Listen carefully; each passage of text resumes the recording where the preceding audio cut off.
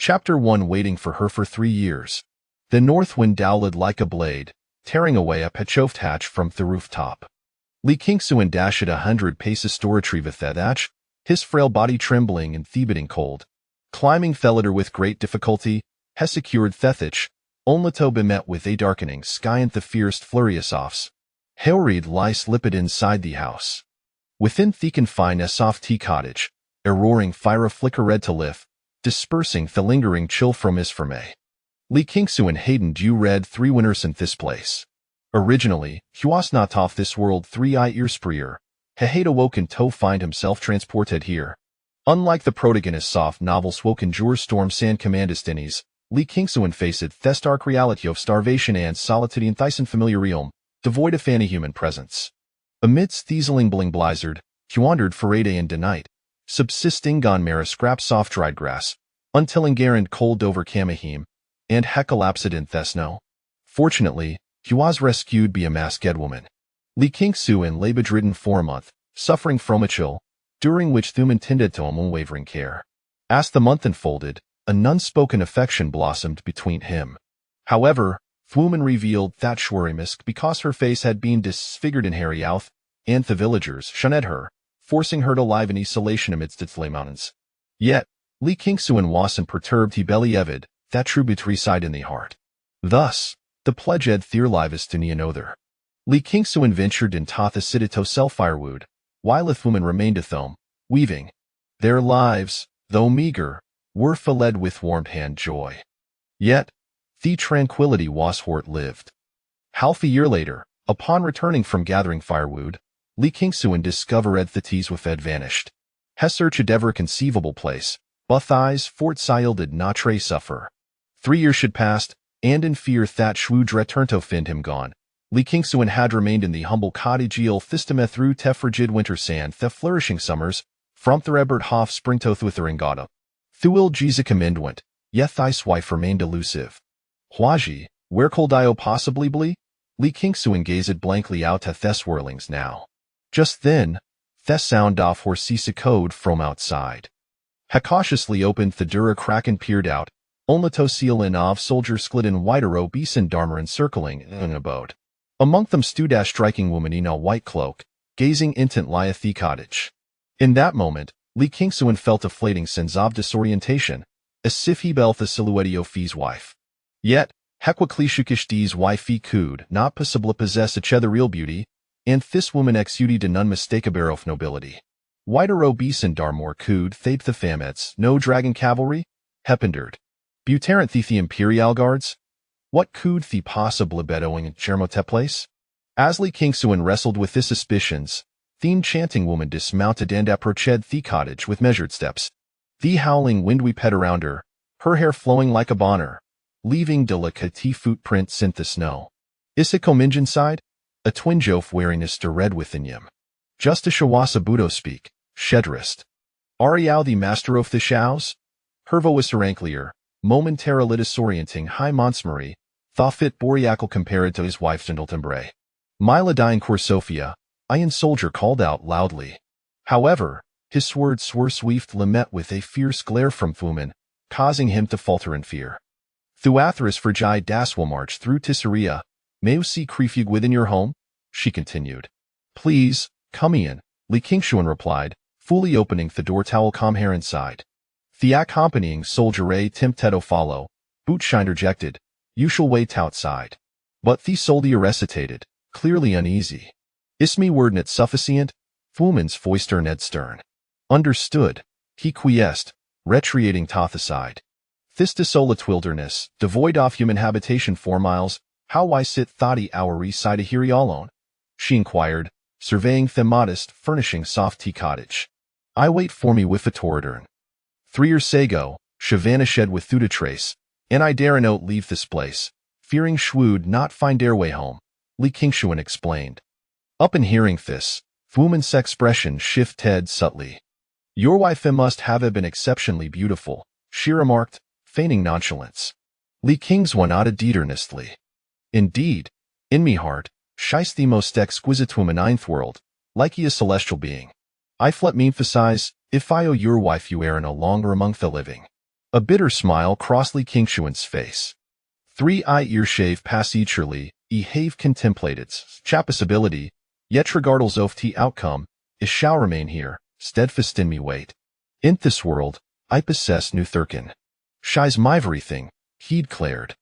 Fuman's expression faltered, clearly taken aback by Hyson wavering devotion. You are requitetha romantic, she said, turning her back to him, biting her lip. Harry is mistingover. This enchanting beauty, akin to a celestial being, was nonio thurthan Li Qingshuan's wife, Huaji. From every beginning, she had deceived him.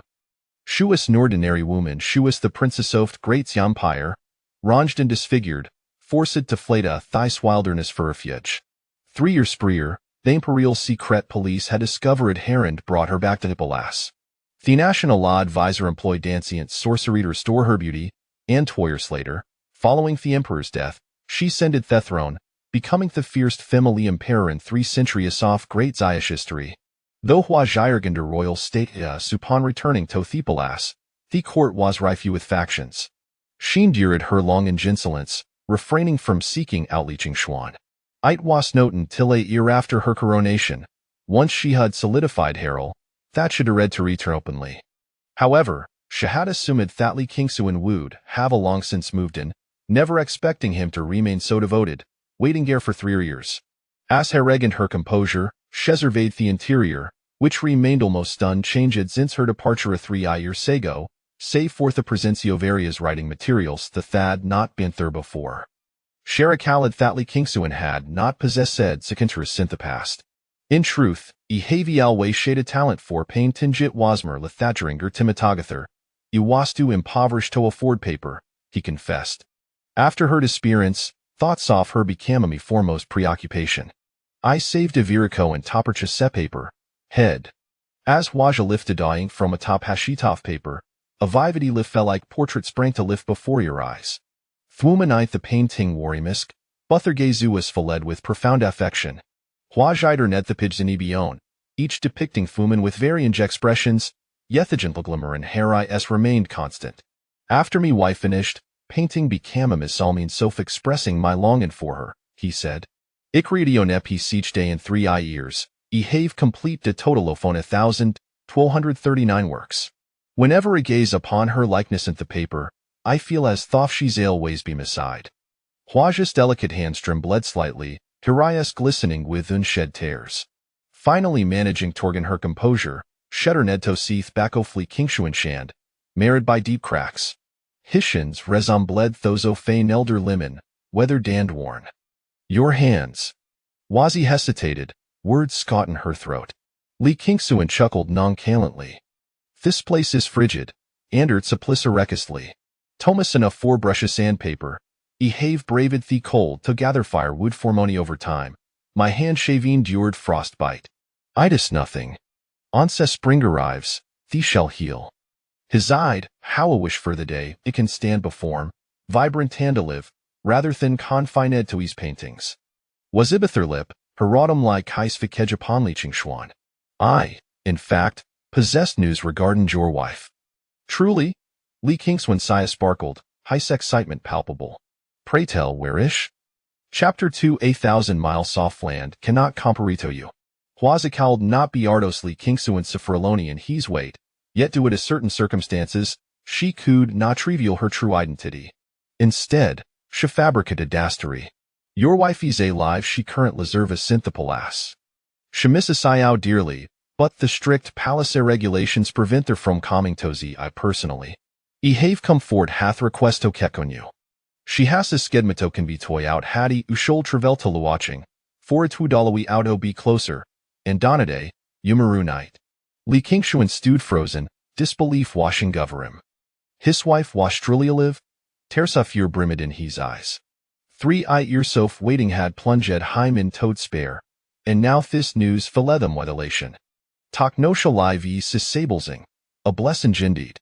Seeing the fervent joy radiating from Li Qingshuan, was a bither laponsamore. Onsa thesno ceases, you miss journey toluaching. Since you wavy talent for painting, you should depend an art studio. Lua kinjasham toman noble sigh, shall not struggle to sustain yourself. Ash spoke, Huajakleto the guards outside, instructing them to bring in a bag of silver, which sheplasitapan Li Qingshuan stable. Tech thistle vera twilla die un establishing or sell photo unearthy city. However, Li Qingshuan shook his shade in refusal. Yuan juri neither kinner acquaintance show ku die possibly take Ormany? Huazi z medtohavi anticipated Li Qingshuan's reaction long before. You need a place to stay in the city. This money I know tajifta salon thought you shall repent we've earned it. Very well. Li Qingshuan was not in to dawdle.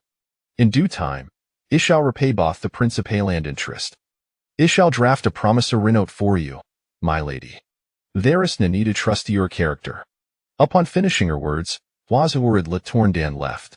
She feared she might inadvertently reveal the truth to Li Qingshuan. Outside the wooden cabin, Huaza transformadons marine to the exalted impressive disya. Station a contingent near Bishud Theonorov T cabinsa foreven Theslitis Tharm. Ishal hold you accountable.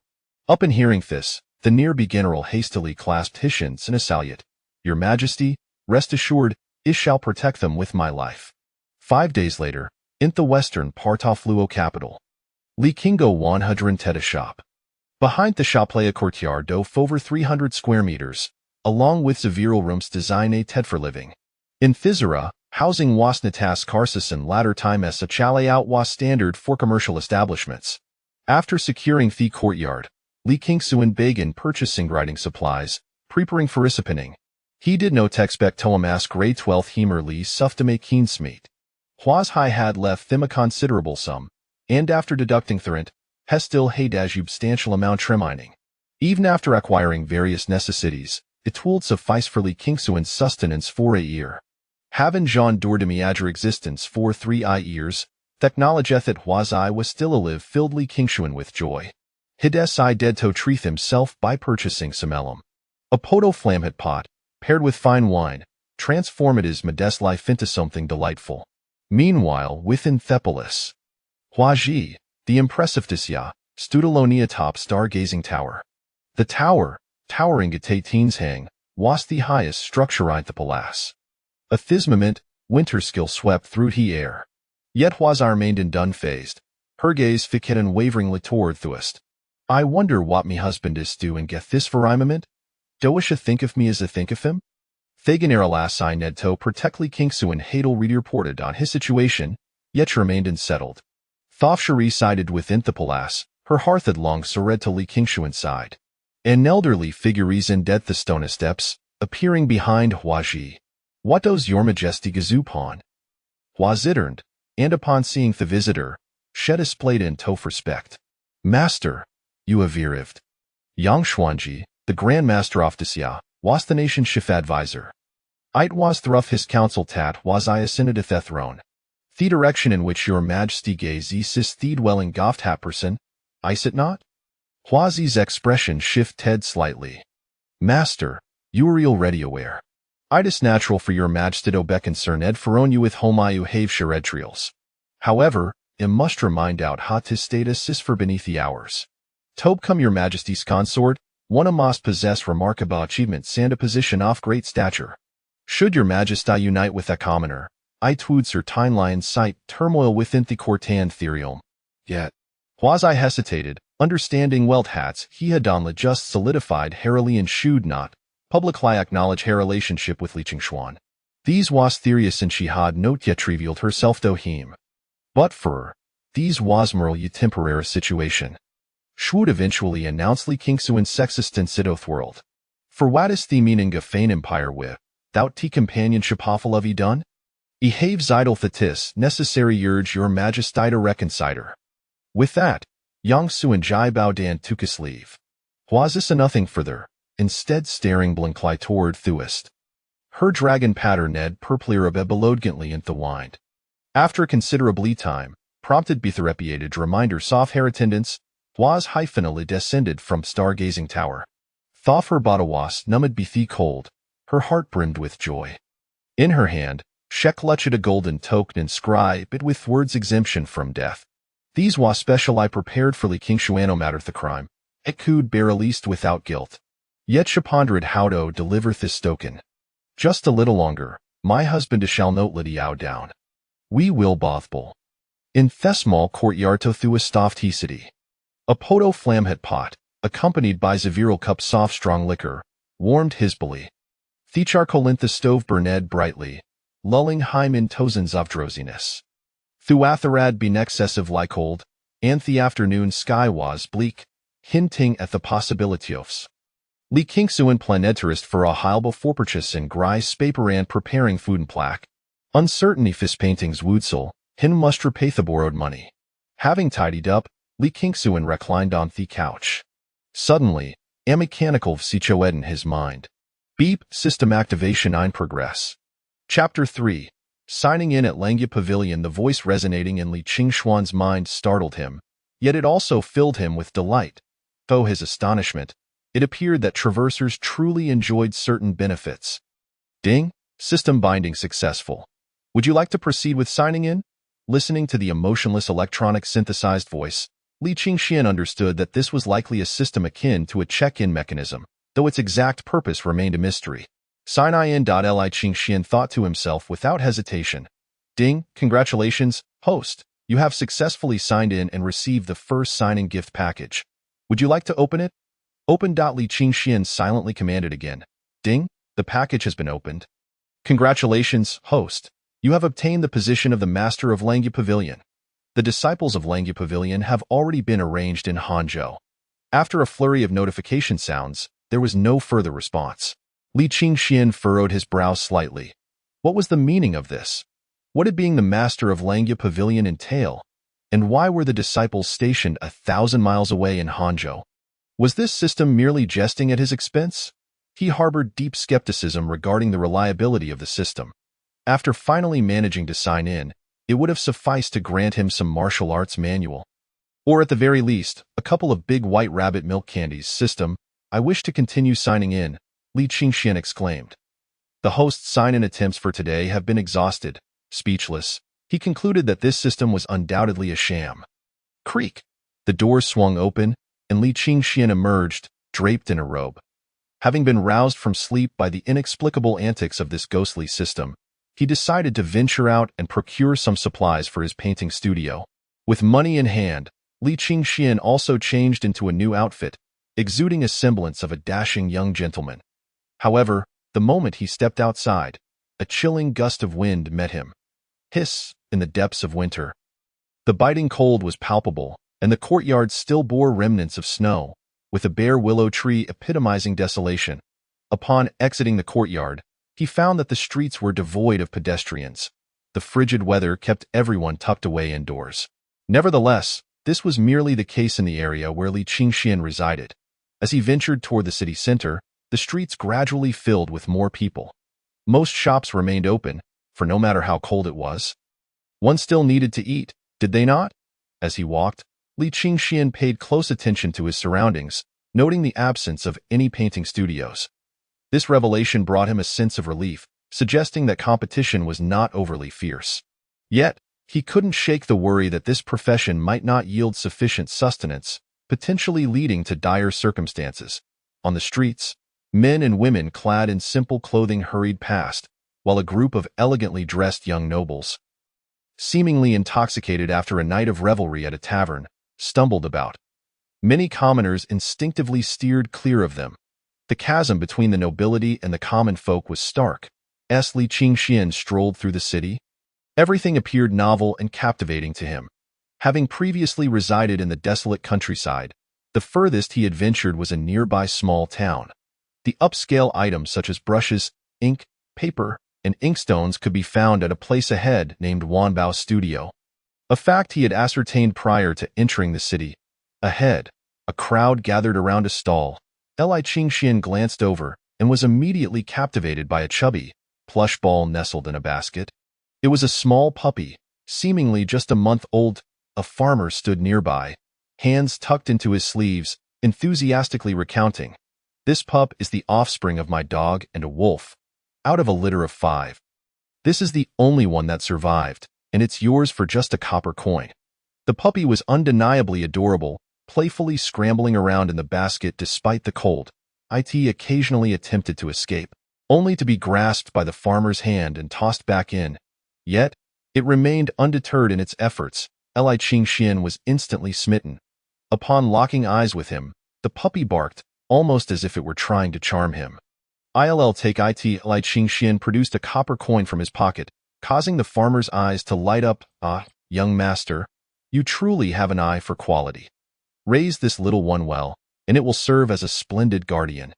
Seeing that Li Qingxian was a man of prompt action, the farmer added, I'll throw in the basket as well. After exchanging the coin, Li Qingxian took the puppy and proceeded to Wanbao Studio. After purchasing some rice paper, he also ordered a custom signboard from a nearby shop before finally returning to his courtyard, laden with packages.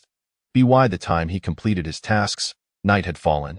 Thanks to his robust physique honed by 3 years of outdoor living, the journey had not fatigued him. Instead, he felt warm and invigorated. He placed the puppy inside the house, considering it a companion for himself. Since learning that his wife was still alive, Li Qingxian had been sleeping soundly every night. The following day, at the break of dawn, Li Qingxian was roused by the puppy's eager barking. The little creature was clearly hungry. He combined the leftover mutton and porridge from the previous day to prepare a meal for it. The mechanical voice resonated once more. Sign-in attempts have been refreshed. Would the host like to sign in? He wondered if this time he would receive yet another absurdly unattainable reward. Though he grumbled internally, Li Qingxian nonetheless thought, sign in. Ding, congratulations, host. You have successfully signed in and received the reward, 5 animal play. Could this be the 5 animal play created by the famed physician Hua Tuo? It should serve to strengthen the body. Upon seeing a book appear in his hand, just as Li Qingxian was about to flip through its contents, the book transformed into countless specks of light, soaring directly into his brow. It was as though a spark of enlightenment illuminated his soul, and within his mind's eye, numerous diminutive figures began to practice, performing a variety of movements. The 5 animal play consists of the tiger, the deer, the bear, the monkey, and the bird. It aids in the expulsion of ailments and enhances agility, serving as a method of guiding energy and nurturing vitality.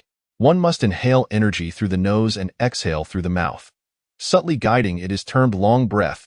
By absorbing vitality and expelling stagnation, one may attain immortality. Li Qingxian attempted to practice the movements of the 5 animal play. Before he realized it, half an hour had slipped by. When he finally ceased his movements and expelled a breath of turbid air, he felt a surge of warmth circulating within him. The hearth in the room had long since extinguished, yet he felt no chill whatsoever. Could this be inner energy? Initially believing it to be akin to gymnastics from a later era, he was pleasantly surprised to discover that the 5 animal play was indeed a form of internal martial arts. It seemed that this system was not a mere fabrication. Could it be that Langya Pavilion was genuine as well? The imperial palace. At this moment, the court meeting had just concluded, and Hua Ji was reviewing memorials. A white eagle alighted at the intelligence station of the Tianyi Guard. Shui Gang, the commander of the Tianyi Guard, hurriedly arrived at the imperial study, clutching a black dragon scroll. Your Majesty, urgent news from Hangzhou. A mysterious force has suddenly emerged, seizing control of Hangzhou's martial arts community overnight. Its origins remain unverified. Chapter 4. Second-rank martial artist. In the 2 years since Hua Ji ascended the throne, she had purged the court and dismantled rebellious factions. Yet, numerous remnants had evaded capture, infiltrating the martial world with intentions of stirring chaos. Thus, the Great Xia Court remained vigilant regarding affairs in the martial realm. The emergence of any new force would inevitably raise their alarms. The mysterious force that could dominate Hangzhou's martial arts overnight was no trivial matter. Hangzhou was a place where myriad factions coexisted, rife with gangs vying for supremacy, a constant headache for the court. Hua Ji took the Black Dragon Scroll from Shui Gang. Unfurling it slowly. It clearly documented the intelligence gathered by the Tianyi Guard in Hangzhou. The martial arts community in Hangzhou had originally been balanced among the 3 great powers, the 6 Worthies Manor, the Ming Sword Sect, and the Yulong Pavilion. Beneath these 3 powers were 9 additional sections. The intricate relationships among these factions were complex, with masters abounding. A year prior, Hua Ji had dispatched elite members of the Tianyi Guard to suppress the martial forces in Hangzhou. Yet no significant progress had been made over the past year. However, just yesterday, a mysterious force had emerged, compelling the major sects of Hangzhou to bow their heads. Upon receiving the news, the experts of the Tianyi Guard had hastily set out to investigate. Time was of the essence, and they had yet to uncover any useful information. In the imperial study, Huaji's brows knitted tightly. The emergence of this mysterious force filled her with unease. The thought of it seizing control of Hanzhou's martial arts felt like a nail lodged in her heart. Was this mysterious force connected to the rebels? Who was their hidden master? To whom did they pledge their allegiance? What were they scheming in Hanzhou? If they were adversaries of the Great Xia, how could they be eradicated? She commanded the experts stationed in Hanzhou under the Tianyi Guard to pursue the matter with all their might, insisting that they clarify the situation for her. With a heavy sigh, Huaji lamented that just as she had managed to restore order to the court, this new predicament weighed heavily on her heart. "Your Majesty, the National Master requests an audience," a eunuch announced softly at the door. "Quickly, let him in." Yang Xuanji was not only the national master of the current dynasty, but also a successor of the Taoist sect, holding a prominent position in the martial world. Learning of his arrival eased Hua Zhi's mind slightly. Dressed in a flowing white robe, Yang Xuanji strode in with purpose. Though he was no longer youthful, his spirit was undiminished. Having just heard that the Tianyi Guard activated the Black Dragon Scroll, what transpired in Hanzhou? "The national master truly possesses foresight," Huaji remarked, handing the scroll to Yang Xuanji. After perusing its contents, a grave expression settled upon Yang Xuanji's face. After a lengthy silence, he hesitantly stated, "Such strength may well surpass even our Taoist sect. If they oppose the Great Xia, it could spell disaster." Yang Xuanji was acutely aware of the intricate dynamics within the martial world of Hanzhou. TOC's control of Hanzhou overnight, as he recalled, was a feat accomplished by only a select few forces, which traditionally refrained from engaging in the disputes of the Jianghu. "Your Majesty," he advised, "this matter requires careful deliberation." In his courtyard, Li Qingxian retrieved the plaque he had made, naming it Qingji Fong. The name was derived from the phrase "this heart can take its time," and alluded to the meaning of Qingji in the context of the Yuan and Xiang rivers, subtly expressing Li Qingshuan's longing for his wife, Huaji. After hanging the plaque, he meticulously cleaned the interior and exterior of the house. Once finished, he unrolled a sheet of painting paper and began to create a portrait of a noblewoman, envisioning how his wife would appear dressed in court attire, and sighed deeply. Once the ink dried, he set it aside and continued to paint, this time depicting the famed Fujian mountain residence, often referred to as the Lantingyi Su of paintings. Before his transmigration, Li Qingxian had painstakingly copied this piece countless times during his studies in painting. Unsure of what to sell, he decided to display this work in his shop for potential patrons to peruse. By the time he completed the painting, it was already noon. After preparing some meat porridge and feeding his puppy, Li Qingxian ventured outside to familiarize himself with the customs and culture of the Great Xia. Having spent 3 years in desolate wilderness, his understanding of the world was woefully limited. The tea house. He heard the resonant voice of a storyteller from the second floor. In the Great Xia, we are surrounded by adversaries. To the north lies the northern Yuan Khanate, to the south, the myriad nations of Baiyue, and to the west, the empire of Dali. Particularly concerning is the northern Yuan, inhabited by barbaric tribes, unrefined and uncultivated, knowing only plunder. The northern Yuan's general, Boer, is notorious for his brutality, a master of the 9th rank. Having repeatedly trespassed our borders, and 9th rank master truly formidable? Someone inquired. The storyteller scoffed, martial arts are divided into 10 ranks. Chun, the master of the Langya escort, is reputed to be invincible with his iron fists. Yet he is merely a 4th rank master, though you truly consider a 9th rank master to be impressive. No matter how formidable he may be, he cannot best our Great Xia's northern guardian, Lin Nuo. A true legend of our realm. Li Qingxian lingered in front of the tea house, absorbing the narrative for quite some time, beginning to grasp the structured hierarchy of martial practitioners in this world. The delineation from 1st to 10th rank provided a clear classification of martial prowess. Having practiced the 5 animal play and cultivated internal energy within his dantian, he pondered whether he had crossed into the 1st rank. Only when the storyteller took a break did Li Qingxian depart. On his way back, he purchased some lamb. Upon returning to his studio, he found the puppy, likely hungry, emerging with its nose twitching and its body occasionally bumping against the wall or tumbling to the ground. Amused by the clumsy creature, Li Qingxian chuckled and affectionately rubbed his face against the puppy before placing it back in its cozy nook. He realized he had yet to name the little one, and observing its round form, decided to call it Gong Gong. The next day, after feeding Gong Gong, Li Qingxian signed in once more. Ding, congratulations, host. You have successfully signed in and received a reward, 1 qi blood pill. As the mechanical voice echoed, a golden pill appeared in Li Qingxuan's hand. Consulting the system's description, he learned that the qi blood pill was a simple remedy for enhancing one's physique. With this item, he might just become a formidable master himself. Li Qingxian placed the qi blood pill in his mouth, intending to wash it down with some water. However, the moment it touched his tongue, the pill dissolved into a torrent of warmth. Flowing through his limbs and body, a wave of comfort surged through him, as if the slight internal energy he had cultivated from the 5-animal play had suddenly expanded and quickened, akin to a small stream being bolstered by a mighty river.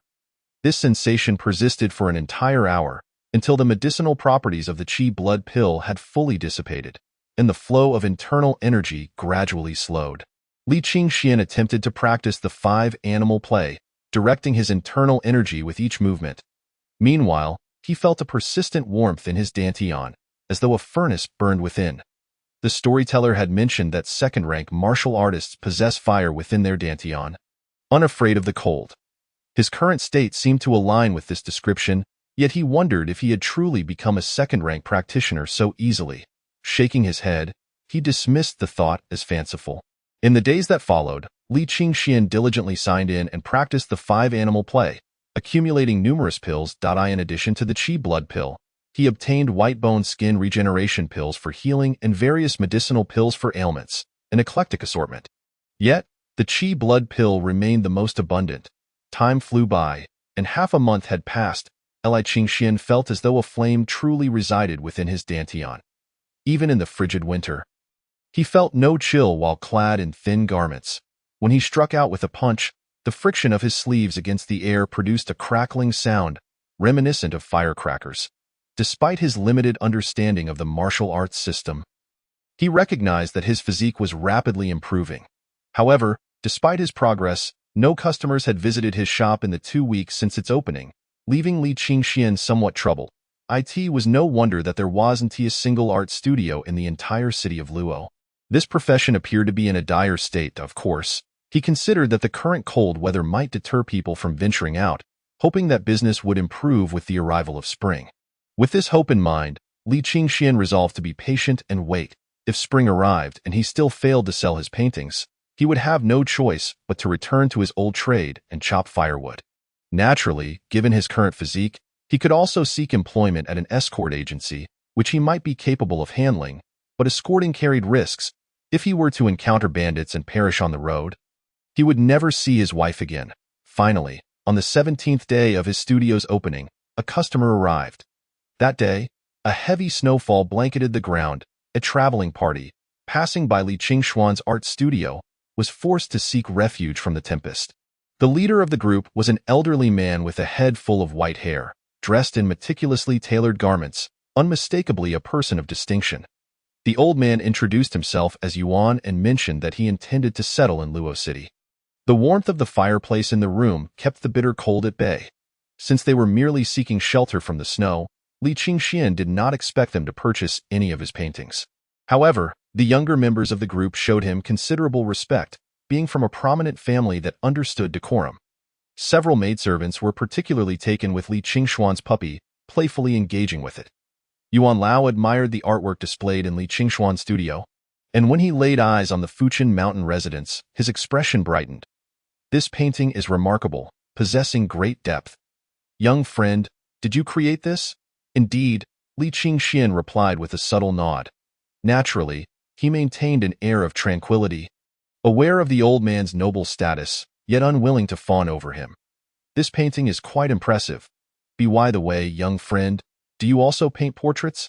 Since we have some time, would you be willing to create one for me? Very well, Li Qingxian agreed with a nod. The old man found a chair across from him, while Li Qingxian spread out his painting paper. During this time, the old man casually inquired about Li Qingxuan's age and background, to which Li Qingxian responded nonchalantly. Once prepared, He began to put brush to paper. "Your painting technique?" The old man glanced at Li Qingxian, his brow furrowing slightly, as if he wished to say something but hesitated. As moments passed, the old man frequently glanced at the painting paper on Li Qingxuan's table, until he finally could not contain his curiosity. "May I ask, young sir, which school does your technique belong to?" "It is my own exploration," Li Qingxian replied. "That explains it." After this exchange, Yuan Lao ceased further inquiries. Inside the room, Li Qingxian continued to paint in silence, while the younger members of the party lowered their voices. Wary of disturbing him as time progressed, the old man's expression grew increasingly intense, occasionally furrowing his brow as if deep in thought. He last, when Li Qingxian halted his brush and blew gently on the painting paper. The old man approached him. Upon seeing the portrait, astonishment filled his face. He scrutinized Li Qingxian intently, yet Li Qingxian remained composed, seemingly unfazed by the old man's reaction. "Your technique is unique, unlike anything I have seen before. It is so lifelike, it feels as though I am gazing into a mirror," Yuan Lao exclaimed, unable to contain his praise. Yet, Li Qingxian merely smiled faintly, downplaying the compliment. "It is merely a form of realistic painting technique," he replied, unassuming that in truth, Li Qingxian had painted a portrait for Yuan Lao in the style of Western oil painting. For him, it was not remarkable at all. In fact, he preferred the subtlety of traditional Chinese painting. However, for someone from this era who had never encountered oil painting, the experience was undoubtedly shocking. The old man treasured the painting paper, examining it with great care, and then produced a pouch of coins. Placing it on Li Qingxuan's table, "I will purchase this painting, and the one on the wall as well." Old Yuan gestured toward the dwelling in the Fuchin Mountains. Li Qingxian assisted the elder in packing both paintings. As the wind and snow outside ceased, the elder clasped his hands in farewell. Once the elder had departed, Li Qingxian weighed his coin pouch and estimated that it contained a dozen taels, an undoubtedly substantial sum for him. The elder's ability to casually produce such a quantity of silver, coupled with his demeanor, suggested he was a man of authority. Li Qingxian speculated on this, but remained indifferent. Remembering he had yet to sign in for the day, he stoked the fire in the stove. The puppy required no feeding, as several maidservants had already provided ample sustenance, leaving it with a round belly. He then proceeded to sign in. Ding! Congratulations to the host for a successful sign-in, earning the reward Lingbo Weibu. After reviewing the introduction, Li Qingxian discovered it was indeed the renowned lightness skill from demigods and semi-devils, practiced by Duan Yu. Based on the I Ching's 64 hexagrams, the user moves in accordance with a specific sequence, allowing them to traverse like a gentle breeze, leaving adversaries unable to defend themselves. Outside, the world was blanketed in white, and Li Qingxian stepped into the courtyard to begin practicing Lingbo Weibu. This lightness skill was truly exceptional. He left a series of deep and shallow footprints in the snow. Within the imperial study, Huaji listened intently to the report from her informant. "Are you saying that old Yuan happened to visit the painting studio today and purchased 2 paintings?" "Indeed, my subordinate overheard old Yuan repeatedly praising the artwork, stating that young Master Wang's paintings possess a unique style, indicative of a masterful hand." A sweet smile unexpectedly graced Huaji's otherwise cold countenance, leaving the informant momentarily dumbstruck. Since ascending the throne, this empress had been known for her icy demeanor and authority. Although she was but a fragile woman, her methods were decisively ruthless. Countless powerful officials trembled before her, fearful of being executed for a single misstep. The empress of the Great Xia seemed perpetually aloof and unyielding, impervious to any entreaties for leniency.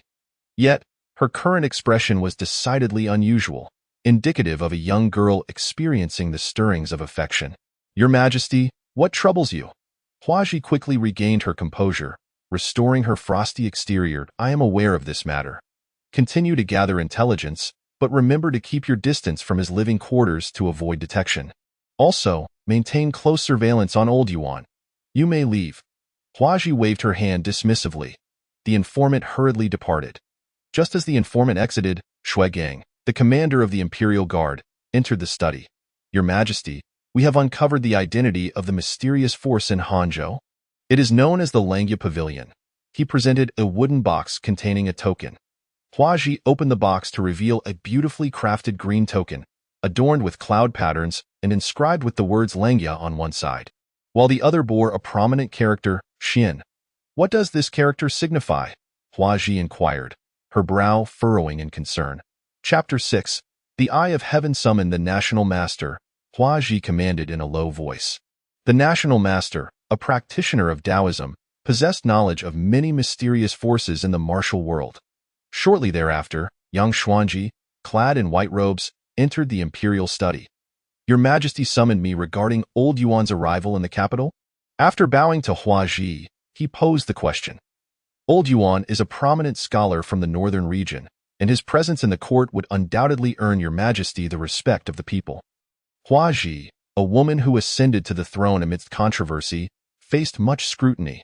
Despite her formidable methods to quell dissent, the voices of the populace could not be silenced. Particularly, the scholars remained observant.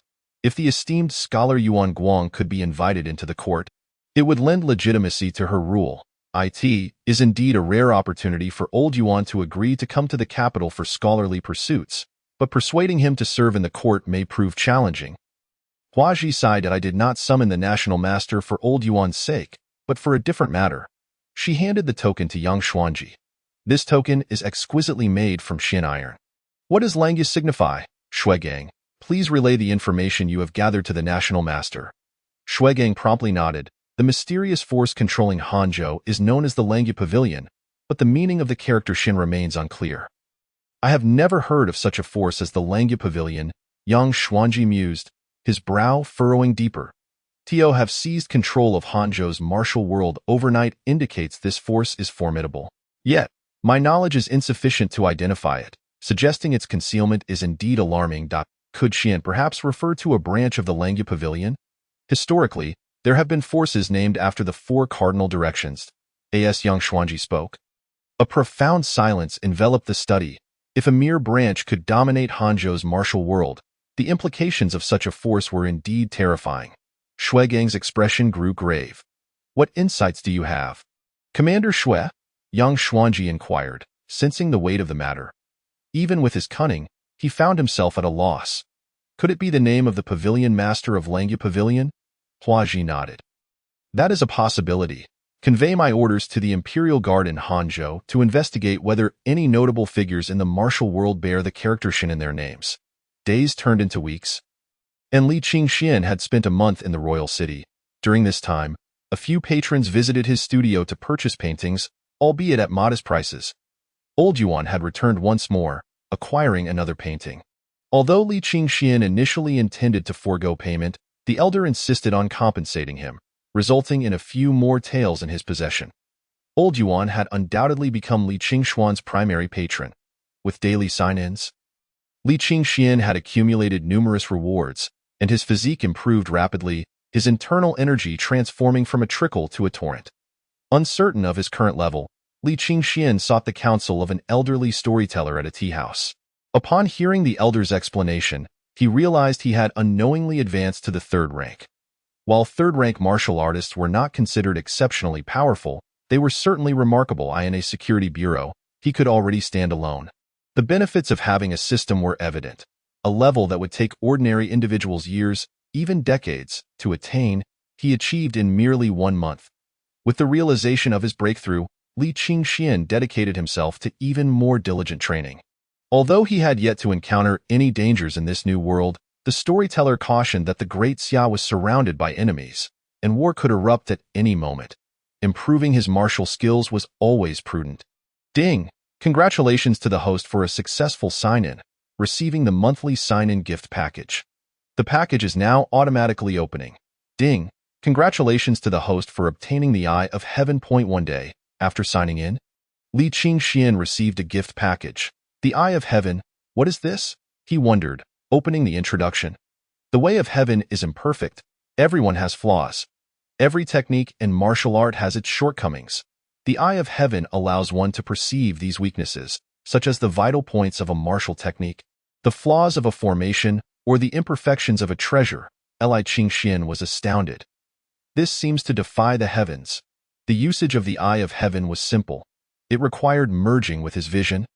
activating automatically when needed. Without hesitation, he pressed the two thumb-sized golden flames against his eyes. In an instant, a tremendous roar echoed in his mind, akin to an atomic explosion. A sharp pain coursed through his eyes as the eye of heaven fused with his vision. After what felt like an eternity, he regained his composure. Upon opening his eyes, a flash of red light flickered and vanished. With the eye of heaven now integrated, Li Qingxian perceived the world as transformed. In the following days, he trained with renewed vigor. Occasionally, a few customers would visit the shop to purchase paintings, providing him with a modest income. In a month and a half, the puppy had grown considerably, following him wherever he went. Meanwhile, within a valley in Hangzhou, countless individuals congregated in a grand hall. This was the mysterious force known as the Langya Pavilion, which instilled fear in the hearts of the Hangzhou martial world. At this moment, within the hall, a youth clad in a green robe stood with a sword slung across his back. He was Qin Xiaoma, the left guardian of the Langya Pavilion. Despite his youth, his strength was already firmly at the 9th rank. Wielding the renowned sword Hongguang, he possessed exceptional swordsmanship yet remained largely concealed from the martial world. It was not until last month, when an ancient prophecy resurfaced and a comet fell to the earth, that the Langya Pavilion, long vanished for 3 centuries, re-emerged. Below Qin Xiaoma stood 8 hall masters of the Langya Pavilion and numerous attendants. In just a month, our Langya Pavilion has thoroughly seized control of Hangzhou's martial world. Left Guardian, we can easily expand into other regions and become the dominant force in the martial world, one hall master proclaimed loudly. However, Qin Xiaoma shook his head. While controlling Hangzhou's martial world was the intention of the Right Guardian, whether we expand the Langya Pavilion's territory does not depend on me, nor the Right Guardian. Then who does it depend on? Another hall master asked loudly. It depends on the pavilion master. Where is the pavilion master? Indeed, ever since the passing of the previous master of Langya Pavilion, it has been 300 years without a leader. Now that both the left and right protectors have declared the emergence of a new master, where might this new master be found? The master resides in Luo City, and here is the portrait of the master.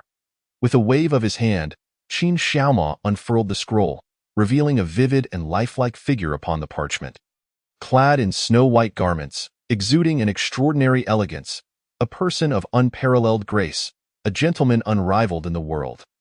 This is the new master of Langya Pavilion. I hereby announce that 1 hall master shall remain to guard the pavilion, while the other 7 hall masters shall accompany me to the capital to meet the master. Chapter 7. Langya Pavilion enters the capital. The 7 hall masters of Langya Pavilion, accompanied by numerous skilled warriors, journey towards the capital. Despite the pavilion's efforts to maintain a low profile, rumors still spread. The reason behind this mysterious force's northward movement remained unknown, yet countless factions in the martial world were already on high alert. Having seized control of the martial arts scene in Hangzhou overnight, were they now poised to expand their territory? If they were to expand, who could possibly stand in their way? Yunzhou, a necessary passage from Hangzhou to the capital. On the official road, several swift steeds galloped forward.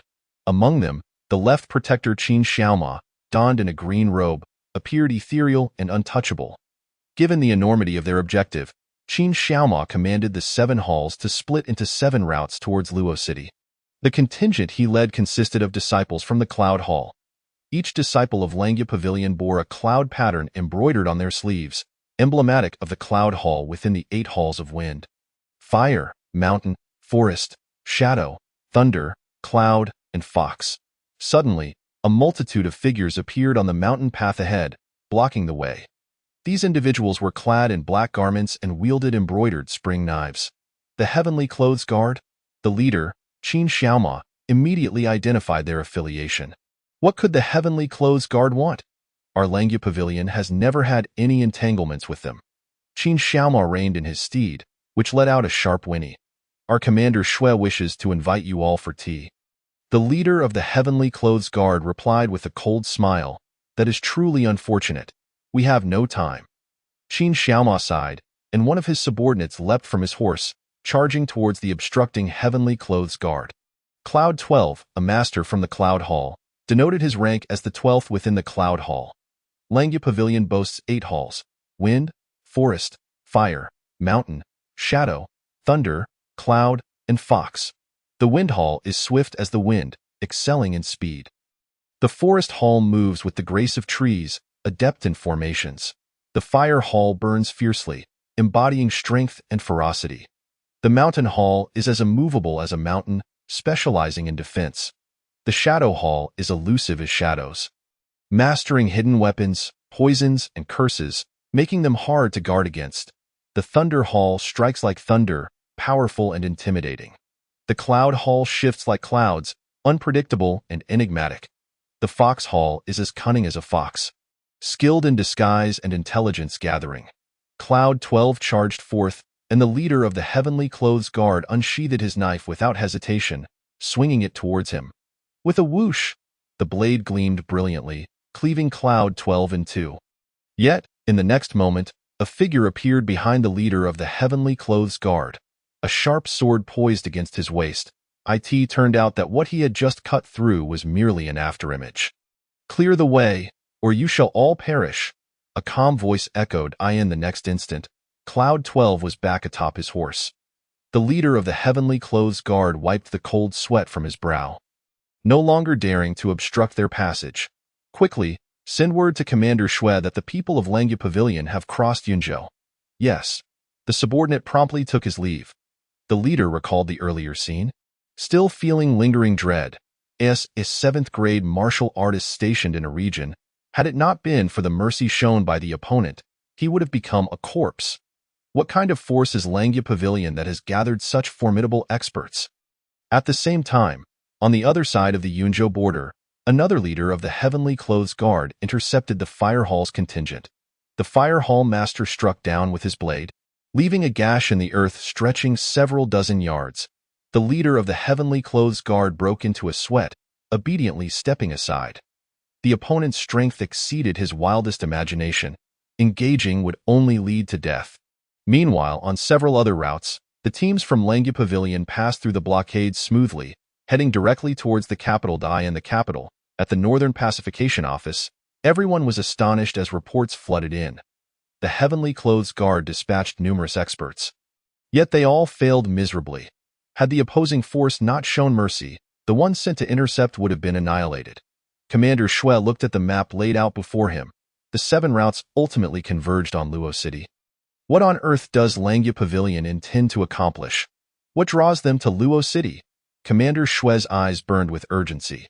If this unidentified force were to enter the capital, he would be gravely negligent. Moreover, with such an imposing presence, they were likely plotting something significant. The court had only just stabilized. If further turmoil arose, he would be beyond reproach. "Commander, what shall we do next?" his deputy inquired. "Their objective is evidently the capital. Relay my orders to intensify the lockdown. We must not allow even a fly to enter." After issuing his commands, Commander Shui hurried towards the imperial palace. Such a grave matter could not be concealed. Within the imperial study, the atmosphere was tense. Hua Ji furrowed her brow. The national master, Yang Xuanji, also bore a solemn expression, burdened with concern. Below, Commander Shui recounted the events with meticulous detail. The Heavenly Clothes Guard deployed 7 7th-grade experts. Yet they could not halt the advance, which had been executed with ease by the opposing force. In other words, the so-called strongest organization in the Great Xia, the Heavenly Clothes Guard, was utterly outmatched by Langya Pavilion. Such a terrifying force from the martial world, should they wish to wreak havoc upon Great Xia, could plunge the nation into chaos. The shocking news left both Hua Ji and Yang Xuanji in a state of astonishment. They speculated on Langya Pavilion's intentions in the capital. Could they be plotting to assassinate court officials, destabilizing Great Xia, and providing an opportunity for those behind the scenes? Your Majesty, in my opinion, the ease with which this force breached the Heavenly Clothes Guard's blockade indicates that they pose a significant threat to our Great Xia's safety. Regardless of their intentions, we must prepare ourselves. Yang Xuanji expressed his deep concern. As the heir of the human sect, he understood that such a martial force was no longer merely a faction of the martial world. What does the national master imply? Hua Ji inquired, looking towards Yang Xuanji. What I mean is, we should not only mobilize the Heavenly Clothes Guard but also deploy the Imperial Guards to seal off the entire city. ensuring that this force cannot enter. We must promptly investigate the origins of this force. The one capable of commanding Langya Pavilion is no ordinary individual. If we can recruit him to serve Great Xia, it would be akin to adding wings to a tiger, or perhaps producing a second northern king. If they are ambitious individuals, we must eliminate them swiftly to secure the peace of Great Xia. The National Master's words are indeed astute. Commander Shui concurred. Hua Ji rubbed her temples. Let us proceed as the National Master suggests. Yes. After Yang Xuanji and Commander Shui departed, Hua Ji beckoned, and a figure appeared within the imperial studied. As the Empress of Great Xia. Hua Ji possessed powers beyond just the heavenly clothes guard. You have heard the previous conversation. This mysterious force's intentions in the capital are unknown. You must ensure the safety of Li Qingxian, allowing him no harm. Should he lose even a hair, you need not return to see me. Yes. Chapter 8. Left Protector Qin Xiaoma pays homage to the master. The entire Great Xia court was thrown into disarray due to the affairs of Langya Pavilion. Yet, within Li Qingxuan's art studio, all was serene. Apart from practicing the five-animal play, Li Qingxian amused himself by playing with his newly acquired puppy. The little dog grew quickly, round and plump, already able to follow Li Qingxian around. Albeit a bit clumsily. In recent days, the art studio had seen a fair number of visitors, likely due to the commendable quality of Li Qingxuan's paintings, coupled with their affordable prices. After deducting costs, he earned only a modest living. Young Master Li seems quite at ease. Old Yuan has come again. Old Yuan was a valued patron of the studio. Li Qingxian had intended to gift him a painting, but he insisted against it. This elderly gentleman exuded an air of erudition, his discourse refined, devoid of the pretentiousness often found in scholars, a rare openness. Li Qingxian rose to pour tea for old Yuan while engaging him in conversation. A few days ago, I bought young Master Li's painting to hang in my home, particularly that Fuchin Mountains piece. Several friends praised it. Today, I have come specifically to request another painting. Haha, I hope young Master Li will not hold back his talents. Upon his first glance, Yuan Guang found Li Qingxuan's paintings to be remarkably exquisite, with many of the techniques and concepts refreshing his perspective. After bringing the artwork home and studying it meticulously, his fondness for it grew exponentially. Coincidentally, a friend known for his dual mastery in calligraphy and painting came to visit, who also expressed profound admiration for Li Qingxuan's work. This fueled Yuan Guang's eagerness, prompting him to visit Li Qingxuan's studio again on this sunny day. Li Qingxian possessed a natural talent for painting and had previously copied the works of countless masters in his past life. With a moment's contemplation, a scene of bamboo and rock sprang to life on the canvas. He casually inscribed Zheng Banjiao's poem about bamboo and stone. Clinging to the green mountains, I shall not let go. My roots lie firmly in the craggy rocks, endured 1,000 trials and blows, yet still resilient against the winds from all directions. These 4 lines flowed melodiously, perfectly capturing the moment. Yuan Guang marveled at how a few strokes could evoke the essence of bamboo. Particularly enchanted by the poem, which made his eyes sparkle even more. Once the ink had dried slightly, he took his leave, eager to return home for further study. He left behind a pouch of silver. Though Li Qingxian intended to refuse it, he ultimately accepted, understanding the old man's temperament. In the following days, Li Qingxian devoted himself to practicing martial arts and painting. Yuan Guang visited every few days to engage in discussions about artistic techniques. Li Qingxian became familiar with the local residents, occasionally sharing meat he purchased with them, while they reciprocated with fresh farm eggs, fostering a warm community spirit. The winter landscape appeared desolate, with hurried passers-by on the streets. Across from Li Qingxian's studio was a fabric shop, where a few vendors sold tea, eggs, and breakfast items in the mornings. 200 paces down lay a small bridge, beneath which the river had frozen. Yet children could occasionally be seen skating atop the ice. Li Qingxian sometimes pondered the whereabouts of the female general from the palace, contemplating that she might possess information about his wife. Moreover, with Yuan Guang as a patron, the money Li Qingxian earned was sufficient to clear his debts to her. Days slipped by in this manner. According to Aunt Wang next door, recent security measures had been heightened at the city gates. She had initially planned to visit her family but decided against it upon witnessing the stringent checks. In the dead of night, Li Qingxian sat cross-legged in his room, eyes closed in meditation. He had recently signed a significant text, a Taoist scripture superior to the 5 animal frolics in its breathing techniques. During his practice, he felt a marked acceleration in the flow of his internal energy and sensed a loosening of his realm. Previously, he had been oblivious to the nuances of martial realms, but after hearing the storyteller elaborate several times, and through his own continuous improvement, he could now clearly discern the levels prior to the 3rd rank. Beyond the 3rd rank, even the storyteller could not elucidate it. Nevertheless, Li Qingxian believed that upon reaching that level, understanding would naturally follow. The Great Xia Empire had established a system wherein military achievements could be exchanged for titles. If he could elevate his strength to above the 5th rank, might he not also acquire some military merit, thereby petitioning the female emperor to restore his wife to him? This thought ignited a fervor within Li Qingxian. Suddenly, his gaze sharpened as he peered out the window, where a shadow distinctly materialized. Who could it be? In the next moment, Li Qingxian felt his internal energy circulate, his vigilance heightened. If it were merely an ordinary thief, he would not fear. With his current 3rd rank prowess, he was already a minor expert. With a whoosh, the door swung open, and a figure clad in a green robe strode in. The instant Li Qingxian beheld this individual, he was certain beyond doubt that this was no common thief. How could someone so dignified possibly be a rogue? Yet, who was he? Just as Li Qingxuan's heart raced with uncertainty, the figure suddenly knelt on one knee. Qin Xiaoma, left guardian of the Langya Pavilion, pays respects to the pavilion master. Langya Pavilion? Left guardian? Upon hearing the words, Li Qingxian was momentarily taken aback. You hail from Hangzhou? The Langya Pavilion, awarded as a prize in the first signing event, had been established in Hangzhou. Li Qingxian had always harbored skepticism regarding the existence of Langya Pavilion, yet today, someone had come seeking him. Indeed, the Langya Pavilion had been concealed in Hangzhou, awaiting the emergence of a new master since the passing of the previous one. 2 months prior, a comet had fallen to Earth, validating an ancient prophecy, and within the ancestral hall of Langya Pavilion, the pavilion master's portrait had appeared, guiding the subordinates to this place. Qin Xiaoma's voice trembled with excitement. This is the master, the living master. Langya Pavilion has been without a master for 300 years. Just as Li Qingxian was about to respond, his gaze fell upon Qin Xiaoma, and he suddenly perceived a glimmering insight.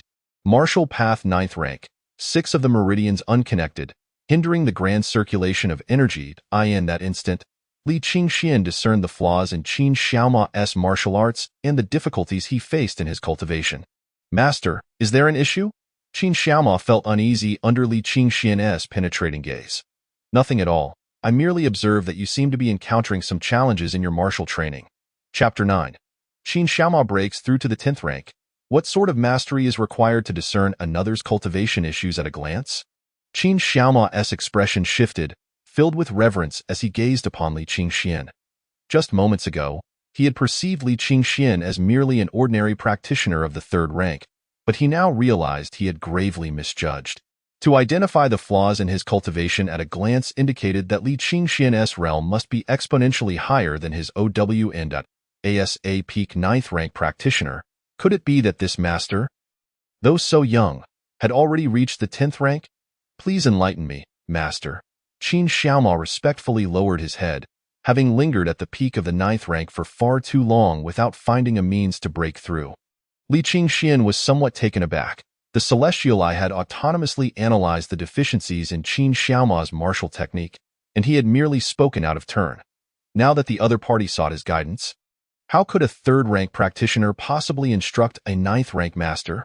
Yet, Qin Xiaoma gazed at him with fervent anticipation, elevating Li Qingxian's stature to celestial heights in his eyes. Under the intensity of Qin Xiaoma's gaze, Li Qingxian felt a twinge of anxiety. As the pavilion master, it would be quite embarrassing to falter on the first day of meeting a subordinate. Recalling the information revealed by the Celestial Eye, he cleared his throat. Within your body, there are 6 blockages preventing the flow of true energy, akin to a dam obstructing a great river. Only by breaking through these barriers can the energy return to the ocean. 6. Qin Xiaoma's eyes brightened. He was acutely aware of his own condition. Indeed, there were 6 acupoints in his meridians that remained unbroken, causing his true energy to stagnate, hindering the completion of the grand circulation. Li Qingxian paused after his explanation, leaving Qin Xiaoma in a state of eager anticipation, akin to a cat on a hot tin roof, since the master had so astutely identified his issue. Surely he must possess a solution. Why, then, did he cease speaking at such a critical juncture? Please guide me, master, Qin Xiaoma implored loudly. This left Li Qingxian feeling somewhat perplexed. He had wished to provide guidance, but the celestial eye had only identified the flaws without offering a remedy. However, having ventured this far, he could not backtrack. Should he fail to propose a solution, Qin Xiaoma might suspect him of withholding information. No, wait a moment. Li Qingshuan's gaze returned to Qin Xiaoma. Activating the celestial eye once more, he perceived the 6 acupoints as portals, completely sealed against the passage of true energy. Yet, he noted that some of these portals were not entirely closed, possessing slight gaps. The reason Qin Xiaoma could not breach these 6 portals was that the first portal was the most tightly sealed. Each breakthrough in his acupoints would amplify his internal energy. If he were to first clear the other acupoints, thereby amplifying his energy, he could subsequently concentrate his strength to break through the most formidable portal. After a moment's contemplation, Li Qingxian spoke, Guardian Qin. Now follow my instructions to alter the flow of your true energy and attempt to impact the portal at the right spring ACU point. Li Qingxian felt a surge of excitement, as if he had discovered a new continent. Had he truly found a method? Alter the route. Qin Xiaoma was momentarily taken aback. Surely this was no jest. True energy flowed according to established techniques. Recklessly altering the route could lead to internal conflict, resulting in injury at best or a fall in rank at worst. Such matters were no trifling matter. Only Li Qingxian, a novice in martial arts, would dare to suggest such a thing. Others would never dream of offering such advice. Of course, had anyone else made such a suggestion, Qin Xiaoma would likely have been compelled to silence them with a swift sword, perceiving it as a clear attempt to lead him astray. From the mouth of the master of Langya Pavilion, coupled with Li Qingshuan's previous discernment of the obstacles Qin Xiaoma faced in his cultivation, a flicker of trust began to form within Qin Xiaoma towards Li Qingxian. Well then, since it is the master who has spoken, why not give it a try? Altering the route of my internal energy would merely result in a temporary setback. If it proves effective, I could swiftly break through to the 10th tier. Such a risk is worth taking, and besides, how could the master wish me harm? The distinction between the 9th and 10th tiers is as vast as the heavens and the earth. Indeed. Qin Xiaoma nodded heavily, then settled into a cross-legged position, commencing the flow of his internal true energy. Modifying the energy pathway is a perilous endeavor, thus even with his faith in Li Qingxian. Qin Xiaoma felt a bead of sweat form in his heart. Li Qingxian, too, felt a twinge of anxiety. After all, this was merely a conjecture, and he had no certainty of its correctness. Breathing deeply, as Qin Xiaoma entered a focused state, his true energy surged along the pathway Li Qingxian had indicated, racing through his meridians toward the right spring. Buzz! The energy collided with the acupoints. Initially, Qin Xiaoma harbored little confidence, even if Li Qingshuan's words were accurate. Breaking through a single acupoint is no simple feat, however. To his astonishment, the tightly sealed acupoint was forcefully breached. In that instant, Qin Xiaoma felt his internal energy accelerate, transforming into a torrential current. He pressed on towards the second acupoint, consecutively breaking through 5 acupoints in one breath. The gathered true energy surged like a raging river, launching an all-out assault on the 6th acupoint. Beneath the gaze of the heavenly eye, Li Qingxian observed the flow of Qin Xiaoma's true energy with clarity. No longer doubting, Qin Xiaoma redirected his energy to the original path and slammed against the largest barrier. Boom! A resounding explosion echoed within as the final acupoint was penetrated. The bottleneck that had hindered his path to advancement. Those 6 barriers crumbled like glaciers melting in the sun, dissolving into the river. His true energy surged forth like a roaring tide, sweeping through his entire being, free from any obstruction. It coalesced in his dantian, forming an ocean of true energy. Simultaneously, Qin Xiaoma's aura soared, as if a colossal vortex had manifested within him, continuously absorbing the surrounding essence of heaven and earth. He felt as though he had stepped into an entirely new realm. Qin Xiaoma could scarcely believe his transformation. Li Qingxian, witnessing the changes in Qin Xiaoma, was utterly astonished. Is this the aura of a 10th-tier master? The overwhelming presence evoked a sensation akin to standing before the vast expanse of the cosmos. Just as Li Qingxian was grappling with his astonishment, Qin Xiaoma slowly opened his eyes. The terrifying aura receded instantly, and he deeply bowed to Li Qingxian, exclaiming with fervor, "Today, I have made a significant leap forward, breaking through the barriers of martial cultivation that have persisted for years, all thanks to the Master's guidance. I am eternally grateful for your life-giving grace." Chapter 10. I am but a person of serene disposition. Like a chrysanthemum, Qin Xiaoma was filled with exhilaration, feeling as though he had lost his bearings. Initially, he had come merely to pay respects to the new master of Langya Pavilion, never anticipating that he would achieve a breakthrough after years of stagnation in his martial path. He clasped his fists, his gaze towards Li Qingxian ablaze with admiration.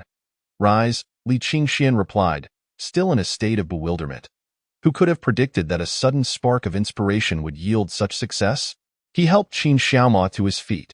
This left guardian of Langya Pavilion, now a 10th-tier master, was indeed his subordinate. By the way, what exactly is Langya Pavilion? How many disciples does it have, and how many masters of your caliber are there? Li Qingxian inquired with curiosity. Qin Xiaoma was taken aback that the new master knew so little about Langya Pavilion.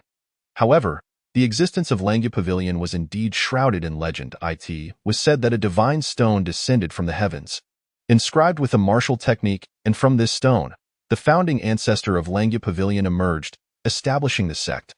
Langya Pavilion comprises 8 halls: wind, forest, mountain, fire, thunder, cloud, and fox. Each hall is led by a hall master, all of whom are 9th-tier martial artists.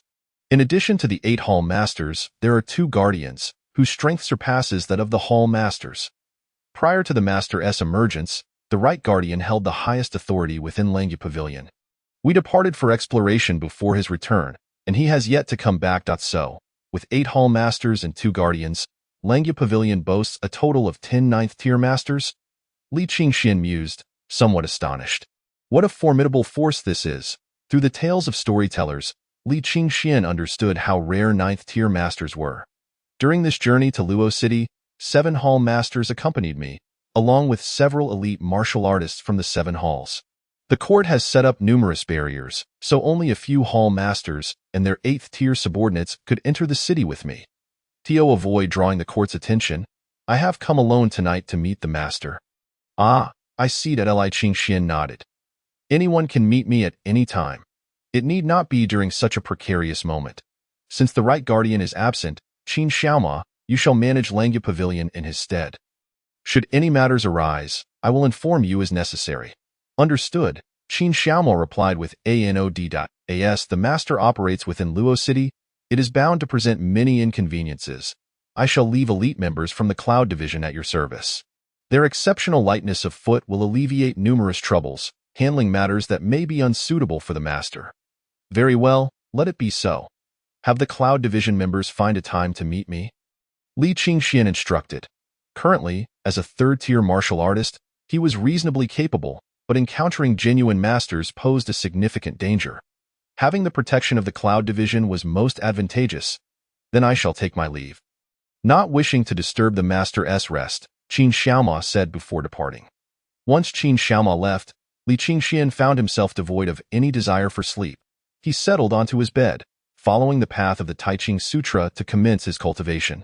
The true energy flowed gently within him, and he slipped into a state of profound tranquility. Tai Ching Sutra, the path of transcending emotions. Yet, this so-called transcendence does not imply a lack of feelings. Rather, it is about understanding the heart of heaven and earth, integrating more harmoniously with nature. As the night of cultivation unfolded, time slipped away unnoticed. When the first rays of dawn streamed through the window, illuminating Li Qingxian's face, he slowly opened his eyes. He hadn't anticipated how swiftly the night had passed. It seemed he had progressed into the 2nd layer of the Tai Ching Sutra.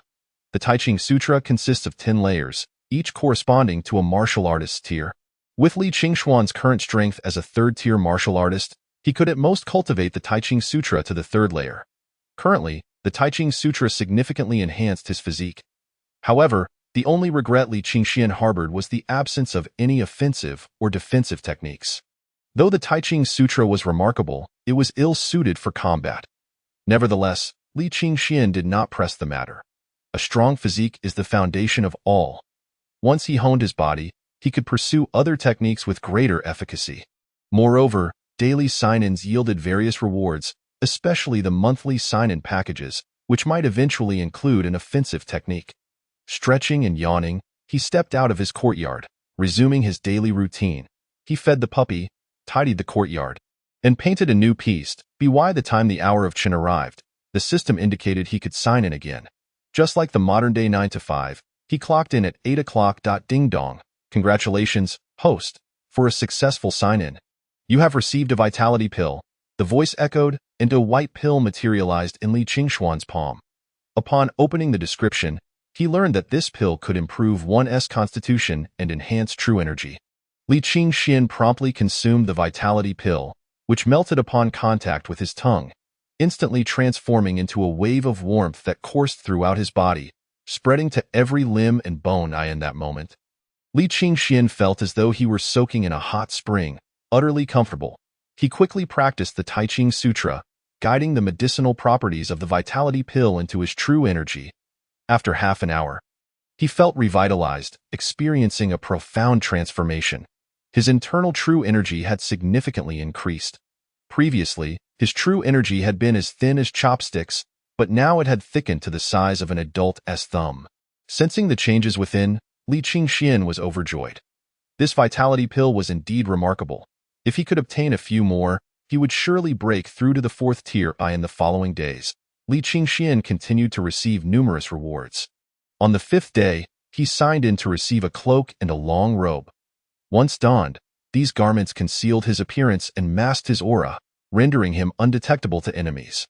What purpose do I have for such attire? To masquerade as a mysterious figure from the martial world? I, Li Qingxian, have always held a disdain for ostentation. I embody the persona of one who is tranquil and unassuming, akin to the serenity of a chrysanthemum. After a brief interval, donning a conical hat and draped in a black robe, I lament the absence of a suitable venue for flamboyance during daylight hours. Chapter 11. The terror of the 10th rank in the eastern part of Luo City lies in abandoned manor. Recently acquired by an enigmatic figure, which has breathed new life into the estate, attracting attention even after dusk, when it remains aglow with lights. Yet, the identity of the new owner remains shrouded in mystery. Apart from the occasional morning visits for groceries, there are seldom any signs of activity. At this late hour, the manor is bustling with shadows. The directive from the leader is clear. The affairs of the Langya Pavilion are to be overseen by this protector, while the masters of the Yun division remain to heed the leader's commands. Yun Ling, the master of the Yun Hall, remains in the capital, while the other 6 divisions shall return with me to Hangzhou. Seated in the main position, Qin Xiaoma has established this as a temporary stronghold following Langya Pavilion's arrival in the capital. After his meeting with Li Qingxian that night, he had set up several scouts throughout the city to monitor any developments. Today, he has finally resolved to depart. When shall we meet the leader? Inquired a robust man with a bushy beard, his voice resonant. He is the master of the fire division, known for his impulsive nature. Our presence here has drawn considerable attention. If we all go to see the leader, it could cause unnecessary complications. There will be ample opportunities in the future. Yun Ling, I entrust the leader's matters to you. I shall not fail in my duty, replied Yun Ling, donned in white attire with a pale apricot-hued jade belt, his youthful visage radiating an air of scholarly elegance. Very well, since our arrangements are complete. We shall withdraw from Luo City tonight. As Qin Xiaoma concluded his statement, the group began to gather their belongings when suddenly, the distinctive alert of the Langya Pavilion echoed outside, accompanied by a clamor. A hurried disciple of the Yun Hall rushed in. Left Protector, a squad of soldiers is advancing towards our location at an alarming speed. They are likely members of the Tianyi Guard. The Tianyi Guard possesses keen senses? Qin Xiaoma remarked, furrowing his brow. Left Protector, I excel in group battles. Allow us to cover your retreat. However, Qin Xiaoma shook his head. No, you all leave. I shall remain behind to hold them off alone. Having just broken through to the 10th rank, he sought to test his newfound prowess. Once the members of Langya Pavilion had departed, there was scarcely anyone in Luo City who could hinder him. The other masters frowned, unaware of Qin Xiaoma's recent advancement. Rest assured, I am now at the 10th rank, he declared, stepping forward with a subtle grace. The room was enveloped in an overwhelming aura of dread. Even the several 9th rank masters felt the formidable pressure. It is indeed the 10th rank. Congratulations, Left Protector. The Left Protector is magnificent. Joy illuminated the faces of those present. Although the Langya Pavilion had been formidable before, it had refrained from overstepping its bounds, mindful of the Northern Duke still at large. Now, with Qin Xiaoma's ascension to the 10th rank, even the Northern Duke would find it challenging to contend with the Langya Pavilion. Left Protector, how did you achieve this breakthrough? Indeed, Left Protector, you have lingered at the peak of the 9th rank for many years. It is astonishing that you have now silently ascended to the 10th rank. Curiosity and confusion were etched upon the faces of the assembly. It was the leader who provided me guidance, enabling my breakthrough to the 10th rank. Truly, the leader is an extraordinary individual. With this revelation, the image of the leader transformed into something unfathomable in the minds of all members of Langya Pavilion. Now, quickly depart. I shall confront the Tianyi Guard. With that, Qin Xiaoma stepped out of the courtyard, and the masters exited through the back door. Quickly pursue. Do not let them escape. Stop. Otherwise, we shall kill you without hesitation. Countless soldiers brandishing torches emerged, led by a stern commander of the Tianyi Guard. However, those who attempted to chase after the members of Langya Pavilion were abruptly halted by a figure blocking their path. Without hesitation, the Tianyi Guard commander attacked, but he was instantly repelled, spitting blood as he crashed to the ground.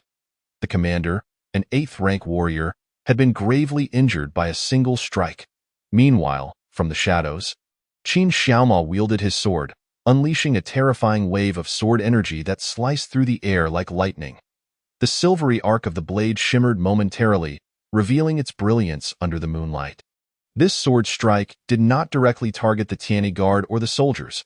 Rather, it carved a massive arc in front of him, compelling the approaching members of the Tianyi Guard to retreat several paces. As the sword light dissipated, a clear scar was left on the ground. Qin Xiaoma stood poised with his sword, neither attacking nor leaving, simply remaining in place. Yet the members of the Tianyi Guard comprehended his intent. Should they persist in their pursuit, he would not hesitate to take lives.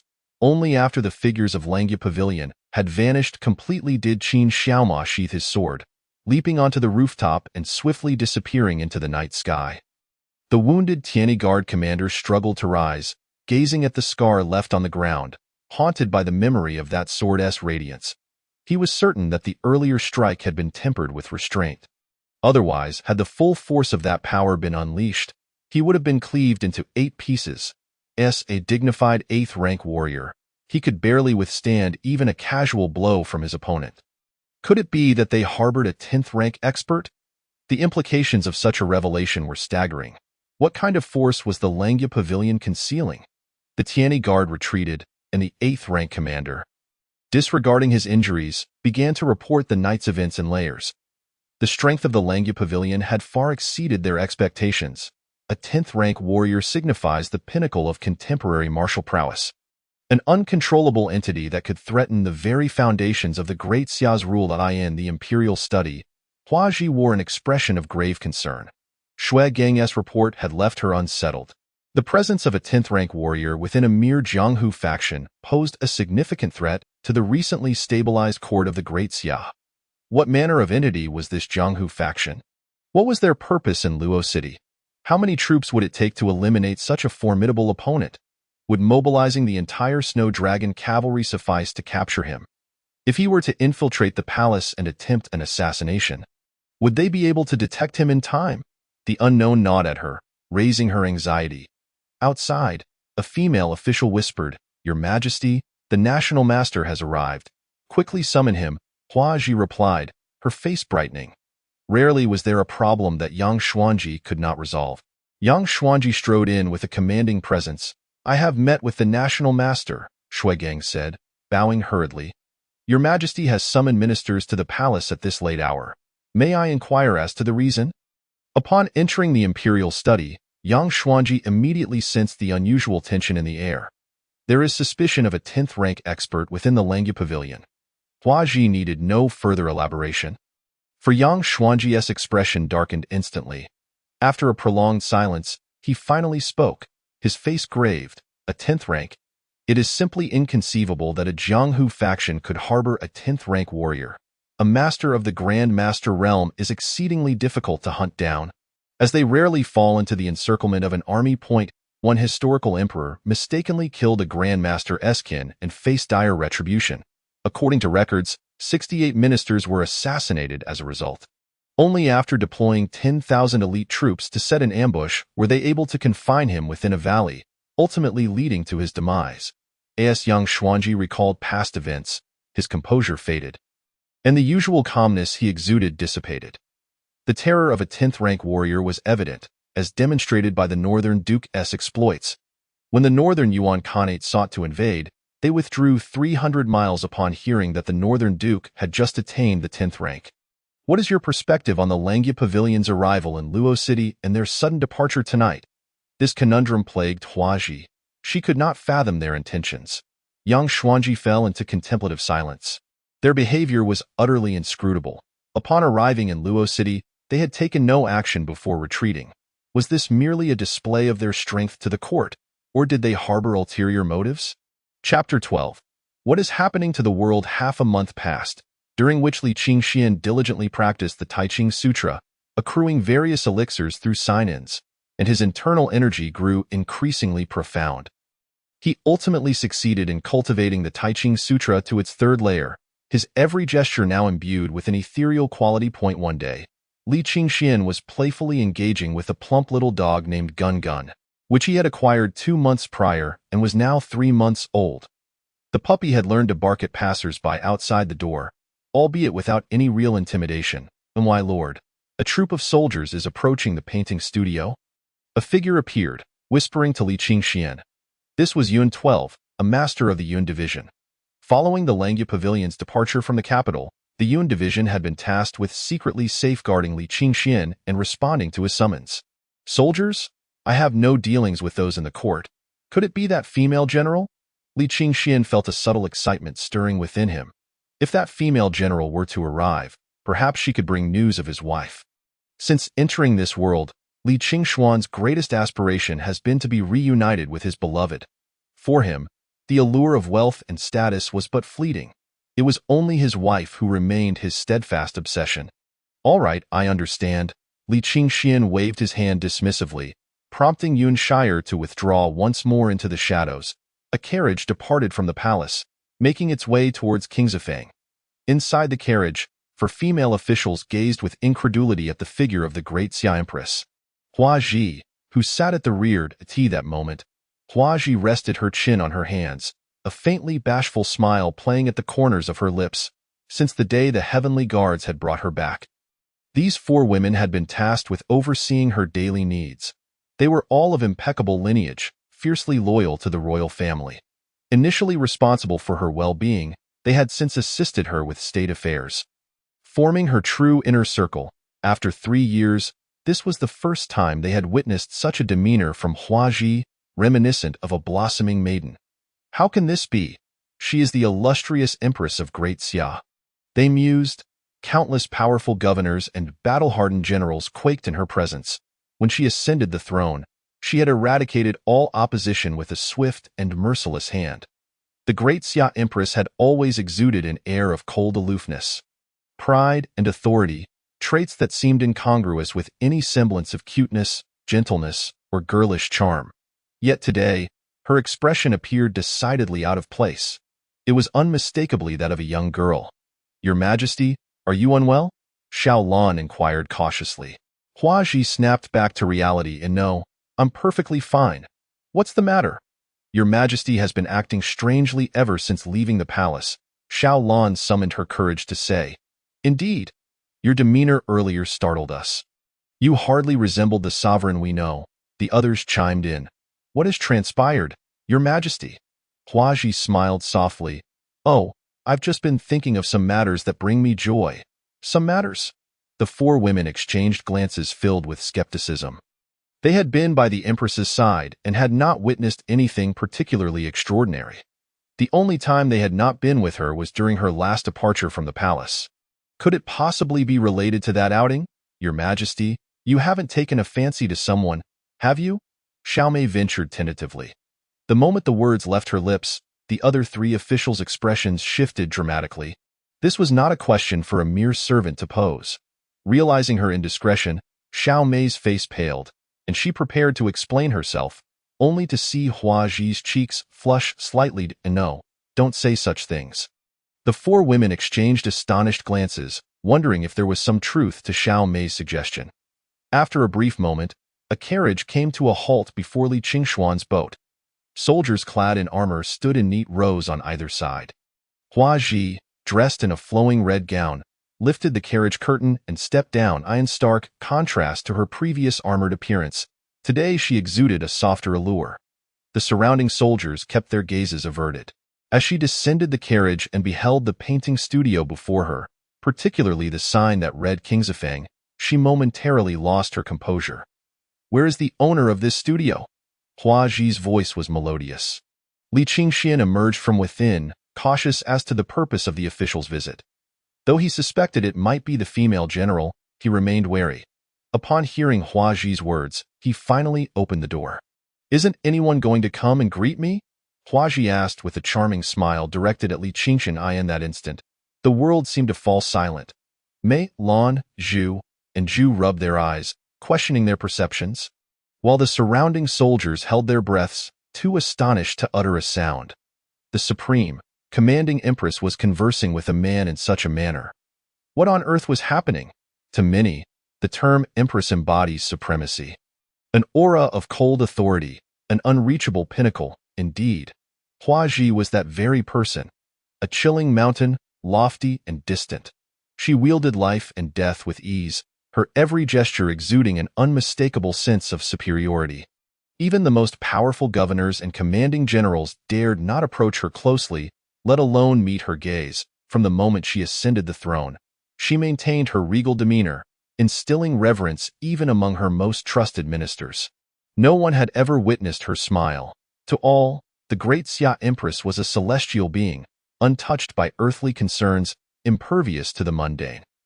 Any who admired or revered her could only stand in the dust, gazing from afar. This was the great Xia Empress. Her coldness was the label affixed to her. Yet now, her behavior was utterly perplexing. She was smiling at a man, and her tone seemed to carry a hint of playfulness. Standing at the entrance of Kingsifang, her eyes sparkled with delight upon seeing Li Qingxian, as if a vibrant palette had erupted around her, melting the frost that had enveloped her. This unexpected display left all in attendance utterly astounded, particularly the four female officials, who pondered the identity of this man who could invoke such warmth from the Empress. Countless eyes turned to Li Qingxian, eager to discern what made him so exceptional. Clad in a simple white robe, Li Qingxian appeared somewhat frail due to his training. Yet the ethereal aura he possessed from his cultivation lent an otherworldly charm to his already handsome features. Ah, it's you, the female general. Li Qingshuan's spirits lifted inexplicably upon seeing Hua Ji, as if a once monochromatic world had suddenly burst into color. He believed it was the anticipation of news about his wife that elicited such joy within him. Why are you dressed so lightly? Hua Ji's tone bore a hint of reproach as she loosened her cloak, intending to drape it over him. Li Qingxian stepped back hurriedly, waving his hands in refusal. No, I'm not cold, he stammered, his eyes betraying a hint of panic. Dear.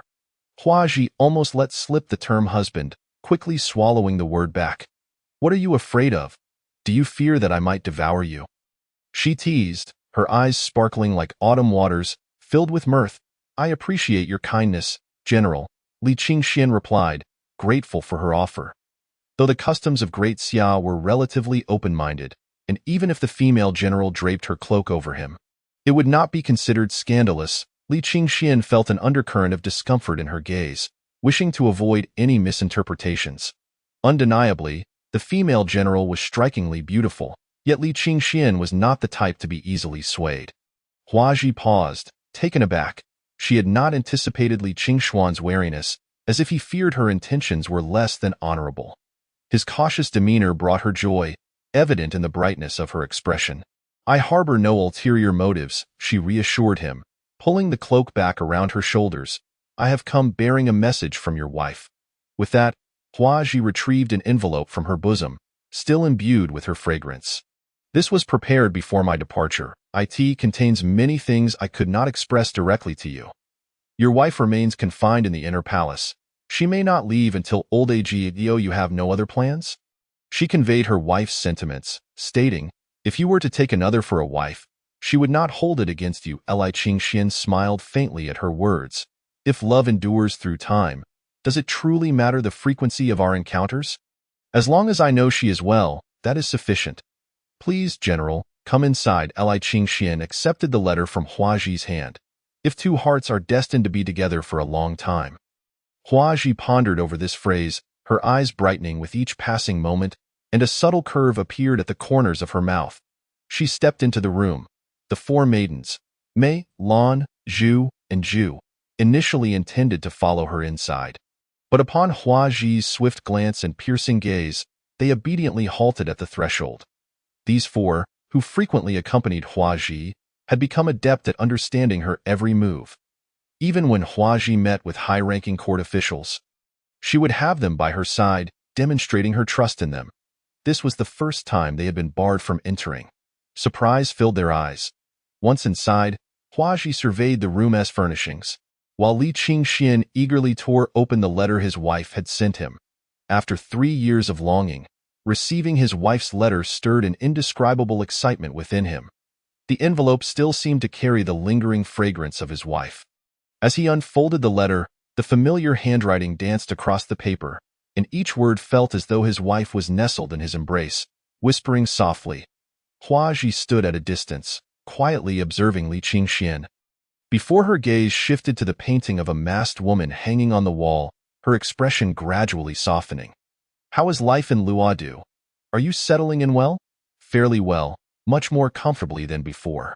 "And what do you occupy your time with?" "When I find leisure, I think of my wife. I find that quite fulfilling." "Fulfilling?" Huaji was momentarily taken aback, a mist of tears rising in her eyes. So, it turned out, his desires were so simple. "My husband, I am sorry." Chapter 14. Hidden Wounds. Li Qingxian read the letter from his wife over and over, finally tucking it away with great care. Only then did he remember the guest in his presence. "Lady General, may I pour you a cup of tea? By the way, I still do not know your name." As he moved to prepare the tea, he casually inquired. "My name is Zihuang," Huaji replied with a smile. Zihuang was the name she had taken upon her ascension. While few remembered her original name, Huaji, Zihuang, a name befitting one of noble status. Li Qingxian remarked, impressed. It was apparent that whenever Zihuang ventured out, she was accompanied by the palace guards, a privilege not afforded to those of lower rank. The fact that his wife was acquainted with such a prominent figure reassured Li Qingxian that she would not suffer any indignities within the palace. "This is the silver I owe to General Zihuang from our last encounter. Please, do take extra care of my wife within the palace," Li Qingxian offered, producing a pouch of silver. "This is but a token of my gratitude." Zihuang hastily pushed aside the pouch, accepting only her rightful share. "I have a good rapport with your wife. Please do not insist on these gifts, lest I become upset." "Very well," Li Qingxian conceded, awkwardly retracting the pouch. He was not particularly skilled in the art of gift-giving. Were it not for his concern over his wife's well-being, he would not have stooped to such actions. Zihuang and Li Qingxian conversed further. She sensed his deliberate attempt to maintain a distance, which brought a smile to her face. When the topic of neighboring states arose, Zihuang sighed. Li Qingxian, intrigued, asked, "What troubles you, General Zihuang?" "For over a century, the great Xia has stood firm. Yet we are surrounded by wolves, their eyes ever watchful. The Empire of Dali intends to send envoys to pay their respects to His Majesty. I have heard they will arrive with 3 ninth-rank masters, aiming to flaunt their strength. The masters of Great Xia are stationed at the borders, tasked with guarding against both the northern Yuan Khanate and the southern Yu nations. Within the capital, aside from Shuegang, The commander of the Tianyi Guards, there are no other masters of comparable caliber. Should they challenge us under the pretense of a martial contest, it may lead to a loss of face for our great Xia. As a general, I naturally bear the weight of such national concerns, I see, Li Qingxian replied. While the court's experts guard the borders, surely there must be 2 ninth-rank masters to be found within the vast martial world? Alas, Hua Ji shook her head. Though there are many skilled in the martial arts, reaching the 7th rank is already a challenge, let alone the 9th rank. Do you understand the significance of the 9th rank? 9th rank? Previously, Li Qingxian had considered the 9th rank rare, but after presiding over the Langya Pavilion, he no longer held that view. There will always be a solution. Li Qingxian and Hua Ji continued their conversation for quite some time. Lingering for over an hour before parting ways, the affairs of the state demanded attention, and Hua Ji's prolonged stay might attract unwanted scrutiny. After her departure, Li Qingxian contemplated that Zi Huang had indeed rendered him a service. Having assisted in caring for his wife within the palace, perhaps he could extend his help regarding the Dali envoy matter, if possible. With this thought in mind, Li Qingxian summoned Yun Ling to investigate the backgrounds of those 3 ninth-rank masters from Dali. Yes, Yun Ling nodded, promptly vanishing from Li Qingxuan's sight. Li Qingxian secured the door and resumed his training. Chapter 15. Both mentor and friend. As dawn broke, Li Qingxian slowly opened his eyes, his inner energy circulating ceaselessly. Ever since he began practicing the Taiping scripture, he no longer required sleep at night. Each morning, he arose invigorated. Moreover, he understood that even a 4th-rank warrior needed rest. After tending to the horses, he proceeded to sign in. Today marked the completion of his 2nd month. Ding, congratulations, host. You have received the monthly sign-in gift package. Would you like to open it? The mechanical system prompt resonated. Li Qingxian decisively clicked to open it. Congratulations, host. You have received 1 boundary-breaking pill. Upon reviewing the description, he learned that the boundary-breaking pill was used to transcend realms. Each breakthrough for a martial artist carried inherent risks, but the boundary-breaking pill could entirely eliminate these risks, ensuring a 100 success rate. Such a pill was truly remarkable. Li Qingxian settled back onto the mat, placing the boundary-breaking pill in his mouth and activating the Taiping scripture's mental methods. Time flowed slowly, and suddenly, the air in the room began to stir, a gentle breeze forming. Countless spiritual energies swirled around him, coalescing into a vortex that drew into his body. The speed of the inner energy circulation increased exponentially, culminating in a tearing sensation that left Li Qingxian feeling as though he were being shredded by 1,000 blades. An hour later, all signs of the phenomenon dissipated, and tranquility enveloped the room. Li Qingxian opened his eyes, appearing even more ethereal. At that moment, he had ascended to the 4th rank, capable of serving as a 100-man commander in the military or leading troops into battle. Within the martial world, he could establish a small sect and gather disciples to become a leader. Even within larger sects, he could assume roles such as hall master. After reaching the 4th rank, Li Qingxian felt his physical strength double, and his mind became remarkably clear. With each breath, he could sense spiritual energy flowing into him, nourishing his meridians, internal organs, bones, and skin. If the 4th rank possessed such power, how formidable must the 10th rank, represented by the Prince of Zhenbei, be? Subconsciously, Li Qingxian found himself comparing his abilities to that of the prince. However, despite the chasm that separated the 4th rank from the 10th, he did not perceive it as insurmountable. On that day, Yuan Guang paid another visit, accompanied by a young man, his student. The youth curiously scrutinized the paintings hanging on the wall. He was quite handsome, evidently favored by Yuan Guang. What painting has caught your eye today, Elder Yuan? Or perhaps I should create a new piece for you. Li Qingxian greeted Yuan Guang warmly. Although he now owned the Langya Pavilion and no longer worried about finances, Yuan Guang remained a significant benefactor in his life. Today, I have no intention of purchasing paintings. Rather, I seek to engage in conversation with you, Yuan Guang said as he settled down. Young man, do you have a go board? Shall we engage in a game? Of course. Li Qingxian did not hesitate. He was quite proficient in Go and had recently purchased a set during a trip to town, though he had yet to find an opponent. As the board was set up, Li Qingxian took the black stones and made the first move, placing a piece on the board with a decisive thud. Yuan Guang glanced at him in surprise before chuckling and continuing the game. The young disciple, Ning Yuan, stood silently by, as Yuan Guang had previously introduced him without further elaboration. As they took turns placing stones. After about 20 moves, Yuan Guang's brow furrowed in concentration. Unable to contain himself, he asked, "May I inquire where you learned your Go skills?" "I often played with the old man in the village. I learned it intuitively," Li Qingxian replied with a smile. "The old man from your village?" Yuan Guang furrowed his brow as the two engaged in a silent game of chess. Ning Yuan stood nearby, his eyes sparkling with keen interest, clearly a connoisseur of the game himself, at first. Whenever his teacher made a brilliant move, he couldn't help but beam with delight. However, as time progressed, his expression grew increasingly somber. Glancing at Elder Yuan, one could see his brow knitted tightly in concentration. The black pieces on the board resembled a disciplined army, while the white pieces lay in disarray, having suffered heavy losses. After half an hour, Elder Yuan set down his pieces in defeat, his gaze fixed intently on Li Qingxian. "Your style of play flows like a spring breeze, deftly leading me into a trap without my awareness. Truly remarkable." Li Qingxian merely smiled faintly, thinking to himself, "This old man certainly knows how to flatter." His praise is quite pleasing. Li Qingxian chose to remain silent, tacitly acknowledging the compliment. Once Elder Yuan finished speaking, he awaited a response. Typically, one would exchange modest remarks, expressing feelings of embarrassment or graciousness. After a prolonged silence with no words from Li Qingxian, Elder Yuan could only manage an awkward smile.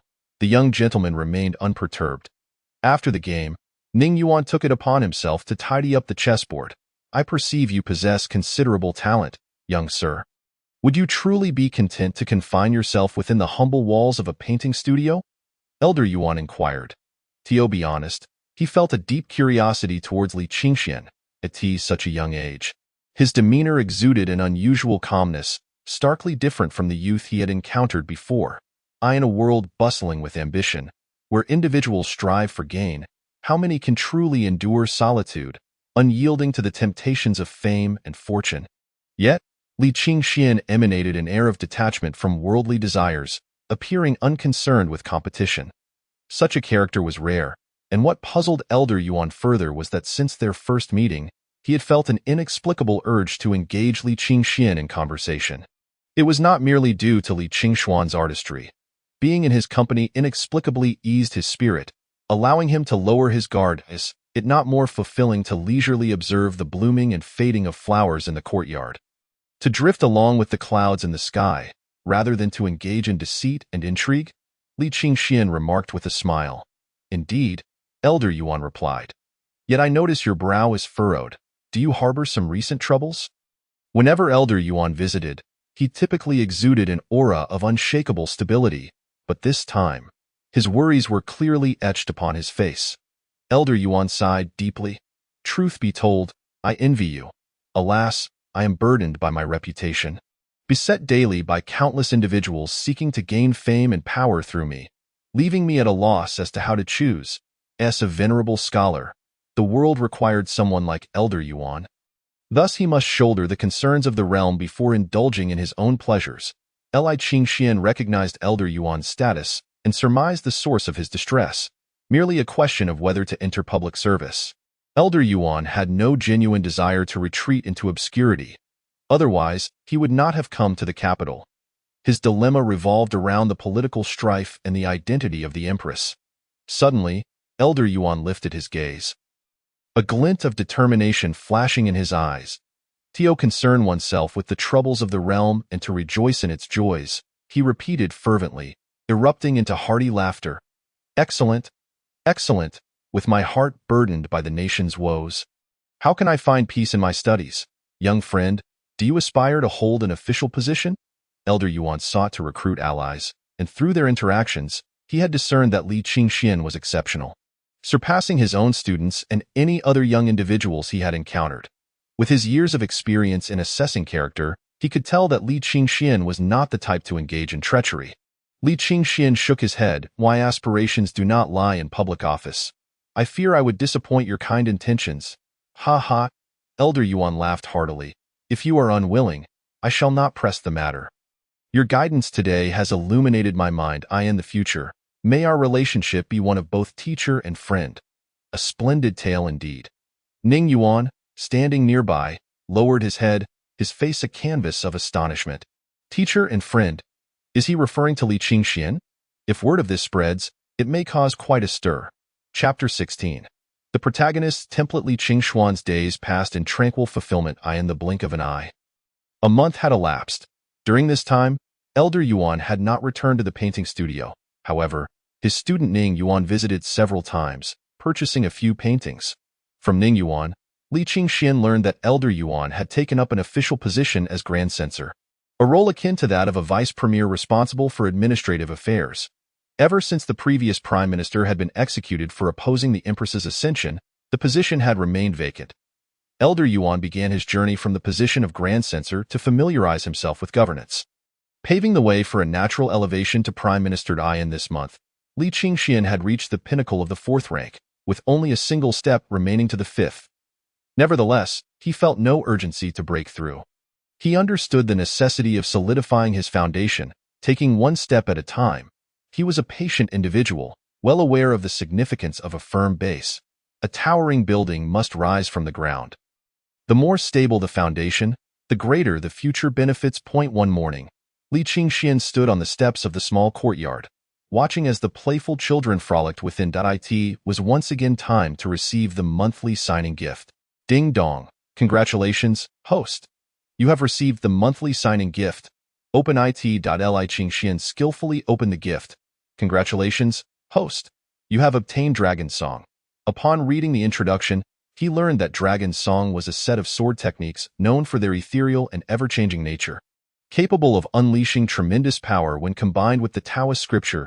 Li Qingxian, who had been yearning for offensive techniques, found this gift to be a perfect match for his needs. Without hesitation, he clicked to learn, and countless figures began to practice in his mind. Unable to contain himself, Li Qingxian drew his treasured sword and began to wield it in the courtyard. The sword danced like a dragon and serpent, exhibiting a myriad of transformations in the courtyard. Yunling watched in awe as Li Qingxian demonstrated this sword technique, her eyes brimming with admiration. The sect leader had deliberately restricted his cultivation to the 4th rank. Yet with this sword technique, even a 5th rank practitioner would likely falter. It was truly remarkable. Inside the palace, Hua Ji stood atop the star observation tower, gazing towards the direction of Qingji workshop. Alas, no matter how high the tower, it was impossible to see her beloved within the confines of Qingji workshop. As the empress of the Great Xia, she could not visit Li Qingshuan's studio daily. The knowledge that they resided in the same city yet could not meet was utterly vexing. If only I could converse with my husband at any moment. Your Majesty, urgent news from the border. Shuigang, the commander of the Heavenly Clothes Guard, held a black dragon scroll in his hands as he reported. The Dali envoy has officially departed and arrived at our borders yesterday, accompanied by over 20 individuals, among whom are 3 9th-rank experts. Everything that comes must eventually arrive. Hua Ji sighed. By the way, you mentioned that this black dragon scroll was transmitted via the White Eagle. It spans 10,000 miles from the border to the capital. And yet the White Eagle managed to reach us in just one day. If it can traverse from the palace to the western district in mere moments, how swift! Hua Ji's eyes sparkled with realization. Indeed, Shuigang nodded. However, for short-distance messages, there's no need for a White Eagle. A common red falcon suffices. The red falcon is small, swift, and difficult to detect. How many red falcons has the Heavenly Clothes Guard trained? Bring one to me immediately. Hua Ji's excitement grew as she contemplated her next steps, a smile unconsciously creeping upon her lips. Meanwhile, within the confines of Qingji workshop, having completed his sword practice, Li Qingxian felt invigorated. As the weather warmed, he stepped outside to observe the bustling pedestrians, the eye of heaven quietly scanning the surroundings. With the eye of heaven at his disposal, Li Qingxian could discern an individual's innate potential. Bored, he decided to assess the passers-by for any promising talents. However, it was evident that not only were there few individuals with exceptional potential, but even those suitable for martial arts were scarce. Most were rather ordinary. It was no wonder that martial artists held such esteemed status in this world. It was due to their rarity. For a small sect like Langya Pavilion to gather such a multitude of skilled practitioners was indeed remarkable. Li Qingxian shook his head, preparing to return indoors, deeming this idle activity a waste of time. Just as he was about to turn away, his attention was captured. The youth approached, his visage marked by destitution, and his gaunt figure suggested prolonged malnutrition. Yet, within Li Qingshuan's discerning gaze, he perceived something extraordinary. Chen Qingji, a natural sword body, but due to complications at birth, his body is afflicted with 18 blocked meridians, preventing him from stepping into the martial realm. Li Qingshuan's expression shifted. A natural sword body? That sounded remarkably prestigious. Once those meridians were unblocked, he would soar to greatness. This was the archetype of a protagonist found in tales. Chapter 17. Silver Needle Acupuncture and Natural Sword Body? Li Qingxian mused as he studied the youth amidst the crowd, dressed in plain attire and unperturbed even when stepped upon by passers-by. Though not conventionally handsome, he exuded a mature aura of steadfastness and resilience. Despite his current plight, Li Qingxian perceived within him a latent dragon. Once those blocked meridians were cleared, he would undoubtedly rise to prominence, rivaling figures like Lin Nuo and Qin Xiaoma. Who would have thought that a casual glance could lead him to discover such a talent? Should he offer his assistance? It is abundantly clear that others lack the eye of heaven, rendering it utterly impossible for them to discern his exceptional martial talents. Should such an individual be harnessed for one's own purposes, it is conceivable that a force akin to the illustrious Langya Pavilion could be resurrected. Although Langya Pavilion is formidable, it still pales in comparison to the colossal might of the great Xia Empire.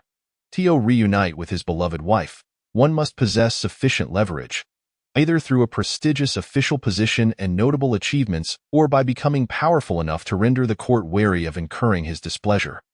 In the past, Li Qingxian believed that since his wife resided within the imperial palace, his contentment was secured merely by knowing she was safe. However, after acquiring Langya Pavilion, he found himself unwilling to accept a lifetime of separation from her. Strengthening his own influence and bringing his wife back to his side had recently become a pressing ambition for Li Qingxian. At that moment, a young man named Chen Qingji passed by Li Qingxian. "Wait a moment," Li Qingxian suddenly called out. Chen Qingji, who had been walking, turned around in confusion. "Are you calling me?" Li Qingxian replied with a slight smile. "I observe that you possess remarkable bearing, yet your face is marred by sorrow." Complimenting him upon their initial meeting would surely foster goodwill, preventing any instinctive resistance on the part of his interlocutor.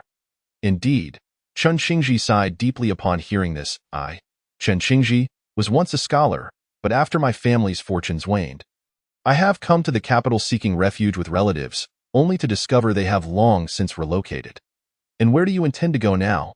Back to your hometown?" Chen Qingji sighed again. "To be candid, I have nearly exhausted the little money I had on my journey to the capital. If I wish to return, I fear I must resort to begging along the way. Moreover, with my mother deceased, I have no family left in my hometown." Li Qingxian expressed his astonishment, thinking to himself how unfortunate it was for such a person to be in such dire straits. This was an opportune moment to extend a helping hand. Providing assistance in times of need is far more valuable than mere superficial generosity. Chen Qingji's misfortunes presented an opportunity for Li Qingxian to win his loyalty through benevolence. "Since you have nowhere else to go, I have an idea, though I am uncertain whether I should share it," Li Qingxian began. Chen Qingji's face displayed a wry smile. "I'm already at my wit's end. If you have something to say, please do so. You see," Li Qingxian continued, "the humble art studio behind me is not particularly grand. If you do not mind, you may take refuge there for a time." Chen Qingji's eyes brightened at this, but he quickly shook his head. "I am but a beggar returning to my hometown. I could not possibly be choosy about accommodations. Furthermore, since we are strangers, I would feel uncomfortable imposing upon you." "What is there to worry about?" Li Qingxian laughed heartily. He recognized that Chen Qingji was indeed moved, yet as a scholar, he was reluctant to abandon his pride. "Perhaps you might consider assisting me with some chores. Though I may lack strength, I can certainly help with various tasks, which would also allow me to stay here comfortably." "Work as a menial laborer? That would not do." Li Qingxian quickly shook his head. Yet, Chen Qingji insisted, "If you will allow me to stay, I shall remain. If not, I would rather perish on the streets than accept your charity. Very well, Li Qingxian nodded. Engaging him in menial tasks was merely the first step. The next would be to help him channel his energy and cultivate him as an invaluable ally. Chen Xingji entered the studio, and Li Qingxian personally prepared a hot pot of lamb for him. Starving, Chen Xingji devoured the meal with gusto, savoring each bite of meat and sip of wine, exclaiming his delight. After finishing, he suddenly realized his previous lack of decorum, straightened his sleeves, and bowed to Li Qingxian. I am deeply grateful for your generosity today. I, Chen Xingji, shall repay this kindness in the future. Li Qingxian hastily helped him up, his heart swelling with joy. Indeed, a bowl of rice offered in times of poverty outweighs mountains of gold in times of prosperity. Having successfully secured Chen Xingji's initial allegiance, Li Qingxian now aimed to assist him in opening his meridians, in contrast to Qin Xiaoma, who possessed robust energy capable of unblocking his own pathways. Chen Xingji had never practiced martial arts and was incapable of doing so. It appeared that external methods would be necessary to assist him. But what methods should be employed? Silver needles. By inserting silver needles into the blocked acupoints and channeling energy through them. Li Qingxian could gradually clear the obstructions. Once a few acupoints were opened, Chen Xingji's innate sword body would allow the energy to flow freely. Although Li Qingxian was unfamiliar with using silver needles, his eye of heaven enabled him to accurately target the necessary acupoints. Indeed, that was the plan, using silver needles to unblock the meridians. The thought of nurturing a formidable expert under his guidance filled Li Qingxian with excitement. With this in mind, he quickly ventured outside to purchase a set of silver needles. Upon returning to where Chen Xingji was diligently tidying up, he instructed him to set aside the broom. Remove your shirt. Chen Xingji blinked in confusion. What? He hesitated, feeling somewhat awkward. Dio, you wish to learn martial arts? Li Qingxian fixed his gaze intently on Chen Xingji. Although he recognized Chen Xingji's innate talent, he would not force him if he was unwilling. Of course I do. Chen Xingji responded with a wry smile. When I was born, our family's ancestral sword trembled, and my father believed I would become a master of the sword. However, when my martial talent was tested, it was discovered that I could not generate energy within me at all. If you desire it, I shall assist you, Li Qingxian declared, unfurling the silver needles he had purchased. I will help you unblock your meridians with these needles so that you may embark on your martial path, but I have one condition. Chen Xingji's eyes brightened at Li Qingxuan's serious tone. Please, go on. I will aid you in your martial pursuits, and in return, you shall serve me. Initially, Li Qingxian had intended to win Chen Xingji over through actions, but after some contemplation, he deemed it more honorable to be forthright. Upon hearing this, Chen Xingji's eyes revealed a hint of hesitation. Despite his current misfortunes, he harbored lofty aspirations. Li Qingxian was merely the owner of a modest art studio, not someone he felt compelled to pledge loyalty to. Nevertheless, the allure of martial arts was too great to resist. After a lengthy pause, he exhaled deeply. If you can indeed assist me in embarking on the martial path, I am willing to serve you loyally. Excellent. Li Qingxian appreciated the straightforwardness of his response. Now, remove your shirt. Without further hesitation, Chen Xingji undid his clothing, revealing a well-built physique. Li Qingxian took the silver needles, positioning them carefully on Chen Xingji's body. Attempting to insert one, his technique was somewhat clumsy, causing Chen Xingji to yelp in surprise. Li Qingxian wiped the sweat from his brow. While the concept seemed simple, executing it proved more challenging than anticipated. Do you truly know how to use silver needles? Chen Xingji asked, 3 black lines appearing on his forehead. He suddenly felt that the individual before him might not be entirely reliable. Of course I do. Li Qingxian retorted, feeling offended by the doubt cast upon his skills. He thrust the needle into the position of Chen Xingji's major acupoint with determination. Ow! Chen Xingji winced in pain. Li Qingxian proceeded to insert needles into the remaining 18 acupoints and then activated his internal energy, guiding it through the needles to gradually break through the blockages in Chen Xingji's meridians. After 2 hours, Li Qingxian withdrew the needles, drenched in sweat. This operation had drained a significant amount of his energy.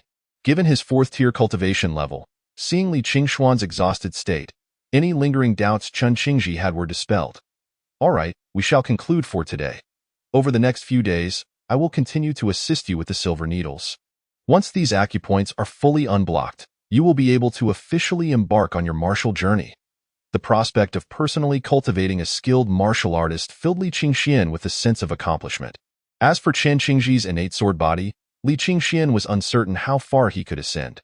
Should he reach the same heights as Qin Xiaoma and become a 10th-tier expert, possessing two such allies would surely compel the empress to grant him a personal audience. The thought of reuniting with his wife ignited a fervent anticipation within Li Qingxian. Suddenly, there was a knock at the door. A young man clad in gray stood at the threshold, a red hawk perched upon his arm. "Who are you?"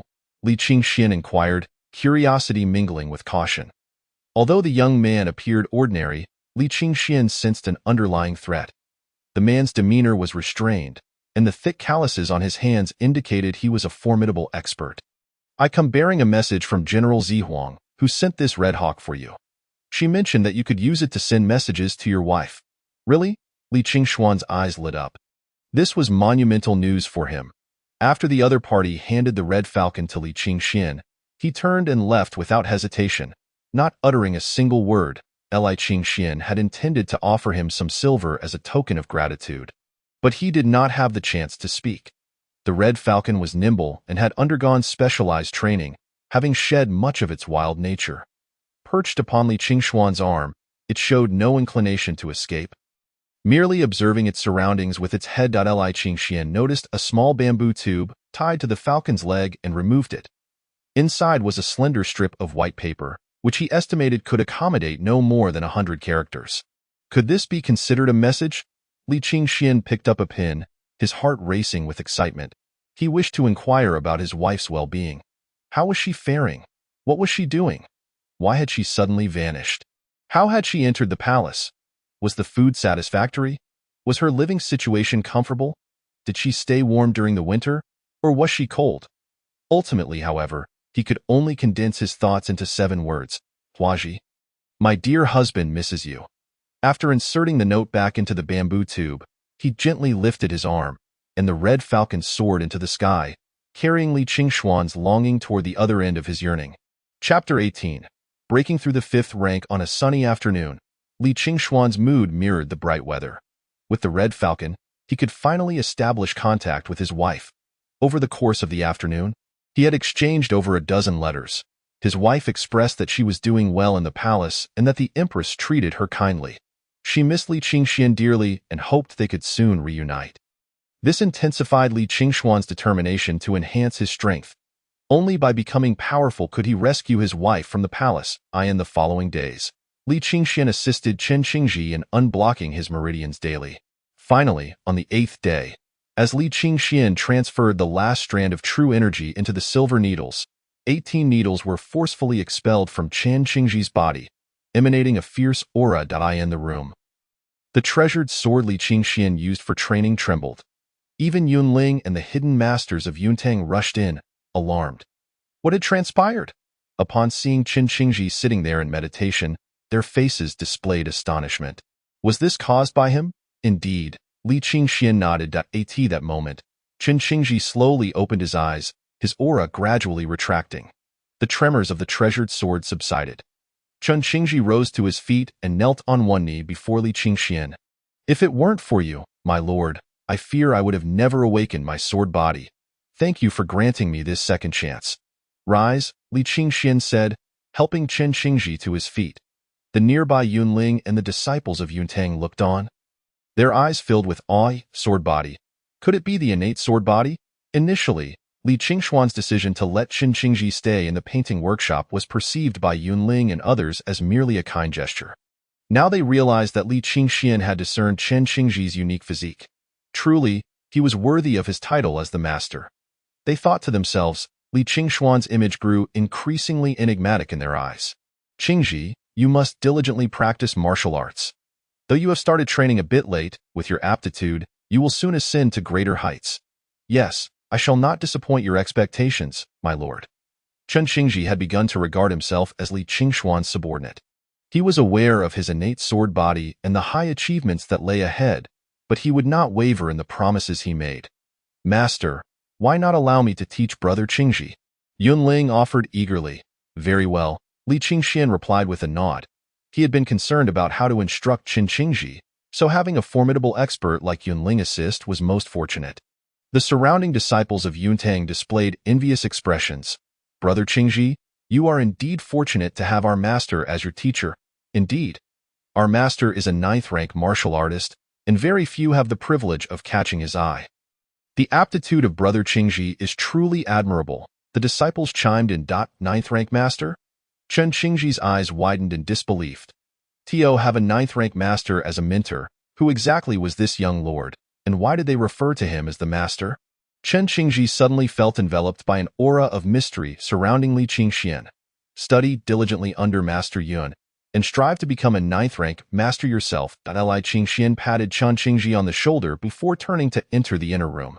After spending these days assisting Chen Qingji in unblocking his meridians, he had neglected his own training.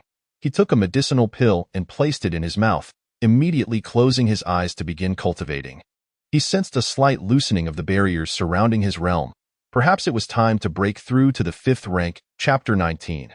The deadly sword. Breaking through to the 5th rank carried certain risks.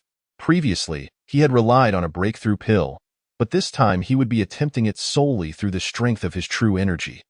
From the afternoon until late at night, Li Qingxian remained still, like a statue. Externally, he appeared calm, yet within him, his true energy surged violently like a river breaching a dam, boiling over. Li Qingxian felt a tearing pain radiating from his limbs and veins, as if countless needles were piercing every inch of his skin. The true energy clashed within him, and he had to maintain clarity of mind, containing the energy and preventing it from leaking out. Should it escape, it would signify failure. Transitioning from the 4th to the 5th rank required compressing and refining the true energy before integrating it into the flesh, thereby strengthening the body. A failure might lead to internal injuries or regression in rank, necessitating a fresh start. Thus, practicing martial arts was akin to rowing upstream. Without progress, one would inevitably fall back. Perhaps due to the solid foundation Li Qingxian had laid, although his true energy was boiling and raging within, he managed to contain it without a single leak. A full day and night passed, during which his true energy circulated continuously within him, gradually merging with his vital essence. Suddenly, a thunderous sound erupted from within Li Qingxian, akin to rolling thunder. This was the sound of true energy merging with the physical body. The blood flowing with newfound strength. It was also referred to as the martial path thunderclap. The emergence of the martial path thunderclap signified that his physical body and true energy had reached a new level. Marking the official breakthrough to the 5th rank, Li Qingxian rose from the meditation cushion, stretching his limbs and producing a series of crackling sounds. He felt as though he had been reborn. The power of the 5th rank was indeed formidable. A smile graced his face as he thought of the ability to sign in once more. Ding! Congratulations, host, you have acquired the deadly sword. The deadly sword allows one to burn vital essence to unleash a powerful strike capable of crossing realms to defeat enemies. Upon reading the description, a glimmer of excitement shone in Li Qingxuan's eyes. This sword technique was indeed domineering, yet its drawbacks were equally apparent. Once the sword was unleashed, the true energy within would be exhausted, leaving the body in a state of extreme weakness. It could be considered a last resort for survival in dire situations. As days turned into weeks, half a month passed in the blink of an eye. Li Qingxian had thoroughly stabilized his 5th rank realm. Under Yunling's guidance, Chen Qingji had also exhibited the terrifying potential of the innate sword body, breaking through 3 realms in just half a month to reach the 3rd rank. Each time Chen Qingji trained, Li Qingxuan's sword vibrated in resonance, a clear indication of a protagonist's template. However, with the system aiding him, Li Qingxian felt he was not lacking either. My lord, what have you been busy with lately? After finishing his training, Li Qingxian spotted the red falcon perched on the window. He retrieved the note that Huaji had written for him from the bamboo tube. I am busy cultivating my influence and enhancing my strength, preparing for the day when I can storm the palace and bring you back. My lord, do not jest. The palace is heavily guarded. Such thoughts are impractical. I have recruited an innate sword body as my subordinate. Once I train him into a peerless expert, I will be able to rescue you. At that moment, atop the stargazing tower, Huaji gazed at the note in her hand, her eyes flickering with uncertainty. An innate sword body? How could someone of her husband's stature possibly earn the loyalty of such an individual? Huaji took a deep breath and waved her hand. A cloaked figure appeared behind her. Has anyone new arrived at Qingji Workshop recently? Reporting to your majesty, a man has taken residence at Qingji Workshop. I have investigated and found his name to be Chen Qingji. His grandfather was a renowned swordmaster of the previous dynasty, but his family fell into decline during his father's generation. When Chen Qingji was born, all the swords in the manor rang softly, leading to speculation of an innate sword body. However, experts later discovered he was a self-abandoned body, possessing the name but not the essence of a sword body, rendering him incapable of pursuing the path of martial arts. I see. But how did he end up in the painting workshop? Deceiving my husband into believing he is an innate sword body? Huaji suddenly grew anxious. Could he have ulterior motives? Keep a close watch on him and see what Chen Qingji truly intends. If he is merely seeking to swindle food and drink, that would be one thing. But if he harbors any ill intentions, eliminate him on the spot. With a single utterance, an endless aura of murderous intent cascaded downward. The figure cloaked in black hurriedly lowered his head. The majesty of her imperial majesty had grown increasingly terrifying. Although he had never practiced martial arts, the sheer intensity of this killing intent left even a seventh-tier expert like him trembling with unease. Husband, always keep a wary eye. The world is fraught with peril, and the human heart is inscrutable. Huaji picked up her brush and pinned a line, only to crumple the paper and cast it aside. Your innate goodness is indeed a blessing, but as for these clandestine affairs, leave them to me.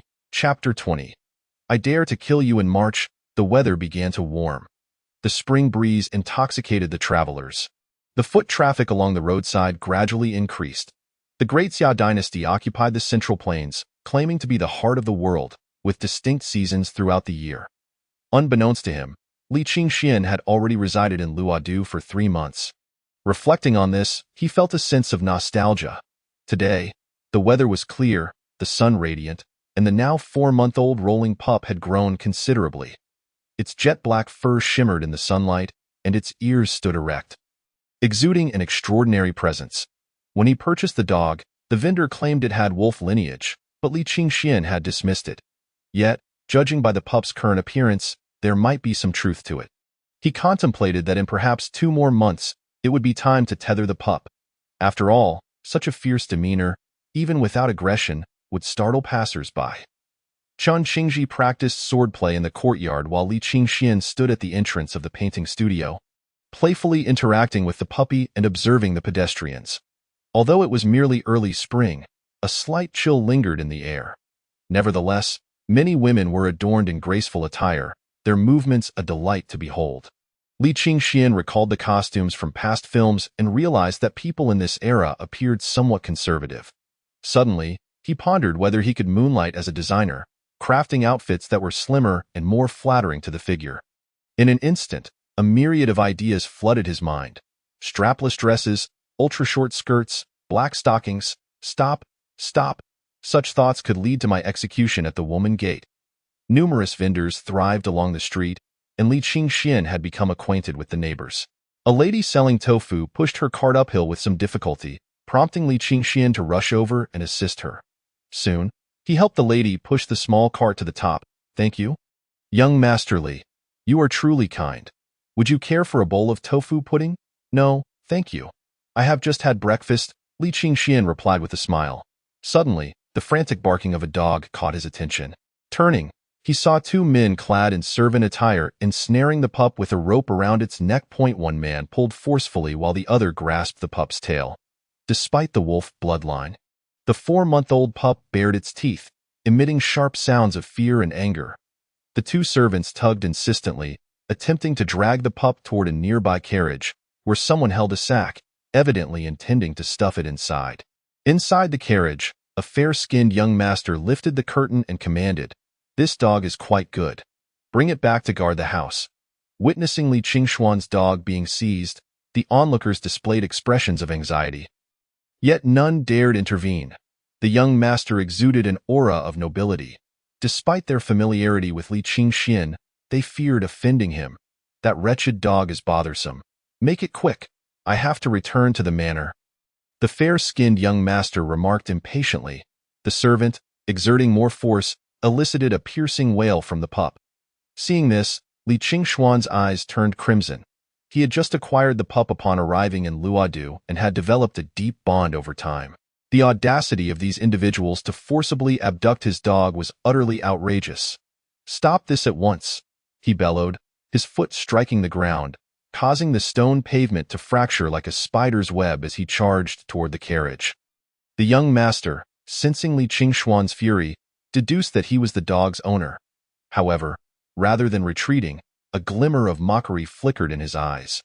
The servant, pulling the rope, suddenly heard the rush of wind and instinctively tried to evade. But it was too late. Li Qingxuan's fist struck the servant's back, sending him crashing to the ground, the rope slipping from his grasp. Freed from restraint, the pup instantly turned and bit down fiercely on the arm of the servant who had been gripping its tail. "Ah!"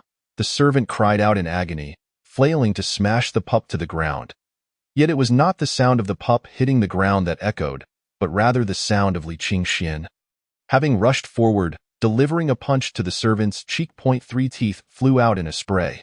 The surrounding crowd instinctively recoiled, fearing the fallout. Hearing the pup's whimper, Li Qingxian realized that the rope had chafed away a patch of its fur. He gently stroked the pup's head to soothe its distress while casting a cold glare at the young master in the carriage. He was the true culprit. At that moment, 7 or 8 servants encircled them, and the young master stepped out of the carriage. His expression Li Qingxian wore an icy expression. He harbored no fear of the county magistrate, who was clearly intent on wrongfully accusing him. Thus, Li Qingxian had nothing to say. "Cuff these 2 rascals," commanded the magistrate, and immediately several constables approached with shackles in hand. Qian Qingji clenched his fists, while Li Qingxian maintained a remarkably calm demeanor. Allowing the manacles to be placed upon him without resistance. "Take them to the dungeon," the magistrate ordered without any interrogation. Li Qingxian and his companion were led away. Yes, they were taken down. Li Qingxian turned to cast a glance at the magistrate, a look that sent a shiver down the magistrate's spine, stirring a sense of unease within him. A faint, cold smile played at the corners of Li Qingxuan's lips. Clearly, the magistrate was forcing him to reveal his hidden cards. Chapter 22. A reckless act. After Li Qingxian was taken away, a figure clad in gray stealthily departed from outside the yamen, heading straight for the imperial palace. Inside the yamen, the magistrate, with a sycophantic demeanor, ushered the young master into the inner hall and offered him tea. "Rest assured, young Master Lu, that rogue dared to offend you. I shall ensure he rots in prison. I want him dead." Cold light flickered in Lu's eyes. The magistrate found himself in a quandary. With just this matter, I cannot condemn him to death. However, young master, you may discreetly send someone to ensure he perishes in his cell. At this point, the magistrate fell silent. Lu's eyes sparkled with enthusiasm. "Excellent idea, Magistrate Wang. You truly are a fine official." Magistrate Wang forced a smile, albeit awkwardly. At the entrance of Qingji workshop, Ning Yuan entered with great enthusiasm. Having recently purchased a painting from Li Qingxian, he found himself increasingly delighted by it and couldn't resist coming to discuss some artistic techniques with Li Qingxian.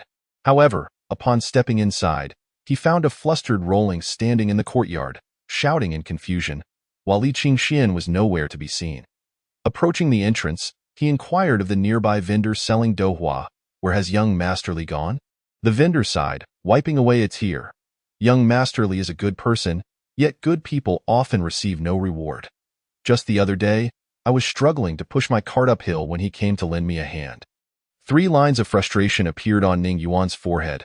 "Madam, could you please get to the point? I need to understand the situation clearly."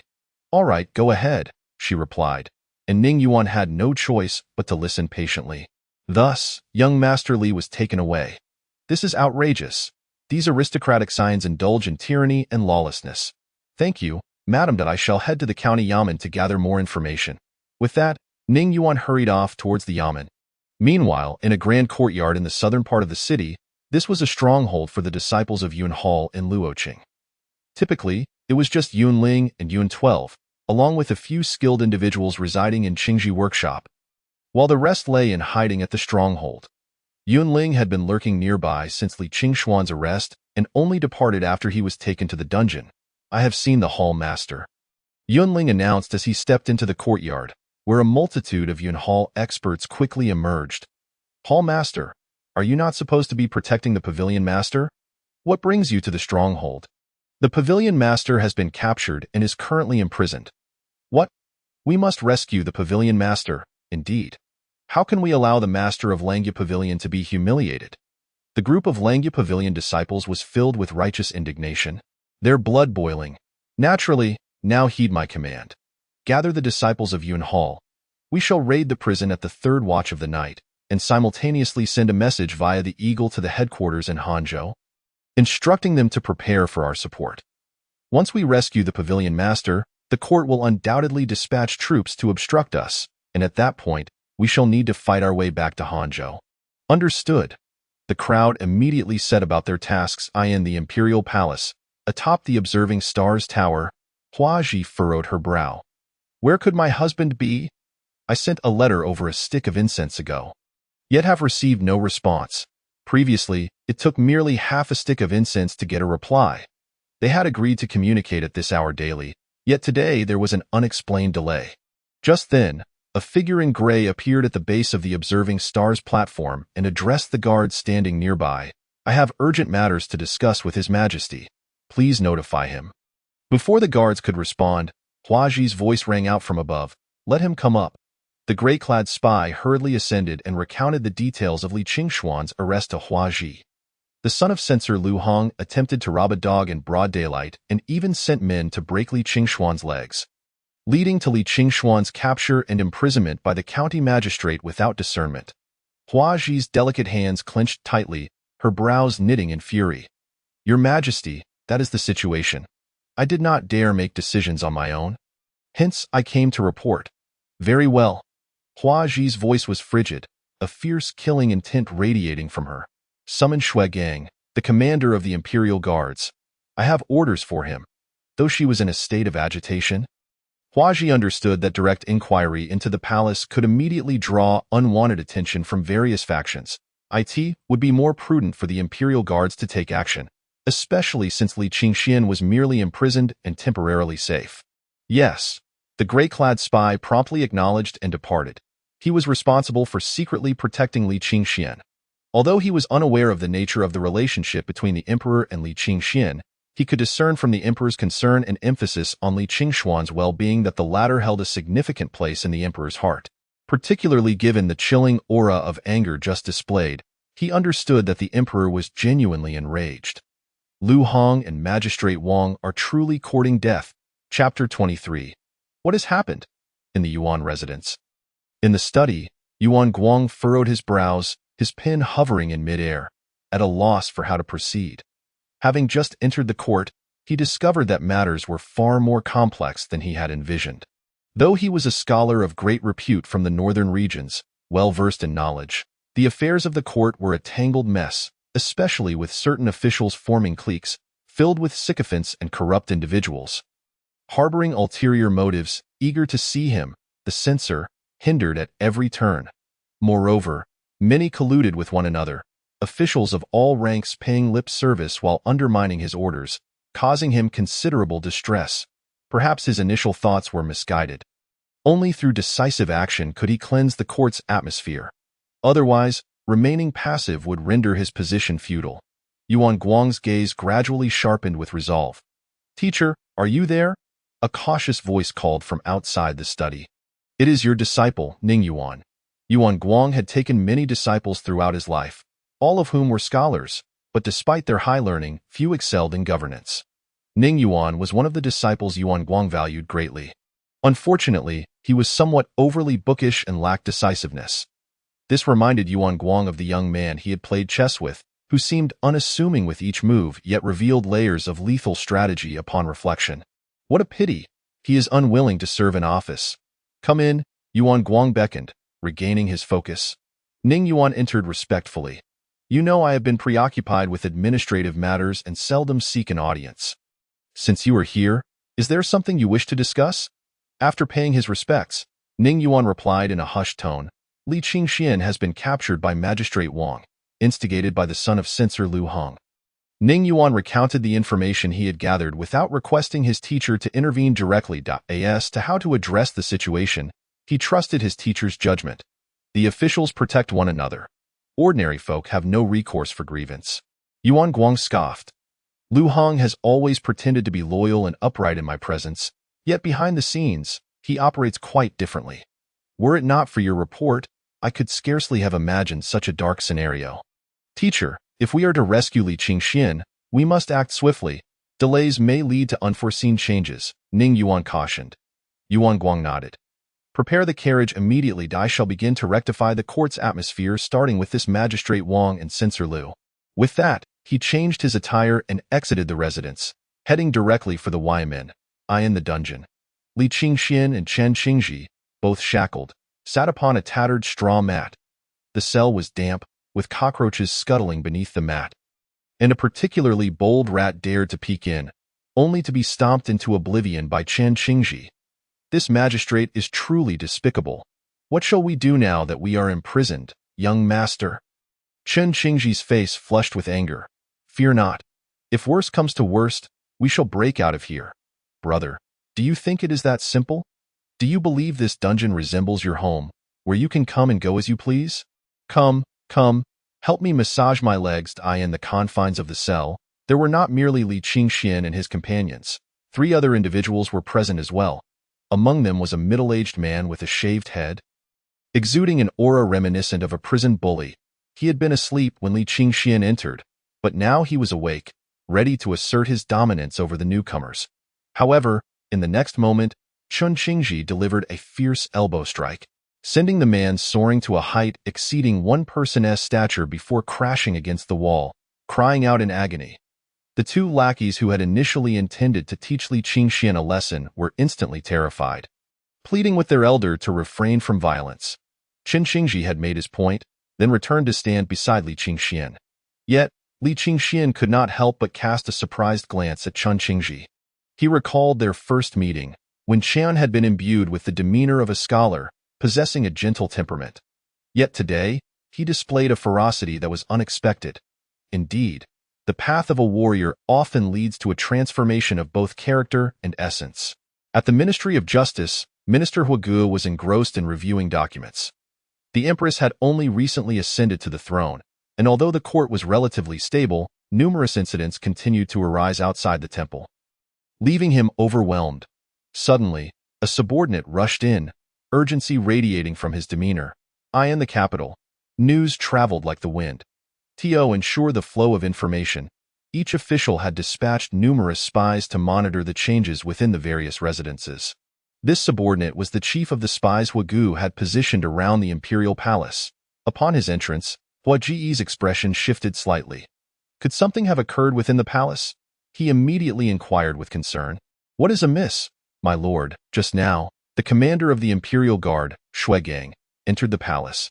Shuigang, does he not frequently visit the palace? What warrants your return to report this?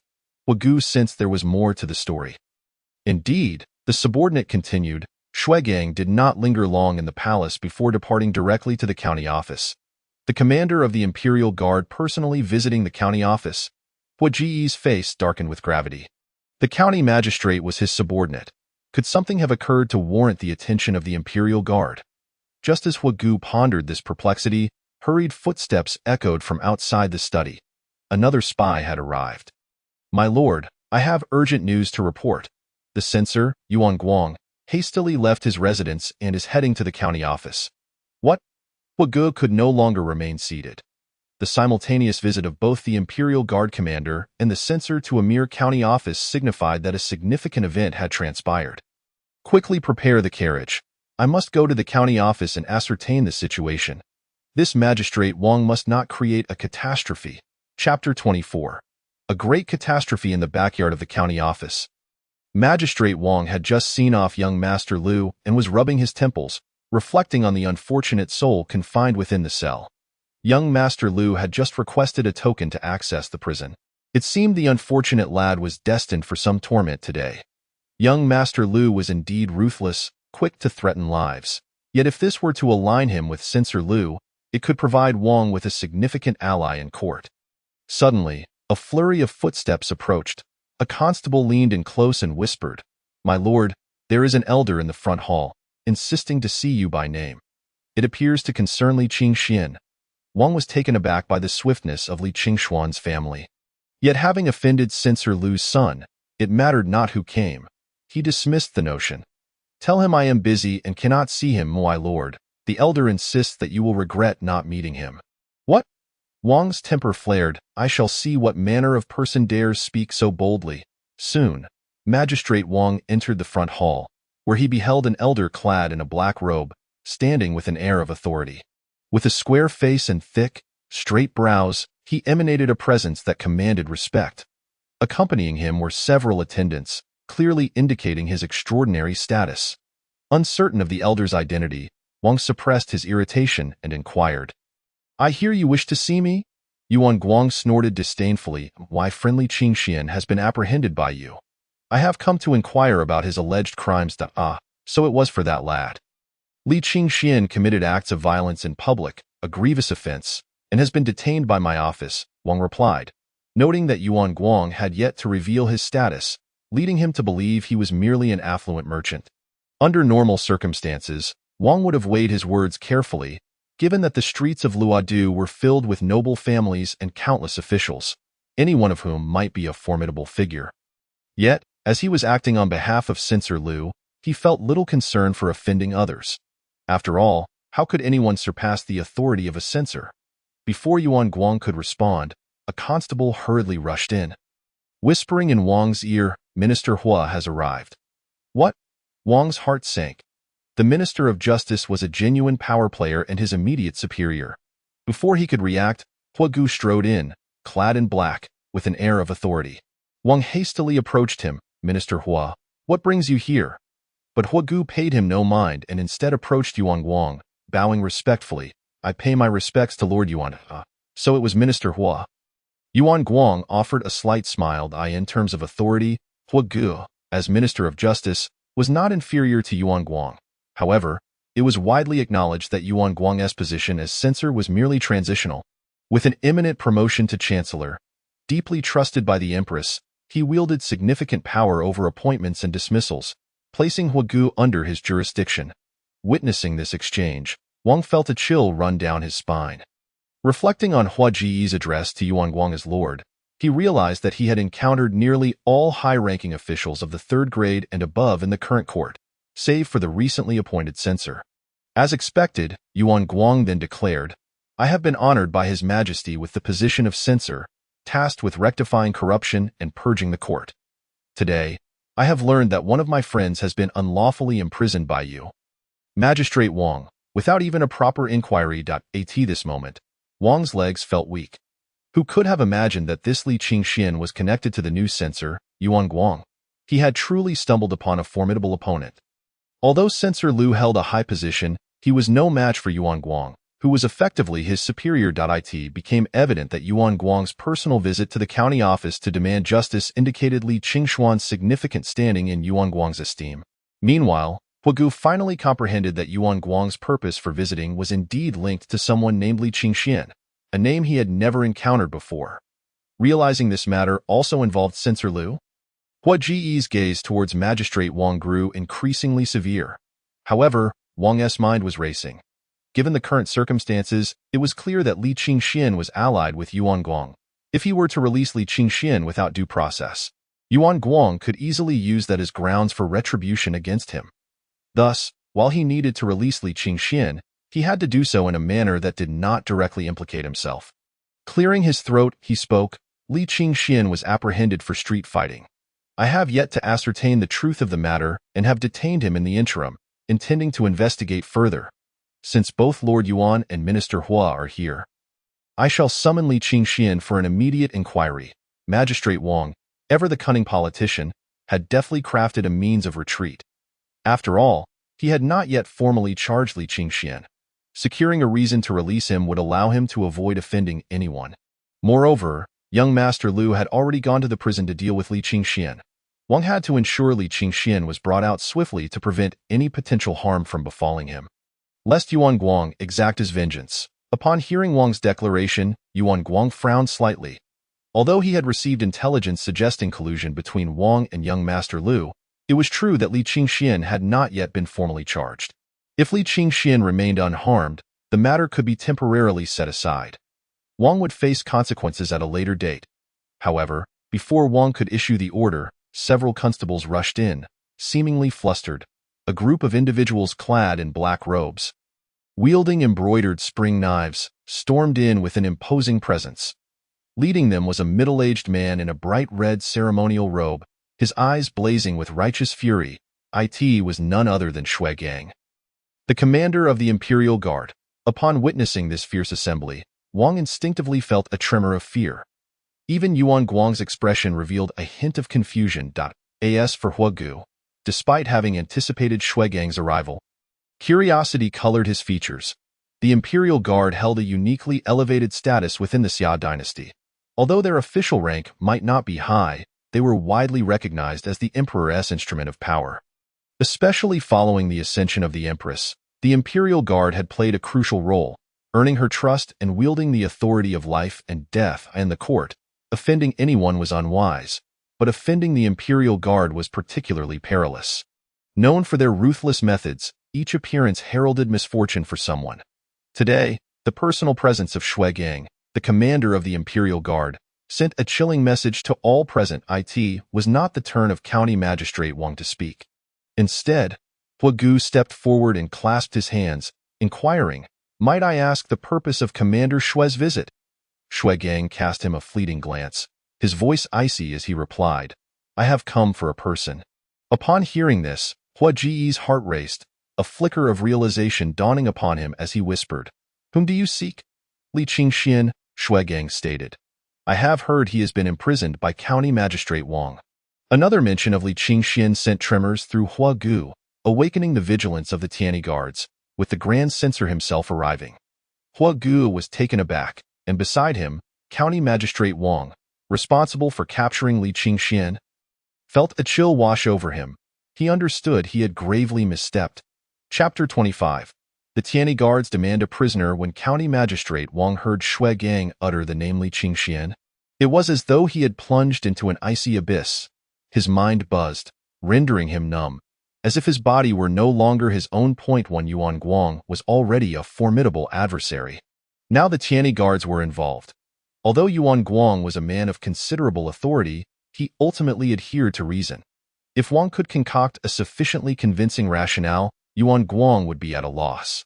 However, the Tianyi guards were merciless executioners. They required no justification for their actions. To provoke these demons was to invite a fate from which one would not even comprehend the means of demise. Regarding the incident of Li Qingxian and the Grand Censor's son brawling in the streets, I must confess, I have yet to commence my investigation.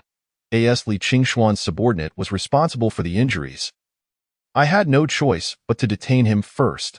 County Magistrate Wang was acutely aware that today's events had spiraled out of control, thus he hastily attempted to deflect blame. Two parties engaged in public combat.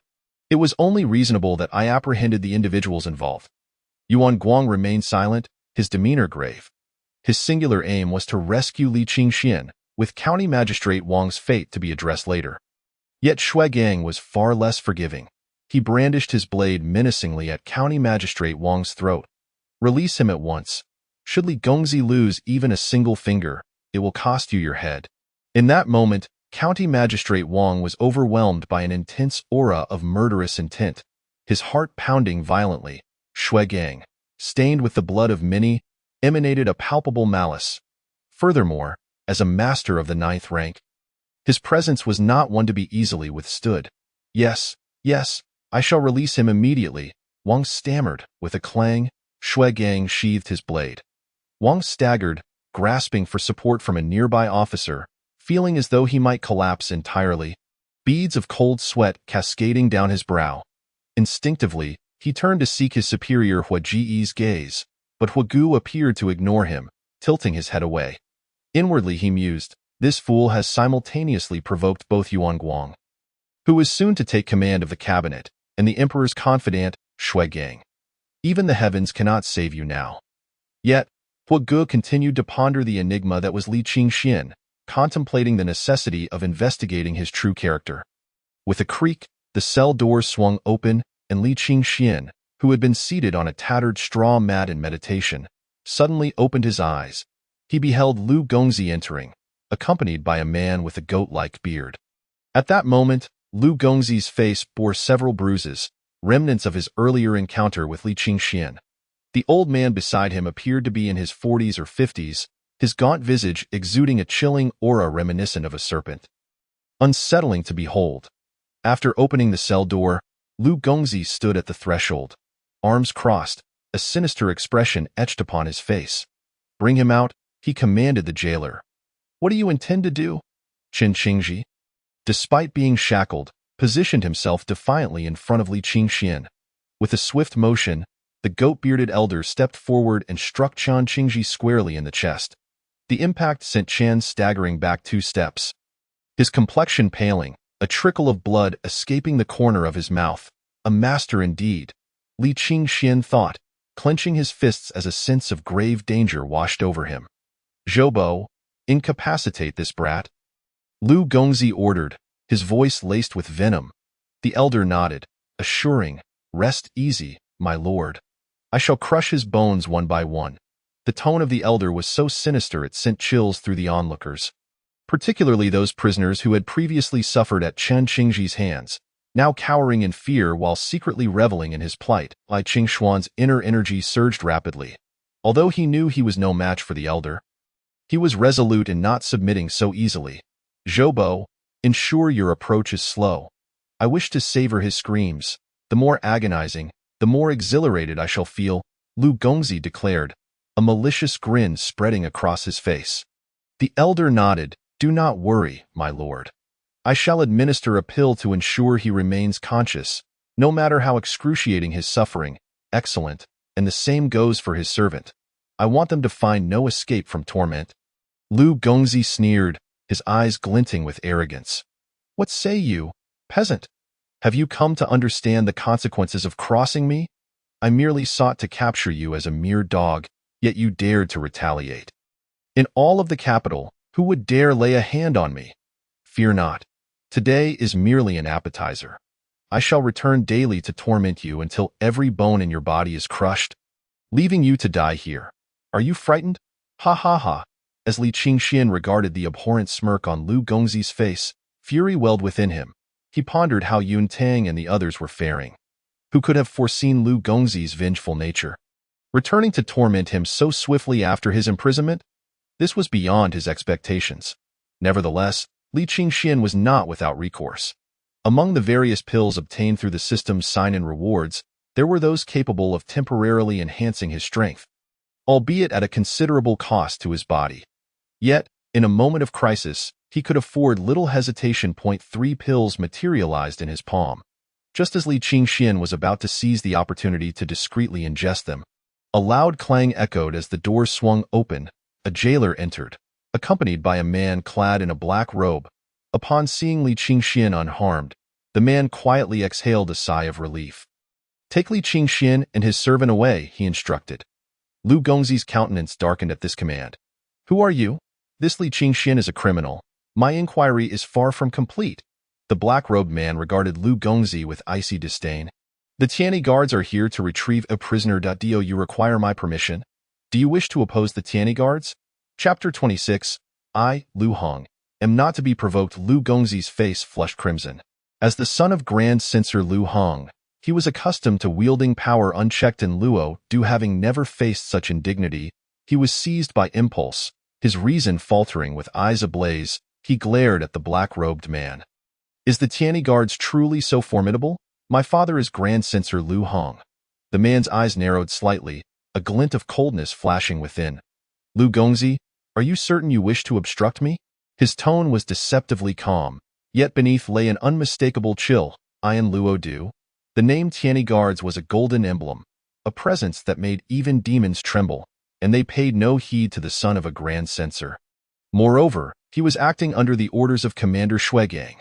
Not even the Grand Censor Lu Hong himself could alter this course of action. It was the perceptive Zhou Guanjia who, sensing the gravity of the situation, whispered to Lu Gongzi, "Young master, the Tianyi guards have come to retrieve a prisoner. Do not confront them directly." At Zhou Guanjia's counsel, Lu Gongzi fell silent, reluctantly parting the way. "Release Li Gongzi and his companion," the black-robed man commanded.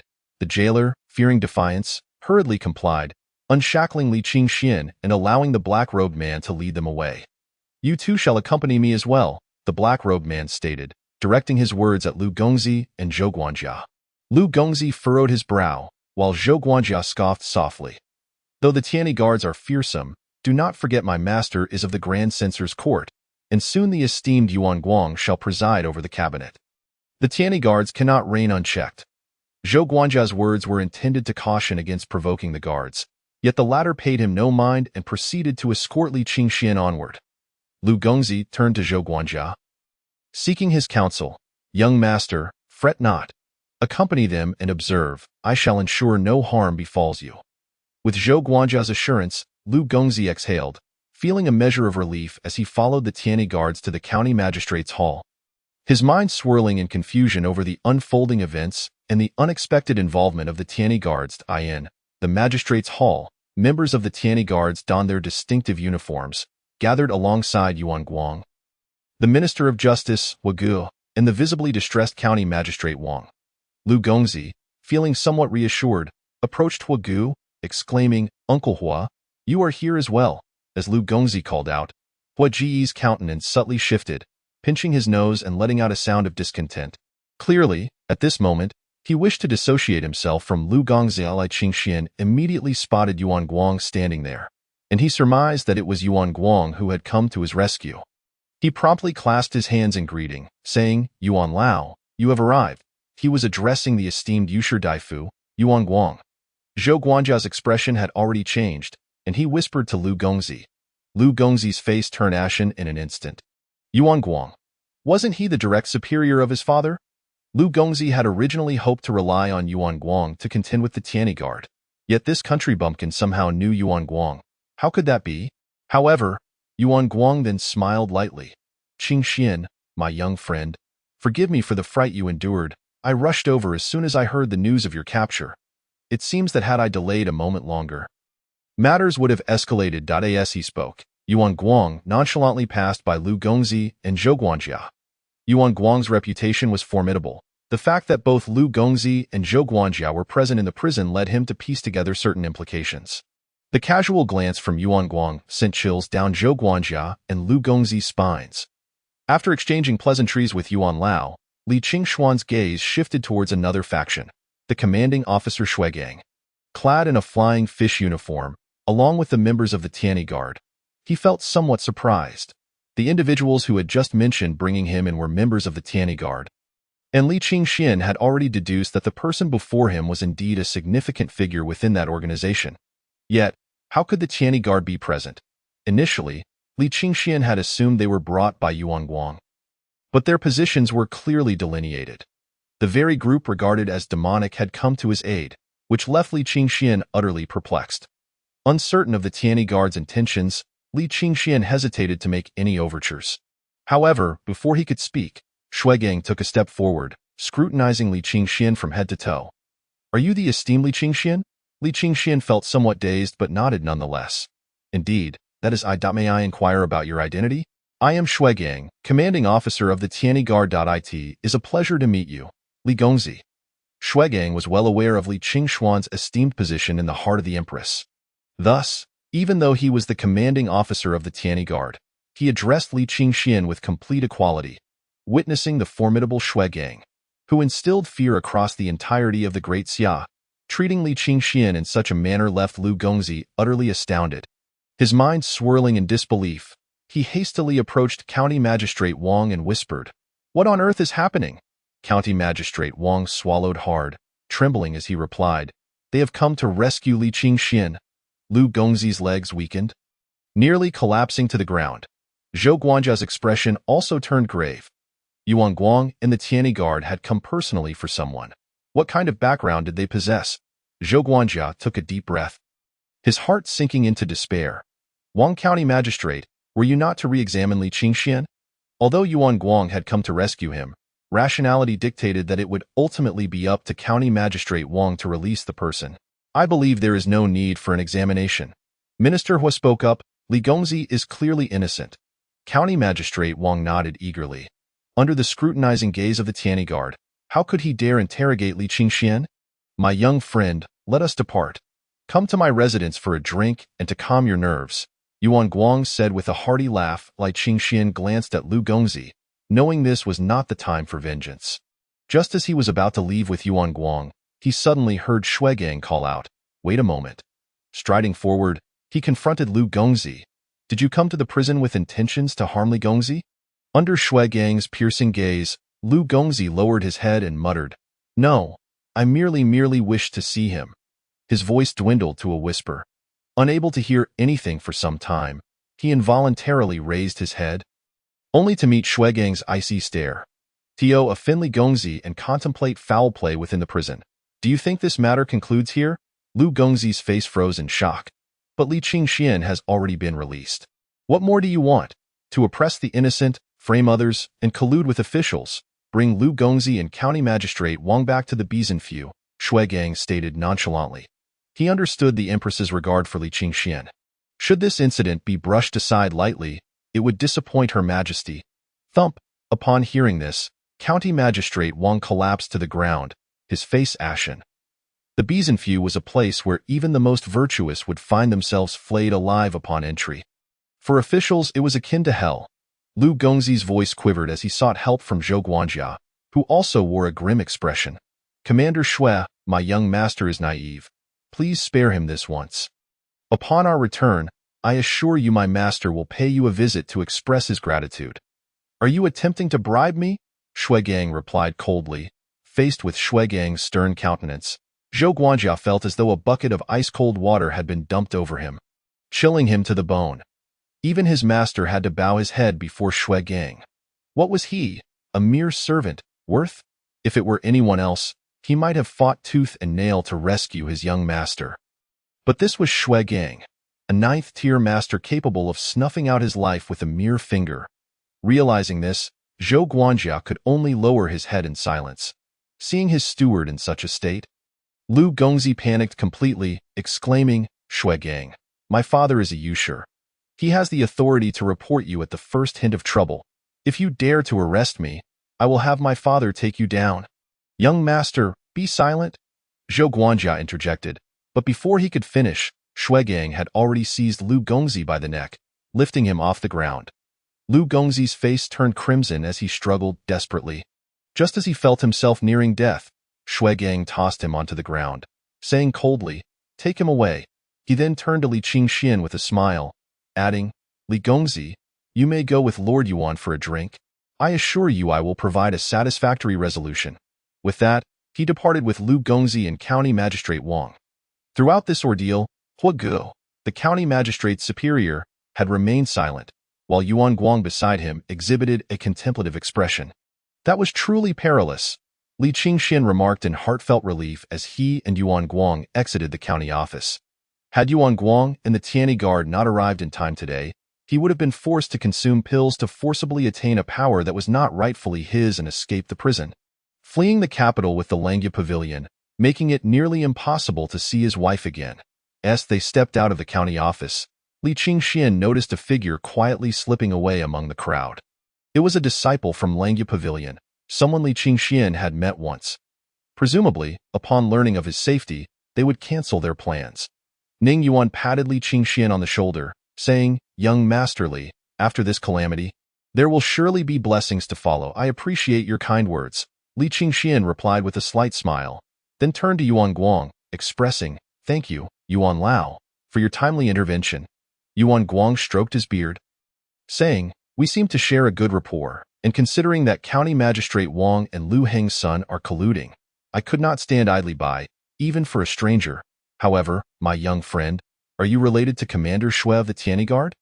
Li Qingxian was taken aback. "To be honest, I have never met Shuigang." Li Qingxian felt puzzled himself. "In no matter. Since you are unwilling to elaborate, I shall not press further. However, the Tianyi Guard has a rather poor reputation. So be cautious in how you wield this connection," Yuan Guang cautioned. He held a deep appreciation for Li Qingxian and did not wish for this promising young man to stray onto a misguided path. Li Qingxian could only offer a wry smile, unsure of how to clarify that he truly did not know Shui Gang. Very well, my young friend. Let us not discuss anything else today, but rather proceed to my residence for a drink. Yuan Guang, believing that Li Qingxian hesitated due to his previous inquiry, swiftly changed the subject. As a prominent scholar of the current dynasty, Yuan Guang's residence in the capital, while not excessively extravagant, exuded a certain grandeur. It was Li Qingxuan's first visit to Yuan Guang's abode. Upon crossing the threshold, he was greeted by a rich aroma of books filling the air. Upon entering the main hall, Yuan Guang instructed his servants to prepare food and drink. Li Qingxuan's gaze fell upon a painting hanging on the wall. It was his own work, the Fuchin Mountain residence. Why, young friend, the food and drink will be ready shortly. Shall we engage in a game of weiqi in the meantime? Yuan Guang proposed, having devised numerous clever strategies since his last defeat to Li Qingxian and eager to test his skills once more. Of course, I would be delighted. Simultaneously, within the residence of Yusher Lu Hong, a voice of fury erupted. Shui Gang of the Tianyi Guard has gone too far. Lu Hong slammed his palm down on a nearby table. Below, Zhou Guanjia knelt, not daring to breathe. Lu Hong had long occupied a high position, wielding immense power. In his youth, he was a military leader, later abandoning martial pursuits for scholarly ones, attaining his current status. Zhou Guanjia, having once served as his aide, was far inferior in strength to Lu Hong. Now, with his son captured, Lu Heng's wrath left Zhou Guanjia feeling anxious. My lord, I had already pleaded with Shui Gang at the time, but he showed no consideration whatsoever. It seems that Li Qingxian shares a significant connection with him. Furthermore, he is acquainted with Yuan Guang, which likely drew Yuan Guang's attention, complicating matters, indeed. Upon hearing this, Lu Heng's anger subsided somewhat, yet his countenance remained shrouded in darkness. The fact that these two influential figures were stirred indicates that this young man's background is indeed extraordinary. However, he is my only son, and I cannot simply stand by as he is led into the clutches of the Northern Town Protectorate.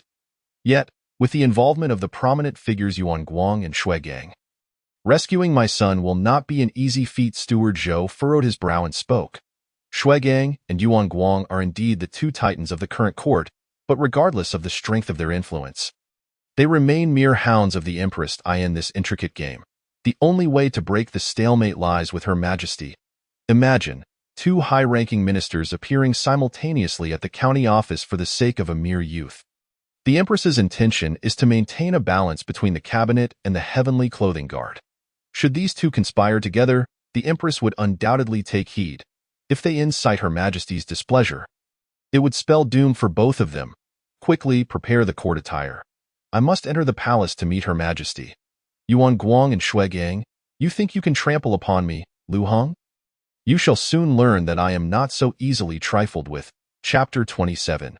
Do you wish to make decisions for me? Within the palace, in the Golden Hall, Hua Ji stood with her hands clasped behind her back, gazing at the map of the nation hanging on the wall, her eyes flickering with both worry and coldness. The surrounding guards trembled under the chill radiating from Hua Ji, creating a somewhat oppressive atmosphere. The four esteemed female officials, Mei, Lan, Zhu, and Zhu, stood arrayed on either side. Unable to contain herself, Xiaomei spoke softly. Your Majesty, you have not touched a morsel of your lunch. Is it that the imperial kitchen has failed to meet your palate? I have heard that the cuisine at the Drunken Immortal Pavilion is exquisite. Would you like me to invite their chefs to prepare a meal for you? No need, Hua Ji replied indifferently. The mention of food brought back memories of the time spent with her husband. Roasted sweet potatoes, grilled corn, and the two of them pooling their savings to buy some mutton. Her husband had promised to grill skewers for them. And how delicious it had been. In comparison, the myriad delicacies within the palace paled to a mere fraction of that taste. With this thought, Hua Ji's gaze grew even colder. County Magistrate Wang and Inspector Liu have conspired to imprison my husband. Footsteps echoed from outside, and Shui Gang, the commander of the Heavenly Clothing Guard, entered briskly. Your Majesty, he bowed deeply, his demeanor filled with humble respect, a stark contrast to his blood-stained reputation. How goes the matter? Hua Ji inquired without turning her head. County Magistrate Wang and Lu Heng's son have been brought back to the Northern Town Protectorate by my subordinates. These two are in collusion, and I have uncovered substantial evidence regarding Magistrate Wang's illegal activities, as well as Inspector Lu's factionalism in the court, Shuegang reported, demonstrating his loyalty to Huaji by having prepared the incriminating evidence in advance. The previous dynasty was rife with corruption, and few within the court possessed a clean background. Inspector Lu Hong, guilty of embezzlement and lawlessness, has sins that are glaringly evident. Present it to me, Huaji commanded, turning around. Xiao Mei and Xiao Lan hurried to receive the documents Shuegang offered, which were piled high, almost half a person tall. What has become of him? Huaji hesitated before asking. Lu Heng's son attempted to inflict punishment within the prison, but fortunately, my subordinates arrived in time. Besides my own men, Elder Yuan also intervened to rescue him. Elder Yuan? Huaji's expression momentarily faltered. Yuan Guang had only recently entered the court. Logically, he should have avoided involvement to evade suspicion. Yet this time, he had acted without hesitation, indicating that he held a considerable regard for Lu Hong. Upon hearing that Li Qingxian was unharmed, Huaji's icy demeanor softened slightly. You have done well. You may leave now. Yes. Once Shuegang exited the grand hall, a look of uncontainable joy spread across his face. He knew he had indeed acted correctly, as the empress had not voiced any discontent, revealing her satisfaction. Just as Shuegang departed, Lu Hong arrived. Seated upon the dragon throne, Huaji's expression was inscrutable. As Lu Hong was summoned into the hall, he fell to his knees with a thud, tears streaming down his face. Quite the actor, Huaji mused, casting a fleeting glance at the kneeling Lu Hong. Inspector Lu, I did not summon you. What brings you before me? With tears and snot mingling, Lu Hong pleaded, Your Majesty, Commander Shuegang and Minister Yuan Guang have conspired against me. My son has committed no crime yet has been imprisoned. I beseech Your Majesty to intercede on my behalf. Intercede. Huaji's gaze, lofty and disdainful, fell upon the prostrate Lu Hong, a faint smile gracing her lips. Why do I hear a different version of events? You, Inspector Lu, have allowed your son to run amok, brazen and arrogant, earning the moniker King of Hell Lu. I happen to have a few memorials regarding your conduct. Would you care to take a look? As she spoke, Huaji casually seized several documents and cast them before Lu Hong. The sound of the documents hitting the ground resonated in Lu Heng's ears like the tolling of doom. Striking at the very core of his being, Lu Hong, the duty of an inspector is to serve as the ears of the state. Yet you have obstructed my hearing. Since you wish to accuse Shuegang and Yuan Guang of collusion, first explain the cases documented in these memorials to me. Tell me, what justification do you have for not facing execution?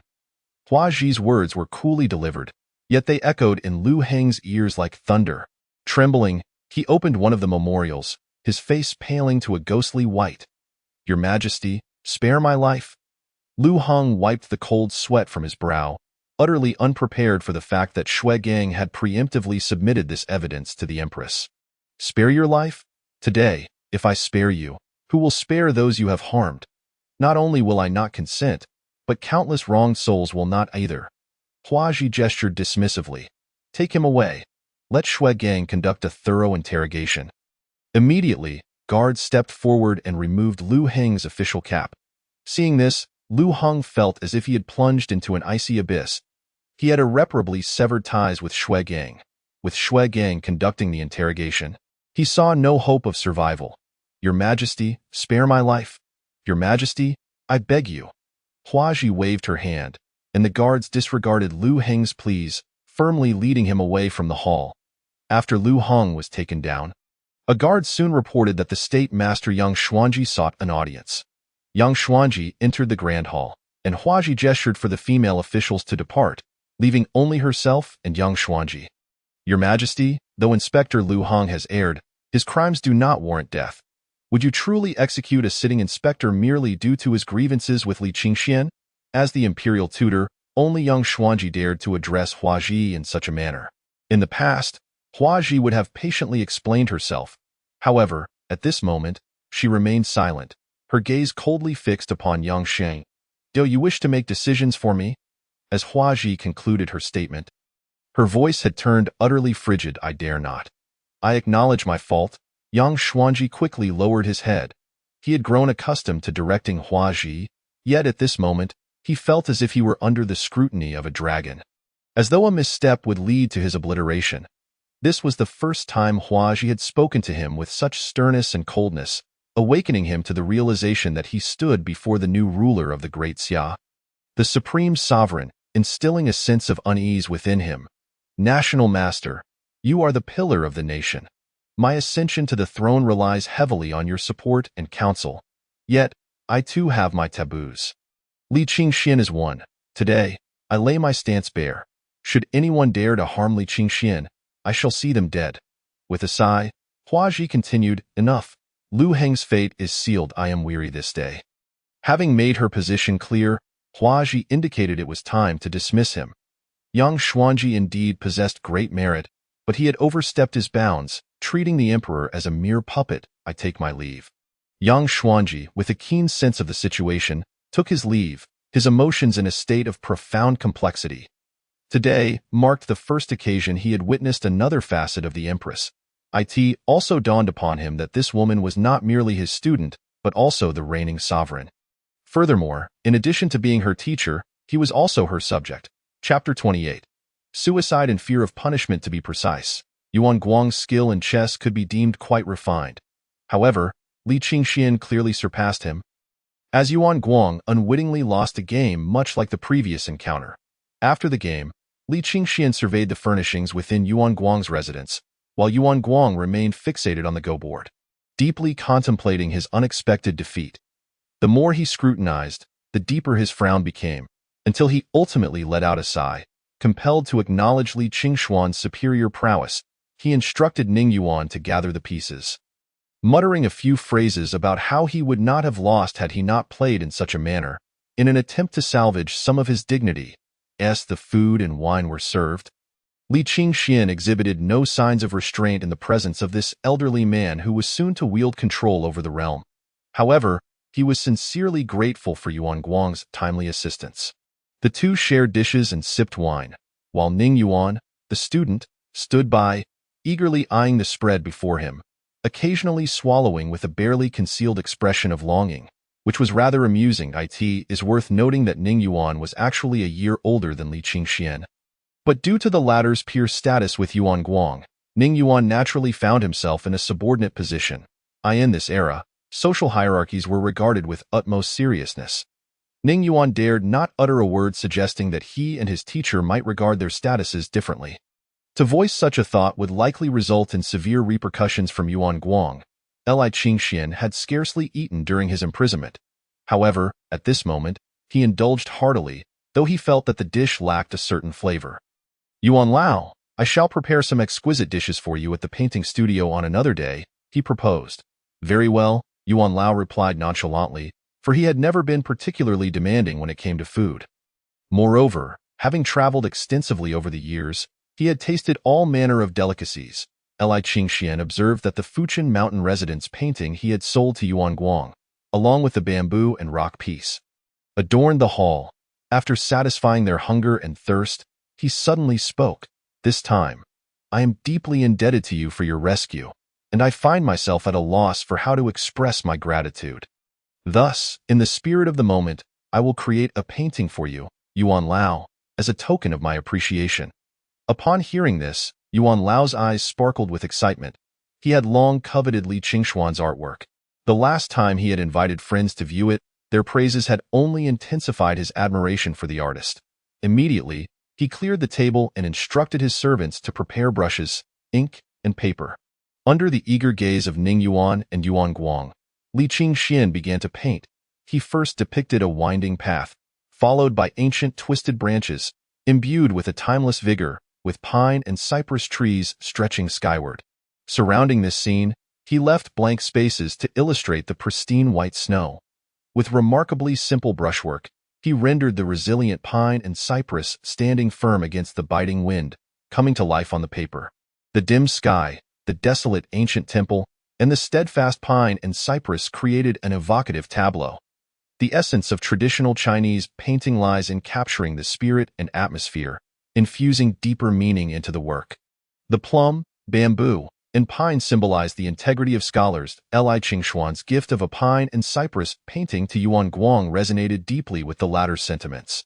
Yuan Guang scrutinized the painting from top to bottom and, reflecting on his own philosophies, felt akin to the pine and cypress depicted. Upon completing the final brushstroke, Li Qingxian dipped his brush in ink and inscribed in the blank space beside it, "In the cold of winter." One recognizes the resilience of the pine and cypress in this era devoid of Confucian teachings. This phrase, revered by countless scholars, made its inaugural appearance before the denizens of this world.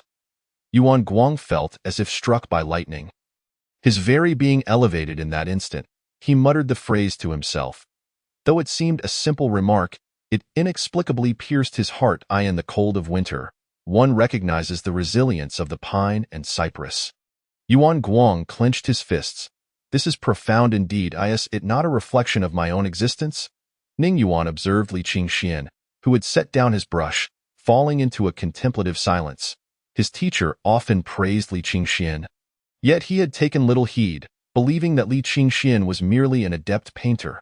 However, at this moment, the weight of those words illuminated the disparity between them. The bamboo and pine each possessed their own character, remaining verdant amidst the winter's chill. Indeed, Yuan Guang mused, and the myriad trees resent the snow for allowing the plum blossom to bloom first. The pine, bamboo, and plum are the three friends of winter, each embodying a proud spirit. Three friends of winter, Yuan Guang repeated softly, then clapped his hands in delight. Marvelous, marvelous. This is the first time I have encountered such a notion. Young friend, your knowledge is astonishing. To confine yourself to a role as a mere painter is a diminishment of your talents. Having known Yuan Guang for some time, Li Qingxian frequently shared insightful remarks, and at times provided unique perspectives on current affairs and the plight of the people, which never failed to impress Yuan Guang. Thus, he was convinced of Li Qingshuan's exceptional talents. However, Li Qingxian declined Yuan Guang's generous offer, which left the latter feeling somewhat regretful. There is nothing amiss about being a painter. I find contentment in my daily routine of sipping tea, playing chess, and cultivating my character, free from the myriad concerns of the mundane world. Such a life satisfies me, for each person has their own aspirations, and the realm of officialdom is not suited to me. Noticing that time was of the essence, Li Qingxian rose to take his leave, promising to create a plum blossom painting for Yuan Lao on another day, thereby completing the trio of winter friends. Ning Yuan accompanied his teacher to the door at the North Town Patrol Office. In the prison, Shui Gang regarded the disheveled imperial censor Lu Hong with a cold smile. Lord Lu, I have heard that you have reported against me. Lu Hong turned his head away defiantly. Shui Gang, you are but a dog of the emperor as long as she has use for you. You shall be favored, but when the day comes that she no longer requires you, your fate shall not be much better than mine. Lu Hong, I am not like you, foolishly oblivious to the reasons for your downfall. Do you know why you find yourself in this predicament? It is because you have crossed paths with those you ought not to have. Leaning closer, Shui Gang whispered a secret into Lu Heng's ear. Li Qingxian. The expression on Lu Heng's face gradually shifted to one of horror. Now you comprehend how your demise shall unfold, do you not? In your next life, remember to be born to a good son.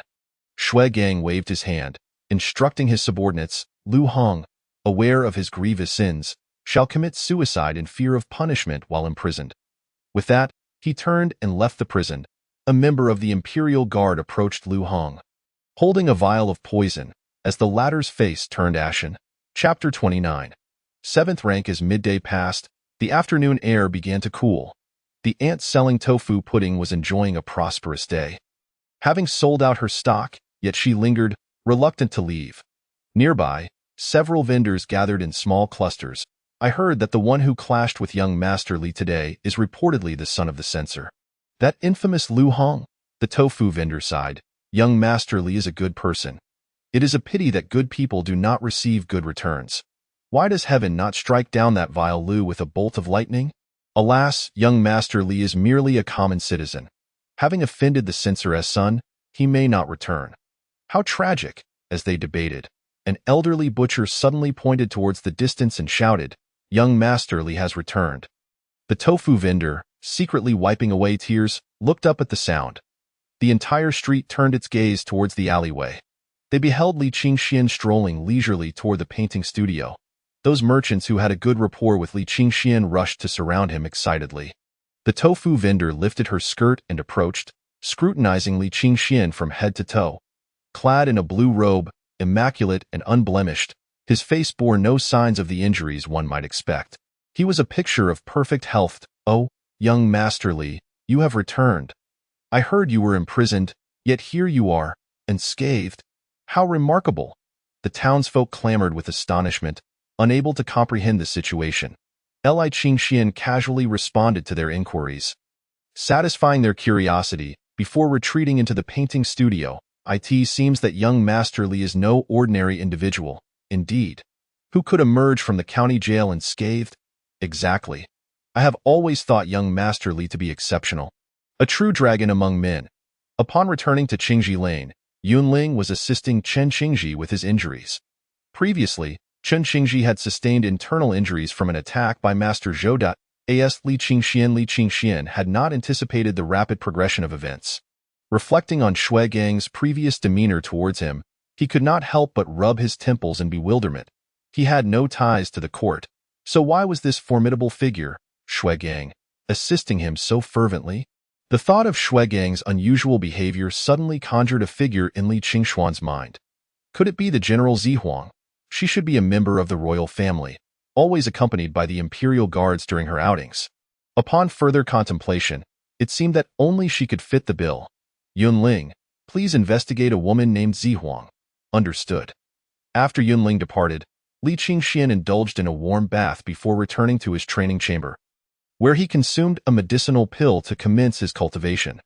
The recent events had intensified his desire for strength. In the dead of night, as Li Qingxian closed his eyes in meditation, a figure appeared at the entrance of Qingji Courtyard.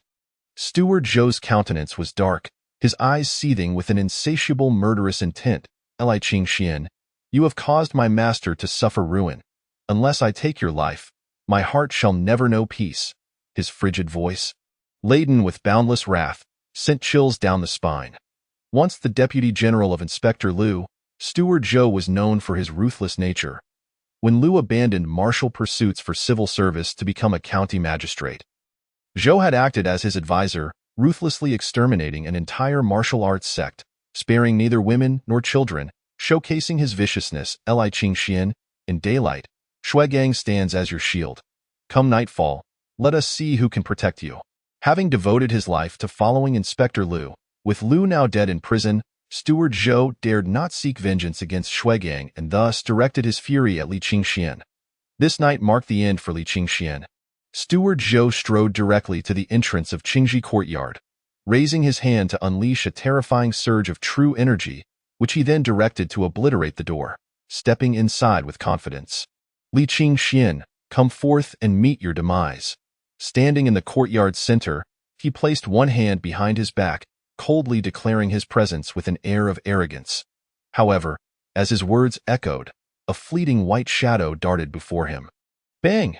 Zhou was sent flying backward, crashing to the ground in the courtyard's center. "Have I been struck?" Zhou, dazed, scrambled to his feet, scanning his surroundings with caution. He then spotted a figure clad in white, standing atop the entrance steps.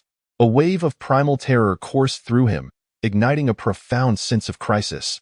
This presence was undoubtedly above the 7th rank. How could this be? A master above the 7th rank residing in that youth's courtyard? Zhou tightened his grip on his treasured sword, his mind racing. He inhaled deeply, a flicker of trepidation crossing his eyes. Yet, what of the 7th rank? If he could not confront them, could he not evade them? In an instant, Steward Zhou transformed into a blur, darting toward the entrance in a bid to escape. Yet, the figure in white atop the steps made no move to pursue him. Just as joy surged within Zhou, another white figure appeared at the entrance, striking his chest with a palm. PFF. He was once again sent flying. Chapter 30. The delegation from Dali Steward Zhou coughed up blood, scrambling to rise once more. His body unsteady as his true energy surged chaotically within. How can there be yet another 7th rank? Zhou's heart sank, staring in disbelief at the figure in white that now stood at the entrance. The aura emanating from this person was equally formidable, sending waves of anxiety coursing through him. What the hell? Zhou's mind was in disarray. What on earth was Li Qingxuan's true identity? No matter, I must flee swiftly. Otherwise, I shall surely perish here. Although Zhou had sustained injuries, he noted that the two figures in white had ceased their attacks, and he perceived this as an opportunity. With a determined leap, he aimed for the wall. Just as he was about to clear the barrier, he felt a hand descend toward his forehead. Terrified, Zhou retreated into the courtyard. What is happening? He found it strange that the previous two figures had refrained from attacking him. Indeed, matters were not as simple as they seemed. As he landed in the courtyard, he gazed upward, only to see yet another figure in white appear atop the wall. This figure stood with an air of confidence, a smile gracing their face, a long sword resting against their back, exuding an aura of superiority. What a predicament! Zhou realized that this courtyard was akin to a den of tigers and dragons. Remaining here could lead to his demise. Instantly, he summoned his true energy and charged at the figure on the wall. Yun 12 sighed. Why seek to confront two 7th-rank individuals when you choose to engage me? An 8th rank? He could hardly be bothered to draw his sword, merely raising a hand to deliver a strike. A terrifying surge of true energy erupted forth, sending Zhou crashing to the ground, blood spewing from his mouth as he fell lifelessly. Yun 12, couldn't you have held back a bit? You've killed him before we could even interrogate him. A voice of reproach emerged as Yun Ling stepped forward. I did hold back, Yun 12 replied, hands raised in exasperation. Who knew he would be so fragile? Li Qingxian emerged, surveying the courtyard and its inhabitants. What has transpired here? His gaze quickly fell upon the lifeless Zhou, upon hearing the earlier crash. Could it be that steward Zhou fell from the wall and met his end? He shook his head in disbelief. What a strange night. Yun Ling, find a suitable place to bury him. After issuing his command, Li Qingxian bent down to scoop up the tail-wagging Raleigh and retreated into the house. Yun Ling shot a disapproving glance at Yun 12. The task of disposing of the body falls to you, since it was you who ended his life. Yun 12's expression darkened, grumbling, I truly didn't use much force. He just died. Li Qingxian resumed his meditation, consuming another medicinal pill as the true energy within him flowed in cycles. He felt himself nearing the threshold of the 6th rank. Elder Qian, this time we come to the Great Xia to demonstrate our might against the Xia people. Rest assured, Lord Zhao, we shall not tarnish the reputation of Dali, Elder Qian replied, on a bright morning. Along the official road of Luodu, a convoy advanced steadily. At the western city gate, officials from the Honglu Temple awaited their arrival. This delegation had set forth from Dali, en route to the Great Xia. Leading the group was Zhao Changbai, the Minister of Rights for Dali. I have gathered intelligence that the Great Xia currently possesses only one 9th-rank master, Shuigang, while we have 3 on our side. With the ascension of the Great Xia's female emperor, many dissenting voices have arisen within the realm. Should we prevail again, it will undoubtedly impact her reputation. We must not only dominate in martial prowess, but also in scholarly pursuits. With 3 9th-rank masters in martial arts and our esteemed talent, Mengquan, in the realm of letters, we shall show the Xia people that Dali excels in both disciplines. Upon hearing Zhao Changbai's words, Elder Qian shook his head. Mengquan is indeed a remarkable talent nurtured by Lord Zhao, but I fear he may falter when faced with the charms of a beautiful woman. Zhao Changbai's expression faltered at this remark. Are you suggesting he harbors feelings for the female emperor? In a carriage toward the rear of the convoy sat a youth in white, engrossed in a scroll. He lifted the curtain to gaze at the distant capital of the Great Xia, his eyes gleaming with fervor. His name was Mengquan, the most outstanding student of the Bailu Academy in Dali, and a cherished disciple of Minister Zhao Changbai, heralded as a once-in-a-millennium talent among Confucian scholars. Over the years, he had produced notable works that garnered widespread acclaim, destined to become a prominent figure in the literary world. As the convoy reached the western gate, officials from the Honglu Temple greeted them. Mengquan disembarked and approached to pay his respects. Zhao Changbai chuckled, addressing Wu Darren, 3 years ago, when I came to Luodu, it was you who received me. Who would have thought that 3 years later, it would still be you? Truly, a sign of fate. Indeed, we have journeyed a great distance to pay our respects to Her Majesty the Emperor. Might I inquire when Her Majesty intends to receive us? Wu Darren replied with a smile. Dear guests, you have traveled far. Please rest for a few days, and allow me to accompany you in appreciating the scenic beauty of Luodu. 5 days hence, Her Majesty will host a banquet to welcome you. 5 days? Is that not a bit excessive?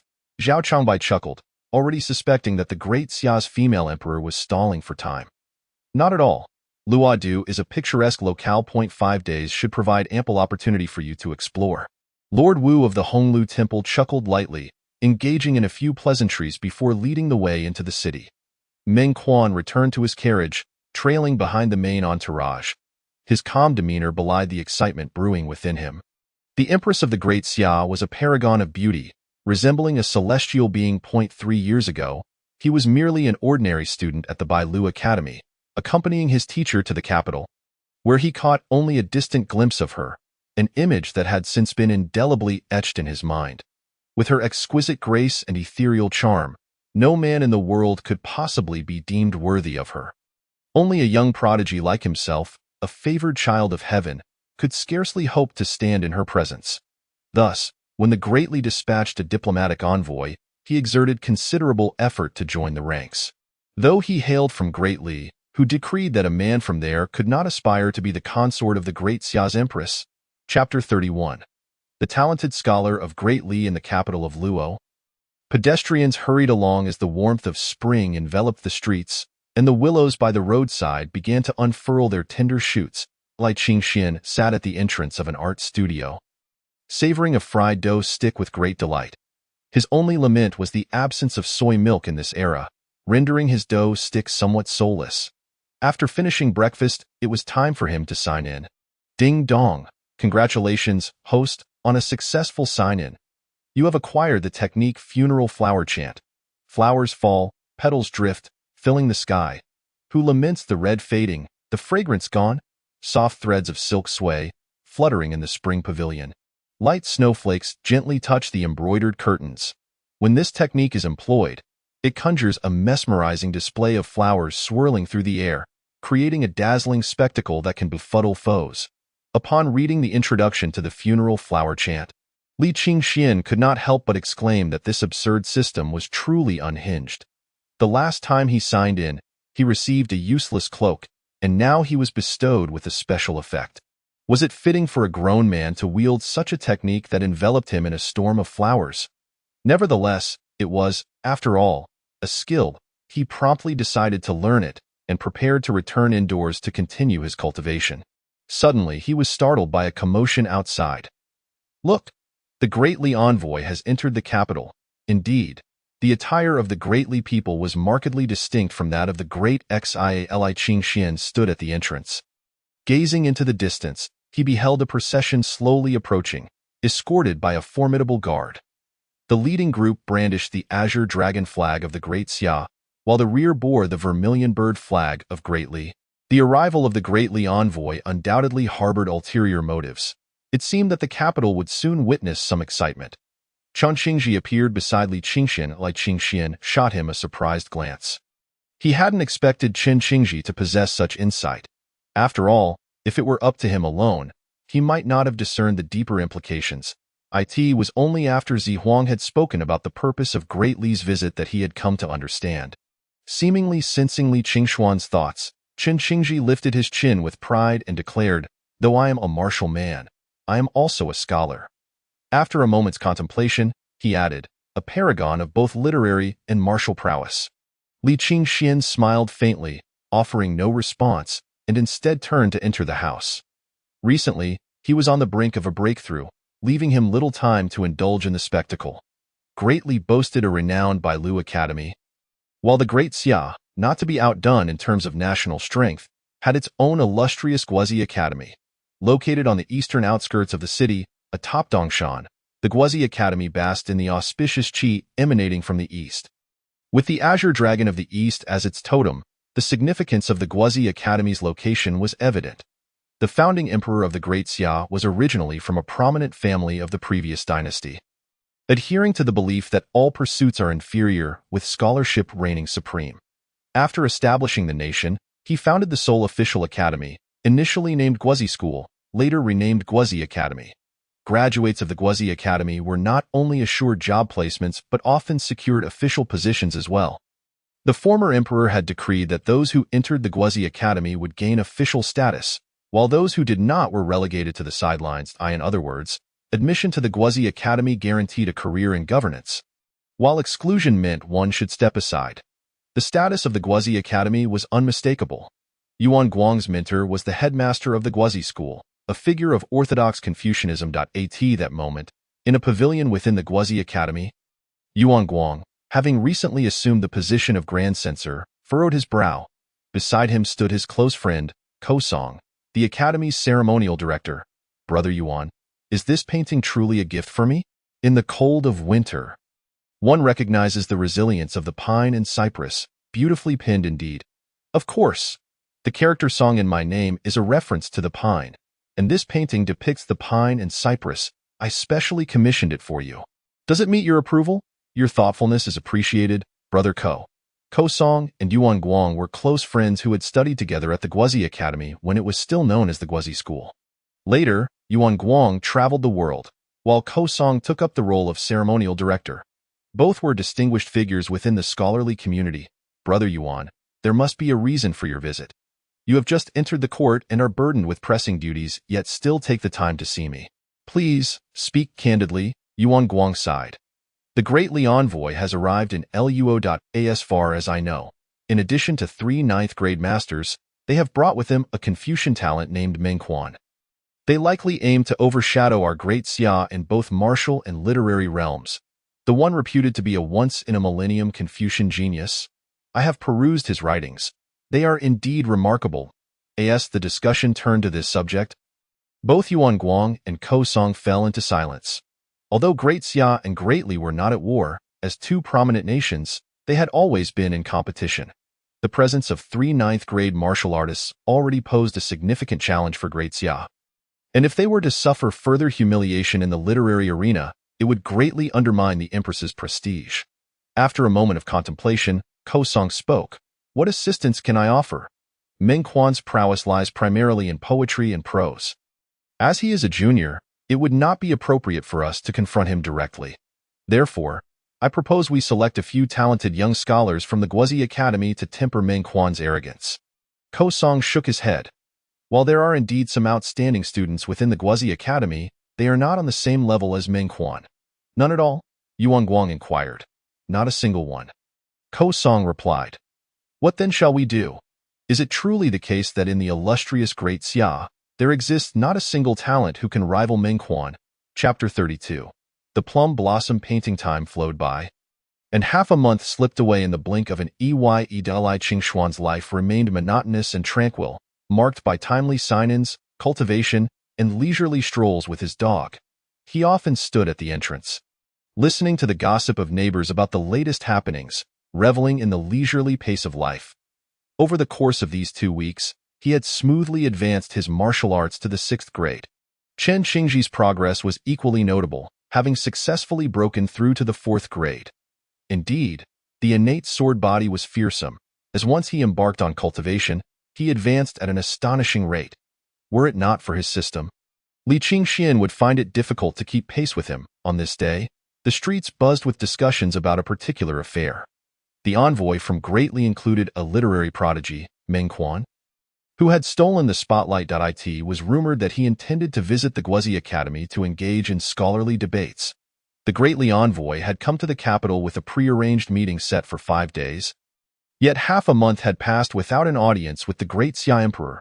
Aware of the empress's deliberate delay, the Great Li envoy had taken matters into their own hands, instigating events. Meng Quan visited the talented individuals of Luo, challenging them to poetry and prose contests under the pretense of seeking guidance. However, not a single person in Luo could surpass him, and he quickly overshadowed the entire literary scene. It was said that Meng Quan's talent was extraordinary, composing poetry in 7 steps at a banquet in the Su residence, leaving all in awe. He penned numerous remarkable verses, and the entire literary community of Luo was eclipsed by his brilliance. His next destination was the Guozi Academy, the heart of Great Xia's literary culture. Should he emerge victorious in the debates there, the reputation of great Xia's literati would be irreparably tarnished. Even the common folk were abuzz with discontent. Lamenting their loss of dignity, young Master Li, you often compose poetry and paint. Why not simply best that Ming Quan in competition?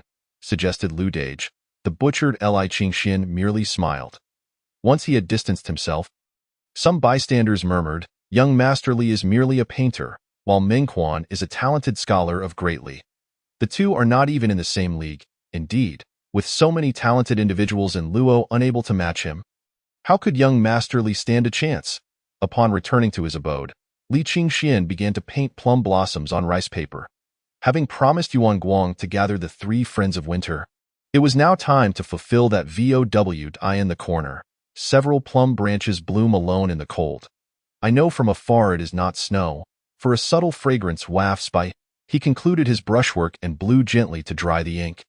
Originally, he intended to have Chen Xingji deliver it to Yuan Guang's residence, but seeing Chen Xingji practicing swordplay, he decided to take it himself to the Yuan estate. Just as he arrived at the entrance, he spotted Ning Yuan leading a horse out. Upon seeing Li Qingxian, he greeted, young Master Li, are you here to see my master?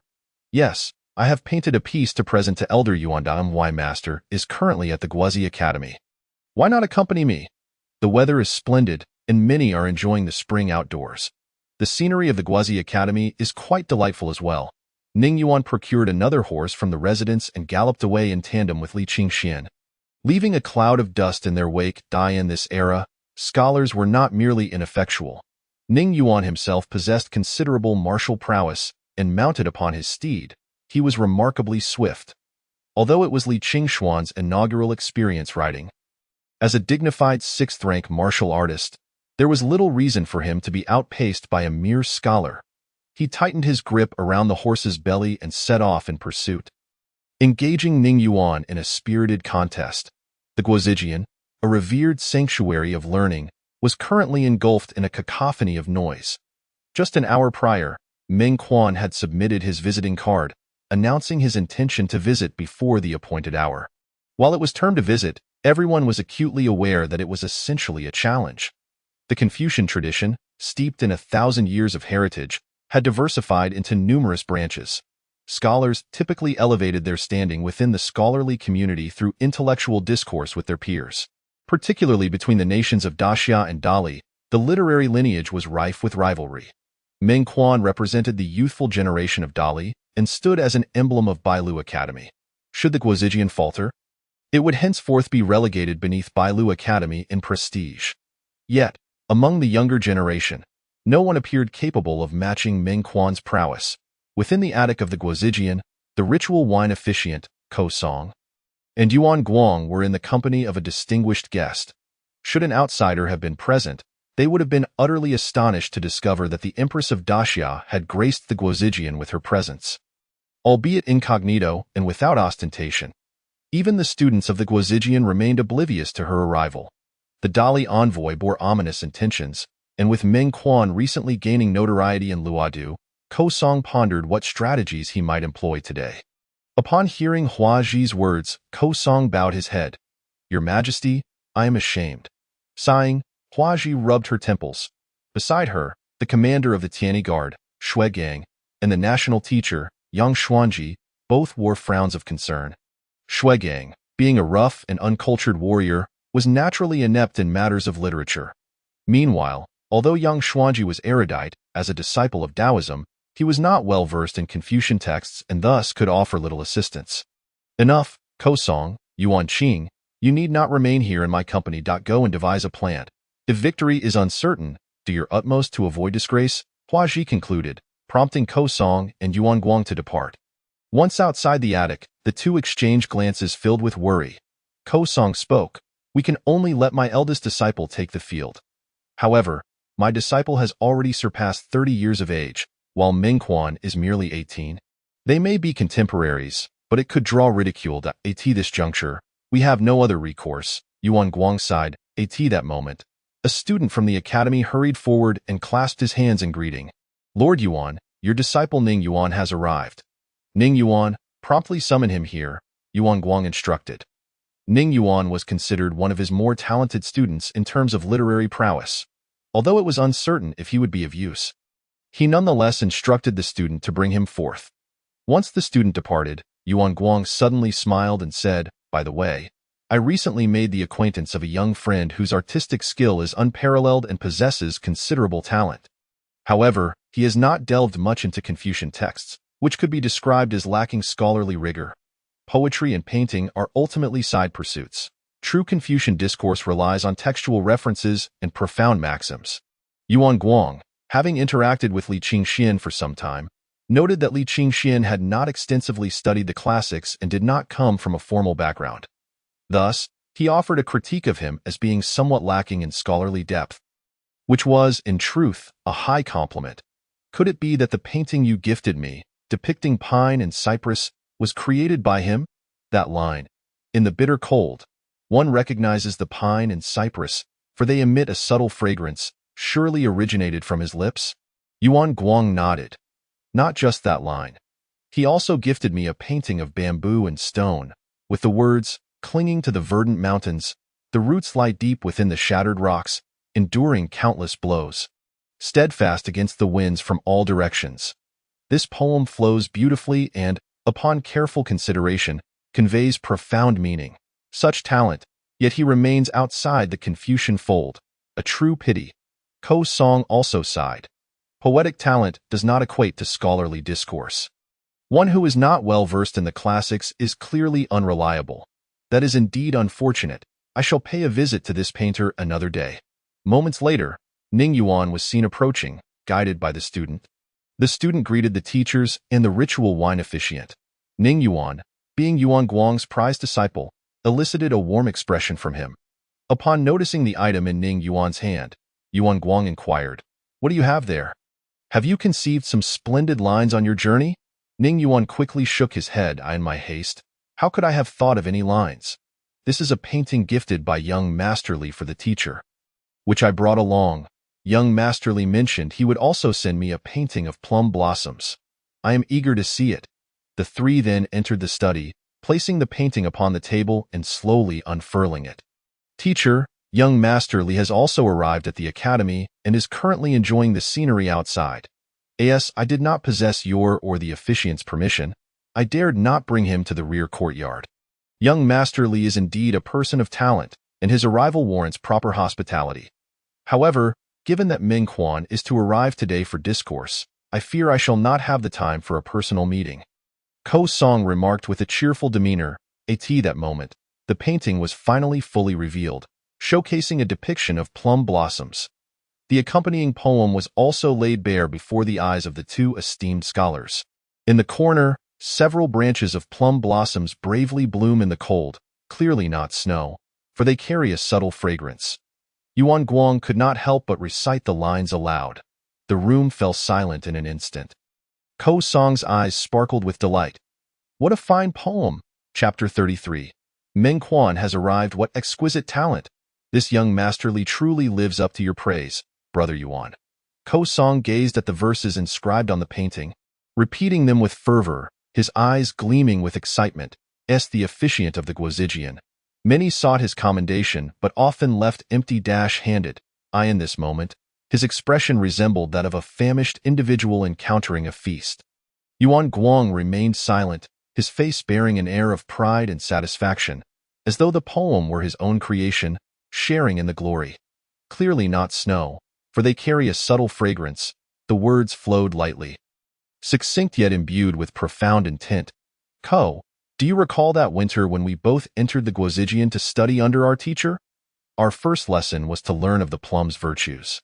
Only by enduring the bitter cold can one appreciate the fragrant aroma. During our student days, we were poorly clad and endured great hardship, yet it was precisely those experiences that shaped the Yuan Guang of today." Ko Song mused, "Is that your justification for stealing my blanket every night?" Yuan Guang suddenly felt a tad embarrassed. In their impoverished days of study, they had to share a single blanket, and Yuan Guang had a habit of rolling up tightly, often awakening Ko Song in the middle of the night from the cold. "Ning Yuan, shortly Ming Quan will arrive for discourse at the academy. You may very well need to take to the stage. Do you feel confident?" Yuan Guang seamlessly shifted the topic. Mention of Ming Quan caused Ko Song's brow to furrow once more. Ning Yuan is Brother Yuan's esteemed disciple, and with my own disciple. Both are young prodigies. Yet, Meng Quan is indeed extraordinary. Even I find it difficult to surpass him. Regrettably, while Li Qingxian possesses talent, he is not well versed in the sacred texts. Thus, he may prove ineffectual in the forthcoming debate. Nevertheless, I suggest we display this poem prominently in the main hall today. Should Meng Quan come, it may serve to curb his arrogance. However, we must first obtain young Master Li's consent. I know well the character of young Master Li. He would not mind, especially since this poem was a gift to me. Displaying it would only enhance his renown, Yuan Guang decisively stated. The central hall of the Guozijian served as the sanctuary for the revered Confucian sage. Before the Hall of Saints lay the grand hall for receiving guests. Within this hall hung the calligraphies of the Academy's illustrious figures throughout the ages. Only those timeless phrases of renown were deemed worthy of being displayed here. 2 students carried a ladder into the hall and, upon entering, affixed the painting in the most conspicuous empty space.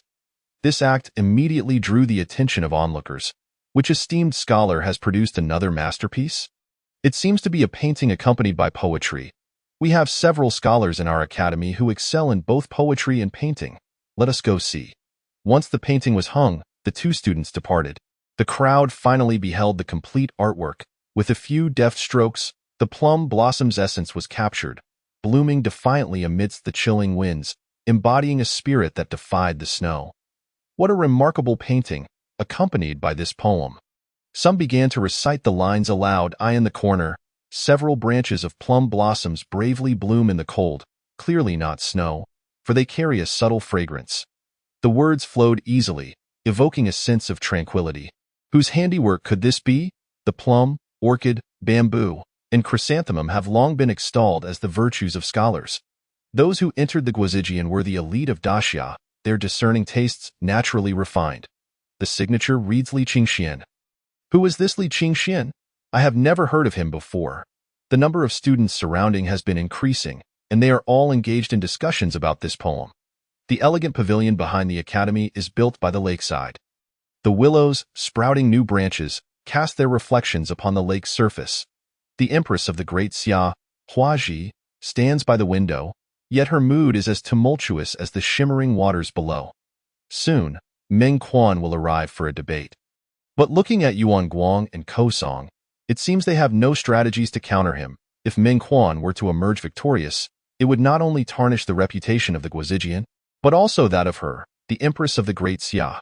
Since Huaji ascended the throne, the scholarly populace has harbored various grievances. Should they lose this time, they would not attribute it to Meng Quan's genius, but rather deem Huaji's rise to power as the reason for the decline of the great Xia's literary lineage. Yang Xuanji and Shuegang also stood quietly, aware that they could not take their seats while Her Majesty remained standing. Suddenly, a commotion erupted from below. What is happening? Shuegang inquired of a young attendant at the entrance. After the attendant went to investigate, he quickly returned. It was reported that a painting of plum blossoms had been hung in the main hall, accompanied by a poem. In the corner, a few branches of plum, blooming alone in the cold, which caused a stir within the academy. This poem is indeed remarkable. Yang Xuanji stroked his beard. Even Huaji, who stood by the window, turned her head, her eyes glimmering with interest. The Guozijian has such a talented individual. Why should they fear Meng Quan? The attendant sighed. It turns out that the author of this poem is not a student of the academy, but a friend of Lord Yuan. Not a student of the Guozijian? Huaji's expression shifted slightly. Lord Yuan associates with distinguished individuals. If he is a friend of Lord Yuan, he must be extraordinary. I must meet him one day. When Huaji ascended the throne, she eliminated many dissenters, leaving numerous positions in the court vacant, creating a fervent demand for talent. Could there be other matters to discuss today? I am eager to meet the author of this poem right now. That moment, hurried footsteps echoed from outside. Before anyone entered, they announced, Meng Quan has arrived at the academy. Chapter 34. The Study of Principle. Accompanying the young prodigy Meng Quan to the Guozijian is his teacher, Zhao Changbai, the Minister of Rites from the Great Li. If it were only Meng Quan visiting, it would suffice for Ko Song to send a disciple to welcome him. However, as Zhao Changbai is a renowned Confucian scholar of the Great Li, His status is equal to that of Ko Song and Yuan Gong. The great Xia cannot afford to neglect propriety. Ko Song personally went to greet them. Countless students of the Guozijian stood on either side, gazing from afar. Today, Zhao Changbai visited as a peer among Confucians, thus he did not wear official robes, but rather a simple blue gown. Truly, as a great scholar of the Great Li, he carried himself with an air of dignity. Next to him, Meng Quan, youthful and radiant, exuded confidence. That is Meng Quan, a figure of remarkable beauty. It is said that his interactions with others leave them feeling as if they are enveloped in a gentle spring breeze. Although he has won several poetry competitions in Luodu, even those who have lost to him hold him in high esteem. Confucian disciples cultivate themselves, naturally not comparable to other schools. If only he were a student of our Guozijian. Such a young figure already possesses the demeanor of a great scholar. It is unlikely that anyone from our younger generation can rival him.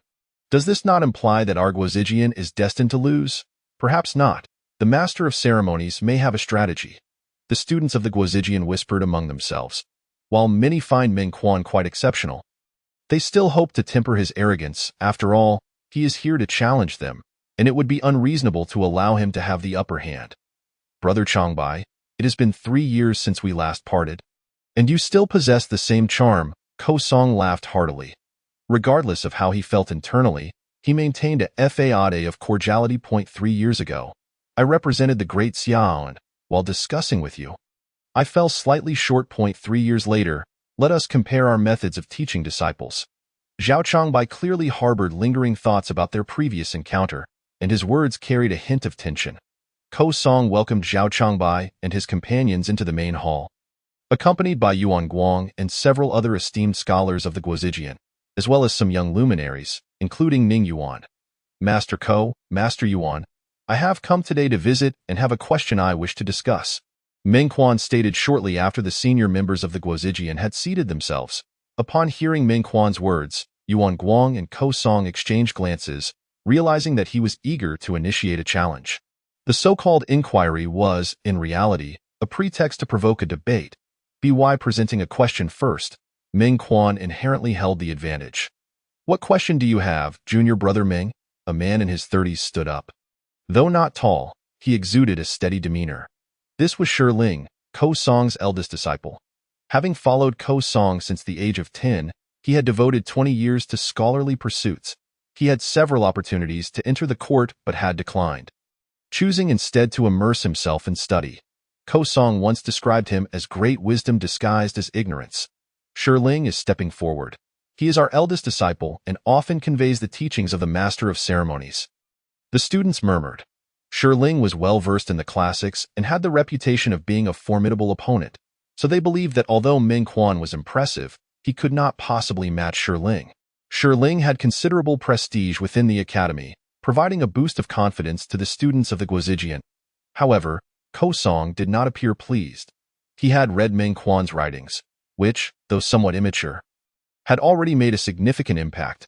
He knew that while Shi Ling was formidable, debating was not his forte, and defeating Meng Quan seemed unlikely.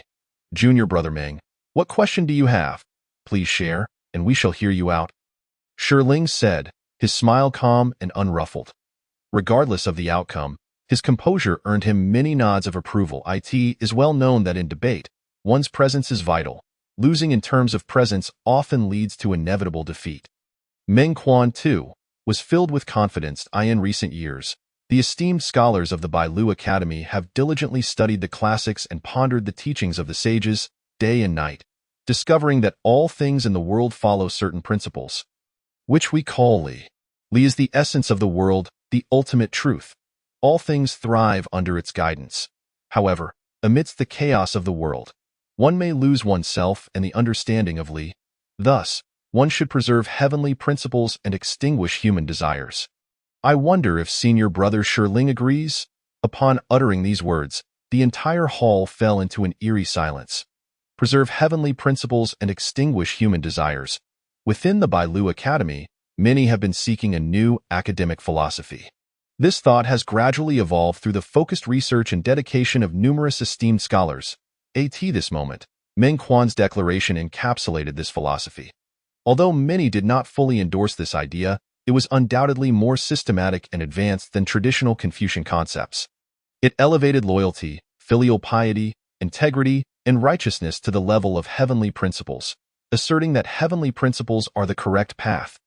Indeed, Shi Ling's smile had frozen, and he opened his mouth, yet no words emerged. Clearly, in this debate, Shi Ling had already lost. Not only Shi Ling, but even the likes of Yuan Guang and Ko Song, the great scholars, found themselves deep in contemplation. Ming Quan scanned the assembly at the Guozijian, the corners of his mouth curving upward. During this visit to the Guozijian, the academy head had written a piece of calligraphy, requesting his disciples to present it to several esteemed seniors, hoping they would hang it in the main hall for the brothers of the Guozijian to study together. The notion that a piece of calligraphy from the head of the Bailu Academy would be hung in the Guozijian's main hall was quite audacious. However, at this moment, his proclamation of preserving heavenly principles and extinguishing human desires had left everyone in awe. Silencing them completely, after finishing, Ming Quan clapped his hands, and someone promptly presented a scroll of rice paper, which unfolded to reveal the two characters.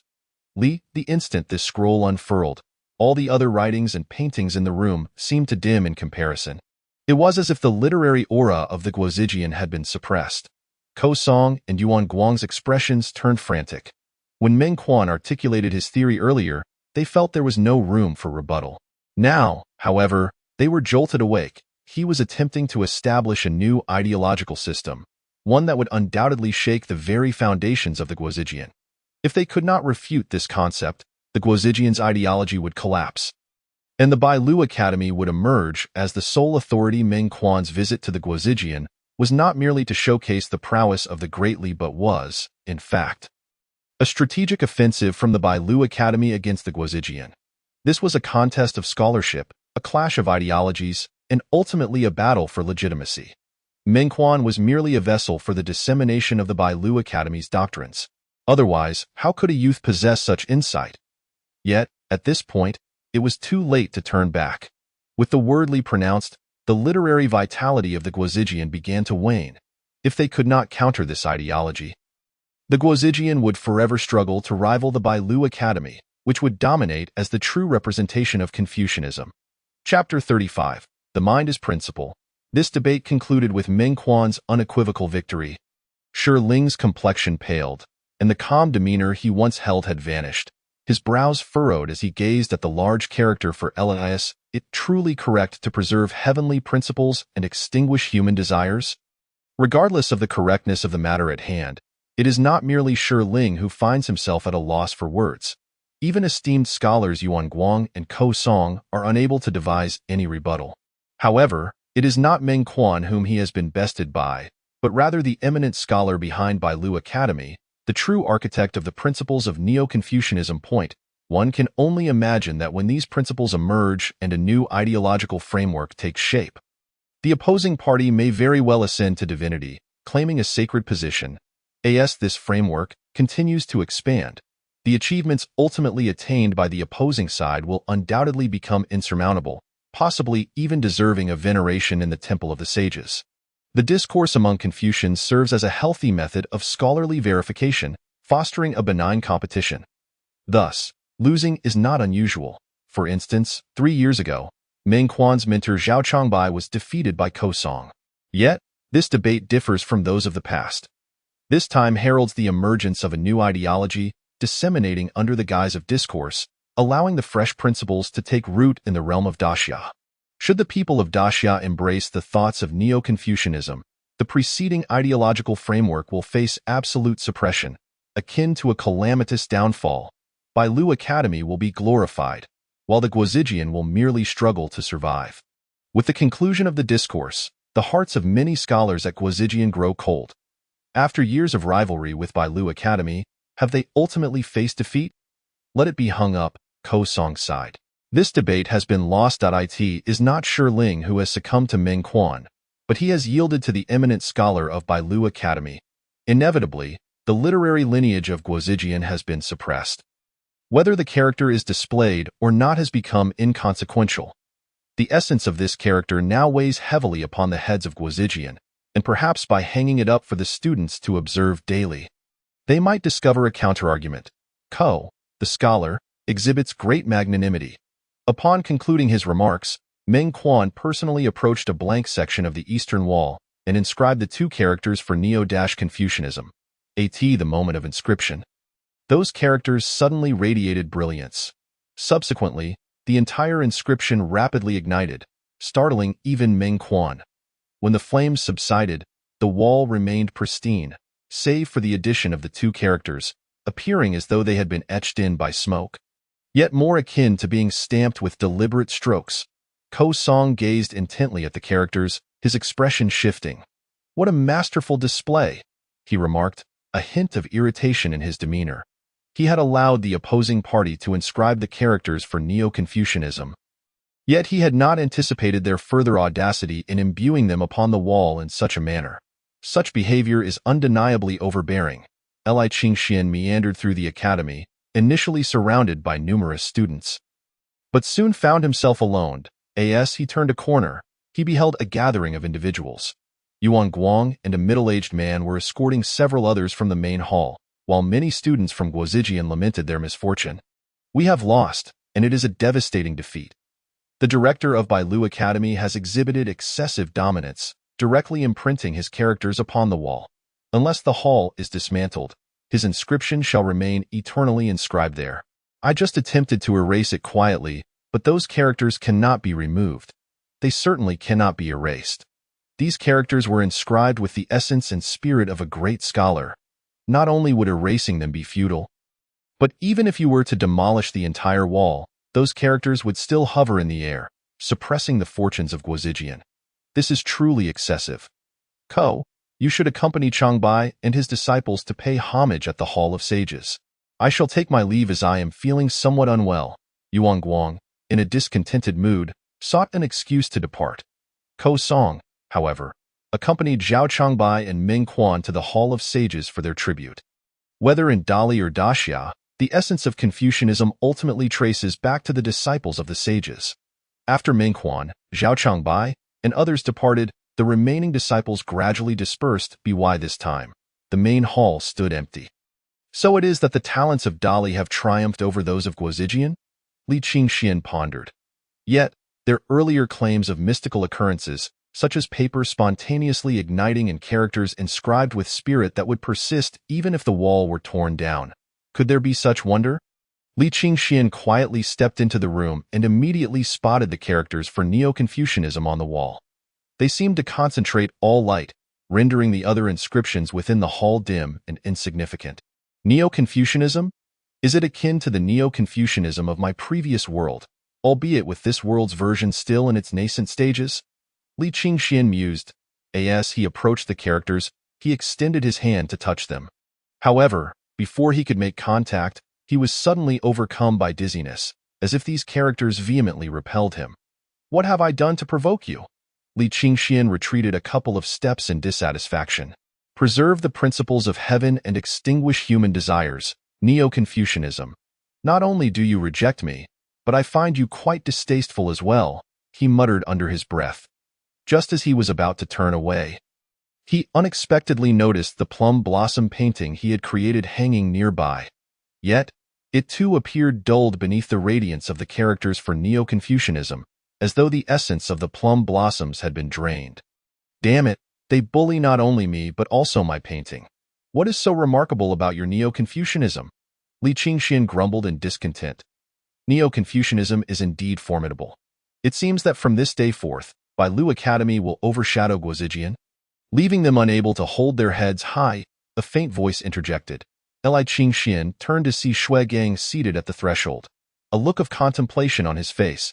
"I, Shui Gang, a crude warrior, am not well versed in Neo-Confucianism or Confucian thought, yet I comprehend the significance of those two characters.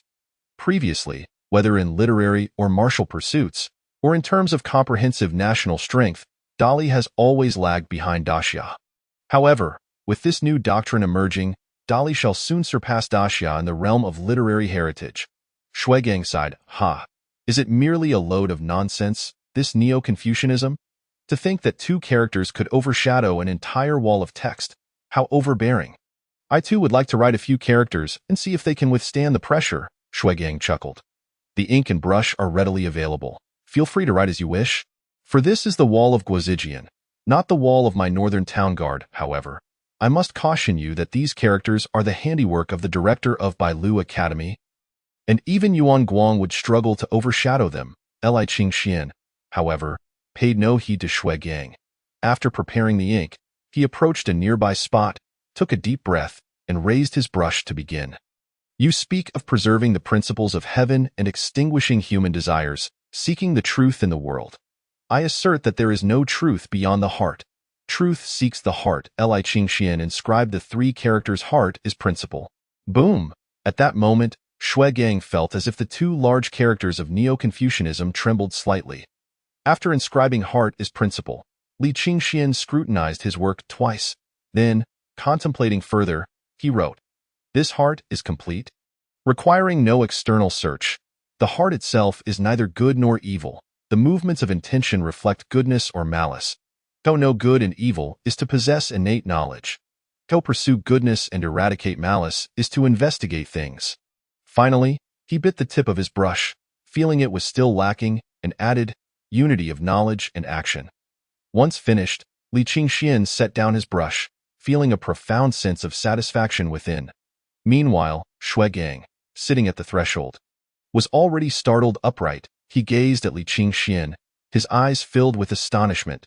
To him, Li Qingxian seemed enveloped in a haze of purple energy. That frail figure, at this moment, appeared remarkably tall. The lines of characters inscribed upon the wall glimmered with light. Simultaneously, the statue of the literary sage in the Hall of Sages began to tremble. Chapter 36. The Sage Manifested.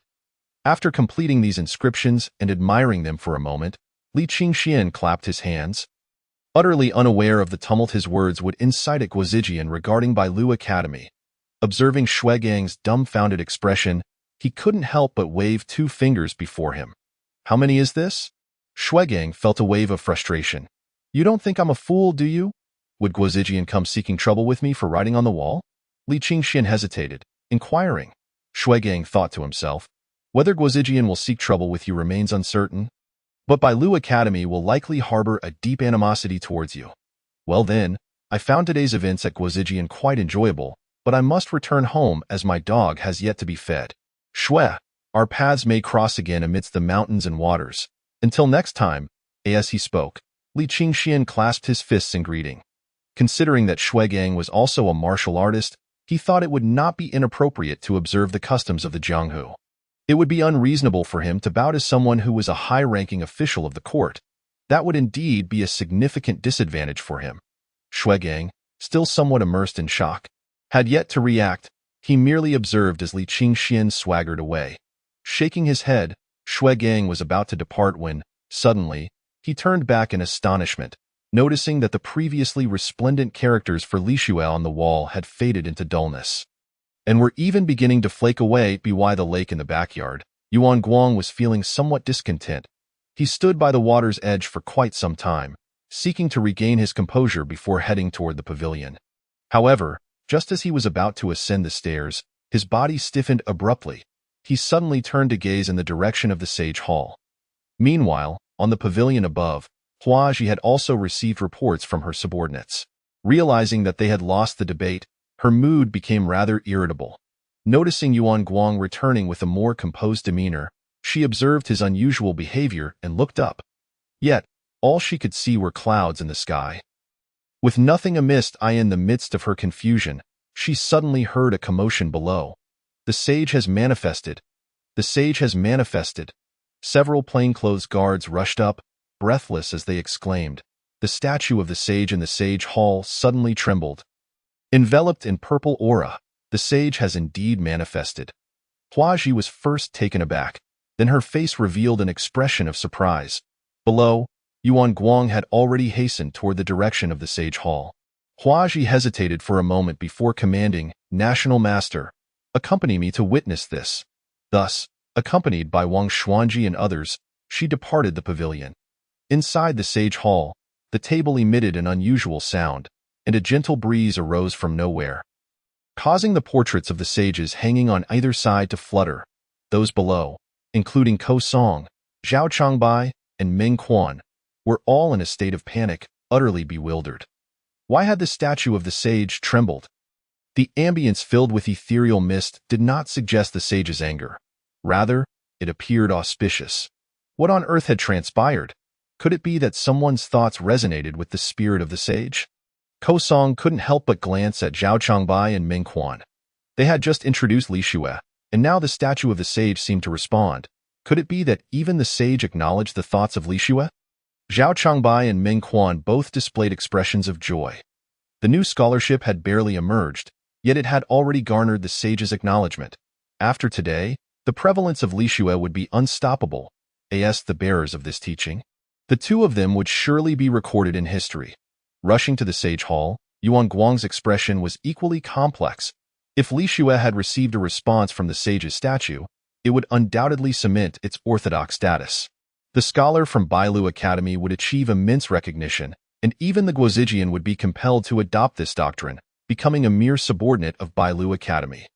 The literary lineage of our great Xia would indeed be on the brink of collapse.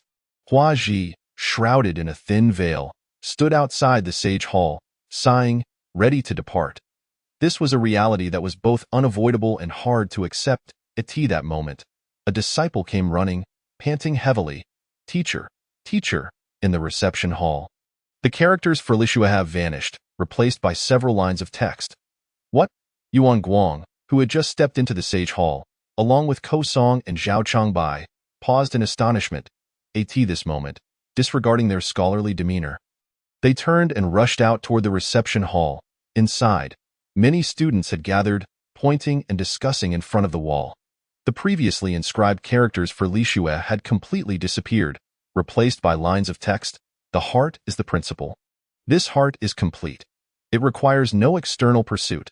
Knowing and doing are one. Yuan Guang, Ko Song, Zhao Changbai, and Meng Quan all appeared in the dimly lit room. Those lines of text shimmered brilliantly, as if infused with a purple aura.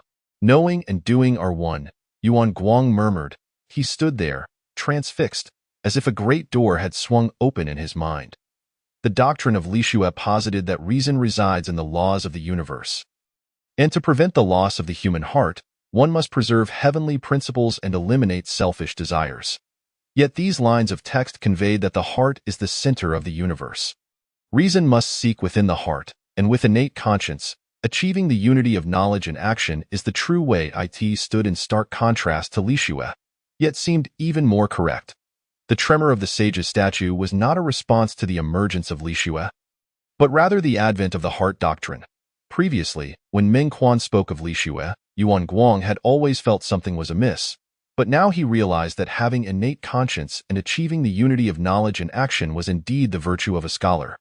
Yuan Guang, the great scholar of the northern lands, felt his voice tremble uncontrollably, his eyes brightening with newfound clarity.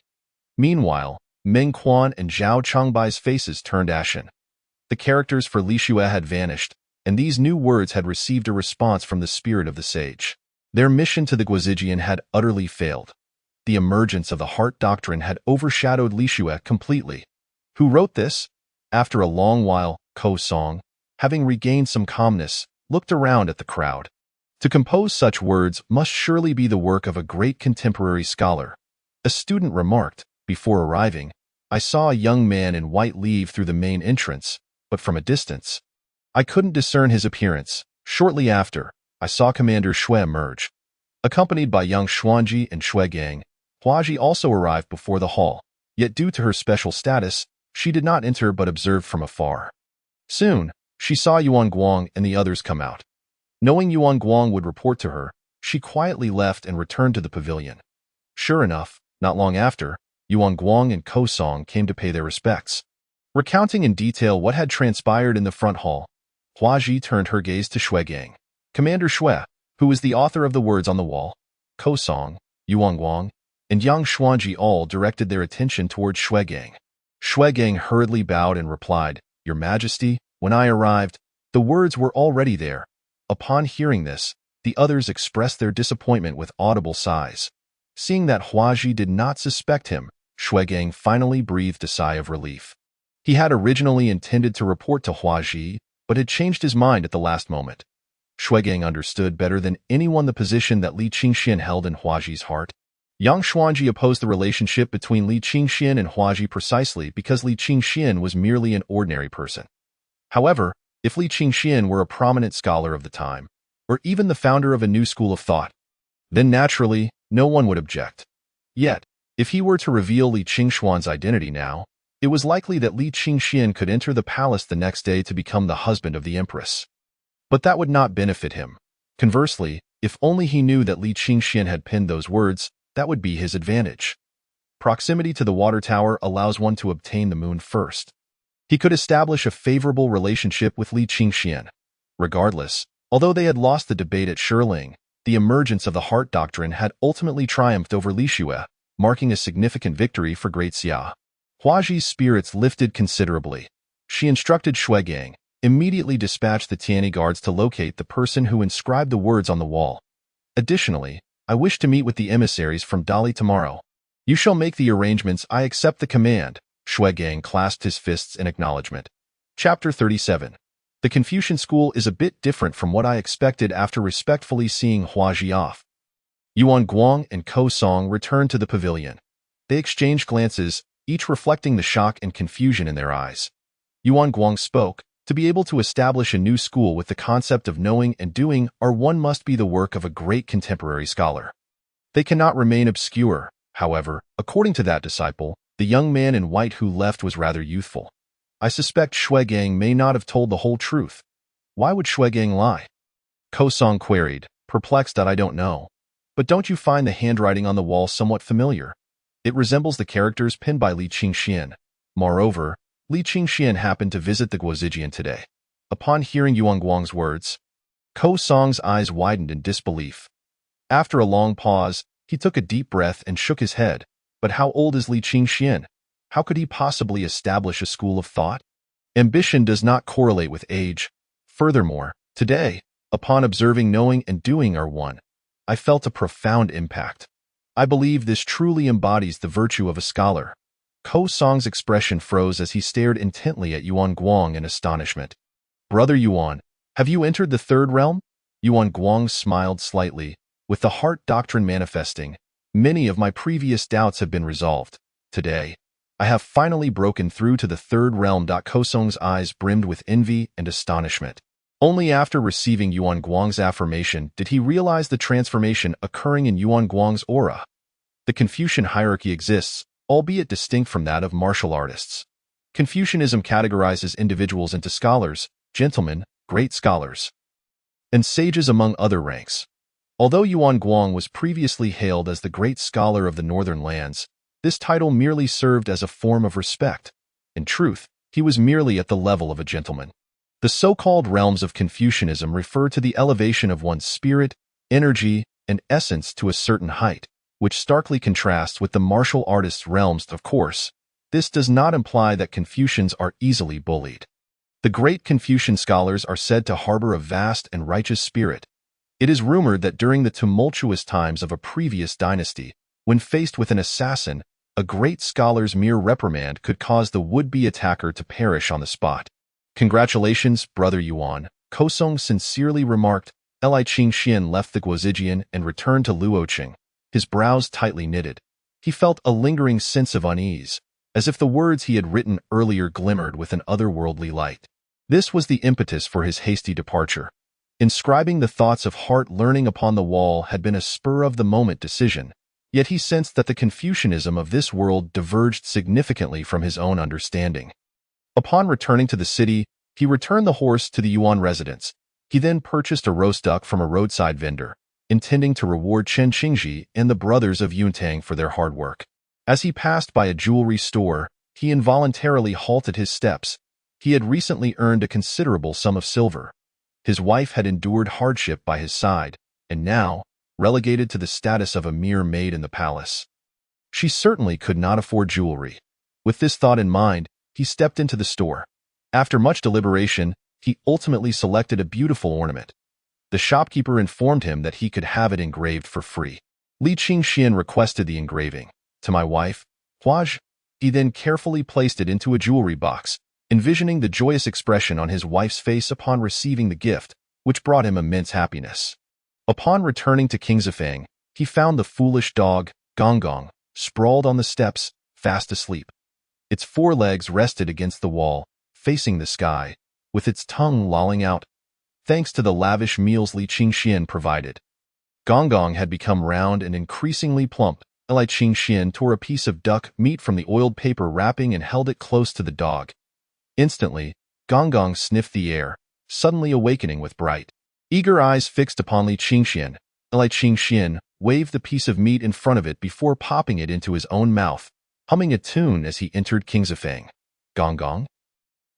Inside, Chen Qingji was engaged in a martial arts exchange with Yunling Chen Qingji, possessing an innate sword body and diligent in his training, made Li Qingxian feel somewhat self-conscious.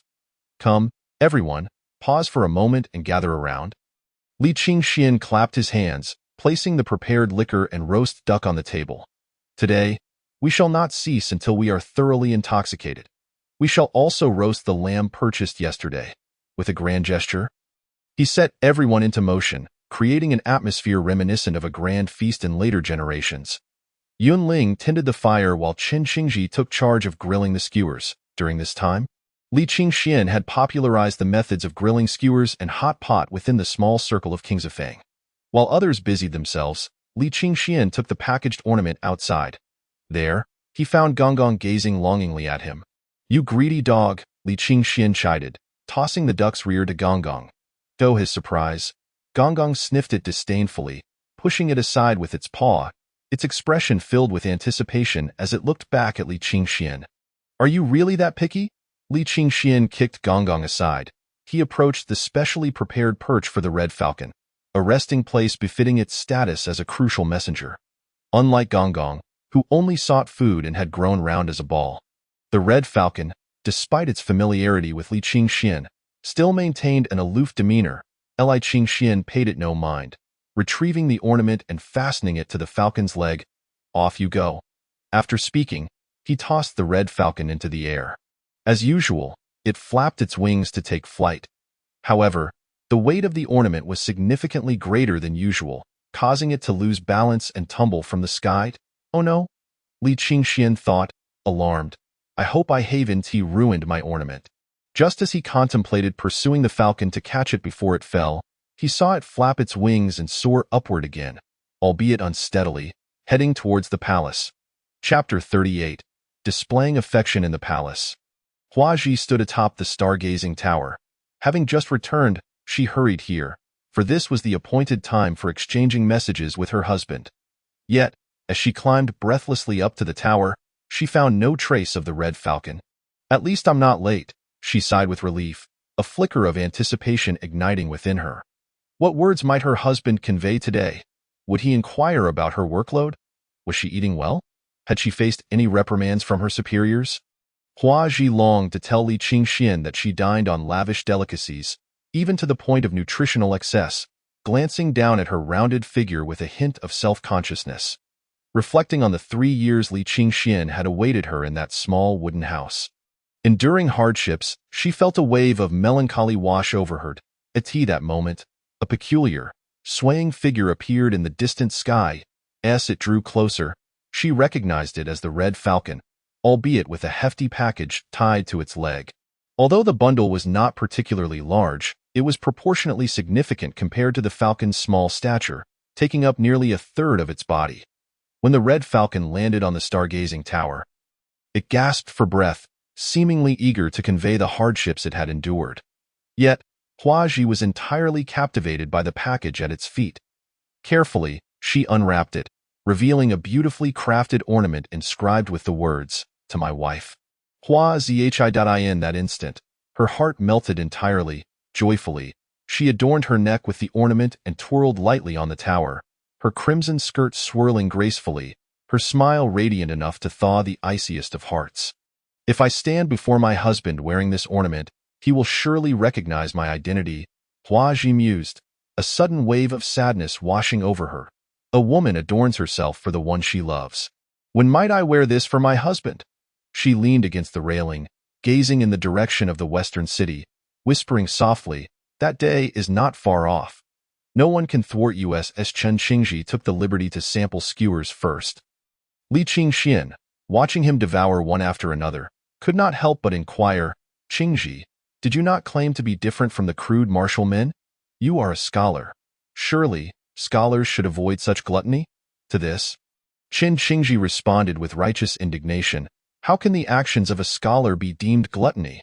I am merely tasting to ascertain the flavor, but you have devoured an entire platter. Has that not sufficed?" Li Qingxian retorted, yet Chen Qingji remained unfazed. "How am I to know the flavor of those I have not tasted?" Li Qingxian found himself at a loss for a rebuttal. There was a semblance of logic to Chen Qingji's reasoning. "I suppose I shall indulge in the roast duck instead," he sighed, contemplating the need for more careful selection of companions for such culinary endeavors in the future. These scholars proved unreliable. Just as he stood up, he noticed the red falcon wobbling back toward him, now burdened with an even larger package. Tied to its feet was a bamboo tube containing letters. "This is a gift for you. You must carry it with you," he instructed. Upon opening it, he discovered a jade pendant, a waist buckle, and a finger ring. "This must be the entirety of your savings from the palace over the years, right? Take care of yourself. You need not buy me such things." Li Qingxian secured the letter back into the bamboo tube and tossed the red falcon once more into the air. Before long, it returned again, this time with an even greater load. A belt, a pin holder, and a beautifully crafted dagger. Li Qingxian gaped in astonishment. The collection of items was nearly as large as the falcon itself. How could it manage to bring all of this back? Indeed, potential is like the water within a sponge. With a little pressure, it will always yield. And no wonder some say that the 996 work schedule is a blessing. Exploiting labor has long been humanity's forte.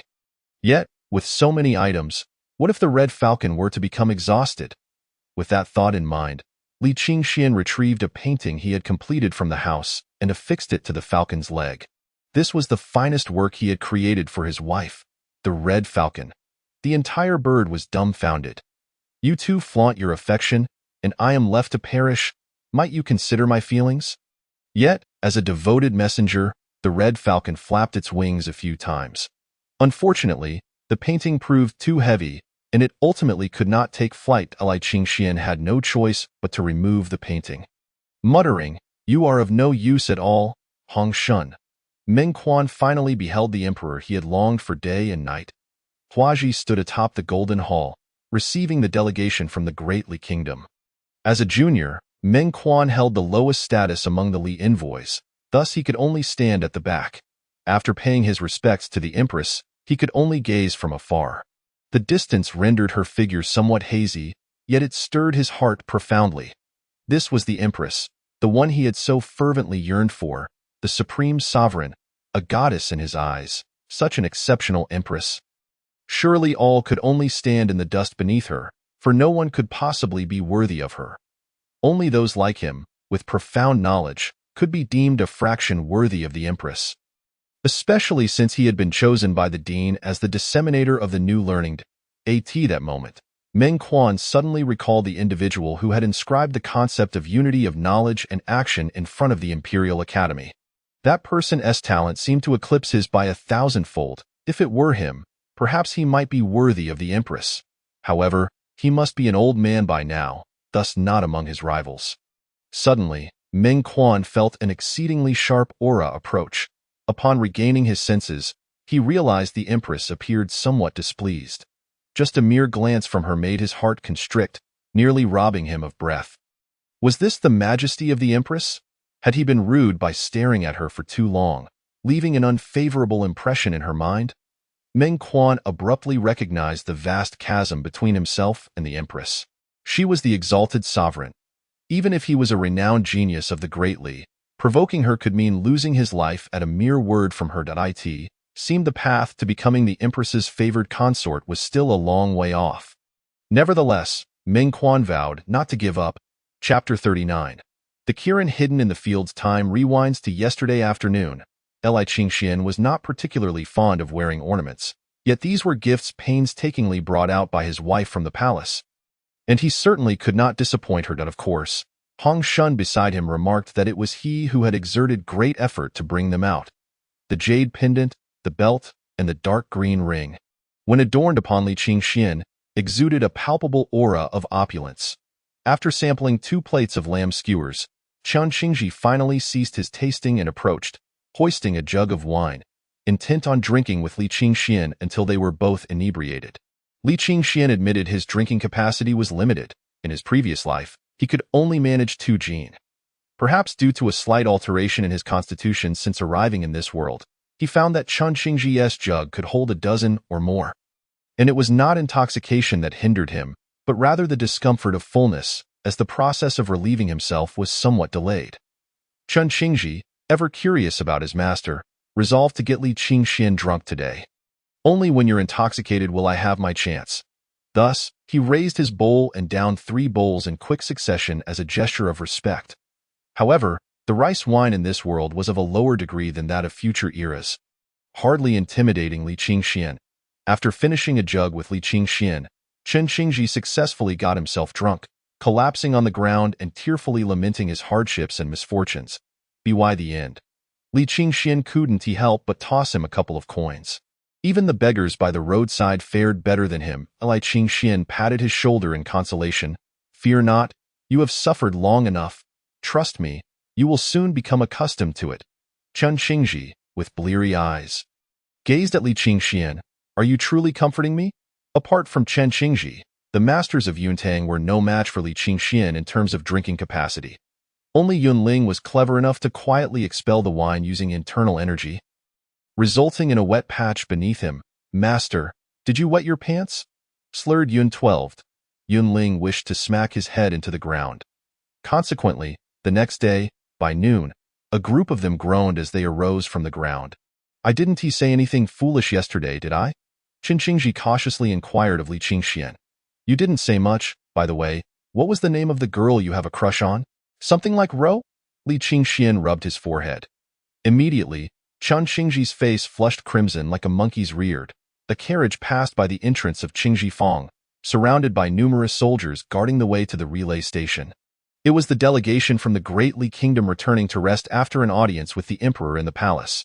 Upon hearing the commotion outside, Gonglong barked twice.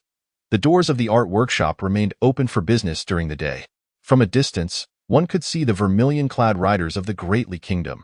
Their totem was the vermilion bird, hence their officials donned red robes, while the soldiers were clad in scarlet armor. In contrast, the totem of the Great Xia was the legendary azure dragon. Li Qingxian felt indifferent towards the Li delegation. It was only after Zi Huang confided in him, and considering she was his benefactor, that he paid them some attention. Presumably, the 3 ninth-grade masters were aboard the largest carriage ahead. If he wished to assist Zi Huang in resolving her troubles, he would need to confront those 3 ninth-grade masters. Relying solely on Yunling would undoubtedly be insufficient. Chen Qingji had yet to mature. Did that mean he would have to mobilize all the disciples of Yuntang? 13 8th grade and over 30 7th grade fighters should suffice to surround and beat 3 9th grade masters. Li Qingxian contemplated. Elder Qian, you are proficient in the art of divination. Could you discern the formidable experts in the palace today? Zhao Changbai inquired of Elder Qian. Elder Qian pondered for a moment before responding. Shuigang, the commander of the Heavenly Clothes Guard, is undoubtedly a 9th grade master. There should be over 30 8th grade experts within the palace, likely the leaders guarding it. The foundation of the Great Xia was indeed profound. With over 30 8th grade masters, however, they posed no threat to them, as they had no intention of forcefully storming the palace. Our mission this time is to suppress the arrogance of the Great Xia. Their emperor cannot possibly send dozens of 8th grade masters to besiege us after the arena battle, Zhao Changbai remarked with a cold chuckle. By the way, what of Yang Xuanji? Elder Qian shook his head. Yang Xuanji is unfathomable, a disciple of the human sect, possessing concealed aura artifacts. I cannot discern his depth. However, Yuan Guang radiates a celestial aura. If I am not mistaken, he should have already broken through to the Grand Scholar realm. Yet, the scholarly realm differs from the martial system. It is merely something to keep an eye on, as it will not affect the martial competition. Zhao Changbai nodded, albeit with a hint of wistfulness. The Grand Scholar was a realm he yearned for to be the way. Have you encountered any formidable experts along the way in the capital? Elder Qian shifted his gaze, lifting the carriage curtain to peer outside. My divination can only perceive auras within 100 paces, yet it appears there are no notable experts in the capital. That is good. Though the Great Xia has deep roots, those high-grade martial artists should all be stationed at the borders. The previous emperor's belligerence birthed superlative figures like the Northern King, yet it also forged countless formidable enemies. Perhaps this is an opportunity. Strong externally yet weak internally, if a conflict arises between the Great Li and Great Xia, we can exploit the internal strife, Zhao Changbai mused. Just then, Elder Qian's gaze suddenly sharpened, focusing on the vicinity of Qingji Fong. Only after the carriage had traveled 100 paces away from Qingji Fong did he lower the curtain. I retract my previous statement. The Great Xia capital does indeed harbor experts, but they are hidden in various corners. What do you mean? Zhao Changbai and the two elderly men, who had been resting with closed eyes in the carriage, simultaneously opened their eyes. Lord Zhao, just now as I passed by an art workshop and employed my divination, guess what I discovered?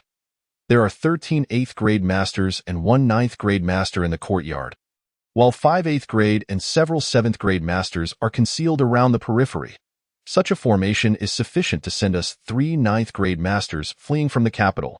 Zhao Changbai stared in disbelief. Elder Qian nodded gravely. Could it be that the Great Xia Emperor has already discerned that the Li delegation includes a skilled diviner such as myself, hence deliberately dispatching the palace's experts to conceal themselves outside, so as not to be seen through by me? If not for the carriage convoy's sudden detour, passing by here, and my chance to employ my divination, I would never have made this discovery.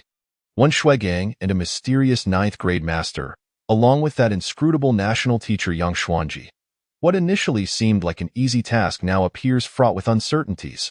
The mood within the carriage grew heavy. Shortly after the delegation's convoy departed, a group of individuals appeared at the entrance of Qingji Fong. Huaji, donned in red, entered with an air of feigned modesty. The items she had delivered to Li Qingxian yesterday were all meticulously chosen by her. She wished to see with her own eyes how they looked adorning Li Qingxian. It turned out to be General Xiong. Li Qingxian smiled politely, and just at the right moment. Upon seeing that Li Qingxian had adorned himself with the items she had gifted him, Hua Ji's eyes curved with laughter. Yet, Li Qingxian silently cursed his misfortune. The thought of the disarray left behind from yesterday's revelry being witnessed by the illustrious General Zihuang was enough to stir potential trouble. After all, there existed a certain conflict between the Langya Pavilion and the court. He needed to devise a way to stall Zihuang. Just as Li Qingxian was formulating his plan, Zihuang had already bounded into the backyard. The backyard was immaculate, the floor shining as if newly polished, and the previous day's chaos had been tidied up remarkably well. Li Qingxian marveled at the cleaning skills of the residents of Yuntang. Huaji stood in the courtyard, sniffing the air, then turned to Li Qingxian. Have you been drinking? She inquired. Is your nose that keen? Li Qingxian could only nod in response.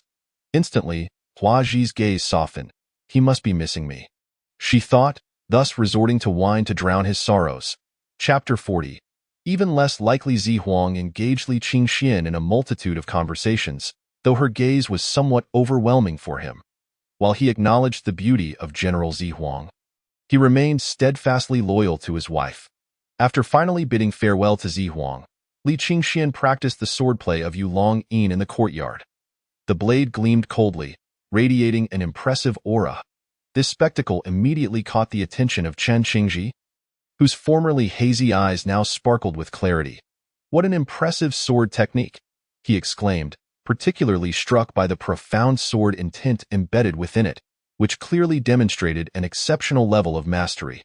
Chen Qingji had previously believed himself to possess extraordinary talent in the sword arts, perhaps ranking among the top in the world. However, witnessing Li Qingshuan's prowess made him suddenly realize the terrifying potential of this young man in the realm of swordsmanship. A sense of defeat began to creep in. It turns out I am not the strongest after all, he mused, understanding why Yunling, a 9th-tier master, willingly served under Li Qingxian. That afternoon, just as Li Qingxian was preparing to take a stroll, he spotted Yuan Guang standing at the entrance with his hands tucked into his sleeves, wearing a beaming smile. Old Yuan, you've come. Please, do come in. Li Qingxian greeted. Yuan Guang scrutinized Li Qingxian, who reciprocated the gaze. Ever since the incident at the Guozijian, Li Qingxian had realized that scholars of the Great Xia were not as he had imagined, and this esteemed Confucian was among the elite of the scholarly echelon. Yet, what could possibly be causing old Yuan to smile so broadly? Had he stumbled upon a fortune? Upon entering, Yuan Guang sat down and accepted the tea Li Qingxian offered, taking a sip before putting it down. Young friend Qingxian, I heard you visited the Guozijian the other day. I later sent Ning to find you, but you had already vanished. Oh, I was hungry and decided to leave early for a meal. Li Qingxian casually replied, secretly wondering, is this old man here to reprimand me?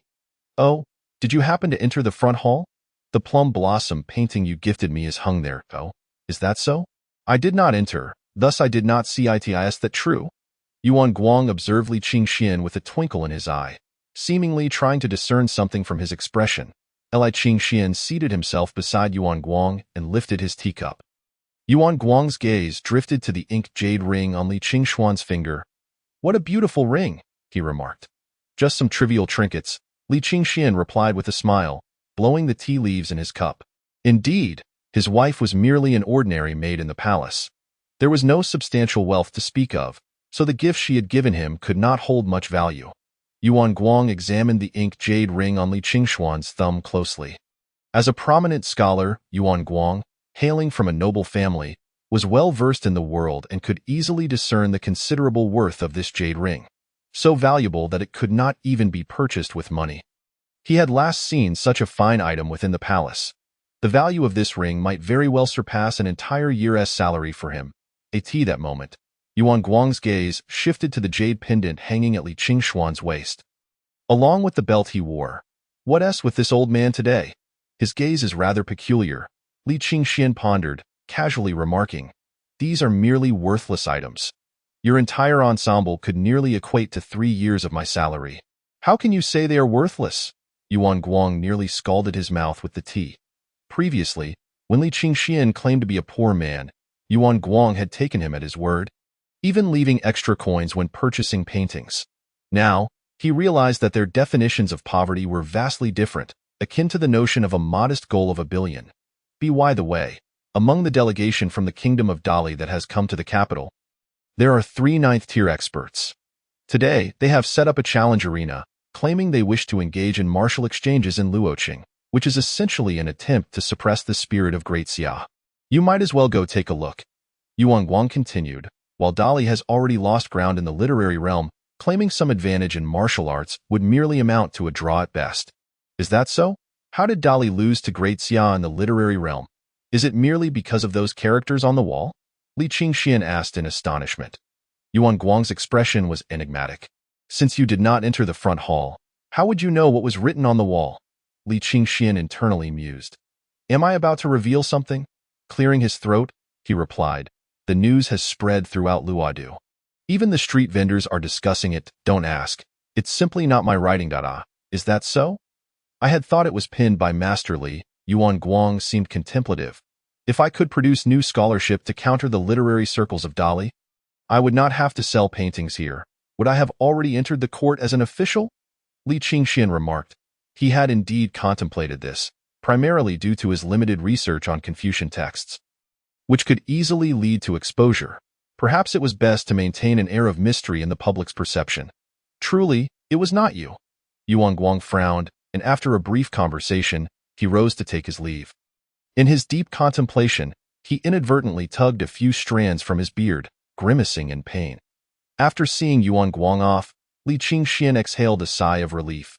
Had he helped Great Xia defeat Dali? Would that not alleviate Zihuang's troubles? Perhaps he would refrain from participating in the remaining martial contests, though attending as an observer could be enjoyable. Alas, the Dali delegation consisted solely of men. How much more entertaining it would have been had there been 2 women engaging in combat. Li Qingxian felt a twinge of regret. Not long after Yuan Guang departed, Li Qingxian took Chan Qingji to the site of the challenge arena, located in an open space to the west of Luoqing. It was not far from Li Qingxuan's painting studio. A crowd had gathered to witness the spectacle. The challenges had yet to officially commence. The announcements had been made, and the arena had been constructed. drawing curious onlookers. For the common folk, the significance of this event had not yet registered. Li Qingxian noticed several officials from Dali near the arena, one elderly man staring intently in the direction of the two. "That old man is quite formidable," Chen Qingji whispered to Li Qingxian. Surprised, Li Qingxian regarded Chen Qingji. Logically, with his 6th-tier cultivation, he should be superior to Chen Qingji, yet he had failed to notice it, while Chen Qingji had. Seemingly sensing Li Qingxian's confusion, Chen Qingji puffed out his chest. "It's the instinct of a master." Li Qingxian stared at Chen Qingji incredulously. "Instinct? I'd rather trust a woman's intuition." Indeed, Chen Qingji soon faltered under Li Qingshuan's gaze. "All right, I admit that when they entered the capital, I saw him sitting in the carriage. Later, I learned he is an elder of the Linghua sect of the Dali kingdom. The Linghua sect is the state religion of Dali, holding a distinguished position." "Ha!" Li Qingxian chuckled. The old man quickly diverted his gaze. The elder beside him inquired, "Elder Qian, what are you looking at?" Among those two young men, one exudes a sharp sword aura, possessing a unique physique, while the other displays several distinct energies. There is dragon energy, the righteous qi of Confucianism, and a strong affinity for martial prowess, indicating that he possesses tremendous potential in both literary and martial realms. Yet, the source of the dragon energy remains unclear. Such pure dragon energy can only belong to true royalty, either the emperor or the emperor's closest kin. The empress has yet to be wed, making it impossible for her to have a son. She has no siblings. Otherwise, a woman would not ascend the throne. What could this mean? How peculiar indeed, the elder beside him queried. Elder Qin pondered briefly before responding. There exists another possibility. He could be the consort of the emperor, but that is even less likely. Chapter 41. The arena. Li Qingxian and Chen Qingji observed the festivities for a while before returning to the painting studio. Finding the event rather dull, upon their return, Chen Qingji insisted on another drinking contest with Li Qingxian. His prior inebriation had been a mere anomaly, he claimed, due to not performing at his best. Yunling joined in the excitement. "Last time, you both succumbed to intoxication, leaving only me to match the pavilion master." Li Qingxian stared at Yunling in astonishment, thinking, "Your words could easily be misconstrued." Thus, without mercy, it was revealed. "Last time we drank, you still dared to claim you were sober. Your trousers were all wet." Yunling's face flushed with embarrassment. "Did that really happen?" Beside her, Yun 12 confirmed. "Indeed, I witnessed it too. The hall master left a puddle at his feet. At his age, he still wet his pants." Faced with the peculiar gazes of those around her, Yunling found herself at a loss for words, feeling too shy to admit that she had used her internal energy to expel the alcohol. Yet, wetting one's trousers was indeed quite humiliating. Nevertheless, regardless of the circumstances, Li Qingxian still instructed Chen Qingji to procure food and drink from outside. Necessary social gatherings could foster camaraderie among men. Yunling approached Li Qingxian and whispered, "Master, I have noticed some individuals nearby watching us. They are exceptionally well hidden, and I was previously unaware of their presence." "Watching me?" Li Qingxian furrowed his brow. Logically, he had no enemies. "Are these individuals powerful?" he inquired further. "Very strong. I believe it would require considerable effort to eliminate them silently." To this, Li Qingxian wished to retort, "Are you certain you're not just boasting?" In the ensuing days, the most sensational event in Luoqing was undoubtedly the challenge posed by the Great Li Envoy Group. From common folk to the esteemed officials, discussions abounded. The Great Xia had thrived for over a century, its national strength flourishing, and its foreign posture remained particularly assertive, especially under the reign of the previous emperor, who had thoroughly vanquished neighboring states, leaving them no choice but to unite against the Great Xia. The power of Great Li had always paled in comparison to that of Great Xia, once merely a subordinate of the latter. However, no one anticipated that the Great Li envoys would set up a challenge in the capital, declaring their intent to confront the martial arts experts of Great Xia. This audacity immediately provoked the ire of many formidable warriors from Great Xia, who rushed to the stage to issue their challenges. Yet, who could have predicted that Great Li would shamelessly send a 9th-grade warrior to the arena? Those who stepped forth were met with dismal defeat. Simultaneously, 2 more arenas were erected in the eastern and southern parts of the city, with 3 ninth-grade warriors presiding over them. Within a few days, they had achieved multiple victories. Even a commander from the Imperial Guard, who attempted to challenge them, was left spitting blood. This stirred a great uproar. Discontent echoed throughout the city, with many voices rising in anger. Is it true that Great Xia has no masters, to be so bullied by greatly at our doorstep? The simultaneous establishment of 3 ninth-grade arenas was something even the Great Xia court had not foreseen. Thus, Great Xia could only send out 3 ninth-grade warriors to break the deadlock. Otherwise, if one ninth-grade warrior competed in one arena and then challenged another, it would make it seem as though Great Xia had no one capable in the throng of people in the western part of the city. Li Qingxian and Chen Qingji were also observing the events. For Li Qingxian, it was his first encounter with a battle among masters since arriving in this world. This greatly is truly insufferable. Setting up a challenge in the capital, as if to declare that Great Xia has no capable warriors. What can be done? It has been several days, and the experts sent by Great Xia have all been defeated. With nearly everyone left spitting blood, it is utterly humiliating. I have heard that the warriors in the arena are 9th grade. Such individuals are the pinnacle of martial prowess. It is said that on the battlefield, they can single-handedly take on 1,000 foes. Does Great Xia truly have no 9th grade warriors? The empress has been publicly challenged, yet there has been no response. A mere woman as an emperor. What kind of fortitude can we expect? That woman may be formidable against her own, but when faced with greatly, she falters, someone coldly remarked. Nearby, a man, displeased by these words, retorted, that is because our northern protector king is absent. Were he present, he would dispatch that warrior in the arena with a single blow. Upon hearing this, the previous man scoffed. The northern protector king is indeed powerful, but does that mean that Great Xia cannot stand without him? If that is the case, perhaps we should have the northern protector king take the throne. Be careful with your words, my friend. If the heavenly clothes guard hears you, you may find yourself invited to the northern pacification office for tea. I speak only the truth. The man scoffed, though he chose not to pursue the topic further. Meanwhile, Li Qingxian turned his gaze toward Yunling, who had stealthily followed him. How confident are you in defeating him? Though he is of comparable rank with my lightness skill, he is no match for me, Yunling declared proudly, her white attire accentuating her haughty demeanor. Li Qingxian nodded slightly. Let it be said, few can rival the arrogance of the members of the Langya Pavilion. Yet, he sighed inwardly, if only he were a 7th grade warrior. With my ultimate sword technique, perhaps I could have taken the stage for a contest. Indeed, Greatly was audacious, launching a direct attack from the outset. With a 9th grade warrior suppressing the Great Xia martial artists to the point of breathlessness, that moment, a formidable figure wielding a 9-ringed broadsword charged at Elder Qian without a word. This warrior was a brute force type. As he swung his sword, the 9 rings clanged together, disrupting the opponent's focus. Elder Qian, however, stood with his hands behind his back, offering no resistance. The brute's strikes repeatedly missed their target, failing even to graze the hem of Elder Qian's robes. Occasionally, Elder Qian would extend a hand to block the incoming onslaught. A seemingly casual interception often bore the miraculous power to transform the ordinary into the extraordinary. After several exchanges, as the brute gasped for breath, Elder Qian seized the moment, delivering a palm strike to his chest, sending the warrior crashing down from the stage, blood spraying profusely. Elder Qian appeared unfazed, initially exhibiting no overwhelming dominance, yet his final blow left the defeated warrior bleeding profusely.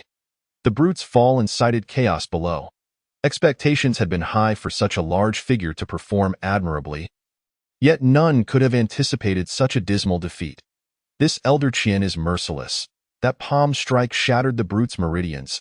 After this battle, he may forever suffer hidden injuries, unable to summon any strength. Yunling remarked. Clearly, their aim extends beyond merely stifling the pride of Great Xia. They also seek to diminish its strength. If given 3 years to grow, I would surely cleave him with a single sword. Chen Qingji asserted vehemently, his spirit of vengeance ignited by the opponent's insidiousness. Moreover, Chen Qingji possessed the credentials to make such claims. His martial prowess was advancing rapidly, nearing a breakthrough to 5th grade. I need only a year to crush him, Li Qingxian mused internally. If nothing unexpected occurred, he would soon reach 7th grade.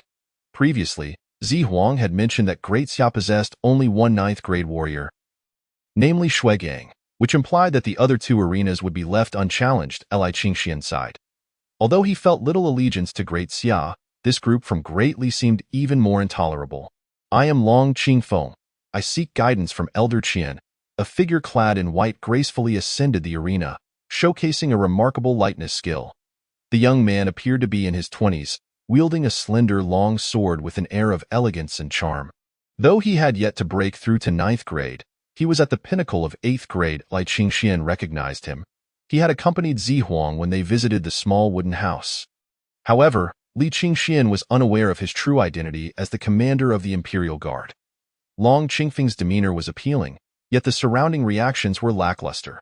After all, the previous brute had seemed overwhelmingly powerful. Only to be left bloodied, this young man, seemingly preoccupied with his own looks, appeared to lack real strength. Naturally, this was the consensus among most men. Yet, many women had already begun to cheer. You are no match for me? Elder Qian smiled faintly. While others may have struggled to discern Long Qingfeng's capabilities, Elder Qian, being adept at reading fortunes, saw immediately that although Long Qingfeng was at the pinnacle of 8th grade, he was still a considerable distance from 9th grade. The gap in realms was insurmountable. One must test their strength in battle to know the outcome. Long Qingfeng coolly unsheathed his long sword. The onlookers shook their heads. Observing the composure of the greatly warrior, it seemed unlikely that Long Qingfeng had any chance of victory in that moment. Long Qingfeng wasted no words and sprang into action. With a stride, he vanished from sight, appearing before Elder Qian. His long sword descended with an unstoppable momentum. Boom! At that instant, a thunderous roar resonated in the ears of all present. The dazzling sword energy spread over a vast distance, and the gust of wind it generated stung the faces of those who stood too close to the arena. A master, many thought. Regardless of their understanding of martial arts, it was clear that this move was extraordinary. Crack! Even Elder Qian's expression shifted to one of seriousness as he drew his treasured sword to parry the attack. Following a clash of sparks, Long Qingfeng stumbled back 3 steps, with blood dripping from his fingertips.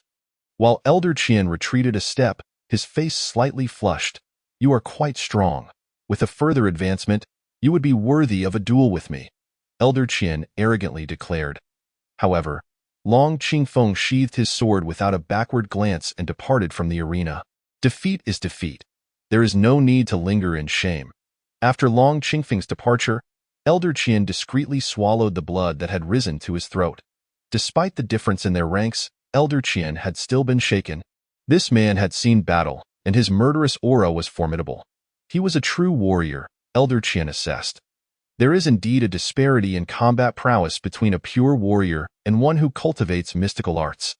Having suffered injury at the hands of a peak 8th-tier fighter, Elder Qian was compelled to temper his earlier arrogance. That moment, a cacophony erupted around him. Those who had previously anticipated Long Qingfeng's decisive strike now shook their heads in disappointment. Could it be that the masters of the Great Xia truly fall short of their counterparts from the Great Li? After all, everyone had witnessed the might of Long Qingfeng's blade. Is there truly no one in the Great Xia who can rival this? Invincibility breeds solitude. From the arena, Elder Qian's voice rang out, inciting further indignation among the spectators. Yet they remained powerless to accede. Li Qingxian shook his head and returned to Qingji workshop with Qian Qingji. The people of the Great Li were indeed becoming rather arrogant. Can an 8th-tier warrior not defeat a 9th tier? Li Qingxian glanced at Yunling. The chasm between realms is exceedingly difficult to bridge. The depth of true qi between 9th and 8th tiers is not to be compared. Those capable of transcending realms in battle are often once-in-a-millennium prodigies. As he spoke, Yunling puffed out his chest. Once, I fortuitously injured a 9th-tier warrior while at the 8th tier, but it was merely luck, nothing more. Observing Yunling's pompous demeanor, Li Qingxian contemplated whether to offer him some praise to satisfy his vanity. Just then, Qin Qingji interjected. If I were an 8th-tier warrior, I could slay a 9th-tier in an instant. Yunling was at a loss. In terms of raw strength, he indeed surpassed Chen Qingji, but when it came to the degree of genius, Chen Qingji seemed to be far superior. In the imperial studied. In this era, there is no glass, so even during the day, candles must be lit to provide sufficient illumination. Hua Ji sat behind the writing desk, flanked by the national teacher Yang Xuanji, Shui Gang, and the great scholar Yuan Guang. These men were all part of the new power that Hua Ji had cultivated since her ascension to the throne. A new emperor brings new ministers. The old officials of the previous dynasty were gradually being marginalized. It was not that Hua Ji was heartless, but rather that those individuals may not genuinely support her as their empress. Had it not been for Hua Ji's decisive measures in eliminating the former prime minister, she would have been unable to suppress these figures. Long Qingfeng has lost, Shui Gang remarked softly after hearing his subordinate's report. Hua Ji's brow furrowed slightly. Her delicate features were shrouded in an air of frost. Adorned in a splendid purple robe embroidered with dragon patterns, she blended the enchanting beauty of a woman with the imposing aura of an emperor, exuding a unique charm. Rubbing her brow, a glint of sharpness flashed in her eyes. If this continues, what will become of the dignity of our great Xia?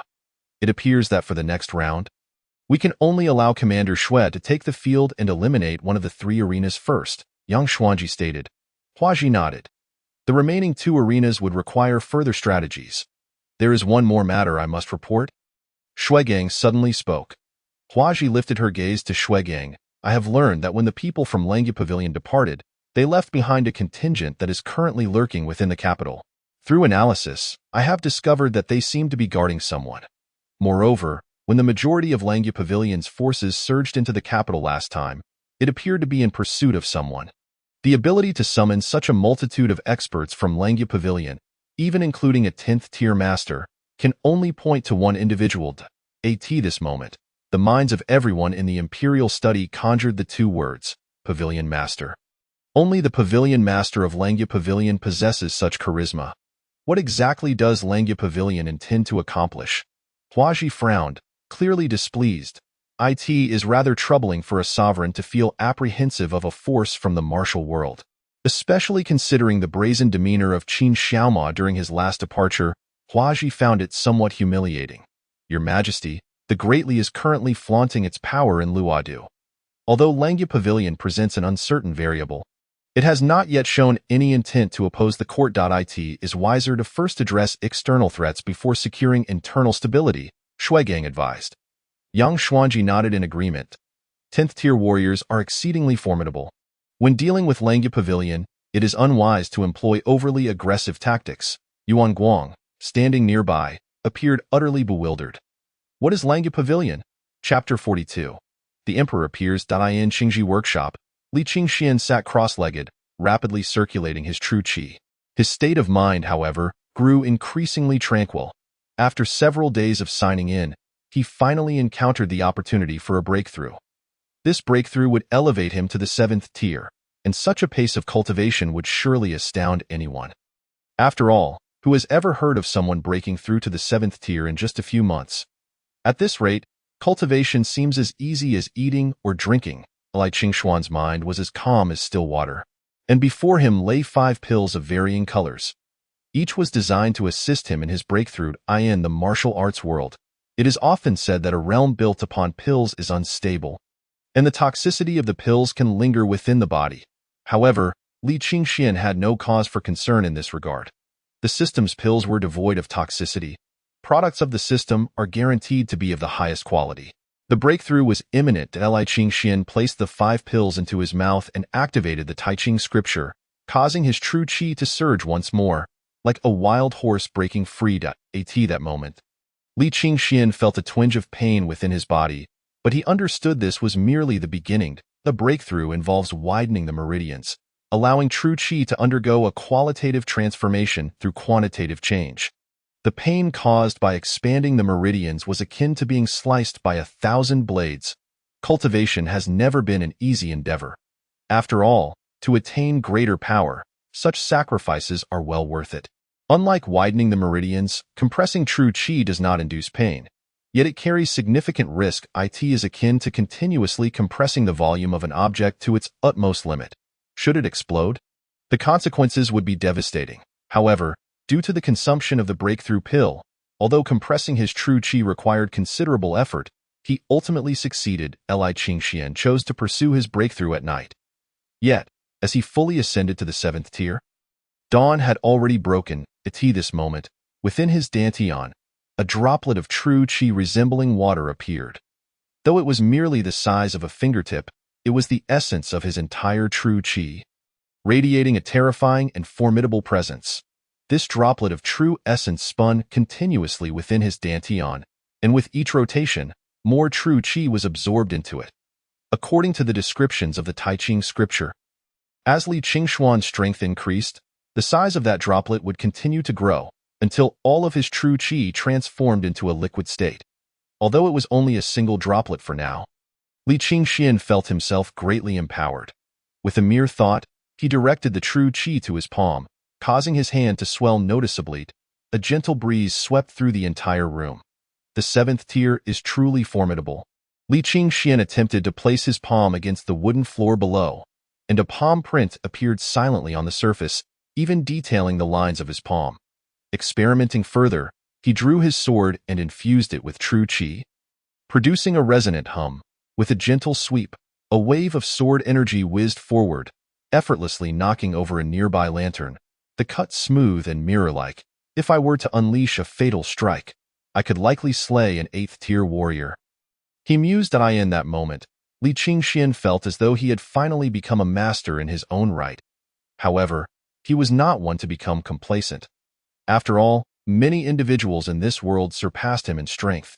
It was wise to remain humble. Having witnessed the 10th tier prowess of Qin Xiaoma, he recognized the vast gulf that remained between them. After freshening up, he overheard Chen Qingji and the others discussing matters. The gist of the conversation was that Shuigang, the commander of the Heavenly Clothes Guard, was preparing to challenge the 8th tier warrior Shi Jingheng at the Eastern City Arena. The Heavenly Clothes Guard was a feared entity within the Great Xia court, and their involvement had sparked considerable discussion among the populace. Wasn't Commander Shuigang the only 9th tier master mentioned by Zihuang? His participation surely indicated a strong sense of confidence and victory. It seems that the recent actions of the Great Li Envoy have pushed Her Majesty the Empress to her limits. However, this had little to do with him. No matter how the Great Li acted, it would not disrupt his life, Li Qingxian thought as he played with the rolling ball in the courtyard. Suddenly, a red falcon landed at the window. It was still too early for him to exchange messages with his wife. Husband, I have long forgotten to tell you something. I used to have a scar on my face, which is why I always wore a mask. Now, I have removed the mask, thanks to the Empress who had the imperial physician help me. She conveyed that so? It appears that this Empress is quite a decent person, Li Qingxian replied. Indeed, Her Majesty is very kind. Tomorrow, Commander Shuigang will challenge Shi Jingheng, and the Empress will attend the match. I, as a maid, will also accompany her. Really? Then I must go, Li Qingxian exclaimed, filled with excitement. All right, I will bring a gift for you, husband. You must recognize me without my mask. Huaji gracefully lifted the red falcon, inserting the letter into the bamboo tube, her eyes twinkling as she gazed at the soaring bird. The following day, Li Qingxian set out early, accompanied by Yunling and Chen Qingji. Of course, Chen Qingji appeared to follow Li Qingxian openly, while Yunling discreetly provided protection. The arena was already a sea of people. Even Elder Qian, who was stationed elsewhere, along with another 9th grade expert, had rushed over to Li Qingxian found a vantage point, peering into the distance, eagerly awaiting the emperor's arrival, longing to see his wife. Yet, with so many formidable figures around during the emperor's procession, he could not help but entertain the reckless thought of whisking his wife away. 3 years of uncontainable longing churned within him, leaving his heart in disarray. He had heard that Shuigang, the commander of the Heavenly Clothes Guard, was exceptionally powerful and could potentially vindicate the Great Xia. He wondered if the Great Xia Empress would make an appearance, rumored to be breathtakingly beautiful. However, even if she did appear, the Emperor's dragon carriage would remain far beyond their reach, preventing them from coming within 500 paces. Li Qingxian listened to the murmurs around him, feeling a tinge of melancholy. He knew the Empress would undoubtedly show up today, yet with such a distance separating them, would he even catch a glimpse of his beloved? At that moment, The imperial guards clad in white armor made their entrance. Their leader, Long Qingfeng, was at the forefront, skillfully dispersing the crowd. The dragon carriage, drawn by 5 horses, moved forward slowly under the protection of the layered guards. Shuigang, the commander of the Heavenly Clothes Guard, and the national master Yang Xuanji flanked the carriage. A crimson beaded curtain descended, revealing a slender silhouette. The empress had arrived. She truly had come. Countless individuals began to stir with excitement. In previous occasions, such gatherings typically required spectators to be driven back beyond 500 paces, yet today, many noticed that the guards had not hindered people from getting closer, allowing them to approach within 50 paces. It was common knowledge that even an ordinary archer could accurately hit a target from that distance, rendering it exceedingly perilous. Li Qingxian pressed forward, employing his graceful steps to navigate through the throng. Moving like a nimble fish in the water, he could hardly contain his eagerness to reunite with his wife. Chapter 43. The assassin Li Qingxian pushed forward with determination, but the crowd was overwhelming. Nevertheless, with the speed of his ethereal steps, he quickly found himself nearing the front. Suddenly, his gaze caught sight of Long Qingfeng, the commander of the imperial guards, clutching the hilt of his sword and swiftly darting toward the western side of the plaza. As the empress's protector, Long Qingfeng was expected to remain steadfastly by her side. His unexpected departure could only indicate the presence of a threat, perhaps an assassin. Li Qingxian had long heard tales of the opposition the empress faced and the myriad foes surrounding the great Xia. If the empress were to fall at this moment, it would undoubtedly benefit numerous factions. While the fate of the great Xia empress was of no concern to him, should chaos ensue and someone attempt to assassinate her, his wife, as her maid, could easily become a collateral victim. With this thought, Li Qingxian halted in his tracks, pivoting to follow in the direction Long Qingfeng had gone. At that moment, he observed Long Qingfeng entering a narrow alley, his grip tightening around the sword hilt. Though the blade had yet to be drawn, for a master like him, unsheathing it would occur in the blink of an eye. "Commander Long," Li Qingxian called out. In the next instant, a flash of cold light streaked past. Long Qingfeng swung his sword towards Li Qingxian. Reacting swiftly, Li Qingxian retreated, his form becoming an afterimage as he evaded the blade's arc. "It's me, Commander Long," he hastily exclaimed, his own hand tightening around his sword hilt. Should the attack continue, he would have no choice but to defend himself. Although Long Qingfeng was at the pinnacle of the 8th grade, Li Qingxian was confident that, with his lethal sword technique, he would not be outmatched. Only then did Long Qingfeng recognize Li Qingxian, his expression shifting to one of astonishment. "How is it you? I saw you cautiously come this way, so I followed to see what was amiss," Li Qingxian explained. Long Qingfeng scrutinized him with a mix of suspicion and relief. The speed of his earlier strike had been extraordinary, nearly impossible to evade for anyone of the same rank. Yet Li Qingxian had managed to escape unscathed. "You know martial arts?" he asked in a low voice. "During my days gathering firewood, I occasionally chased rabbits and developed some speed," Li Qingxian replied. Long Qingfeng's skepticism lingered, but he pressed on urgently, "You must leave quickly. There are assailants aiming to assassinate the emperor. They just entered this alley." As a peak 8th grade expert, Long Qingfeng had great confidence in his abilities. However, that confidence was predicated on his being alone. Having Li Qingxian as a potential liability would significantly hinder his effectiveness. Yet, he had no choice. Li Qingxian was known to the emperor, although Long Qingfeng was unaware of their exact relationship. He could not allow harm to come to him. "Fire!" the masked leader barked, not wasting time on pleasantries. In an instant, figures from all directions raised their crossbows, raining arrows down upon the 2 men like a locust swarm. "Stay behind me," Long Qingfeng shouted. His long knife transformed into a blade of light, deflecting the incoming projectiles. After successfully blocking the first volley, he anticipated a second wave and remained on high alert. However, after a long wait, no further arrows came. Looking up, he saw a flash of white darting toward them. Blood erupted from the throats of the black-clad attackers, who fell one by one. "Quick, retreat." The masked leader's face paled, and he hastily ordered a withdrawal. Upon seeing that flash of white, Li Qingxian felt a wave of relief wash over him. He recognized it as Yun Ling's intervention. Long Qingfeng, however, was left in a state of uncertainty. The assailants had been repelled, but who had executed such a decisive maneuver? As the emperor's personal guard, he knew there were no such experts surrounding the emperor. The fierce sword-light he had witnessed had undoubtedly reached the 9th grade, and not of the sort that relied merely on cultivated techniques, but rather from someone with profound combat experience. In other words, while he could make Elder Qin bleed, he would find himself at a loss against this 9th grade expert. "Do you know that skilled fighter?" Long Qingfeng inquired, casting a glance at Li Qingxian. He had an inkling that the expert might have been there to protect Li Qingxian. "I do not know." Li Qingxian responded decisively, shaking his head. "Really?" Long Qingfeng seemed skeptical. Li Qingxian, however, chose to ignore his inquiries. Undoubtedly, this group of assassins had come to target the emperor. Had they not intervened, if the assailants had managed to close the distance to within 50 paces of the emperor, the unarmed emperor would have been in great peril. Even if the attempt were unsuccessful, an assassination in the capital would incite widespread panic. Li Qingxian did not linger in the alley. He was eager to reunite with his wife. She had mentioned removing her mask, and his curiosity was piqued.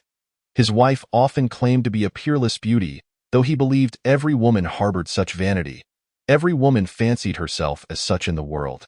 "Your Majesty, a group of assassins was just discovered in the alley. They were armed with powerful crossbows. I request immediate dispersal of the crowd to maintain a safe distance from the Emperor's dragon carriage."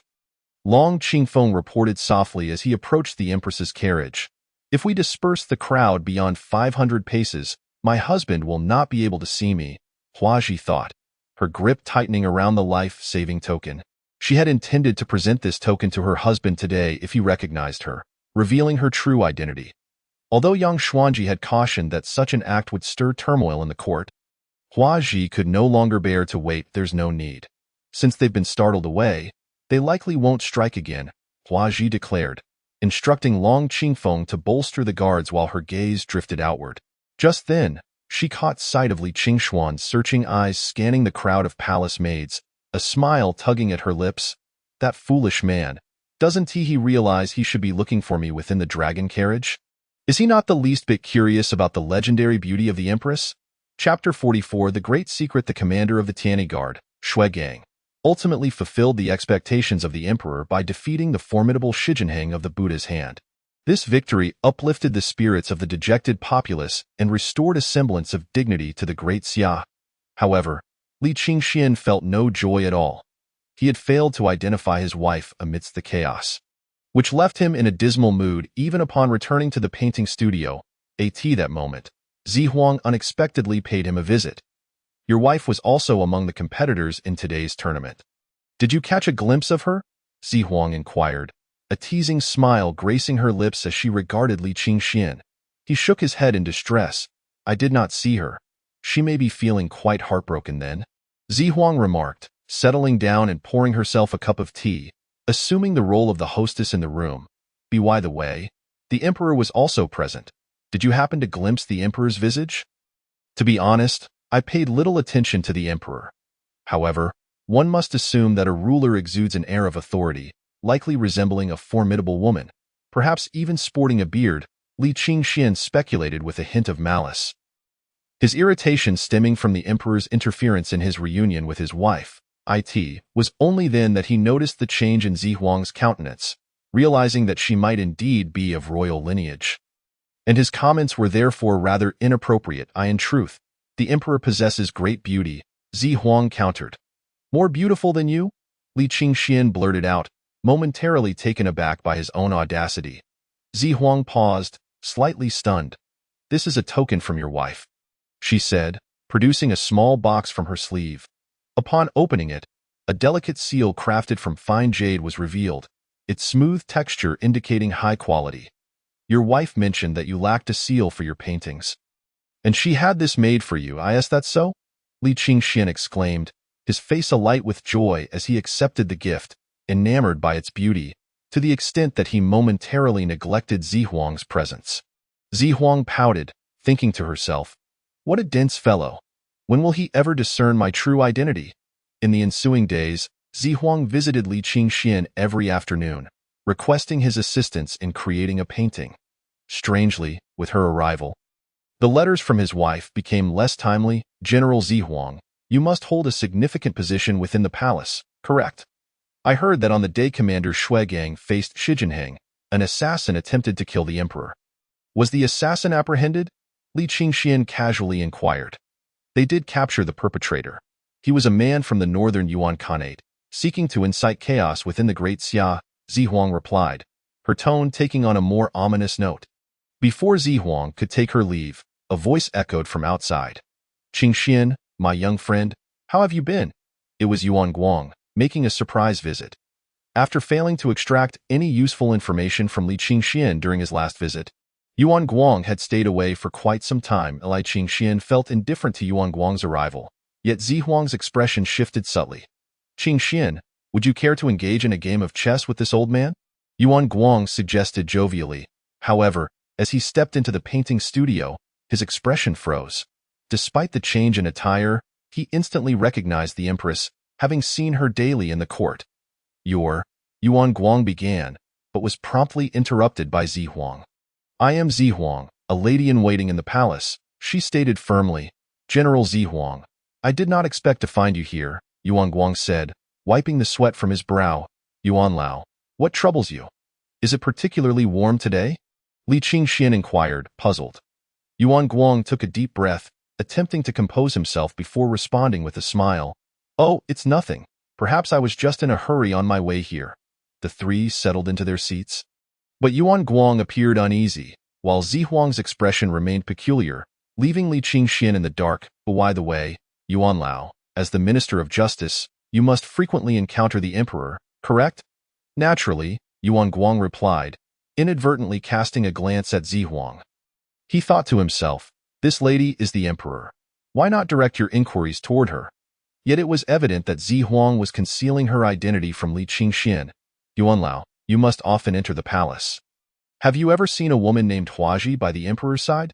Yuan Guang glanced at Zihuang once more, recalling that he had met Huaji just before her ascent to the throne. Aware that Huaji was indeed the emperor's name. Why are you inquiring about this?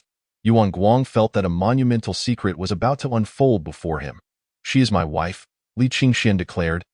Clearing his throat, Yuan Guang nearly choked, tea spurting from his nose. What did you say? He stammered, panic rising within him. Please, Qingxian, do not frighten me like this. What is the matter? Li Qingxian asked, perplexed. Yuan Guang, typically composed, now appeared flustered. Wondering if perhaps his numerous concubines had betrayed him, he had been taken aback upon hearing of Yuan Guang's 18 concubines. Nothing at all, Yuan Guang stammered, feeling increasingly uncomfortable as he sat there. He regretted coming here today, fearing that the empress might eliminate him once he stepped outside. Zihuang, sensing that Yuan Guang might inadvertently reveal the truth, sought an excuse to take her leave.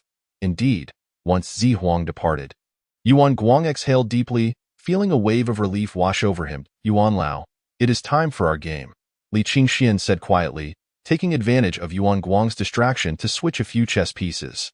It was not that he had an overwhelming desire to win, but he feared that if Yuan Guang pressed for answers as he had before, he might inadvertently expose the truth, as expected. Yuan Guang suffered a resounding defeat. He scratched his head, puzzled by his dismal performance today. He had never lost this quickly before. Qingxian, my young friend, I must take my leave. I have some official business to attend to. By the way, are you certain your wife is named Huaji? Indeed. Then who is that lady general? Her name is Zihuang. Have you lost your wits, Yuan Lao? Li Qingxian teased, touching Yuan Guang's forehead to check for fever. Yuan Guang shook his head, troubled. Something is amiss. Li Qingxian claims Huaji is his wife, yet he does not recognize the empress. Could it be that his wife simply shares a name with the empress? But how can one explain the emperor's presence in the painting studio? What a tangled web this has become. What on earth is happening? Yuan Guang pondered, realizing he had neglected to ask Li Qingxian how to secure the release of a palace maid. After Yuan Guang left, Li Qingxian suddenly slapped his forehead in realization. Chapter 45. The assassin is captured. Shortly after Yuan Guang's departure, the Red Falcon arrived once more with a message. On the day the emperor was out. You saw her, yet failed to recognize her? His wife's voice carried a playful tone tinged with a hint of reproach. Indeed, I did not recognize you. It seems 3 years have rendered me unfamiliar with your form. He replied earnestly. Within the palace, Huaji covered her face, feeling a flush of warmth. Is there any way to extricate you from the palace? Perhaps by presenting the emperor with some treasures. That seems highly unlikely. Even if the emperor were agreeable, the national advisor and the commander would certainly oppose it. Is that so? Then I may have to resort to storming the palace to retrieve you. I am currently amassing strength and expect to summon 3 formidable warriors soon to breach the palace. If you fail, do you realize the grave consequences of attacking the palace? Huaji cautioned. I am well aware. The emperor would likely have my head for such an act. However, for the sake of our reunion, I am unafraid. That will not happen. You believe I will not fail? No, I mean the emperor will not execute you, he clarified. Outside, the rain began to fall, a gentle patter echoing through the air. It is said that spring rain is as precious as oil.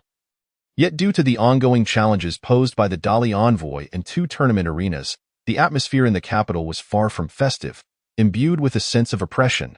A black carriage passed by the entrance of Qingji Alley, its curtains drawn back to reveal a ghastly, pallid face. The figure caught sight of Li Qingxian squatting at the doorway, counting ants, and a glimmer of cold malice flickered in their eyes. As an assassin from the northern Yuan Khanate. This individual had originally held great confidence in their ability to sow chaos within the Great Xia. Even if they could not slay the empress, they intended to instill fear throughout the capital. However, they had not anticipated being discovered by Long Qingfeng, who had been accompanied by the young man now seated at the entrance of the painting studio. It was you who thwarted my plans. Unable to find Long Qingfeng, I shall eliminate you first and collect my due, the assassin thought, drawing the curtains closed once more and closing their eyes.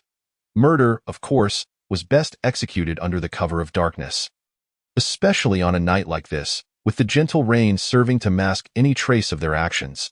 Just a moment ago, I sensed a fleeting surge of murderous intent. Yunling appeared beside Li Qingxian. To be frank, as the one entrusted with Li Qingshuan's protection, his day was undeniably rather dull. For instance, just a moment ago, when Li Qingxian was counting ants, he found himself counting along.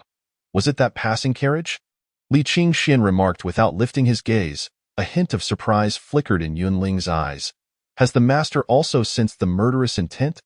Not at all. I merely noticed that man lifting the carriage curtain and staring at me intently. I believe no man could behold my striking visage without feeling a twinge of jealousy. This. Yunling felt thoroughly bested by Li Qingxian. Truly, the master of Langya Pavilion is a figure of great pride. He had not anticipated that the master had already been waiting for him on the 5th floor, in the dead of night. While Li Qingxian was engrossed in his cultivation, he suddenly opened his eyes. The last time Steward Zhou visited, he was still at a lower realm and only realized the disturbance when it became quite pronounced. This time, he sensed the presence of the intruder as soon as they approached. The masked figure was clad in black, seamlessly blending into the night. The rain had ceased, yet the sky remained overcast, devoid of any moonlight, an ideal concealment for him. This fellow, in the company of Long Qingfeng, might divulge some secrets about the Great Xia. He leapt onto the wall, preparing to infiltrate. Suddenly, a fierce gust of wind whistled past his ears. Alas, I have been exposed. He hastily retreated and soon spotted a group of individuals not far off, 5 of them at the 8th rank, with the rest at the 7th. With the masked figure's knowledge of the Great Xia, he quickly recognized these individuals as members of the Imperial Guard. This young man's identity was indeed extraordinary.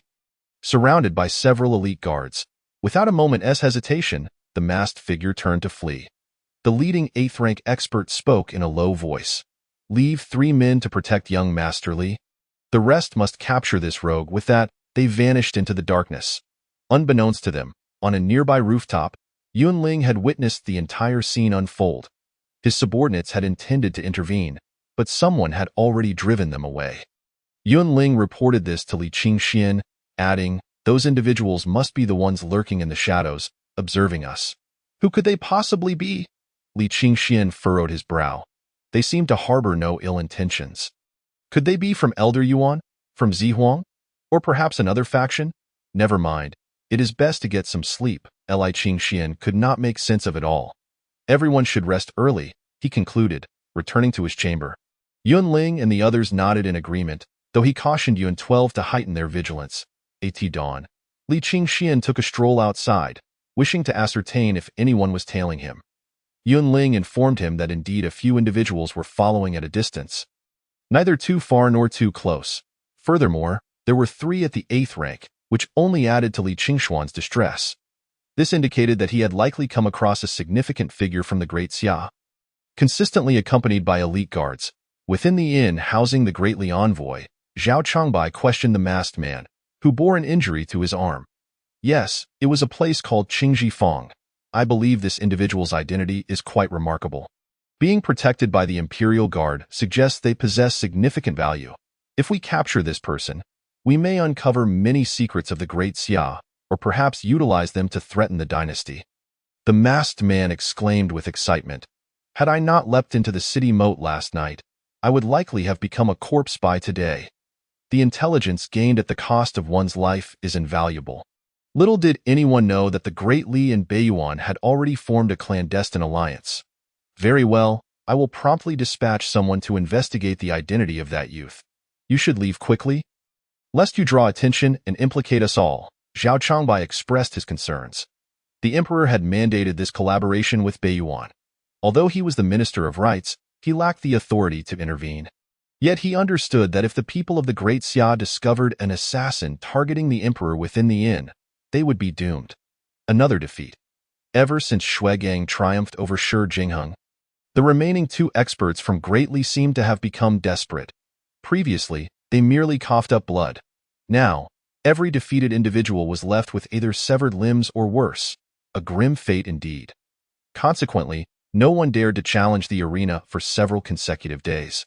Dalai was scheming a kidnapping. Upon realizing the exceptional identity of the youth within Qingji Fong, he devised a plan in his mind. He penned a letter to send northward, reporting to the Khan and requesting several 8th-rank experts to be dispatched. He had learned that the young artist had moved there only a few months prior. While his identity remained unclear, an elderly man frequently visited him to play chess. To Dalai's astonishment, that elder was none other than the esteemed scholar Yuan Guang. How could an ordinary art shop owner possibly attract such a distinguished figure? This alone spoke volumes. 10 days. A mere 10 days hence, the Khan's experts would arrive, and he could commence his plan. Dalai raised his cup and drank deeply. Though he had been undercover here for 3 years, he still found it difficult to adjust to such small sips. Nonetheless, he had to make do. The wine of the Great Xia was far too mild compared to the strong spirits of the steppes.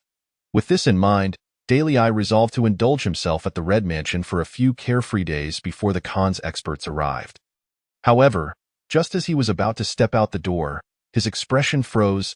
A figure clad in white stood arrogantly atop the wall, grinning at him. "My master wishes to meet you," the individual said with an amiable demeanor.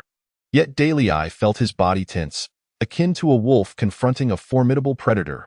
In the next instant, without hesitation, he struck out, sending a flurry of darts towards the figure while brandishing his curved blade, transforming into a blur as he lunged forward. However, in the blink of an eye, he was shocked to find the figure had vanished, a sword lightly resting against his neck. Understanding the futility of resistance, Dalai wisely discarded his blade. He recognized his adversary. He had faced this individual before and had been utterly defeated. This was the same person who had thwarted his assassination attempt on the empress of the Great Xia. Who could this master be? Dalai had expected the opponent to cover his head with a sack and drag him into some dark, unknown corner. Instead, the individual boldly escorted him directly to the entrance of Qingji Fong. Li Qingxian was seated in a chair, a cup of wine in hand, surrounded by numerous figures in white. This sight caused Dalai's throat to constrict. If he was not mistaken, there were no fewer than 13 8th-rank experts present, and they were certainly not the same ones who had pursued him that fateful night. This meant that aside from one 9th-rank expert, the young man was flanked by an astonishing 20 elite guards. Surely, such a retinue could only belong to a ruler. Speak. Why did you attempt to assassinate the empress? Li Qingxian inquired. His curiosity was piqued rather than a desire to solve the case, of course. He harbored a degree of resentment towards this scoundrel. Had it not been for his interference, he might have uncovered the identity of his wife that day. I am an infiltrator from the Baiyuan Empire, and my intent in assassinating the empress was merely to sow discord within the Great Xia, Daily I stated, fully aware of the dire consequences of withholding information, thus cooperating willingly. And what else? Li Qingxian pressed. Nothing more, Daily I replied, knowing he could divulge many things, but the collaboration with Great Li was a secret he could not reveal, lest it jeopardize the Khan's plans. Enough, Li Qingxian waved his hand, uninterested in torturing him for information. That would be too cruel, wouldn't it? Daily I was left dumbfounded. Could it truly be that simple? Very well, I will confess. In truth, we of Baiyuan have already allied with Great Li, and the assassination of the empress was an order from above. Is that so? How do you intend to collaborate? Li Qingxian inquired, genuinely curious. I do not know the details. I merely received the command, which stated that they would plunge the Great Xia into chaos. Li Qingxian scrutinized him closely, sensing that the man was indeed not lying. He understood that infiltrators were mere pawns. The real players operated from the shadows of the court. Your life is spared? Li Qingxian declared. Are you truly letting him go? Yun Ling interjected. According to his understanding, the young master ought to have dealt with him decisively. We bear him no enmity. There is no need for bloodshed. Li Qingxian replied. His sole objective was to rescue his wife. The conflicts between Baiyuan, Great Li, and the Great Xia held no relevance for him as a commoner. Moreover, if they succeeded in causing chaos within the Great Xia, it might just provide him with an opportunity to rescue his wife. Even Daily I was taken aback by the unexpected clemency. Yet, before he was allowed to leave, Li Qingxian pressed a pill into his hand, stating, "This pill is unique. I alone possess the antidote. Should you fail to return within a month to retrieve it, your life is forfeit. Therefore, you must fulfill the task I assign to you." Daily I felt a sudden heat surging within his abdomen, and upon attempting to circulate his energy, he found it somewhat obstructed. What do you require of me? Please deliver a letter to Hangzhou, addressed to Langya Pavilion. Given that the Northern Yuan Empire and the Great Li are conspiring to disrupt the Great Xia, an opportunity to reunite with my wife may soon arise. At such a critical moment, it is imperative that I possess formidable strength, Li Qingxian contemplated. Traditionally, Langya Pavilion relied on eagles for communication, but it seems that the empress has become aware of something. Even a pigeon attempting to leave the city risks being shot down. Dispatching disciples from Langya Pavilion to deliver the message would be ill-advised, as the Tianyi Guard's vigilance makes it difficult to ensure they wouldn't be targeted. However, this Northern Yuan individual is different. Having lurked in the capital for so long without detection, he must have his own means of exiting the city.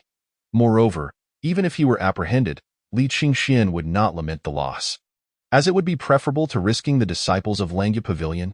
Langya Pavilion? The other party's expression changed dramatically. That Langya Pavilion, which seized control of the martial world in Hangzhou overnight? Clearly, he was aware of Langya Pavilion's formidable reputation. He found it difficult to discern the intentions of the young man before him. Chapter 46. The Predicament of Great Xia. Today, an unexpected guest arrived at the painting studio. Shuegang, the commander of the Tianyi Guard, was admiring the artworks within. Though a rough character, he had served in the capital long enough to possess some appreciation for art, recognizing that the paintings were indeed remarkable, even if he could not articulate why. Commander Shui, to what do I owe the pleasure of your visit? Li Qingxian inquired urgently upon hearing of Shuegang's arrival. It would be unwise to offend this commander if he wished to remain in the capital. Moreover, he still owed a favor from the previous incident involving young Master Liu de Li Gongzi. Let us speak plainly. I have come to request a poem from you. Shuegang stated that It was curious that he sought poetry from Li Qingxian. Considering the abundance of scholars in the capital, why come to him? Li Qingxian regarded him with suspicion. Was Shuegang's sudden friendliness concealing ulterior motives? The esteemed founder of the Heart-Mind School, Li Gongzi. You are destined to become a great scholar of this age. A single poem now could be worth a fortune in the future, Shuegang remarked, speaking a truth that resonated. His request for a poem was secondary. He primarily aimed to cultivate a closer relationship with Li Qingxian, investing in a future luminary of Great Xia without appearing overly obsequious. Last time at the Guozijian, I kept your secret, so asking for a poem is not too much. Is it? Li Qingxian thought that composing a poem was a minor matter, and if it could repay Shuigang's favor, it would be a worthwhile endeavor. After a moment's contemplation, he unfurled a sheet of rice paper and began to write. Cold moon transforms into 5 dragons. Flying fish gaze upon the jade capital. The imperial prison mourns Ya's loss. Spring embroidery reflects the snow's brightness. He concluded with, presented to Commander Shui. After drying the ink, he handed it to Shuigang. Though lacking in literary refinement, Shuigang found the poem invigorating and carefully stowed it away. With pressing duties, he did not linger long, exchanging a few casual remarks with Li Qingxian before departing. Upon returning to the Northern Pacification Office, Shuigang could hardly contain his eagerness as he unrolled the paper to savor every word. Despite his limited education, he recognized that the poem was a flattering tribute to himself and grew increasingly fond of it. At that moment, footsteps echoed outside. What a refined interest you have, Commander Shui. It was Yang Xuanji, the national master, who entered without needing an announcement, as he and Shuigang shared a close camaraderie. Curiously observing Shuigang, who typically struggled with literature, engrossed in studying the poem, Yang Xuanji approached. Commander, who composed this poem? It possesses remarkable depth. Shuigang replied. It was written by the one from Qingji Workshop. There was no need for him to name Li Qingxian, as Yang Xuanji, with his keen intellect, immediately grasped who was being referenced. Yang Xuanji was momentarily taken aback. He harbored significant reservations about Li Qingxian, believing he merely gained the emperor's favor by chance during a critical moment. To him, mediocrity was a grave offense. However, upon reading the poem, he reconsidered, recognizing that Li Qingxian possessed talents surpassing many renowned scholars.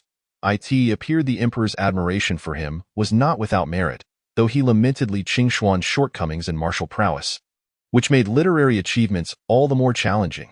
With a sigh, Yang Xuanji acknowledged the poem's merit, and Shuigang began to treasure it even more, proudly sharing that it was dedicated to him. Li Qingxian had no inkling that his poem for Shuigang was gradually gaining notoriety within the capital. Ding dong, congratulations, host, for receiving the monthly signing gift package. Would you like to open it? Congratulations, host, for obtaining the Han Qi sword. This sword is forged from the mystical iron of the 9 heavens, exuding extreme coldness, and is one of the ancient artifacts. After reviewing the Han Qi sword's description, Li Qingxian felt a chill emanating from the sword he held, spreading throughout his body. Channeling the Tai Ching scripture, he swung the sword, and in an instant, the room was filled with a gust of icy sword light. Covering the floor in frost, with the Han Qi sword in hand, my combat prowess could potentially double. No wonder individuals in the previous life would fight tooth and nail over such treasures, leading to countless deaths. The enhancement from a single sword is indeed formidable. Li Qingxian sheathed the Han Qi sword, contemplating the terrifying power it could unleash with a single strike. Regrettably, with his current true energy, he feared he might be unable to unleash a second strike after the first. Yet, that alone was sufficient. In the late hours of the night, the imperial study remained brightly lit. Huaji sat upon the dragon throne. With trusted confidants Yuan Guang, Yang Xuanji, and Shuigang gathered below. Although Yuan Guang had yet to officially inherit the position of prime minister, he had effectively taken the reins of the cabinet, becoming a crucial pillar of the court. The great Li envoy had been parading around the capital for some time without showing any signs of restraint. This situation required swift resolution. Huaji's face was as cold as frost. She had heard that a warrior had been killed on the spot by Elder Qin earlier in the day, inciting public outrage. Your Majesty, it may be prudent to host a banquet for the great Li envoy, employing both soft and hard tactics to persuade them to withdraw from the arena competition, Yang Xuanji suggested. After more than a month, their objectives have already been met, Huaji replied, shaking her head. Wouldn't that be tantamount to me submitting to them? I cannot afford to lose face. My intention is for Commander Shui to lead the palace's experts and directly eliminate the great Li envoy, thus quelling my resentment. Your Majesty, you must not, Yang Xuanji exclaimed, alarmed. If the great Li envoy were to perish in Luo City, the great Li dynasty would undoubtedly seek retribution. given that we are already at war with the northern Yuan. Offending the Great Li would provide them with an excuse to intervene. Yang Xuanji was acutely aware of Great Xia's precarious situation. The audacity of a minor envoy from the Great Li to flaunt their power in the heart of Great Xia stemmed from the latter's need to focus entirely on the northern Yuan Empire. If Hua Ji were to follow through with her plan, chaos would likely erupt in the west. Great Xia would find itself besieged on all fronts, and the recently stabilized court would be thrust into turmoil. Chapter 47. Chaos yet. What alternative is there but to allow the Great Li envoy to flaunt their might in the capital of Great Xia? Perhaps I should immediately summon 2 ninth-grade experts from the border. I recall that the Northern King has 2 ninth-grade generals in his command. Hearing Hua Ji's words, Yang Xuanji hesitated, struggling to respond. What? Does the National Master have any objections to my proposal? Hua Ji's expression darkened. Having ascended the throne for several years, she had already faced numerous factions operating in the shadows. Now, with the Great Li's bullying, her frustration was palpable. Military orders are not subject to external interference.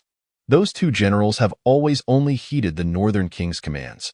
The Northern King is also my subject. Can I not summon his 2 generals? Hua Ji slammed her palm on the table. Rising with eyes sharp as swords, emanating a powerful chill, I am the Emperor of Great Xia. Whether it be the Northern King or his subordinates, they are all my subjects. Refusing my orders amounts to treason. Though she appeared imposing, she understood the numerous flaws within the dynasty. The Northern King was the pillar of Great Xia, stationed in the north to ensure its security. However, with the Northern King's military authority, things were manageable during the reign of the previous emperor, but now, as the new empress, her commands scarcely reached the north. If she did not rectify this situation promptly, the Northern King could easily rally supporters, plunging Great Xia into fragmentation. This was not mere alarmism. Troubling signs had already begun to emerge in recent times. Your Majesty, please calm your anger. Forcing the return of the 2 generals from the Northern King's command could potentially destabilize morale in the north. I urge you to reconsider. Yang Xuanji could sense the wrath of Hua Ji, yet even as the Grand Master of the Great Xia, who had orchestrated her ascension as her foremost advisor, he found himself somewhat at a loss in the face of the Northern King. In dealing with the Northern King, the only viable approach at this juncture was one of conciliation. Your Majesty? One who does not consider the greater picture is unfit to strategize for a single domain, Yang Xuanji urged fervently. Indeed, at such a critical moment, it is ill-advised to summon the Northern King's formidable experts back to the capital. It would be wiser, as the Grand Master suggests, to invite the envoy from the Great Li into the palace, to endure a moment of indignation, for there is ample time ahead, Yuan Guang interjected. At last, Hua Ji slowly took her seat upon the dragon throne, letting out a deep sigh. The outburst she had just exhibited was the culmination of years of pent-up frustration. As a woman ascending to the throne, she faced a torrent of skepticism and strife, both internal and external, which left her feeling utterly drained. She found herself reminiscing about the days spent in the company of her husband. Though life had been somewhat arduous, it was devoid of these myriad troubles. Li Qingxian, unaware of the tribulations his wife faced within the palace, regarded matters of the Great Xia and the Great Li envoy as inconsequential to him. His sole desire was to diligently cultivate his strength, hoping that one day he would possess sufficient leverage to extricate his wife from the royal confines. The rest held little interest for him. His pet, Gun, had grown to knee height, necessitating that Li Qingxian confine it within the courtyard to prevent it from startling passers-by. After receiving a sacred realm pill during a recent attendance, he had entered a state of enlightenment. Further refining his cultivation. Li Gongzi, are you present? Came the voice of Ning Yuan. With Yuan Guang's ascension to the cabinet, Ning Yuan, now a proud student, had secured a position as an editor in the Hanlin Academy. Though lacking in real power, this was merely the first step for him to familiarize himself with state affairs, and he would undoubtedly be favored in the future. I have come to request that you compose a spring-themed poem. As His Majesty intends to host a banquet for the Great Li envoy. During the gathering, Zhao Changbai and his disciple Meng Quan will surely recite poetry to showcase their literary prowess. Although my teacher is a prominent scholar, he does not excel in poetry, hence I have come to seek your assistance for a piece to conclude the event and to overshadow the Great Li envoys. Ning Yuan explained. Rest assured, I will ensure it is credited to you. Ning Yuan added. I see. Li Qingxian pondered for a moment. He was confident in his poetic abilities. He picked up his brush and inscribed. A gentle rain moistens the sky street like cream. The grass appears distant yet close. It is the finest season of spring, surpassing the misty willows that fill the imperial capital. Ning Yuan gazed in awe at the poem. Li Gongzi, you are truly a master of poetry. Even a casual piece can be deemed a timeless classic. His eyes brimmed with admiration as he looked at Li Qingxian. Just a single poem. You should quickly present it to Yuan Lao to avoid any delays. Li Qingxian remarked. Then I shall take my leave, Ning Yuan said, taking the poem and departing. After his departure, Li Qingxian paid little heed to the matter. However, subsequently, each time he ventured outside, he overheard discussions regarding the great Li's elder Qian, who had recently killed yet another challenger. An air of indignation spread throughout the city of Luo. 5 days later, Ning Yuan returned to Li Qingshuan's studio. Through their conversation, Li Qingxian learned that at the banquet 5 days prior, the current emperor had sought to persuade the great Li envoy to abandon their challenges, only to be met with outright refusal. The empress had been furious, leaving in a huff, and even the poem Li Qingxian had composed had not been presented. Following the banquet, rather than showing restraint, the great Li envoy had become increasingly audacious. Anyone who dared challenge on the platform faced death, inciting the ire of the great Xia populace, amidst the righteous indignation. There were whispers suggesting that the great Xia empress lacked virtue, thus inviting such bullying from the great Li. Others speculated that the empress intended to submit to the great Li out of fear. Rumors proliferated, and the empress found herself seething daily. In her fury, she issued an edict summoning the northern king's left and right generals back to the capital to confront the experts of the great Li. However, the northern king's response was that the border situation was dire, making it impossible for him to return. Huaji trembled with rage upon hearing this. Only then did Li Qingxian realize how much had transpired within those few days. It seemed the situation for the empress was quite precarious. Coupling this with the collusion of the great Li and Bei Yuan, Li Qingxian had a foreboding sense that if things continued down this path, the great Xia might indeed descend into chaos. Shaking his head, he returned indoors after seeing Ning Yuan off. This was merely a spectacle to him. What did the great Xia, great Li, and Bei Yuan have to do with him? All he desired was to reunite with his wife. Chapter 48. She must be facing some trouble that night. Within the inn, 3 ninth-grade masters from the Great Li convened with Zhao Changbai and Meng Quan to discuss matters. Although there were 3 ninth-grade experts present, the meeting was led by the Minister of Rights, Zhao Changbai, ASA Jr. Meng Quan stood obediently to the side, lacking the privilege to take a seat. The 3 ninth-grade masters included Shi Jingheng of the Buddha's Hand, Elder Qian of the Spirit Fire Sect, and Gung Sanqiu of the Celestial Blade. As ninth-grade experts, these 3 were renowned figures both in the Great Li and across the realm. The Empress of the Great Xia thinks that we should cease our actions. Does she believe our purpose is merely to flaunt our prowess and diminish her dignity? How laughable, Elder Qian sneered coldly. Having suffered defeat at the hands of Shuigang, his reputation had taken a hit, fueling his animosity towards the Great Xia. We have slain challengers for several consecutive days, inciting discontent among the populace of the Great Xia's capital. We deliberately allowed word to spread, inciting the capital's citizens to voice their grievances against the empress. Her authority has been undermined, Zhao Changbai remarked. The people of the Great Xia are akin to a barrel of boiling oil. They merely require a spark to explode. Zhao Changbai nodded. Our objective will soon be realized. Once the capital of the Great Xia descends into chaos, those aristocratic families already suppressed by the empress, along with certain officials, will seize the opportunity to challenge her and wrest power from her grasp. When the court is in disarray, our chances will arise. The empress believes we seek mere face.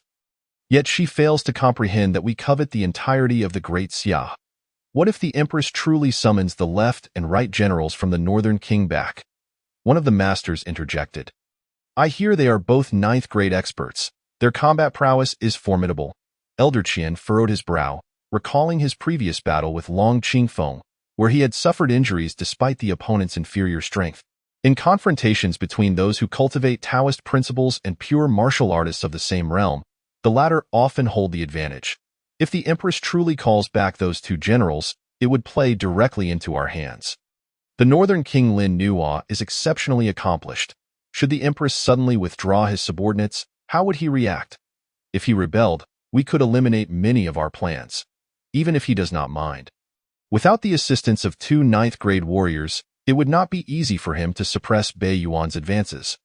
Zhao Changbai's analysis illuminated the eyes of the others. In that case, we must act with even greater ferocity and amplify our momentum. The more chaotic the Great Xia becomes, the more advantageous it is for us. Indeed, Zhao Derun makes a compelling point. Tomorrow, I shall act with even more ruthlessness, one of the masters declared, laughing, within the palace.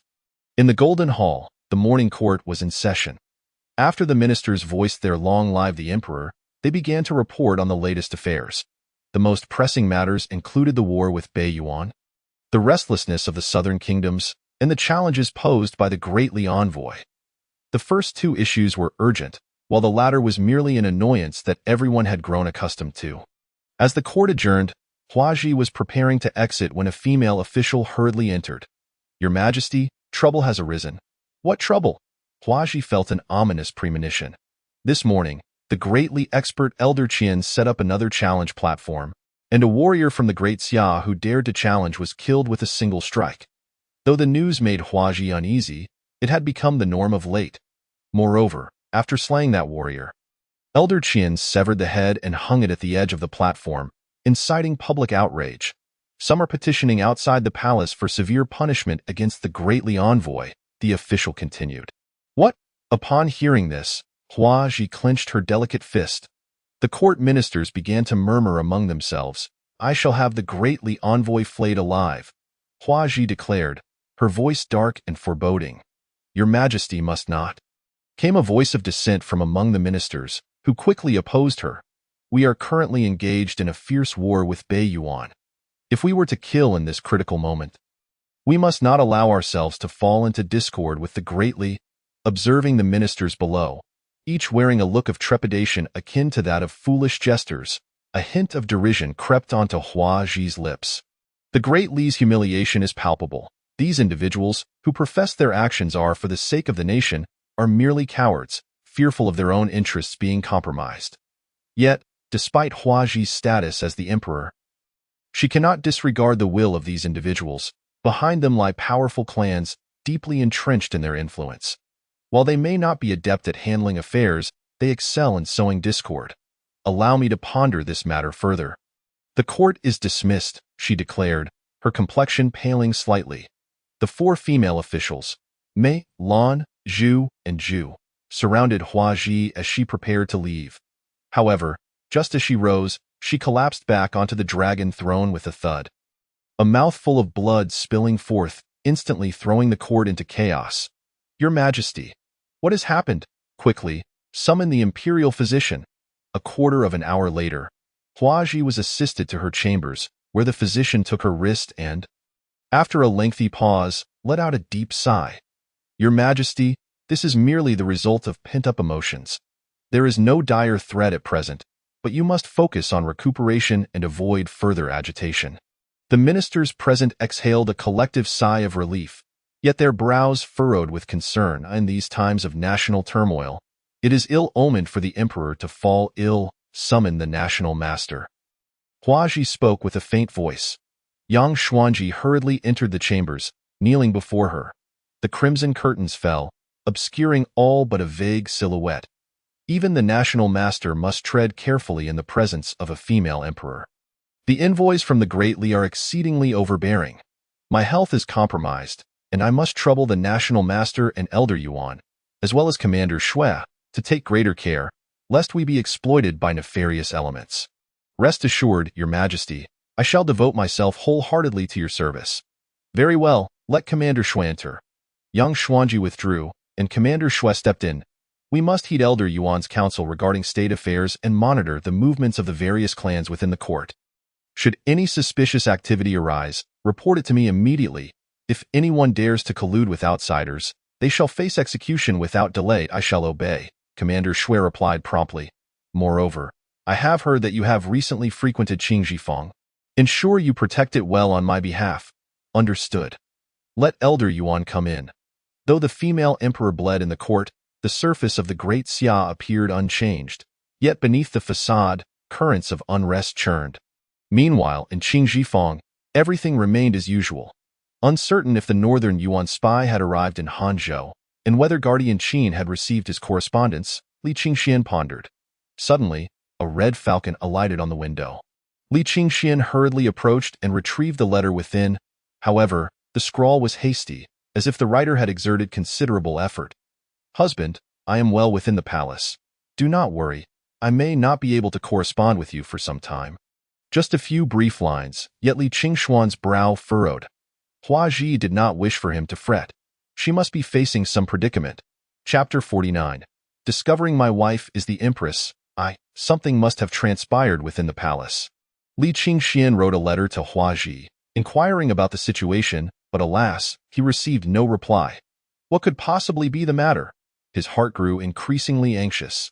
After much hesitation, he decided to visit Yuan Guang's residence. As the current imperial censor, Yuan Guang might have some knowledge of the palace's affairs. However, to Li Qingshuan's disappointment, Yuan Guang was not at home. The household servant informed him that Yuan Guang only returned late at night. Thus, Li Qingxian sought out Ning Yuan instead. Fortunately, Ning Yuan was at home. Has something happened in the palace recently? Li Qingxian asked. Ning Yuan looked at him in surprise. How did you learn of palace matters? Today, during morning court, the emperor suddenly bled. It is said she was provoked by the great Elite as imperial censor. My master manages court affairs to prevent any disturbances. Is there anything else? Nothing more. Ning Yuan shook his head. He had also received this news from Yuan Guang. Otherwise, given his current rank, he would have no access to such information. The empress's illness had implications for Hua Ji. Why was Hua Ji so agitated? Li Qingxian found himself perplexed. The hastily penned letter from Hua Ji, written in a state of weakness, suggested she was under duress. Historically, royal families have been heartless. Should the empress fall ill, Hua Ji, as her servant, might be blamed for inadequate care and could face punishment. Thus, she had written such a letter to him. The thought filled Li Qingxian with dread. What if Hua Ji were to suffer punishment? What if she could not bear it and was harmed? In a palace so devoid of compassion, who would care for the life of a mere maid? The more he contemplated, the more anxious he became. Yet, outside the palace, he felt utterly helpless. No. I cannot stand idly by while my wife is in danger. Li Qingxian resolved, as he pondered how to assist his wife. An idea suddenly struck him. I must enter the palace to see her. When he shared this decision with Yunling, she shook her head vehemently. The palace is heavily guarded. Entry is not so simple. Even with my agility, it would be a perilous endeavor. Agility. Li Qingshuan's eyes lit up. He possessed the skill of Lingbo Weibu. Although his strength may not compare to Yunling's, his lightness of foot was not to be underestimated. Moreover, Yunling had mentioned it was a matter of life and death, indicating there remained a glimmer of hope. I have made my decision, he stated resolutely. With the Han Qi sword and the absolute kill technique at his disposal, as long as he did not encounter a ninth-tier master, he stood a chance of escape. I shall infiltrate the palace with you, Yunling proposed. However, Li Qingxian refused. No, if I am caught in the palace, you can still rescue me. But if you are captured alongside me, who will save me then? Li Qingxian was determined to spare Yunling from the peril of accompanying him. Yunling understood his intentions but recognized the logic in his reasoning. Late at night, clad in dark attire, Li Qingxian evaded 2 patrols of the Imperial Guard and arrived at the palace walls. The walls towered 10 zhang high. Even monkeys would struggle to scale them. Yet, it posed no challenge for Li Qingxian. With a swift run, he leaped into the air like a bird, effortlessly landing atop the wall. Ensuring the area was clear, he made a silent descent. This demonstrated the prowess of top-tier agility techniques. Once on the ground, Li Qingxian quietly produced a map. This was a rough sketch of the palace layout. He had drawn from past conversations with Elder Yuan at IT, was not detailed but provided a general sense of the palace's structure. As Hua Ji served as the empress's maid, her quarters should be located within the inner palace. However, given the vastness of the inner palace, how could he possibly locate Hua Ji? Li Qingxian tucked the map away and stealthily advanced. His first task was to find the inner palace. Who goes there? Don't run. Seize him. Just then, a furious shout echoed from afar. A squad of imperial guards had spotted Li Qingxian in an instant. They charged towards his position. This is bad. Li Qingxian cursed internally, so engrossed in his observations, he had neglected to watch his rear. He hurriedly activated Lingbo Weibo, creating a series of afterimages in the darkness, evading the sight of the patrolling guards. Pursue! Though Li Qingxian had narrowly escaped, he had alarmed the palace's defenses. In the corridors, countless figures moved back and forth, searching for Li Qingxian. Where do you think you're going? A figure suddenly descended from above, blocking Li Qingxuan's path. The opponent emanated a fierce aura. An 8th-tier master Li Qingxian tightened his grip on the Han Qi sword. Although theoretically he could contend with an 8th-tier warrior, he had never actually fought one. His previous sparring with figures like Yun 12 had always been restrained. Nevertheless, Li Qingxian knew he had no other choice. If he were captured for trespassing the palace, it would be a death sentence. Without hesitation, he swung the Han Qi sword forward, the blade slicing through the air as if distorting reality itself, severing all sensory connections around him. This strike, executed with the utmost precision, was his ultimate move. Faced with an 8th-tier expert, he could not afford to hold back. Upon seeing the incoming sword strike, the 8th-tier warrior's expression turned grave. Those entrusted with the palace's defense were no ordinary fighters. Their combat experience was undoubtedly extensive. A long knife swept toward Li Qingxian like a raging tide. Yet, Li Qingxuan's sword attack was exceptionally cunning.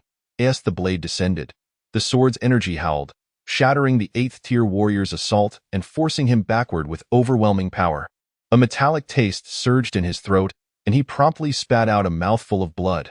With his strike completed, Li Qingxian transformed into an afterimage once more, vanishing from the opponent's sight. Quickly, pursue! The 8th-tier warrior wiped the blood from his mouth and shouted. He ran in that direction.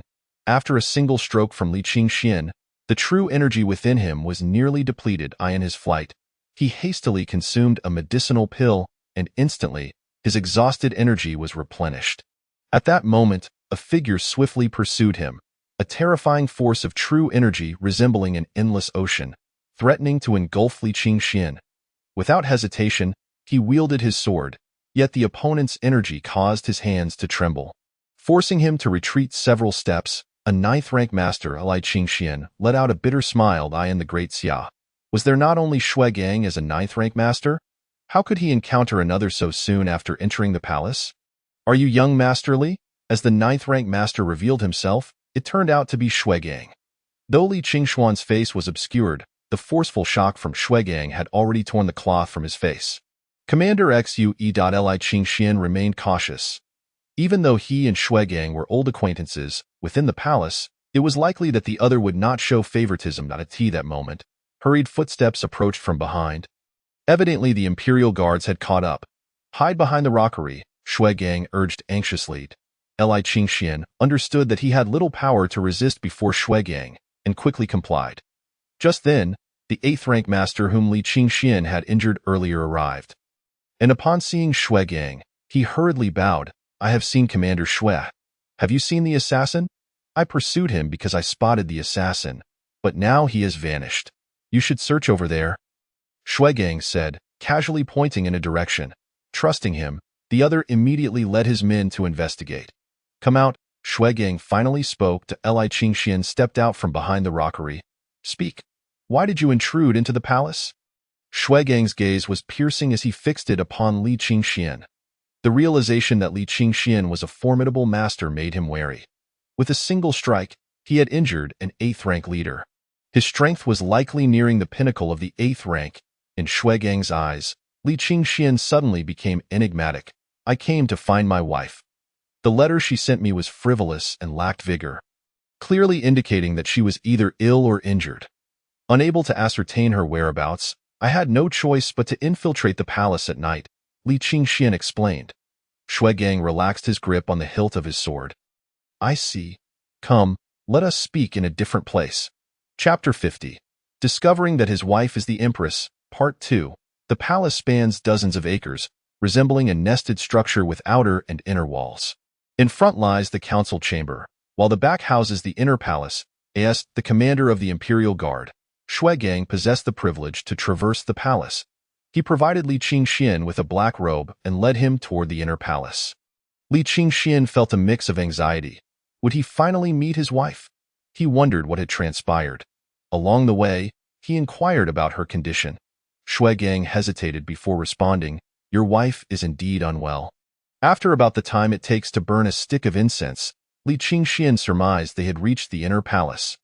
Ahead stood a grand hall, brightly lit, with numerous palace maids bustling about. Just as Li Qingxian was about to approach, Shui Gang raised a hand to stop him. "This is Her Majesty's sleeping quarters. There are inner palace guards stationed around. Even I must halt here. If we get too close, we would be deemed traitors and face execution. The Emperor's sleeping quarters? I wish to see my wife. Why would you bring me here?" Li Qingxuan's expression froze. "Did you not say she was ill? If she is unwell, she should be resting in her own chambers. Does she need to attend to the Emperor even while sick? This Empress is utterly outrageous." At this point, Li Qingxuan's face was filled with indignation, and even a hint of murderous intent began to form. How dare they mistreat his wife? Hearing Li Qingxuan's words, Shui Gang hastily covered his mouth. "This is the palace. Refrain from speaking recklessly about Her Majesty. The Empress." Afterward, Shui Gang recalled that the Empress was in fact Li Qingxuan's wife and withdrew his hand. From the moment he led Li Qingxian into the inner palace, he had resolved that Li Qingxian would eventually learn the truth about Huaji's identity. It would be better to disclose it to him early. "Do you know the name of the Emperor?" "The Emperor?" Li Qingxian was momentarily taken aback. "The Emperor's name is Zihuang." "Zihuang? The Empress?" Li Qingxian gasped in shock. The one who had braved the heavy snow to find him, lent him money, and casually visited the painting studio was actually the Empress of the great Xi heavens. Is this some kind of joke? This revelation felt somewhat terrifying. As the master of the Langya Pavilion, Li Qingxian should have felt at ease meeting the Empress due to his status. Yet, the news was simply too astounding. Who would have thought that Huaji was the Empress? No wonder she had the protection of the Snow Dragon cavalry. Seeing Li Qingxuan's astonished expression, Shui Gang couldn't help but smile wryly, thinking, if this is shocking, there's even more astonishing news to come. Do you know that aside from the name Zihuang, Her Majesty has another name? Another name? What does that have to do with me? Li Qingxian was still reeling from the shock of Zihuang being the Empress. But right now, he only wished to see his wife. He had no interest in anything else. His wife was still unwell and needed his care and comfort. He had no time to concern himself with other matters. Though Zihuang had treated him well, his heart was solely devoted to his wife. Li Qingxian wore a discontented expression. Shui Gang also hesitated, wondering if he should reveal the truth to Li Qingxian. After all, it had not been authorized by Her Majesty. What I am about to tell you is of utmost importance to both you and the entire Great Xia. You must promise me that even after knowing, you cannot speak of it, otherwise you could endanger me, Shui Gang stated with grave seriousness. Li Qingxian was bewildered but nodded, sensing Shui Gang's gravity. All right, I promise. Speak. He believed he could trust Shui Gang to keep the secret. Aside from the name Zihuang, Her Majesty is also known as Huaji. Chapter 51. Discovering that his wife is the Empress, Part 3. What? Li Qingxuan's voice suddenly rose several decibels as he stared blankly at Shui Gang. Swallowing hard. Say that again. I said the Empress has another name, and that is Huaj. Isn't that the same name as my wife? Li Qingxian weakly inquired. She is your wife. The Empress of the Great Xia is Li Qingxuan's wife. Shui Gang articulated each word clearly. Li Qingxian stood there, utterly stunned. It was not that he had misheard or could not comprehend, but rather that he found it hard to believe. His wife, Zihuang, the Empress. Shui Gang's statement clarified all the doubts in his heart. Why had Zihuang appeared in the small room? Why had she treated him so? Why had Shui Gang come to rescue him from the magistrate's office? However, this joke was a bit too much. Li Qingxuan's expression quickly turned grim. He had waited for 3 years, only to discover that she had already ascended to the throne. And when she met him, she showed no intention of recognizing him, merely tossing him a pouch of silver. How foolish he had been to feel grateful. Surely, it was merely her charity. In an instant, It felt as though thunder had struck him, and despair enveloped him. Why? Why treat him this way? The gentle and affectionate wife who had shared his joys and sorrows was now so cold. Seeing Li Qingxuan's pale face, Shuigang instantly understood his feelings. Originally, Shuigang had thought that Li Qingxian would be overjoyed upon discovering that his wife was the empress. After all, being connected to the empress meant a lifetime of wealth and honor. This was the common perception shared by Shuigang and many others, but suddenly he realized he was mistaken. Li Qingxian was unlike anyone else. He had waited in the wilderness for 3 long years for the empress. What a devoted soul he was! How could he possibly covet wealth and privilege? With his deep affection for his wife, discovering that she had deceived him must have been a profound heartbreak. Love runs deep and pain cuts sharp. Shuigang knew this misunderstanding could not continue. Otherwise, if the empress found out, he would surely face dire consequences. He immediately interjected. Li Qingxian, young Master Li, listen to me. The truth is not as you think. The reason Her Majesty has not visited you for 3 years is that when she first ascended, the court was in turmoil, and her throne was unstable. Had she visited you then, you would have likely fallen victim to assassination before reaching Luoqing. She did it for your safety. Upon hearing Shuigang's words, Li Qingxuan's expression finally improved slightly. Yet he still replied, but what about after 3 years? As far as I know, after 3 years, her throne was stable. Why did she still deceive me? 3 years later, her throne is indeed steady, but the northern Yuan invades, and the Great Li watches closely, while internal strife brews. If Her Majesty were to announce your existence at this time, it would undoubtedly destabilize the court once again. Moreover, she has deep feelings for you. She has repeatedly requested to reveal your identity, but the state master has vehemently opposed it. Shuigang did not speak. In fact, he had tried to intervene at that moment. Now, he could only play the role of the good man, while allowing the national master to take on the villain's mantle. His Majesty has dispatched skilled protectors to guard your vicinity, fearing that you might suffer even the slightest harm. She is merely waiting for the opportune moment, a suitable time to reveal herself to you. I have witnessed the anguish His Majesty endures daily, watching her weep incessantly. Every letter from you brings her the excitement of a young girl. You must understand, she is the exalted sovereign, and I have never seen her in such a state. Except in relation to you. Shuigang's words had dried up. It was then that Li Qingxian awoke from his daze, realizing the truth. He had misunderstood her. Seeing Li Qingxuan's reaction, Shuigang finally breathed a sigh of relief. Grateful that his words had not been in vain, however, you must promise me that the matter of your wife being the empress can only be disclosed by His Majesty herself, and not through my lips.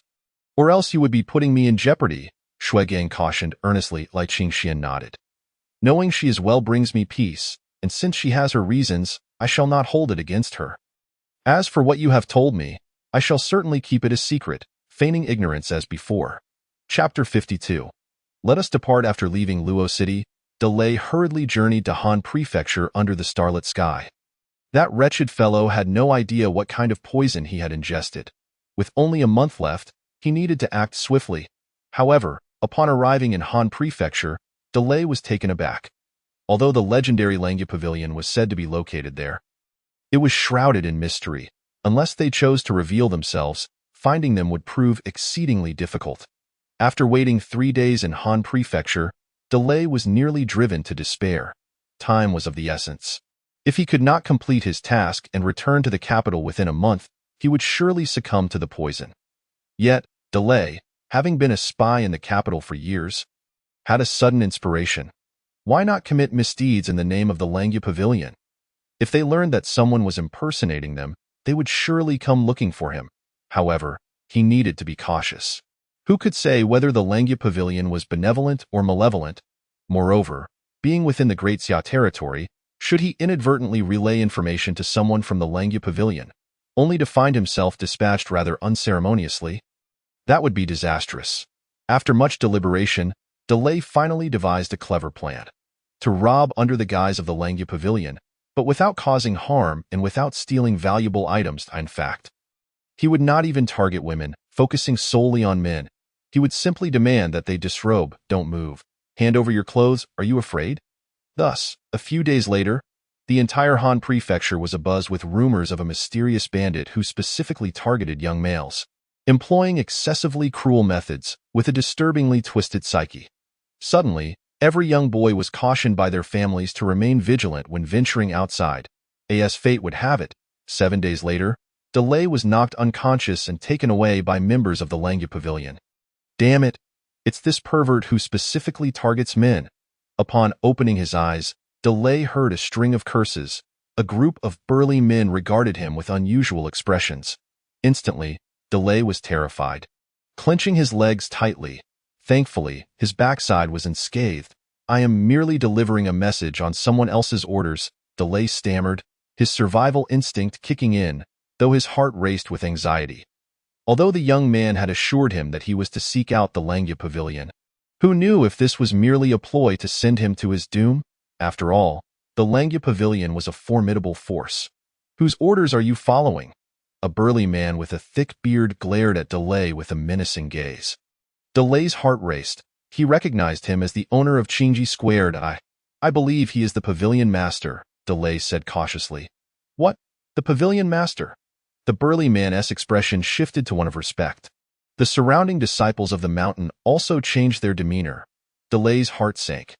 Wait a moment, is he truly the pavilion master? That person is indeed the head of the Langya Pavilion? Good heavens. His background is rather intimidating. Come on. The burly man did not wait for Delay to process it all and directly seized him by the collar, leading him into a grand hall. Upon stepping into the hall, Delay nearly soiled himself in fear. The place was filled with experts. Any one of them could easily overpower him, particularly the young man seated at the top.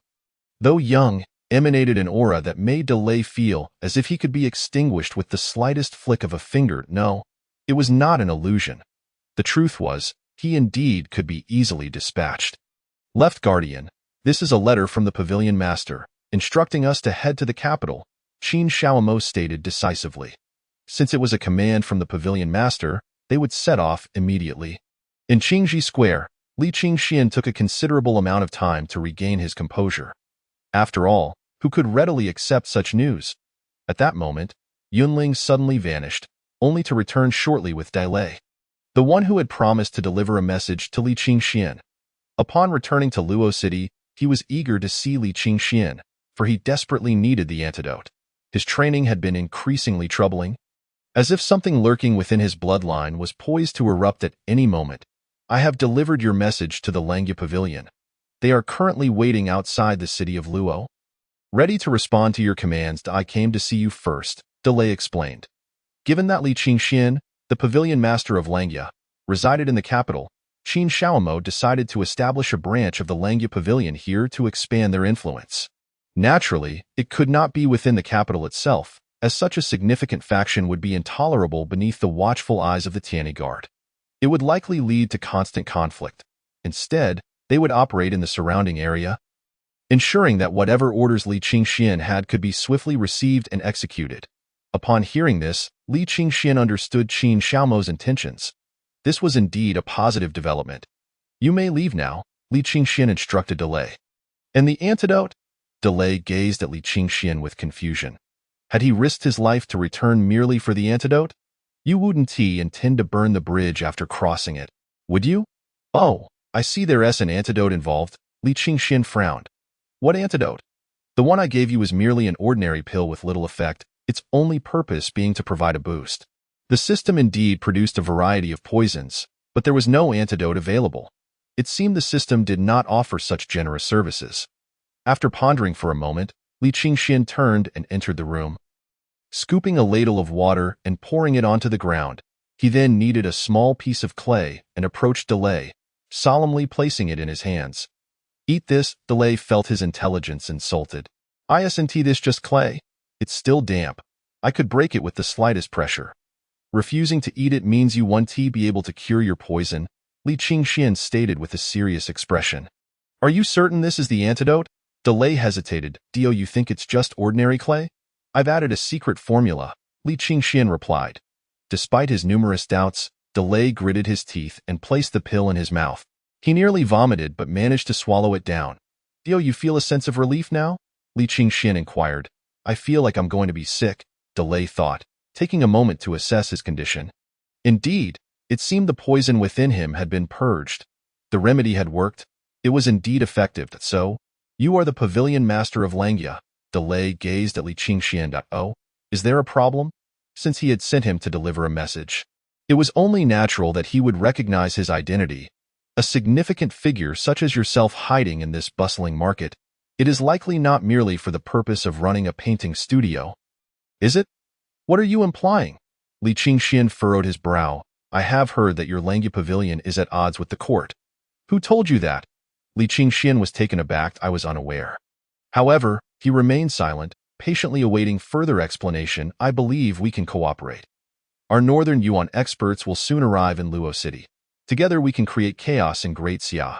You will take the role of the martial arts leader, while we will obtain the benefits we desire. What do you say? The other party gazed intently at Li Qingxian. What benefits are there? I mean, what are the advantages of collaborating with you? Otherwise, there is no reason for me to take such risks. We can offer you money, lots and lots of money. Dio, you think I can be easily swayed by money? Li Qingxian frowned. Very well, given your sincerity, I shall agree. Dale had not anticipated that Li Qingxian would agree so readily. A look of delight illuminating his face. He had indeed accomplished a significant feat, having found a new ally. After all, the envoy from Dali could only temporarily remain in Luodu, while the Langya Pavilion was different. They were inherently people of the Great Xia. Whether in the capital or several other locations, should they wish to incite chaos in the Great Xia, it would be far more convenient than for Dali. Li Qingxian had no true intention of collaborating with the people of Beiyuan. However, if they were to offer him a sum of money for free, it would be unreasonable to decline. Moreover, through this incident, he discovered a considerable sense of belonging to the Great Xia.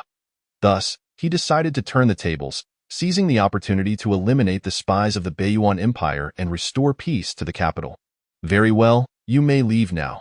Remember to send the silver promptly. I am not a greedy man, but you must demonstrate your sincerity, Li Qingxian instructed. Dale departed, thoroughly satisfied, his face aglow. He felt transformed, likely due to the effects of the antidote. Chapter 53. The antidote takes effect. Word had it that another death occurred in the arena, and the Dali faction was becoming increasingly arrogant. Qin Xingji returned from grocery shopping, indignantly proclaiming, Dali. A flicker of cold light flashed in Li Qingxuan's eyes.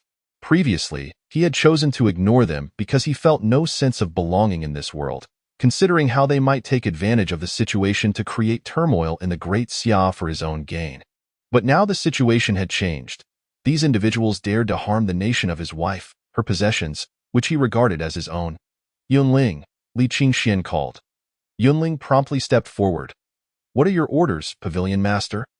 Let Qin Xiaoma enter the city. Accompany me to eliminate a few individuals. As you command. Upon hearing Li Qingxuan's words, Yunling understood his intentions. He had long harbored disdain for the Dali envoy, yet without Li Qingxuan's orders, he dared not act on his OW&I in the dead of night. At the relay station, the Dali envoy gathered in unison. Zhao Changbai occupied the main seat, flanked by 3 ninth-grade masters. Ha! Who would have thought that woman was so enraged she spat blood? Buddha Hand Shi Jingheng laughed triumphantly. Mr. Shi, one must exercise caution in their words. We are within the borders of the Great Xia, and a modicum of respect for the emperor is warranted, Zhao Changbai reminded. His brow furrowing slightly, he held little fondness for these so-called masters, as they were utterly uncouth. After all, their adversary was a monarch, yet they spoke of her so disparagingly, displaying a complete disregard for decorum. So what if I say it? How many Great Xia masters have we slain in recent days? Do they dare utter a word? Shi Jingheng scoffed disdainfully. It is you scholars who prattle on about righteousness and morality while harboring the thoughts of thieves and harlots. Wasn't it your idea to eliminate Great Xia masters? Now that you have done so, what does it matter if you insult that dog of an emperor? Shi Jingheng's reputation had suffered due to his defeat by Shuigang, and he harbored a deep-seated hatred for the Great Xia. All right, Brother Shi, while it is true we have already thrown Great Xia into chaos, Zhao Daren has a point. Let us not provide them with any incriminating evidence. Elder Qin interjected, prompting Shi Jingheng to fall silent. Today, we have gathered to discuss the Empress's illness. This may very well be our opportunity to further disrupt the Great Xia, Zhao Changbai stated. With the public sentiment already in turmoil, if we add a few more flames to the fire, we can plunge the Great Xia into utter chaos. Zhao Daren, what is your plan? We are all ears, Elder Qin responded, showing the greatest respect among the 3 ninth-grade masters, while the other 2 could not even be bothered with pretense. When pleased, they would heed Zhao Changbai's commands. When displeased, Zhao Changbai, the Minister of Rights, was of no consequence. Thus, Zhao Changbai and Elder Qin found common ground. This matter is quite simple. We have already incited public outrage against the Great Xia, as they believe the empress has lost her virtue. Therefore, should a large-scale death occur within the city, the citizens' discontent will reach a boiling point. As he spoke, Zhao Changbai produced a packet of powder from his sleeve. Be wise scattering this powder in several water sources throughout the city. Within a day, thousands will perish in the Great Xia, and the entire Luoqing will descend into chaos. How truly malicious of you, a faint voice drifted in from outside. Who goes there? Zhao Changbai and the others were taken aback. They had stationed numerous individuals outside. Yet someone had approached so silently that it indicated they were undoubtedly a formidable opponent. Furthermore, their conversation had been overheard. Should the Great Xia court learn of it, their lives would be forfeit. In an instant, Buddha Han, Shi Jingheng, and Elder Qian, along with several masters, were enveloped in a murderous aura. In the courtyard, Li Qingxian found a stone bench to sit upon, with the white-clad Qin Xiaoma standing behind him. Zhao Changbai and the others rushed out of the courtyard, their eyes fixed on Li Qingxian. Who are you? My identity is Qin Xiaoma offered a faint smile. You, a dying man, I have no qualms in revealing this to you. I am the left protector of the Langya Pavilion, and the individual you just encountered is none other than the Pavilion Master of Langya. You have slaughtered countless lives in the Great Xia. Thus, it is only fitting that blood be repaid with blood. Langya Pavilion. The expression of his opponent shifted. Do you have any final words? Speak now, though I shall not assist you in realizing them. Release me, and I shall grant you anything you desire, Shi Jingheng interjected. Your final words are doomed to remain unfulfilled. With a swift motion, Qin Xiaoma swung his sword, unleashing a silver arc of light that whistled through the air. Boom! Shi Jingheng's head was severed in an instant, while the entire structure behind him was swept away, reduced to mere ruins. The ground trembled, blood danced in the air, and the courtyard transformed into a hellscape. The entire Great Li envoy was annihilated. Shui Gang stared in shock at the blood-soaked courtyard. The corpses before him belonged entirely to the Great Li envoy, and the 3 ninth-tier experts had also perished. It appeared that only a single individual had made this strike. One person had slain 3 ninth-tier warriors and so many elite fighters from Great Li. What manner of strength did he possess? Could he be at the 10th tier? When did the 10th tier become so trivial? Commander, could it be that the King of the North has returned? A captain of the Tianyi Guards quietly inquired. He observed that it seemed their opponent had barely made a move before these Great Li men all met their end. Who besides the King of the North could possess such power? Shui Gang shook his head. Impossible. The King of the North wields a sword, and given his character, if he were to return to the capital, he would not remain so low-key. First, gather these corpses. I must report to His Majesty. With that, Shui Gang turned and departed. In the imperial study, Hua Ji lay weakly, reclining on the couch, her brows furrowed tightly, the atmosphere laden with tension. Are you saying that the Great Li envoy was entirely slaughtered at the post house? Though Hua Ji secretly yearned for the demise of the Great Li envoy, she was acutely aware of the implications of their deaths at this juncture for the Great Xia. Your Majesty, indeed, not even the 3 ninth-tier experts are exceptions, Shui Gang replied gravely. Should the news of the Great Li envoy's demise within the Great Xia reach Great Li, they would undoubtedly use it as a pretext to mobilize their forces at that time. With the northern Yuan in chaos and the Great Li invading from the west, the Great Xia Empire would find itself besieged on all fronts. Immediately issue my decree to mobilize 100,000 troops to the western front, Hua Ji declared resolutely. I obey your command. After Shui Gang received his orders and departed, a man clad in black appeared in the imperial study. The Great Li envoy has been slain, and the Great Xia is on the brink of turmoil. We cannot predict what changes may follow. We must ensure his safety, Hua Ji said hoarsely. The black-clad man immediately clasped his hands in salute. Your Majesty, rest assured, even if it costs me my life, I will protect young Master Li at all costs. Chapter 55. The Northern Yuan Scheme. At the Northern Valley Pass, the imposing and grand city walls supported a massive 3-story watchtower. Its eaves elegantly curved. Standing atop the highest level, a young man leaned against a long sword, draped in a flowing white cloak, gazing into the distance. Clad in armor of crimson and gold, his features were sharply defined, and his eyes sparkled with a fierce brilliance. He exuded an air of authority, as if he had long occupied a position of power. This man stood there quietly, akin to a steadfast pine. Like a mountain standing resolute against the winds, he possessed the sharpness of a military commander and the pride of a royal, a presence truly extraordinary. He was Lin Nuo, the King of the North. This King of the North was a legend in the hearts of all great Xia citizens. Discovered and nurtured by the late emperor at the tender age of 13, he broke through to the 7th tier of martial arts by the age of 15. Celebrated as a prodigy rarely seen in a millennium, BY 18, he was conferred the title of Protector General, leading a cavalry force northward and returning with the head of the 2nd Prince of Northern Yuan. At 25, he stepped into the 9th tier, and by 28, he reached the pinnacle of martial arts, the 10th tier. The following year, he achieved remarkable military feats, earning the title of King of the North, guarding the northern frontier with unparalleled glory. His 2 chief generals were both 9th-tier experts, renowned on the battlefield, yet they willingly served under him. Why, Lord? The spies have delivered 2 confidential letters. A burly general strode forth, revealing himself as the left general. Read them to me, Lin Nuo commanded without turning his gaze from the distant sands.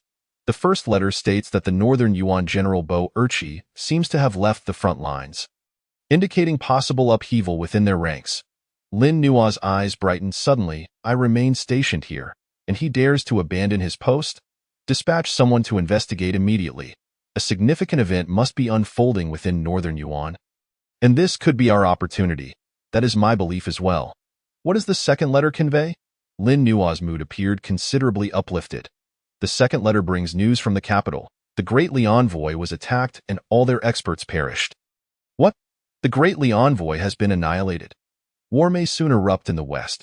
However, should conflict arise, the Great Xia will recognize the significance of their national war god, which might not be entirely unfavorable. But what if the west cannot withstand the assault and is invaded by Great Li? Would that not plunge the nation into chaos? The left general expressed his concerns. Chaos is welcome. I shall raise an army to reclaim our territory. At that point, the military authority in the west may very well fall under my control, and we shall see which of the court's inept officials dares to voice dissent, he said, a hint of madness glimmering in his eyes. Is there anything else? Lin Nuo inquired after a prolonged silence, noticing the left general had yet to speak. Another confidential report from the palace. A few months ago, the emperor ventured into the wilderness and encountered an individual who may very well be her husband. The air grew still, a suffocating silence enveloping the room. After a long pause, Lin Nuo's voice turned frigid. Investigate. Find out this person's name, appearance, and background. Understood. But what shall we do once we ascertain the details? The left general asked cautiously. Eliminate him. A sudden gust of wind howled, causing the banners to flap violently. Qingji, your capacity for alcohol is quite lacking, Li Qingxian remarked, observing Chen Qingji, who had earlier boasted of his ability to drink endlessly. Now sprawled beneath the table, I in a good mood today. Li Qingxian had indulged in a few extra cups with Chen Qingji. Just then, footsteps approached from outside. The sneaky delay peeked his head in but was promptly sent sprawling to the ground by a swift kick from Yunling, who had suddenly appeared. Don't attack. I'm here to deliver money and discuss cooperation, Delay shouted in fright. This small art studio felt like a den of danger to him. It was home to none other than the pavilion master of Langya. Although the Langya Pavilion had only recently emerged, it had swiftly eradicated rival martial factions with ruthless efficiency. As a spy for Northern Yuan embedded within Great Xia, Delay was particularly attentive to the Langya Pavilion. Knowing that if Zi Huang was the empress of the Great Xia Empire, then the pavilion master was akin to a nocturnal sovereign in the martial world. Stand up, Li Qingxian said coldly. Only then did Delay dare to rise, followed by several brawny men who had accompanied him. Under Li Qingxuan's piercing gaze, he realized they were all formidable fighters, 3 at the 7th tier, and 1 at the 8th tier. It appeared these were the elite fighters dispatched by Northern Yuan to Great Xia. This surprised Li Qingxian. The fact that so many experts could be mobilized indicated significant status within Northern Yuan. Bring in a full chest of gold, Delay instructed, and when it was opened, Li Qingxian was nearly blinded by the gleam. With a broad smile, Li Qingxian welcomed Delay inside, not solely due to the gold, but rather out of a desire to forge a friendship. Once inside, they took their seats. The expert stood behind Delay, one of the 8th tier fighters, casting a cold, unfriendly gaze at Li Qingxian. Speak, how shall we discuss this cooperation? Li Qingxian asked, lifting a teacup to take a sip. Delay also reached for his cup, only to discover it was empty, his face darkening slightly. Damn it, I bring you a chest of gold, and you can't even spare a cup of tea? Brother, that's a bit excessive, isn't it? Of course, he could only voice these thoughts internally, not daring to say them aloud. He awkwardly placed the empty cup down. Langya Pavilion Master, have you forgotten to serve me tea? I haven't forgotten, Li Qingxian shook his head. Business has been slow lately, and we are short on tea, so I shall not serve you any. These individuals were from Northern Yuan, enemies of his wife. He had no intention of offering them tea. I possess a deadly poison. Would you care to try it? He wore a smile while harboring malicious thoughts. Delay took a deep breath and forced a smile, saying, the cooperation is quite simple. Soon, a 9th tier expert from Northern Yuan will arrive in Luodu to execute a plan. At that time, all you need to do is cooperate with us. How shall I cooperate? Li Qingxuan's eyes sparkled, sensing he was about to unearth a significant secret. Concerning that empress, we will naturally inform you when the time comes. A chest of gold is merely a down payment. Upon the successful completion of the task, there will be 9 more to follow. Agreed. It is settled. After bidding farewell to Dale and the others, Li Qingxian found himself deep in contemplation. Concerning his wife, could these individuals possibly intend to assassinate her? Damn it. Once I ascertain the truth, I shall ensnare you all and have you minced to feed the dogs. Chapter 56. The authority of Langya Pavilion. 3 days later, just as Li Qingxian completed his sign-in, a figure cloaked in black robes appeared at the entrance of Qingji Square. The individual was shrouded so thoroughly that it seemed he feared others would recognize him as a villain. The door to Qingji Square stood open, allowing him to stride in without hesitation. The moment he stepped inside, the door slammed shut with a resounding thud. Li Qingxian had already taken note of the sudden appearance of the elder. Had Dale been present, he would have introduced this man as a 9th tier master from Beiyuan, ranked 3rd in the Beiyuan military. His cultivation was rooted in authentic demonic sect techniques, known for their brutality. He had once slaughtered 9 martial generals of the Great Xia in a single day during the conflict between Beiyuan and the Great Xia, his notorious reputation preceding him. He was also specifically targeted for assassination by the Northern King. The very fact that such a being, coveted by a 10th tier expert, was still alive and well spoke volumes about his prowess. The elder had come to Qingji Square alone, having received reports from Dale about a potential collaboration with Li Qingxian. Given that Langya Pavilion was a nascent force, he sought to determine whether it was worth 10 chests of gold. Upon entering, he found Li Qingxian seated calmly, gazing at him with an air of indifference, appearing as nothing more than a handsome young man. However, the elder was not easily impressed. He believed himself to have been far bolder in his youth. You are the head of Langya Pavilion? The elder finally declared, removing the hood that obscured his face to reveal a pallid, gaunt visage, resembling skin stretched over bone. His voice was gravelly and eerie, enough to invoke the urge to punch him flat should one encounter him at night. Li Qingxian maintained his composure. And who might you be? As they conversed, he activated the Celestial Eye, a 9th tier martial artist. Cultivating the bloodthirsty demonic techniques, he possessed 12 vulnerabilities, namely the Shinkei, Shinshu, and Lingqiao points in an instant. All pertinent information regarding the elder's cultivation flooded into Li Qingxuan's mind. A practitioner of the demonic sect, he pondered the nature of such an entity. The elder spoke again. I am Banla, a native of Beiyuan. I have heard that Dale wishes to collaborate with you, offering 10 chests of gold. I seek to ascertain whether Langya Pavilion holds such value. At this moment, Li Qingxian grasped the elder's intentions and smiled wryly. The strength of Langya Pavilion is undoubtedly unquestionable. Pray tell, what is your plan upon your arrival in the Great Xia? The plan is straightforward, to assassinate the empress. However, before we proceed with that, to test your capabilities, you must assist me with a task.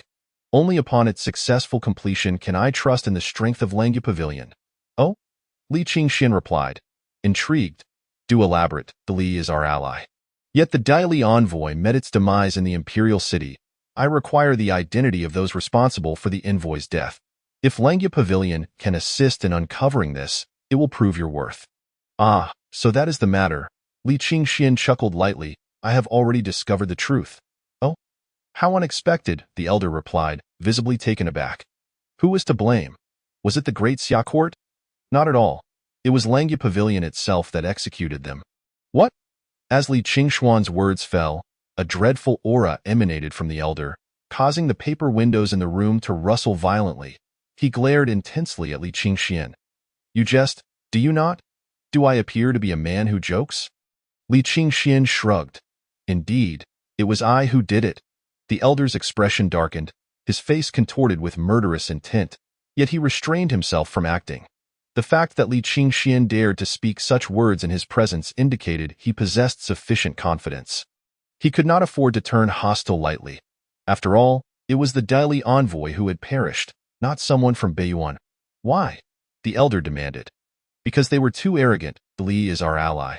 Given that the Daily envoy perished because of you, we can no longer collaborate, the elder declared, turning to leave.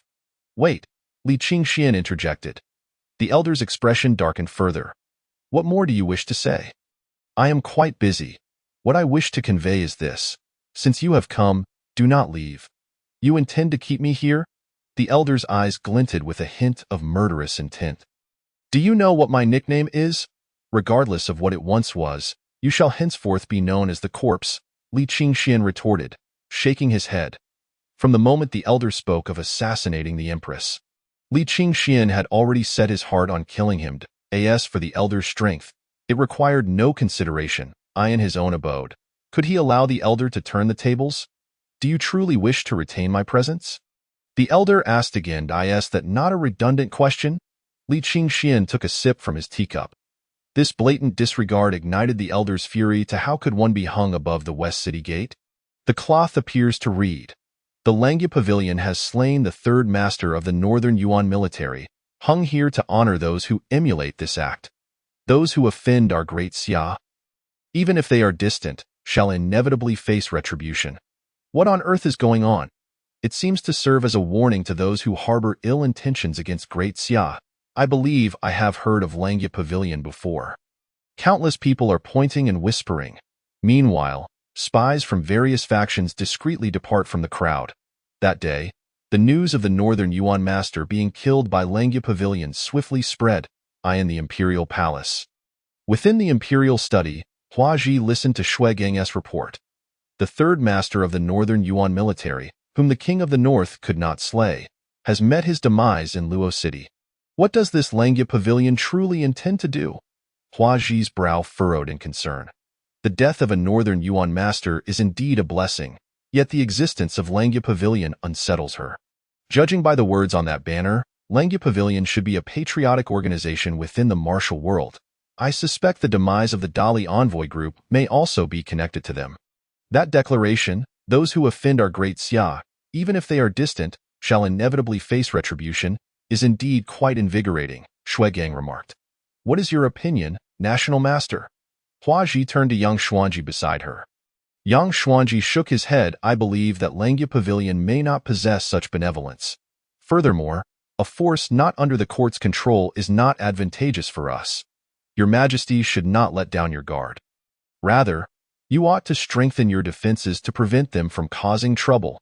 In the border fort of Dali, within the great general's tent, an old general gripped his sword tightly, his eyes gleaming with ferocity.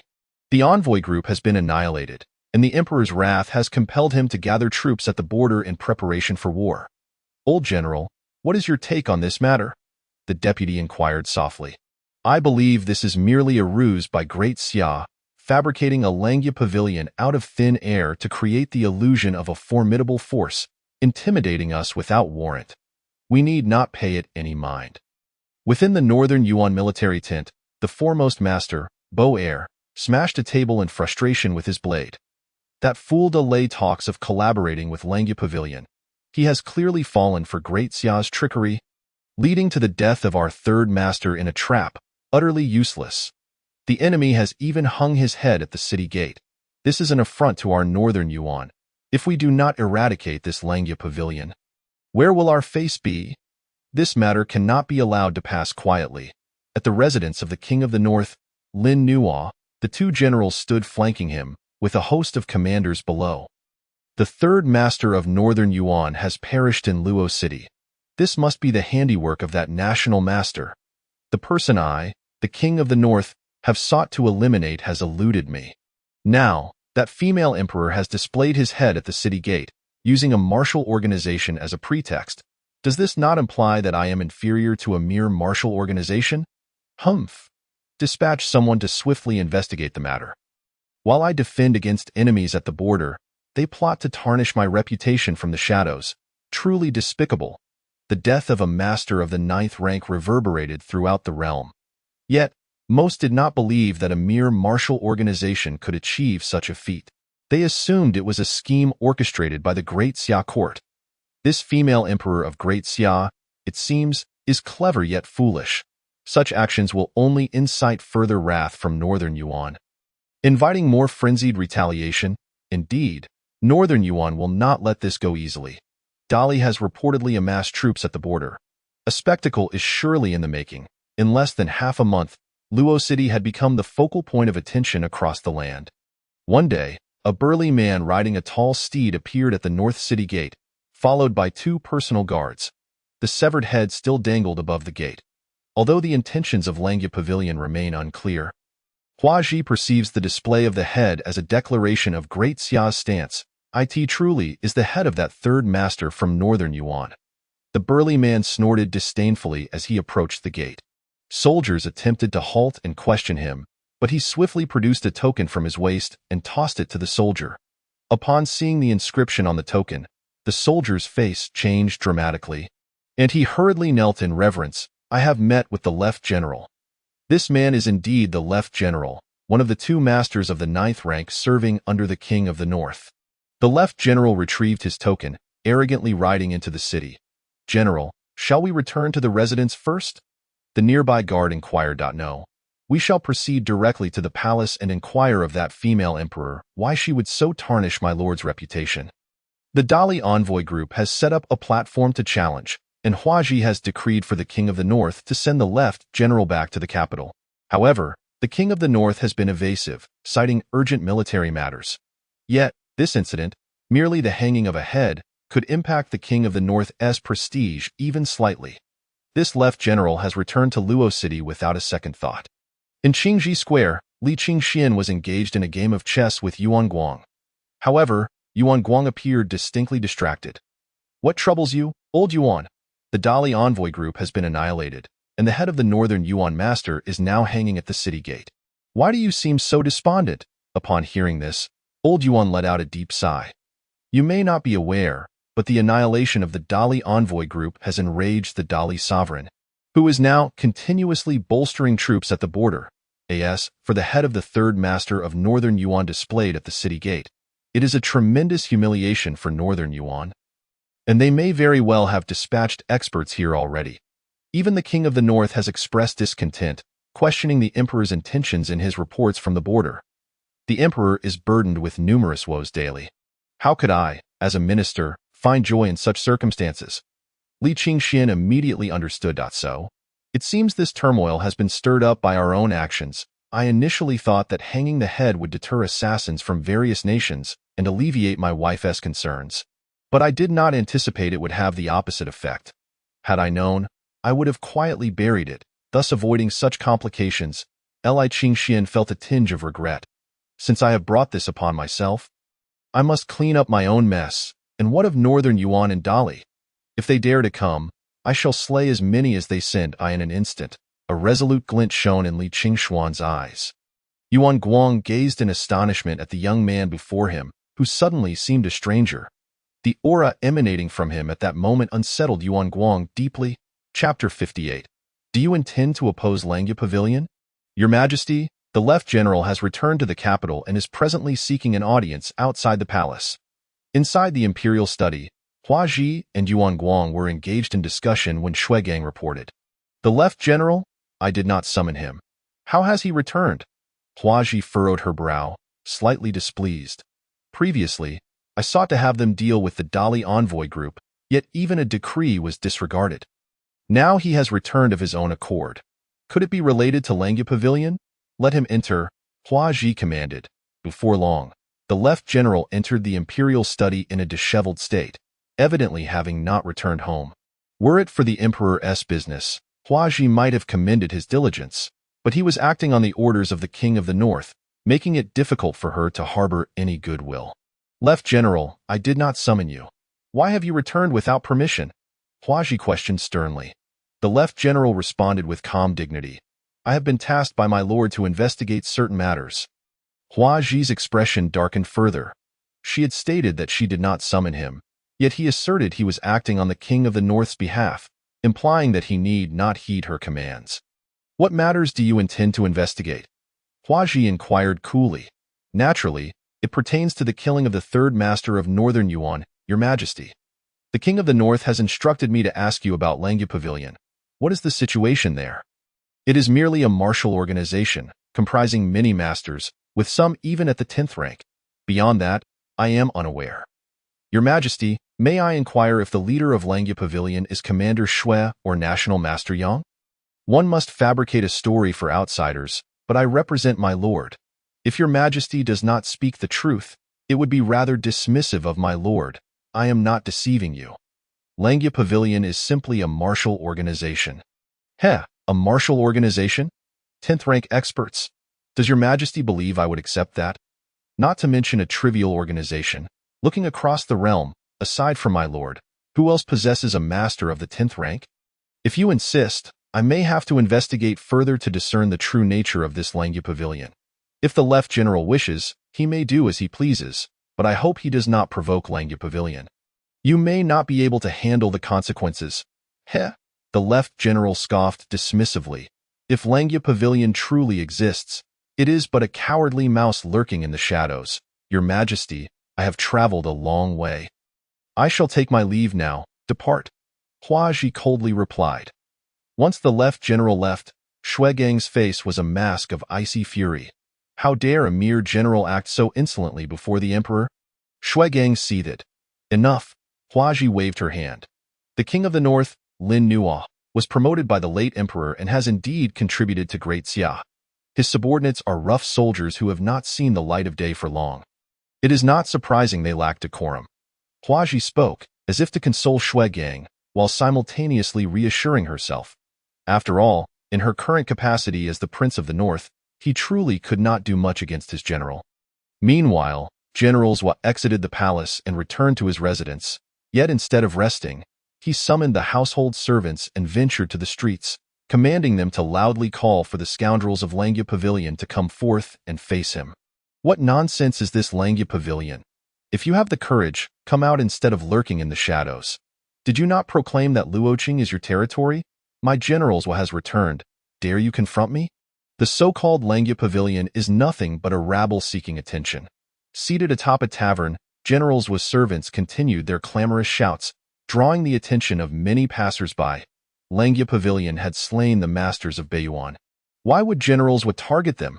The Prince of the North, Lin Nuo, is renowned for his martial prowess, and General Zhua is his right-hand man, both champions of our Great Xia. Why can't they coexist peacefully with Langya Pavilion? Those who offend Great Xia, though distant, shall be punished. How invigorating those words sound. It is said that the envoy of Dali was also slaughtered by Langya Pavilion. Since ancient times, chivalry has defied the law.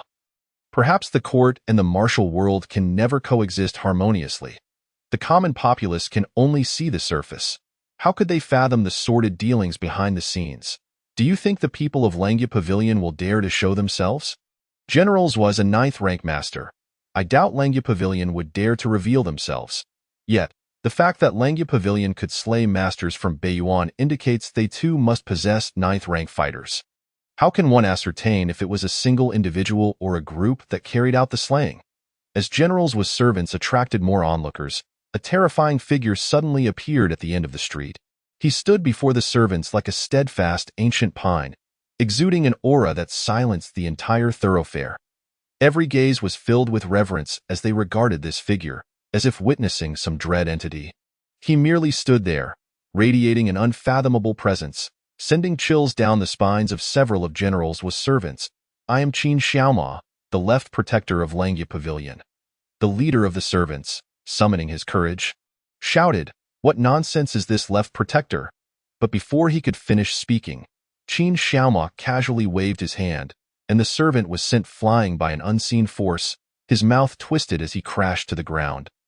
Convulsing, the crowd gazed in horror at Qin Xiaoma. Is this truly a master of Langya Pavilion? How formidable, to strike someone down from such a distance. Meanwhile, Qin Xiaoma remained still, his gaze locked onto General Zhua, who had leapt down from the tavern. You are the infamous General Zhua, who tarnishes the reputation of Langya Pavilion. Qin Xiaoma's tone was calm, yet tinged with chill. He is indeed General Zhua.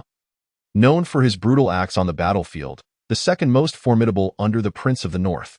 The first being the right general, they could easily attain the rank of second-grade general were it not for their loyalty to the prince. After a moment of silence, the surrounding populace began to murmur among themselves. The tales of the Prince of the North have become legendary, and General Zhua is a figure of myth. Meanwhile, Langya Pavilion has recently emerged into prominence, riding the wave of public interest. Now, they are witnessing the collision of these two factions. General Zhua, you claim to seek trouble with Langya Pavilion despite the fact that we have slain the masters of Baiyuan. What reason do you have for this? Qin Xiaoma inquired. Ha! You indeed have slain the masters of Baiyuan, but generals were advanced step by step towards Qin Xiaoma, drawing the massive blade in his hand. Your actions will tarnish my lord's reputation, and in my eyes, Langya Pavilion is merely a troupe of jesters. How dare you claim Luoqing as your domain? Your audacity displeases me. Generals will harbored no belief that Langya Pavilion was a genuine sect. He viewed it merely as a fabrication of the Empress of Great Xia. After all, why had they remained obscure until now, only to suddenly emerge? The Prince of the North's supreme status within Great Xia is due to his 10th rank. Should another 10th rank fighter arise, it would undoubtedly threaten his position, thus he seeks to dismantle the Empress's deception. Then you intend to make an enemy of Langya Pavilion? Qin Xiaoma regarded General Zhua. Though they were both 9th rank, General Zhua was a pure martial artist, far from comparable to other 9th rank masters. He was undoubtedly superior to the 3 from the Dali Envoy. Even the 3rd-ranked master from Baiyuan was nowhere near his level. A martial artist of the same rank could easily overpower those who practiced other disciplines. This was evident. Nonsense, Langya Pavilion, and you, left protector, I shall make it my mission today to vanquish you. General Zhua had been biding his time, and the moment his moment of preparation culminated, boom, a terrifying aura erupted from him, a crimson tide of blood essence surging skyward. This was the terror of a 9th-rank martial artist. Their vitality peaking to an extreme in the frigid winter. When they harness their energy, the air around them within 3 paces becomes stiflingly hot. Die! Generals were roared, his footfalls pounding the ground like a human beast. With each step, the stone slabs beneath him cracked and splintered. Qin Xiaoma hesitated not, slowly raising his palm. The sword strapped to his back remained unresponsive. Just as the onlookers believed he was merely posturing, they suddenly witnessed pebbles lifting from the ground around him. An increasing number of stones soared into the air, converging towards Qin Xiaoma's hand. The sound of clattering echoed as the stones meshed together. Forming the shape of a sword, a murmur rippled through the crowd. The ordinary folk could not discern the true scale of power. In their eyes, the more extravagant the display, the mightier it appeared. Qin Xiaoma's maneuver was indeed ostentatious, akin to a divine technique. This was Langya Pavilion's first public appearance. Do you think the left protector can rival General Zhua? I believe General Zhua is more formidable. That Qin Xiaoma has such a pale complexion. Handsome men rarely possess strength. Chapter 59. The first showcase of Langya Pavilion. Who do you think is stronger, General Zhua or this left protector? Their strengths should be relatively equal, right? I still think General Zhua is superior. I had never heard of Langya Pavilion before. If they were so powerful, why were they silent until now? But the left protector's methods are truly astonishing. Extravagance matters little. Street performers can be even more flamboyant. Just wait, in the next moment, he will be soundly beaten by General Zhua. Boom! On the street, General Zhua's blood essence surged like a tide, striking down with his blade, creating a wave of deadly energy. This was General Zhua's signature technique, locking onto his opponent's form with sheer momentum. A single strike to vanquish his foe. Facing the terrifying might of General Zhua, Qin Xiaoma's expression remained unervingly calm as he swung the stone sword to meet the incoming assault. Since breaking through to the 10th rank, Qin Xiaoma had yet to engage in combat with a pure martial artist. The previous encounters had been overly restrained and lacked excitement. This General Zhua piqued his interest. Boom! The stone sword collided with General Zhua's ferocious blade, the force sending shockwaves that flattened nearby walls. While the stone slabs beneath them soared into the air, Qin Xiaoma remained firmly in place, whereas General Zhua was forced to retreat 3 steps. In that instant, General Zhua finally ceased his underestimation. But his aura intensified further. Just now, I only exerted 30% of my strength. Now I shall unleash all of it. Is that so? Qin Xiaoma replied nonchalantly. Through their previous exchange, he had gauged the combat prowess of 9th rank martial artists. In fact, he had only exerted 10% of his strength. Regardless of how formidable a martial artist might be, they could only dominate within their own realm. The disparity in levels was insurmountable. The reason Qin Xiaoma chose to spend more time with General Zhua was to gain insight into the martial arts system, especially since the Prince of the North was a quintessential martial artist. Though both were 10th rank, Qin Xiaoma was uncertain of his odds against the prince. Given his recent ascension to 10th rank, as it stands, he likely still fell short of the prince's level. But that was inconsequential. With so many 9th rank fighters in Langya Pavilion, should the prince truly arrive, they could collectively overpower him. Now, I shall make my move. Qin Xiaoma suddenly grinned. This time, he did not condense a stone sword, but instead slowly drew the sword from his back. A sense of unease surged within General Zhua. The moment Qin Xiaoma fully unsheathed his sword, his aura skyrocketed. As his momentum reached its zenith, he swung the sword mercilessly forward. In an instant, thunder roared and a gale erupted, sending nearby objects toppling. The speed of the sword was so swift that General Zhua could only passively defend himself. Boom! First, a sharp sound pierced the eardrums, followed by a resounding explosion of energy that reverberated like a tempest. Waves of air surged forth like a frenzied tide, knocking down even the common folk dozens of yards away. Under the terrifying sword intent, General Zhua struggled to maintain his ground, but ultimately could not withstand the pressure and was sent flying backward. When the tempest subsided and tranquility returned, the treasured blade that had accompanied General Zhua for over a decade bore a significant gash. Qin Xiaoma remained motionless in place, and had he not been holding a sword, others might have doubted whether he had even made a move. In that moment, despite his seemingly frail physique, Qin Xiaoma exuded an imposing presence akin to a towering mountain, reminiscent of a primordial beast that instilled fear in all who beheld him. Grade 10, you are truly a grade 10. General Zhua cried out in disbelief, struggling to accept this horrifying reality. Apart from their own master, the Prince of the North, there existed another grade 10 in the Great Xia. Did this not imply that the matters regarding the Langya Pavilion were not mere fabrications of the empress, but rather that such a force truly existed in the martial world? Although the opponent's grade 10 was not as strong as their master, the mere existence of a grade 10 posed a threat to their master's position. At that moment, the surrounding populace began to recover from their shock. Some were left dizzy and disoriented by the overwhelming force, while others, being more astute, had covered their ears in time to spare themselves. They heard General Zhua's exclamation, which sparked a wave of astonishment. Grade 10. The Langya Pavilion actually possesses a grade 10. While a single martial faction could not topple the rule of the court would certainly not wish to offend a grade 10 expert. After all, While they may openly struggle against you, they could very well conspire to assassinate your officials. Pursuing a grade 10 expert was no easy feat.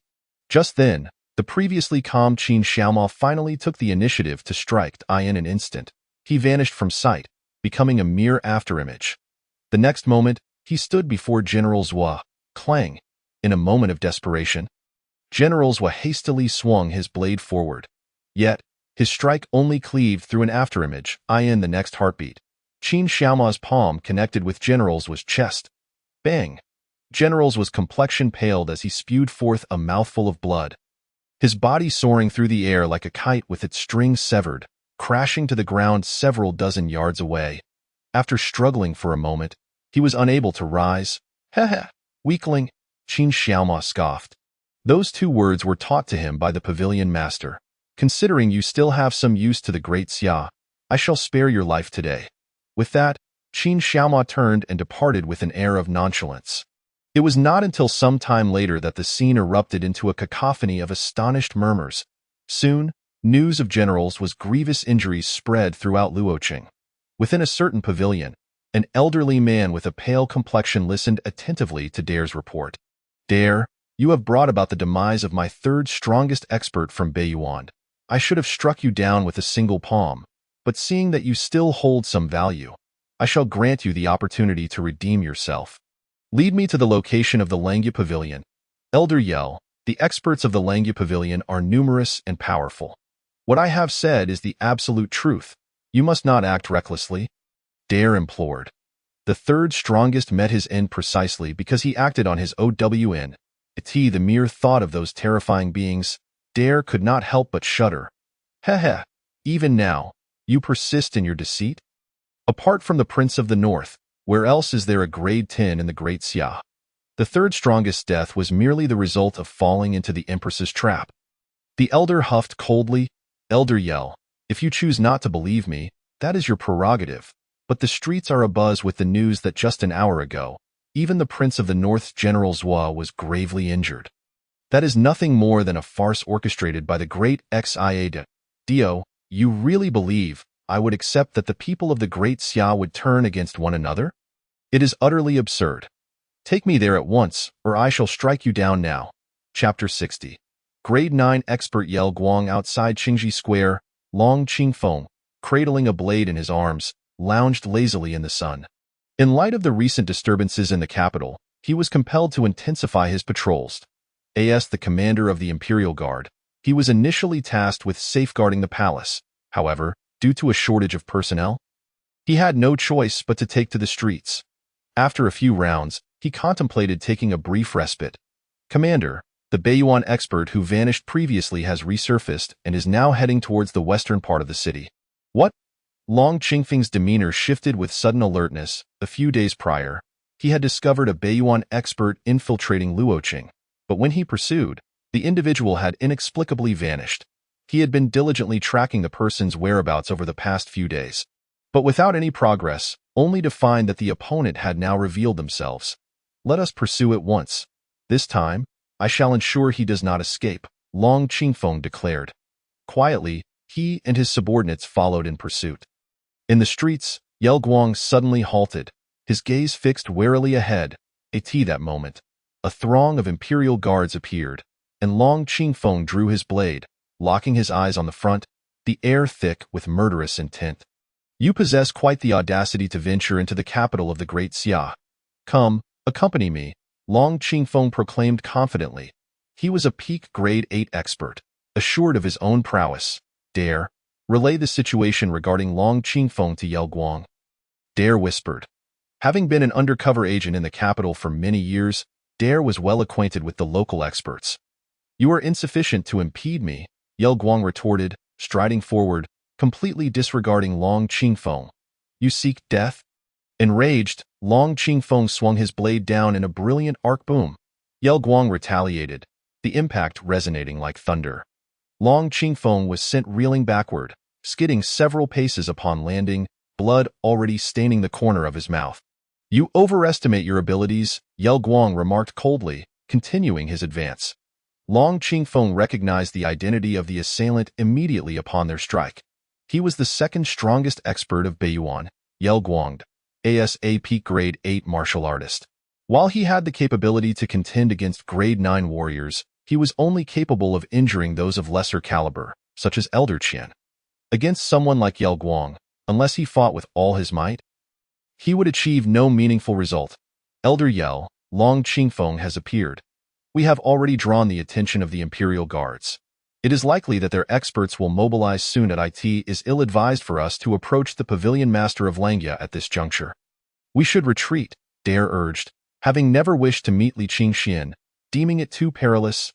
The speed at which the Imperial Guards gather is sufficient to annihilate that so-called Langya Pavilion. Yel Guang remained unfazed.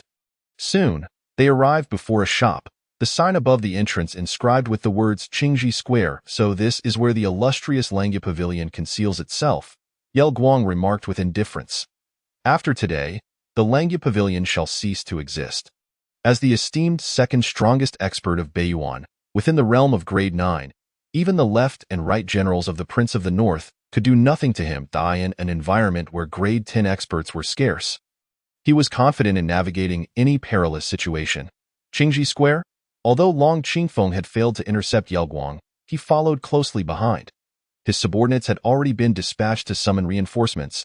He could not allow Yel Guang to escape. What manner of place is this Qingji Square? It cannot be a stronghold of Beiyuan. Otherwise, Yel Guang would not be so brazen in his approach. Yet, for him to visit personally, there must be some hidden significance. Long Qingfeng pondered. As Yel Guang stepped inside Qingji Square, he was greeted by the sight of a figure clad in white, hair lazily coiled, engaged in calligraphy. Looking northwest, shooting the celestial wolf, Li Qingxian finished the last few strokes and set down his brush. Satisfied with his work, fortuitously, he had studied calligraphy in his past life. Otherwise, upon arriving in this world, his writing would have resembled chicken scratch, rendering him too ashamed to show his face. He retrieved the seal carved by his wife and stamped it. Before leisurely turning to face the entrance, a Grade 9 expert, possessing 6 discernible flaws in his technique, his martial arts had reached a bottleneck. Upon breaking through, he would ascend to the pinnacle of Grade 9. Under the gaze of the divine, the information regarding the opponent's qualifications manifested in Li Qingxuan's mind. Approaching the pinnacle of Grade 9, that strength was formidable. Should he advance further, he would be nearly on par with Yun Ling. No wonder the other party exuded such confidence. Dare dared not enter Qingji Square, instead choosing to observe from a distance. He was well aware that entering would be tantamount to seeking death. However, Yel Guang did not press the issue. Upon spotting Dare outside, Li Qingxian almost discerned the latter's identity. Where is the Pavilion Master of Langya? Come out. Yel Guang directly ignored Li Qingxian, four in his eyes. Such youth could not possibly be a formidable expert. The Pavilion Master of Langya ought to be an elderly figure, much like himself. After all, those in power within Beiyuan were predominantly elders. It was not merely a matter of seniority. Rather, the younger generation's strength paled in comparison to that of their forebears. I ask you, where is the Pavilion Master of Langya? The elder's irritation was evident upon receiving no response. Do you seek the Pavilion Master for something? Li Qingxian finally interjected. Naturally, I have matters to discuss. Quickly summon the Pavilion Master to meet me. Otherwise, I shall dismantle this place. The old man is quite domineering, Li Qingxian remarked, raising an eyebrow with a hint of amusement. To be honest, I am the master of the Langya Pavilion. You wish to dismantle my Kingsifang? Your audacity is commendable. You are? Yel Guang couldn't help but scrutinize Li Qingxian anew. Though he harbored doubts about Li Qingxuan's identity, he understood that time was of the essence, as the Imperial Guard would soon arrive. Thus, he resolved to disregard the veracity of the situation and deal with the young man before him. However, just as he prepared to unleash his internal energy, an overwhelming sense of crisis descended upon him. The door of Kingsifang closed on its own, and behind him appeared a youth clad in white. A shiver ran down Yel Guang's spine. The aura emanating from this individual was terrifying, akin to an unfathomable abyss. Years of combat experience instilled in him a primal instinct that had he acted upon his earlier intentions, he would certainly have found himself lifeless in an instant. I have no particular business here, merely a casual visit. Yelv Guang quickly altered his tone, forcing a stiff smile as he attempted to retreat. Ha! Li Qingxian chuckled. It seems the old man possesses a fair degree of quick wit. However, my Kingzifang is not a place you can simply waltz into at your leisure. The last time a certain third-ranked master from Beiyuan, your fellow countryman, came here, perhaps you could join him down there? Li Qingxian spoke with a playful undertone. Yelv Guang's face turned a shade of purple, realizing that he was indeed in a precarious position today. Unable to fight back, nor escape, was he truly destined to perish here? After a moment's hesitation, he forced a smile. Let us converse amiably. I can exchange a monumental secret for my life. Demimi? Now that is quite significant, yet the mention of a secret piqued Li Qingxuan's interest. Come, enlighten me. Li Qingxian gestured for him to take a seat. Chapter 61. Blood Shadow Divine Art. Yelv Guang, release young Master Li. Just as Li Qingxian was about to uncover the monumental secret, the door was suddenly kicked open with great force. Shuegang and the members of the Tianyi Guard burst in. Upon entering, Shuegang was momentarily taken aback, clearly not expecting to find a scene of such harmony, having previously assumed that Li Qingxian had encountered some misfortune. Earlier at the palace, he had received an urgent message from the emperor instructing him to protect Li Qingxian. Noticing the closed door of Kingzifang, he had rushed in, only to be met with an unexpectedly cheerful tableau. What is the meaning of this? Yelv Guang, you dare to threaten me? I shall not divulge anything. Li Qingxian quickly recognized that the current situation could easily lead others to believe he was colluding with Beiyuan, and he rebuked loudly. Yelv Guang was momentarily flabbergasted. You truly are a master of performance. However, he would not simply submit. He sprang to his feet to resist. That moment, more skilled individuals burst through the door, some even entering through the windows. Li Qingxian winced internally. This is my residence. Why are you all jumping through windows when the door is wide open? Have you lost your senses? You might as well surrender, Li Qingxian advised Yelv Guang. Should a fight ensue, his home would surely sustain damage. The moment he heard Li Qingxuan's words, the energy he had been gathering dissipated instantly.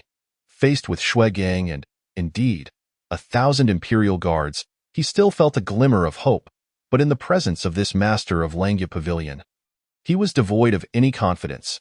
Shuegang was equally surprised by Yelv Guang's capitulation. As his subordinates bound Yelv Guang and escorted him from Kingzifang, he wore a puzzled expression. Once outside, Yelv Guang suddenly shouted, a monumental secret, as if signaling to someone. Speak. Who is Demimi? Are there accomplices lurking nearby? Shuegang inquired loudly. He recalled having captured several Beiyuan individuals upon entering. Could there still be others hidden in the shadows? No, I was merely lamenting, Yelv Guang replied as he was taken away. Shuegang felt a nagging discomfort in his heart. The earlier scene had been too harmonious, yet he could not discern the underlying issue. Are you unhurt? A gentle voice interrupted. Hua Ji entered, having been resting when the imperial guards informed her of Yelv Guang's intrusion into Kingzifang, which startled her. As the second most formidable master from Beiyuan, she swiftly issued orders to mobilize the imperial guards and Tianyi guards while also coming personally. Clad in form-fitting attire, Hua Ji exuded elegance, perfectly accentuating her figure, yet her gaze towards Li Qingxian was filled with warmth. The instant Li Qingxian laid eyes on Hua Ji, his expression turned momentarily dazed. What is the matter? Hua Ji, feeling uneasy under Li Qingxuan's gaze, inquired.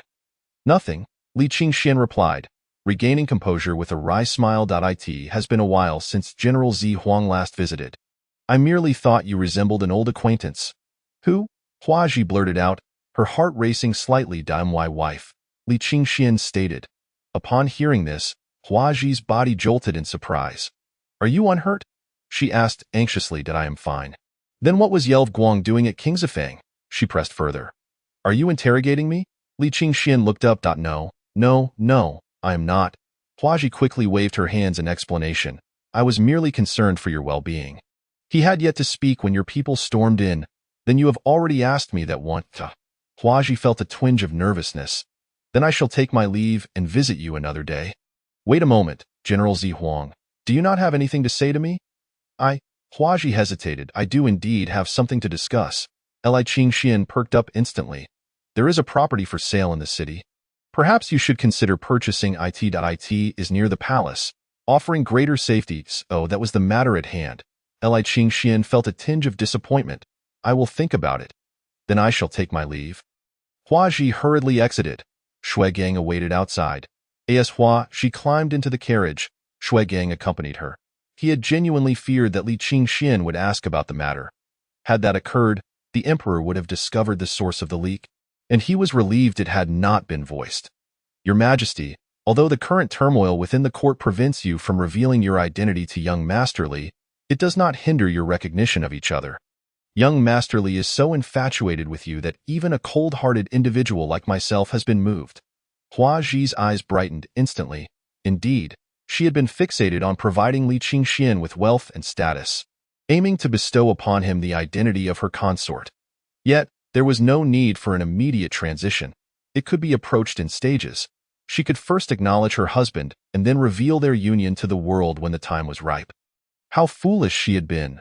Thus, the frown that had marred Hua Ji's brow transformed into a radiant expression. Shui Gang, you speak most wisely. Also, ensure that Yelv Guang is rigorously interrogated. He mentioned a monumental secret upon his departure. You must extract this secret from him. Furthermore, increase the patrols, particularly in the western regions of the city. I do not wish for a recurrence of today's events. Once the imperial guards departed, Li Qingxian pondered. Stroking his chin, what could the monumental secret mentioned by Yelv Guang entail? Curiosity gnawed at him. Should he venture to the dungeons of the Northern Zhenfu Division to converse with him? His earlier exclamations were likely intended to elicit his rescue. After all, even a 9th-tier master faced near zero chances of escape once incarcerated in a prison. However, this held true for ordinary 9th-tier practitioners. For Li Qingxian, even the dungeon posed little challenge. Recently, he had acquired a set of blood shadow divine art, enabling him to transform into a shadow of blood. To be honest, the concept of a dungeon held minimal difficulty for Li Qingxian. Chapter 62. The secret weapon. Li Qingxian was not one to meddle in others' affairs. Nor was he fond of courting danger. However, the persistent insinuation of a monumental secret that could potentially impact the Great Xia compelled him to investigate further. To alleviate his wife's concerns, he resolved to take a closer look. Master, I must caution you. The dungeons of the Northern Zhenfu Division could be likened to walls of copper and iron. Even I would find it nearly impossible to escape if confined within. Qin Xiaoma remarked. Rest assured, I shall go incognito, Li Qingxian replied, and with that, he vanished into thin air before Qin Xiaoma's very eyes. The pavilion master is indeed formidable, Qin Xiaoma gasped, taken aback by such unparalleled agility. That night, the entrance to the Northern Zhenfu Division's dungeon glimmered with dim yellow light. 2 members of the Tianyi Guard stood vigil, ensuring that not a single mosquito could enter. This was merely the first line of defense. Within lay dozens of additional barriers, guarded by countless experts. Attempting to breach this fortress would be tantamount to courting death. A fleeting shadow darted by, undetectable in the dim light. 1 Tianyi Guard rubbed his eyes and turned to his companion. Your shadow just moved. Shut up, his companion retorted vehemently. Don't scare me. You know I am terrified of ghosts, ha ha. The companion across merely scoffed disdainfully. You've tortured 6 prisoners to death in a month. Yet you dare speak of fearing ghosts? It seems the true specter lies within you. I in the prison cell, Yelv Guang, shackled with 80 pounds of iron chains, sat upon a straw mat, having entered the dungeons of the Northern Town Protectorate. Did he still harbor any hope of escape? As he exited, he deliberately shouted twice about a great secret, hoping that Langya Pavilion might come to his rescue. But such hope was futile, after all. Who could infiltrate the heavily guarded dungeons of the Northern Town Protectorate? Even the master of Langya Pavilion would likely find it impossible. Just as Yelv Guang sighed deeply, he lifted his gaze and was startled to see a figure suddenly appear before him. Li Qingxian was grinning at him. Damn! Yelv Guang was so frightened that his hair nearly stood on end. How could someone enter without the door being opened? But then joy flooded over him. You truly have come to rescue me. Li Qingxian let out a cold chuckle. I merely came to observe you. Rescue you? You're thinking too highly of yourself, brother. Yelv Guang understood that Li Qingxian would not come to save him without reason. Yet he felt a glimmer of hope. I will share a secret with you if you help me escape. Not a chance. How can I ascertain the value of your secret, to be honest? Although I managed to enter, extracting you carries significant risks. If your secret proves to be sufficiently valuable, I might consider it. If the opportunity arises, I could save your life. Yelv Guang sensed the ambiguity in Li Qingshuan's words. What exactly constituted an appropriate opportunity? However, given his current predicament, it appeared that the only person who might help him was the one before him. Very well, I will divulge my secret, though it's a lengthy tale, then take your time. Li Qingxian settled cross-legged, producing a bag of sunflower seeds, munching on them while gazing at Yelv Guang. Could you spare me some? I haven't tea eaten all day. Yelv Guang implored eagerly. Very well, Li Qingxian was indeed generous. It pertains to the 10th rank masters. Do you know why our northern Yuan, despite knowing that the northern king holds sway at the borders and is unlikely to prevail, still chooses to wage war? It is because we are on the verge of creating a weapon capable of contending with 10th rank masters. A weapon. Does your northern Yuan possess some unique method? Li Qingxian keenly sensed that there was more to the story. Indeed, but that belongs to an even greater secret. If you assist me in escaping, I will disclose it to you. I'll consider it. When Li Qingxian departed, he left behind the remaining sunflower seeds for Yelv Guang. Currently, Li Qingshuan's strength allowed him to come and go freely, but rescuing others was another matter entirely. 10th rank masters were nearly invincible. Unless besieged by a vast army and worn down, they could not be slain. If the northern Yuan had indeed developed the means to counter 10th rank masters, then the threat they posed would be significantly diminished. It seemed imperative for him to hasten his own cultivation.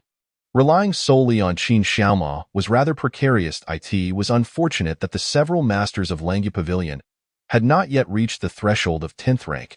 He could not simply assist them in breaking through. If only he could cultivate a host of 10th rank masters. If the Northern King's 10th rank advantage were nullified, chaos would likely ensue in the north. Li Qingxian felt a headache coming on.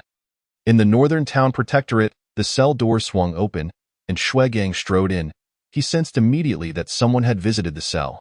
Who came to see you? Shuegang's face darkened, his gaze icy as it bore down on Yelv Guang. No one, Yelv Guang replied while cracking sunflower seeds. In a one. Then what of the seeds in your hand? I thoroughly searched you upon your entry, even changing your clothes. Shuegang's mood soured considerably. The cell, reputed to be the most secure in the Great Xia, had been so easily compromised, and not a single subordinate had noticed. There must have been a lapse in security somewhere. Send word down. From this moment on, double the personnel want not a single fly to escape this prison. Shuegang fumed as he vented his frustration onto his subordinates. Upon returning to Qingjifang, Li Qingxian summoned all the members of Langya Pavilion, utilizing the Eye of Heaven to survey them. Regrettably, the several masters had only just entered the 9th rank, still far from breaking through to 10th ranked. Li Qingxian helped them address the flaws in their techniques. Each received a vial of elixir, depleting Li Qingxian's resources entirely. However, it appeared that aiding them in reaching 10th rank would not be feasible in the near term. On the other hand, Chen Qingji had already reached 6th rank. A commendable pace. Qin Hufa, I have something to ask you. After dismissing everyone else, Qin Xiaoma prepared to leave. Li Qingxian called out to him. What is your command, Pavilion Master? Do you know of any weapons capable of countering or even killing 10th rank masters? Ancient texts recount that a former emperor once trapped a 10th rank master in a valley with an army of 100,000. After 3 days and nights, they exhausted the opponent's true energy, leading to their demise. There are also records of martial formations comprised of over 3,000 8th rank warriors capable of slaying 10th rank masters. Lastly, there exists a type of weapon specifically designed to deal with 10th rank masters. However, records are scarce, and it is said that each weapon can only be used once, with an exceedingly high production cost. Li Qingxian nodded. The first two methods, whether an army of 100,000 or a martial formation, would likely require the collective strength of an entire nation. As for that weapon, Qin Xiaoma seemed unsure, but it was likely the very one Yelv Guang had mentioned. Given that it was a one-time use item, Li Qingxian felt no cause for concern. Chapter 63. Ambush. A gentle breeze wafted through the window, and the days were becoming increasingly warm. Li Qingxian stood in the courtyard, practicing the newly acquired technique. The divine elephant suppression technique. This technique was incredibly formidable. It fused true energy with the physical body, refining every cell and particle, continuously enhancing them. The human body comprises 840 million particles. By harnessing the colossal force of these particles, one could elevate the physical form to a new level. Upon mastering the technique, one could command the elements, unleash a thunderous roar that could make stars fall, and in an instant, silence would reign. With Li Qingshuan's current prowess, he had only just begun. Yet even so, as he breathed, the surrounding air surged into his abdomen before being expelled, creating a tempest. This power was merely a glimpse of what was to come. If mastered, its might would be unimaginable. Li Qingxian suddenly took a vigorous step forward. Boom! The stone slab beneath him cracked instantly. The air around him resonated with sonic booms as the earth trembled and the atmosphere hummed. Li Qingxian felt an incredible force within him. In the next moment, he struck forward with a palm. Boom! The air crackled as a gust of wind surged forth, shattering a water jar 3 zhang away with a resounding crack. After its destruction, the water did not simply fall. Instead, it exploded into a mist, cascading like rain within the courtyard. The force was comparable to that of a lethal stroke. Moreover, this was purely a manifestation of physical power. Unlike the lethal sword strike, which would deplete his true energy, while its sharpness might not rival that of the lethal sword strike, its overwhelming might surpass it. Most importantly, it was an inexhaustible source of power. Upon entering the threshold of the divine elephant suppression technique, Li Qingxian did not halt. Instead, he sat down on a mat, consuming a boundary-breaking pill to commence his cultivation. While practicing earlier, he sensed a stirring within his true energy, indicating that the opportunity for a breakthrough had arrived. Half an hour later, Li Qingxian hurriedly dashed out of his courtyard and made his way to the small bridge below. He removed his upper garment and leapt into the river with vigor. As a martial artist of 8th rank, the impurities within his body were expelled through the process of washing, resulting in a foul odor. That moment, a delicate young woman passing by the bridge covered her mouth, blushing as she stole glances at the river, cursing him as a rogue before turning away. After cleansing himself thoroughly in the river, Li Qingxian returned to Qingjifang. Qin Xiaoma awaited him in the front hall. Pavilion Master, the location for the headquarters of Langya Pavilion has been chosen, and recently, members of the Foxhall have spread throughout Luoqing. Nothing that transpires in Luoqing can escape our notice. Excellent. Li Qingxian nodded. The Foxhall of Langya Pavilion is indeed adept at gathering intelligence. I have a few more matters to report to the Pavilion Master. Speak. Li Qingxian changed into a fresh outfit and sat down beside him. The last matter you asked me to investigate regarding Zihuang. She is, in fact, the current empress. Qin Xiaoma assumed that revealing such news would astonish Li Qingxian. To his surprise, Li Qingxian's expression remained unperturbed. The next piece of news. General Zhou has nearly recovered from his injuries and is set to leave the imperial capital tomorrow to return to the borders. You rendered him incapacitated. Yet he has healed so swiftly? Li Qingxian expressed his astonishment. Martial artists of 9th rank, especially warriors, possess robust vitality, and their recovery abilities are formidable. This is not surprising. Qin Xiaoma remarked, this fellow is so arrogant. Recovering so swiftly, he has indeed benefited from it. Perhaps we should give him another beating. Let this matter be entrusted to you. Li Qingxian responded. Rest assured, this is merely a trifling matter. Li Qingxian cast a surprised glance at Qin Xiaoma. Such words are somewhat pretentious, a dignified 9th-tier master, and yet you declare it a triviality. Truly a worthy member of the Langya Pavilion. Is there anything else? Li Qingxian inquired, looking towards Qin Xiaoma. The third matter. A team of experts from Dali has infiltrated the territory of Daxia. Based on their pace, they should arrive in Luoqing by tonight. What is their strength? Li Qingxian asked. 3 are at the 8th tier, while the rest are all at the 6th tier. Only 3? Dali is rather stingy. Not even a 9th tier among them. The 3 9th-tier experts that Dali can openly mobilize have perished in Daxia, and besides, 8th-tier strength is not to be underestimated. Very well, since they are 8th tier, it is a perfect opportunity for this pavilion master to stretch my muscles. In the stillness of the night, 30 miles outside the city, a group of men had paused to rest. Suddenly, Several of them raised their heads in unison, gazing forward. There, upon the mountain path, appeared a few figures clad in white. They stood there silently, reminiscent of the white impermanence from the underworld, exuding an eerie aura imbued with danger. "You are from Dali," a faint voice echoed. A middle-aged man shook his head. "I do not comprehend what you speak of. What is your purpose for coming to Daxia?" The figure advanced step by step.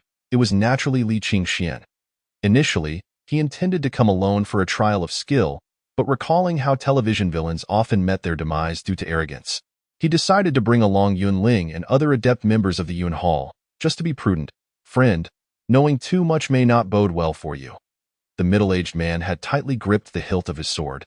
"This place has favorable feng shui. Let it serve as your burial ground." Li Qingxuan's aura surged, causing the middle-aged man to startle.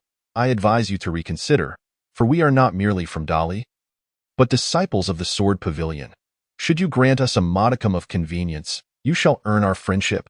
"Sword Pavilion? Is it more formidable than my Langya Pavilion? Your friendship is of no use to me." As these words fell, the middle-aged man's expression shifted dramatically, for the young man in white before them had inexplicably vanished. Looking to the heavens, translucent petals began to drift down, and a hand emerged from amidst the flurry. Boom! The force of the palm howled like thunder. The middle-aged man's head was abruptly struck, blood streaming from his 7 orifices as his body slumped slowly to the ground. Silence enveloped the surroundings. An 8th-tier master had been slain with a single strike. The others, who had been on guard against the petals, soon realized that those petals bore no lethal power, dissolving away like snowflakes. Were these petals merely for show? Chapter 64. The traitor with the death of an 8th-tier master. Dali's camp still retained 2 8th tiers and 9 6th tiers, who did not retreat but instead formed a defensive formation, vigilantly watching Li Qingxian. Each of their positions was carefully chosen, evidently resembling a combined attack formation capable of merging their strengths. Yet, they did not rashly charge forward, clearly intimidated by Li Qingxian's previous display. Noticing their hesitation, Li Qingxian wasted no words. He transformed into a blur and charged directly at them. The Han-Chi sword was unsheathed, gleaming with silver light. Since he sought to hone his skills on these opponents, he resolved to utilize all his techniques. He unleashed the dragon-soaring sword technique, the sword dancing like a dragon, imbued with a sense of ethereal grace amidst the slaughter. The silver light shimmered under the moonlight, exuding a breathtaking beauty. The clear sound of the sword echoed through the night sky as it struck against the curved blade of a black-clad opponent. The blade was abruptly raised horizontally to block. The dragon surged upwards, sweeping through with brilliance. The black-clad man staggered back several steps, narrowly evading the sword's embrace. What a superb sword technique! At the outset of their engagement, Li Qingxian no longer relied solely on overwhelming strength, but instead began to counter with finesse. Even the enemy could not help but admire the skill, though their hearts simmered with anger. The previous divine elephant-s prison-shattering strike had been terrifying, instantly killing their companion. Yet the adversary had chosen not to utilize such power again, opting instead for this elegant swordplay. While exquisite, this technique paled in comparison to the previous palm strike in terms of might. What did this signify? A disdain for their capabilities, a mere practice session at their expense? With this thought, the black-clad man's gaze grew fierce. With a resolve to teach this youth a lesson for his contempt, the black-clad warriors unleashed their weapons upon Li Qingxian. The 2 8th tiers, their garments billowing, emanated a formidable presence. Li Qingxian smiled slightly. Beneath the watchful eye of the heavens, he could discern the true strength of the black-clad figures. One was comparable to Yunjiu, while another in gray robes was even weaker. As for the 6th tiers, one could easily contend against 5 of them. Such strength was ideal for sharpening his skills. The black-clad warriors surged forward, and Li Qingxuan's eyes sparkled with excitement as he wielded his sword. The dragon song began. The Han-Chi sword gleamed with icy brilliance, sweeping forward in a horizontal arc. The cold light flickered, whether thrusting, slicing, or sweeping. The group formed their formation yet could not even approach Li Qingxian by a fraction. Especially with the addition of the Lingbo Weibu, he became even more elusive and untouchable. The black-clad men began to entertain thoughts of retreat. Although they recognized they had become mere targets for the adversary's sword training, they now understood that this individual possessed genuine strength. The command of the black-clad leader, they began to withdraw. The two 8th tiers launched a fierce assault on Li Qingxian, attempting to create an opening for their escape. Boom! Li Qingxian sheathed his sword and unleashed the divine elephant's prison-shattering strike, a torrent of violent energy erupting from within him. As his true chi surged, a phantom of a divine elephant formed behind him, winds howling fiercely. The surrounding trees swayed and rustled. The two 8th tiers, sensing this overwhelming force, found their breaths constricted even before Li Qingxian had fully unleashed his power. Boom! Finally, Li Qingxuan's palm came crashing down. It felt as if a mountain had suddenly collapsed, as if an entire waterfall had cascaded from the heavens, or as if a charging elephant had slammed into their chests. The two 8th tiers were directly slammed into the ground. Their bodies sprawled in a star shape, utterly devoid of the will to resist. This extreme and terrifying force was far beyond what an 8th tier master should be capable of. It was more akin to a 9th tier's might. The divine elephant's prison-shattering technique had reached a minor mastery, its power akin to that of a prison. Li Qingxian pressed down on the two, who had lost all capacity to resist, yet he showed no signs of stopping. Through the application of his technique, he had gained new insights into the divine elephant's prison-shattering strike. The fusion of physical strength and true chi transformed into the divine elephant's aura, compressing the surrounding air under pressure. The two 8th tiers watched helplessly as Li Qingxuan's hand descended, feeling as if their hearts were gripped by an iron fist. On the brink of explosion, blood erupted from their mouths. "Answer me a few questions, and I might spare your lives," Li Qingxian spoke with an indifferent tone. "We will not speak," the black-clad man shouted defiantly. "And you?" Li Qingxian inquired of another. The other man stubbornly shut his eyes and turned his head away. "Very well, then I shall send you on your way." Swish! Under the divine elephant's prison-shattering strike, the black-clad man emitted a creaking sound, blood spattering forth, his head drooping lifelessly. Li Qingxian then channeled his aura into a terrifying force directed at the gray-clad man. The gray-clad man, witnessing his companion's demise, felt his legs weaken in fear. "So decisive? No second questions? I will." The gray-clad man hastily opened his mouth. Boom! In the next moment, Li Qingxuan's palm struck down. The man's chest was caved in, and he was instantly killed. "Master, do you not wish to spare one for questioning?" Yunling approached and asked. Li Qingxian scratched his head. "I lost control just now. Who told that fellow to answer late?" With the others deceased, he could only inquire of different individuals. Li Qingxian instructed the members of Langya Pavilion to pursue the fleeing 6th-tier masters while he casually captured one. "Answer a few questions. And if you comply, I may spare your life." "All right," the man nodded vigorously, terror evident in his eyes. "First, you mentioned the Sword Pavilion. What exactly is that?" The Sword Pavilion is a sect closely linked to the royal family of Dali. Many of Dali's experts hail from this faction. "What kind of experts are within the Sword Pavilion?" "I do not know." The man shook his head. Seeing Li Qingxuan's gaze sharpen, he hastily pleaded, "I truly do not know. The Sword Pavilion is quite mysterious, and my rank is insufficient." "All right, for my second question, what is your purpose in coming to Luodu?" "To assassinate the empress, to disrupt Daxia." "With merely 3 8th tiers and you lot?" "We naturally have alternative methods." "What are those alternatives?"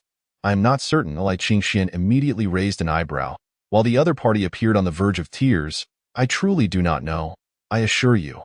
"Well, for the third question, the capital of Great Xia has heightened its defenses recently. How do you plan to gain entry?" "We have our people providing support. Within the Great Xia court, we have our mole." "A mole?" Li Qingxuan's eyes sparkled with intrigue, sensing that he was on the verge of unraveling a significant case. "Who is the mole within Luodu?"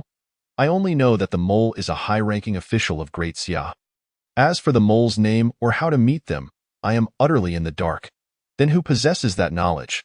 Li Qingxuan's anger flared. This fellow seemed to know nothing at all. "The 3 8th-rank officials who knew have all fallen victim to your wrath." The other party weakly replied. Li Qingxian felt a pang of regret.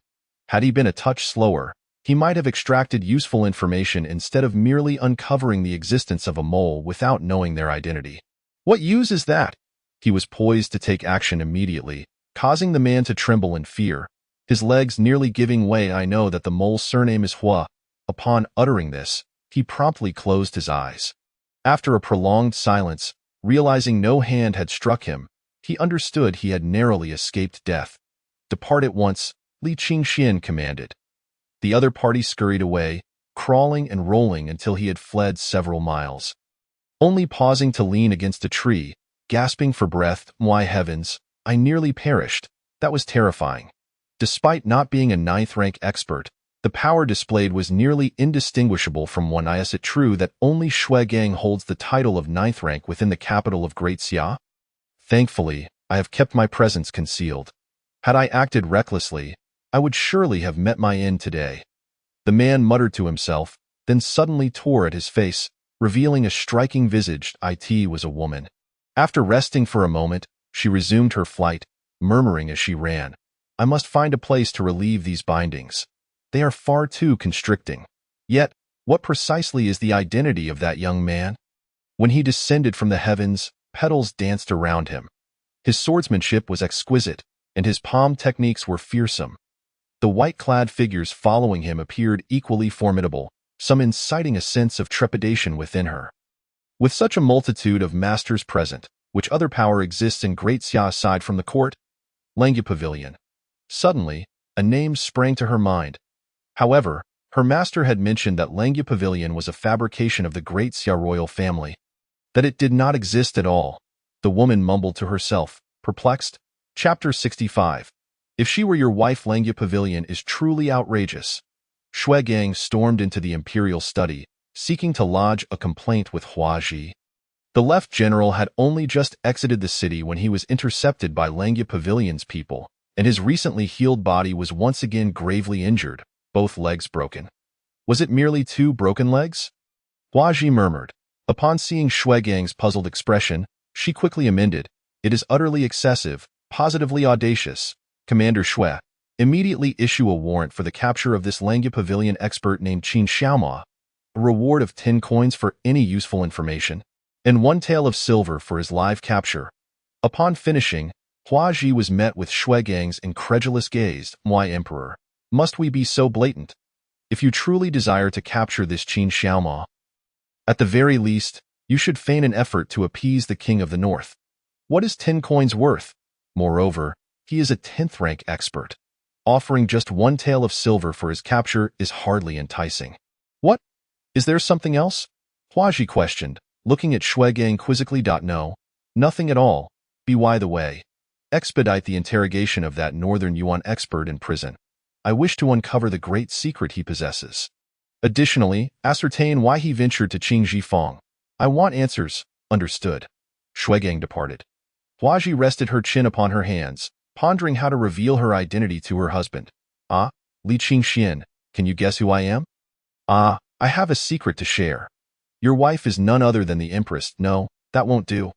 Hua Ji shook her head. 3 years. Should he discover that she had made him wait in vain for 3 years and deceived him, would he not be furious? How could she possibly explain this to him? In the northern Zhengfu prison, Yelv Guang was brought to the interrogation room, where Shui Gang regarded him with a dark expression. Speak, what is the great secret? If you wish to avoid physical torment, it is in your best interest to cooperate. A secret. Yelv Guang pondered. Demi is a person. Shui Gang's spirits lifted immediately. What is so special about her? She is a woman, strikingly beautiful, capable of embodying both the mature and the innocent. At times pure as water, at other times alluring and captivating. Yelv Guang described every conceivable beauty he could think of, pouring them all into the image of this Demi. Most importantly, she possesses ample bosom. She is our liaison between Northern Yuan and Dali. Upon concluding, several skilled artists from the Tianyi Guard presented Shui Gang with dozens of drawings. Each depicted a different woman, yet all shared one characteristic. They were stunningly beautiful and well-endowed. Shui Gang immediately noted these traits on paper, instructing the Tianyi Guard members to scour the city for anyone who fit the description. Thus, the Tianyi Guard sprang into action. I have already made my request. Surely I shall be treated to a fine meal now? Yelv Guang remarked. Previously, he was a man who relished meat, but after 3 days of starvation in the northern Zhengfu prison, he could hardly endure it any longer. Of course, that is not a problem. However, you must answer another question. Why did you go to Qingjifang? I want to find someone at Qingjifang. Who were you seeking? Yelv Guang knew he could not reveal anything about Langya Pavilion. That formidable master of Langya Pavilion might be his only hope for rescue. I was seeking an old man named Yang. He is our northern Yuan's chief spy in Great Xia, but unfortunately, that old man Yang has moved away. Provide him with some food. Shuigang signaled to a subordinate nearby. The subordinate complied promptly, allowing Shuigang to offer Yelv Guang some sustenance. Naturally, should it be discovered that his claims were false, Shuigang would devise a means to extract the truth from him. Within the Great Xia court, how many officials bear the surname Hua? Li Qingxian inquired of the experts present from Yuntang. There are a total of 8, but only one holds a high position, that being the Minister of Justice. Hua Gu. Upon hearing this, an image of Hua Gu immediately surfaced in Li Qingshuan's mind. He had been present when Shuigang came to his aid at the Yamen. Could it be him? Investigate all matters pertaining to Hua Gu. Ascertain whom he associates with regularly. We must not overlook the other officials who share the surname Hua either. A narrow alley, a woman clad in black, her figure graceful and exuding an air of confidence, emerged with an exuberant demeanor. However, the weight upon her chest rendered her attire somewhat snug, as if it might burst at any moment. Langya Pavilion. I have effortlessly entered the city. I will remember this incident, and next time, I shall have my master deal with you. The woman grumbled as she stepped onto the bustling street. This is Luocheng? Even more prosperous than the capital of Dali. Suddenly, she felt several gazes fixated upon her. It was unavoidable. Her stunning figure often drew attention, a fact she had long grown accustomed to, yet soon enough, she sensed something amiss as several men in official uniforms began to encircle her. She noticed their hands resting upon the hilts of their blades. The Tianyi Guard was searching for individuals based on Shuigang's warrant, and this black-clad woman fit their description perfectly. Could she be the elusive Demimi? My heavens!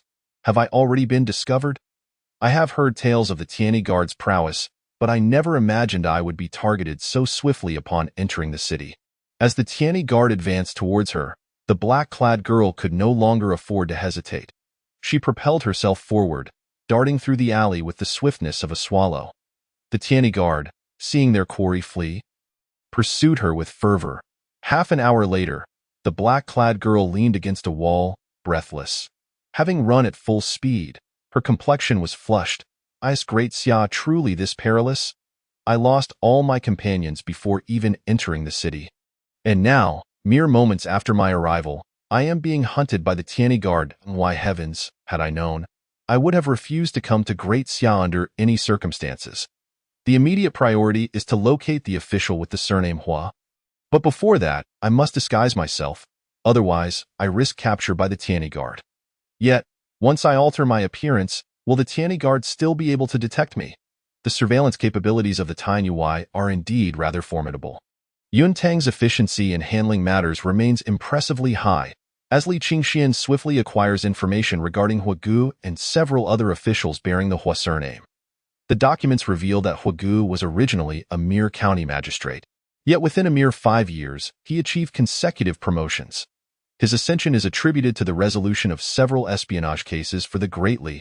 However, after attaining the position of Minister of Justice, he has not successfully solved a single espionage case since an instinctive thought flits through Li Qingshuan's mind. Is it possible that the Great Li has deliberately orchestrated his rise? It seems that Hua Gu is the prime suspect.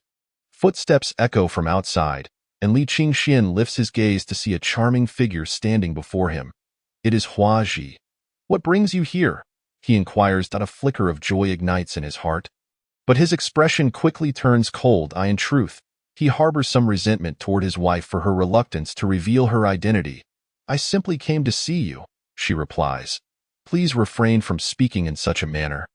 I am a married man, and I ask you to uphold your dignity, he retorts, his demeanor remaining frosty. Then if I were your wife, would it grant me the liberty to act spoiled? She counters. Chapter 66. A moment of indulgence. Li Qingxian looks up, astonished by Hua Ji's words, "I am indeed your wife, and moreover, the empress of the Great Xia." She asserts her declaration. The room descends into an eerie silence. Hua Ji bows her head, her heart a tumult of anxiety. She is uncertain of what expression Li Qingxian will wear. Her mind has conjured countless possibilities during her journey here, in this moment. She is no longer the exalted empress, but merely a young girl who has erred. "Why do you not look at me?" Li Qingxian speaks softly. Was it merely Hua Ji's imagination, or does it seem that he is smiling and not angry? "I fear your displeasure," she murmurs. Li Qingxian rises and approaches her, studying her face, a visage that would captivate any man in the world. Her large, expressive eyes blink rapidly, reflecting Li Qingxuan's own countenance. "If you are well, I shall only rejoice for you. How could I possibly be angry?" Though a flicker of resentment lingers in his heart, it dissipates entirely upon Hua Ji's revelation of her identity. Is that truly so? She gazes at him in astonishment. Li Qingxian enfolds her in his embrace, and she does not resist. The familiar scent of her fragrance envelopes him. Shui Gang, who had hurried to report to Hua Ji, reaches the doorway and promptly covers his eyes, feeling a wave of emotion wash over him. Has this pair of lovers finally recognized one another? A great weight lifts from his heart. He no longer has to live in fear. Meanwhile, in the shadows, Qin Xiaoma and others watch with wide eyes, overwhelmed by a complex mix of feelings. The leader and the empress share such a connection. It is almost beyond imagination. Understanding the delicacy of the situation, Qin Xiaoma and his companions discreetly depart the courtyard. Standing at the entrance, Shui Gang realizes that reporting anything at this moment would be ill-timed and prepares to leave. Yet, he notices several figures swiftly exiting the courtyard, leaving him puzzled. Are these the emperor's secret guards? Their prowess is formidable. He knows that the emperor has long maintained a clandestine faction, a group of loyalists whose allegiance surpasses even his own. After all, though the Tainui are unwaveringly loyal to the emperor, they wield authority over the most powerful institutions of the Great Xia, inevitably leading to conflicts of interest. This hidden faction, however, remains shrouded in mystery, dedicating their lives solely to the emperor's service. There is a residence near the palace. I hope you will move there. This way, I can openly have the imperial guards protect you. Given the current turmoil in the court, we cannot yet reveal our identities, but I trust it will be soon. I truly do not care about such matters. As long as I can be with you, Li Qingxian responds with a smile. In truth, my departure made you wait for 3 years, and the reason I did not seek you out. Let us not dwell on that, he interrupts. After Shui Gang's explanation, he had already come to terms with it. No, we must address this. Hua Ji insists. Li Qingxian chuckles and tightens his hold around her waist. Very well, I shall listen. The story begins before our marriage. I am a small princess of the Great Xia. My father has no sons, and thus my several cousins are all vying for the throne, eager for the opportunity. 1 year. A cousin came to the capital, being the most likely candidate for the crown prince. We had always shared a close bond, and he brought me countless gifts upon his arrival, which delighted me immensely. Until my father hinted at the possibility of naming me as his successor.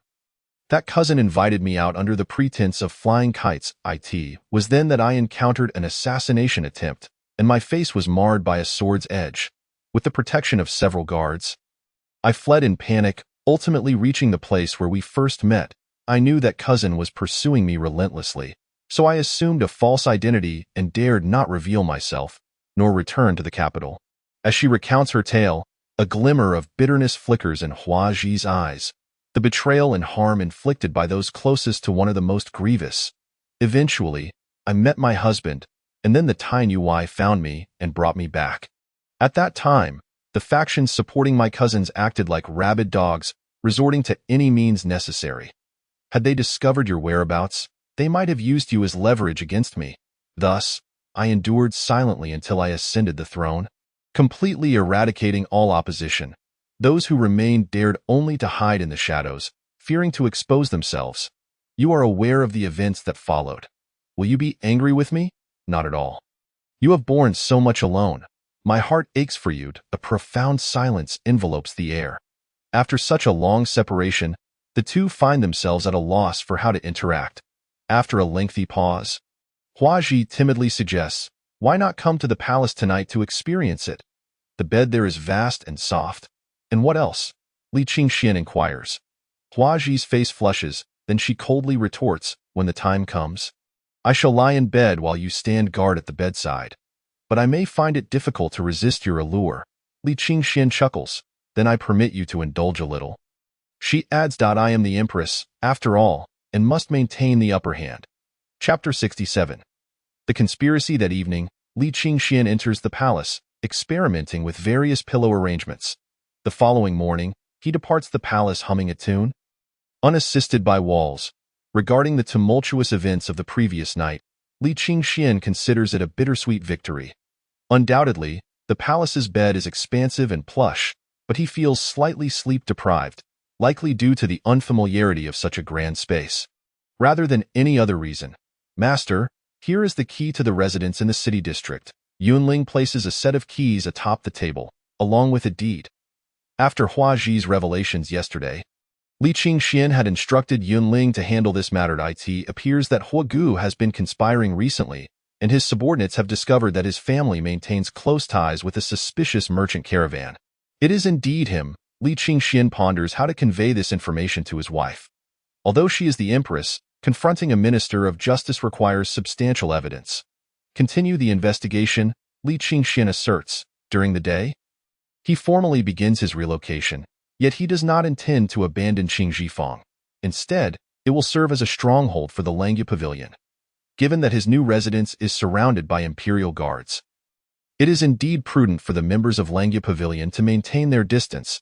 As he moves, Li Qingxian notices numerous performers along the roadside and learns that a gathering is underway. Acrobats and merchants from various regions have converged upon the capital. He also observes the sedan chairs of many officials, indicating their leisurely strolls. The sight of those privileged officials causes many commoners to instinctively retreat. The class divide is starkly apparent. This is something he ought to discuss with his wife. Otherwise, prolonged neglect may exacerbate tensions, a significant factor that historically incited peasant uprisings.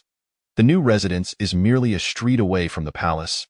And from the palace walls, Li Qingxian can see the front gate of his new abode. As he prepares to celebrate his housewarming, Li Qingxian had initially planned to revel with Yunling and the others. However, upon learning that Hua Ji wishes to accompany him to the gathering, he promptly cancels the celebration. Spending time with his wife takes precedence.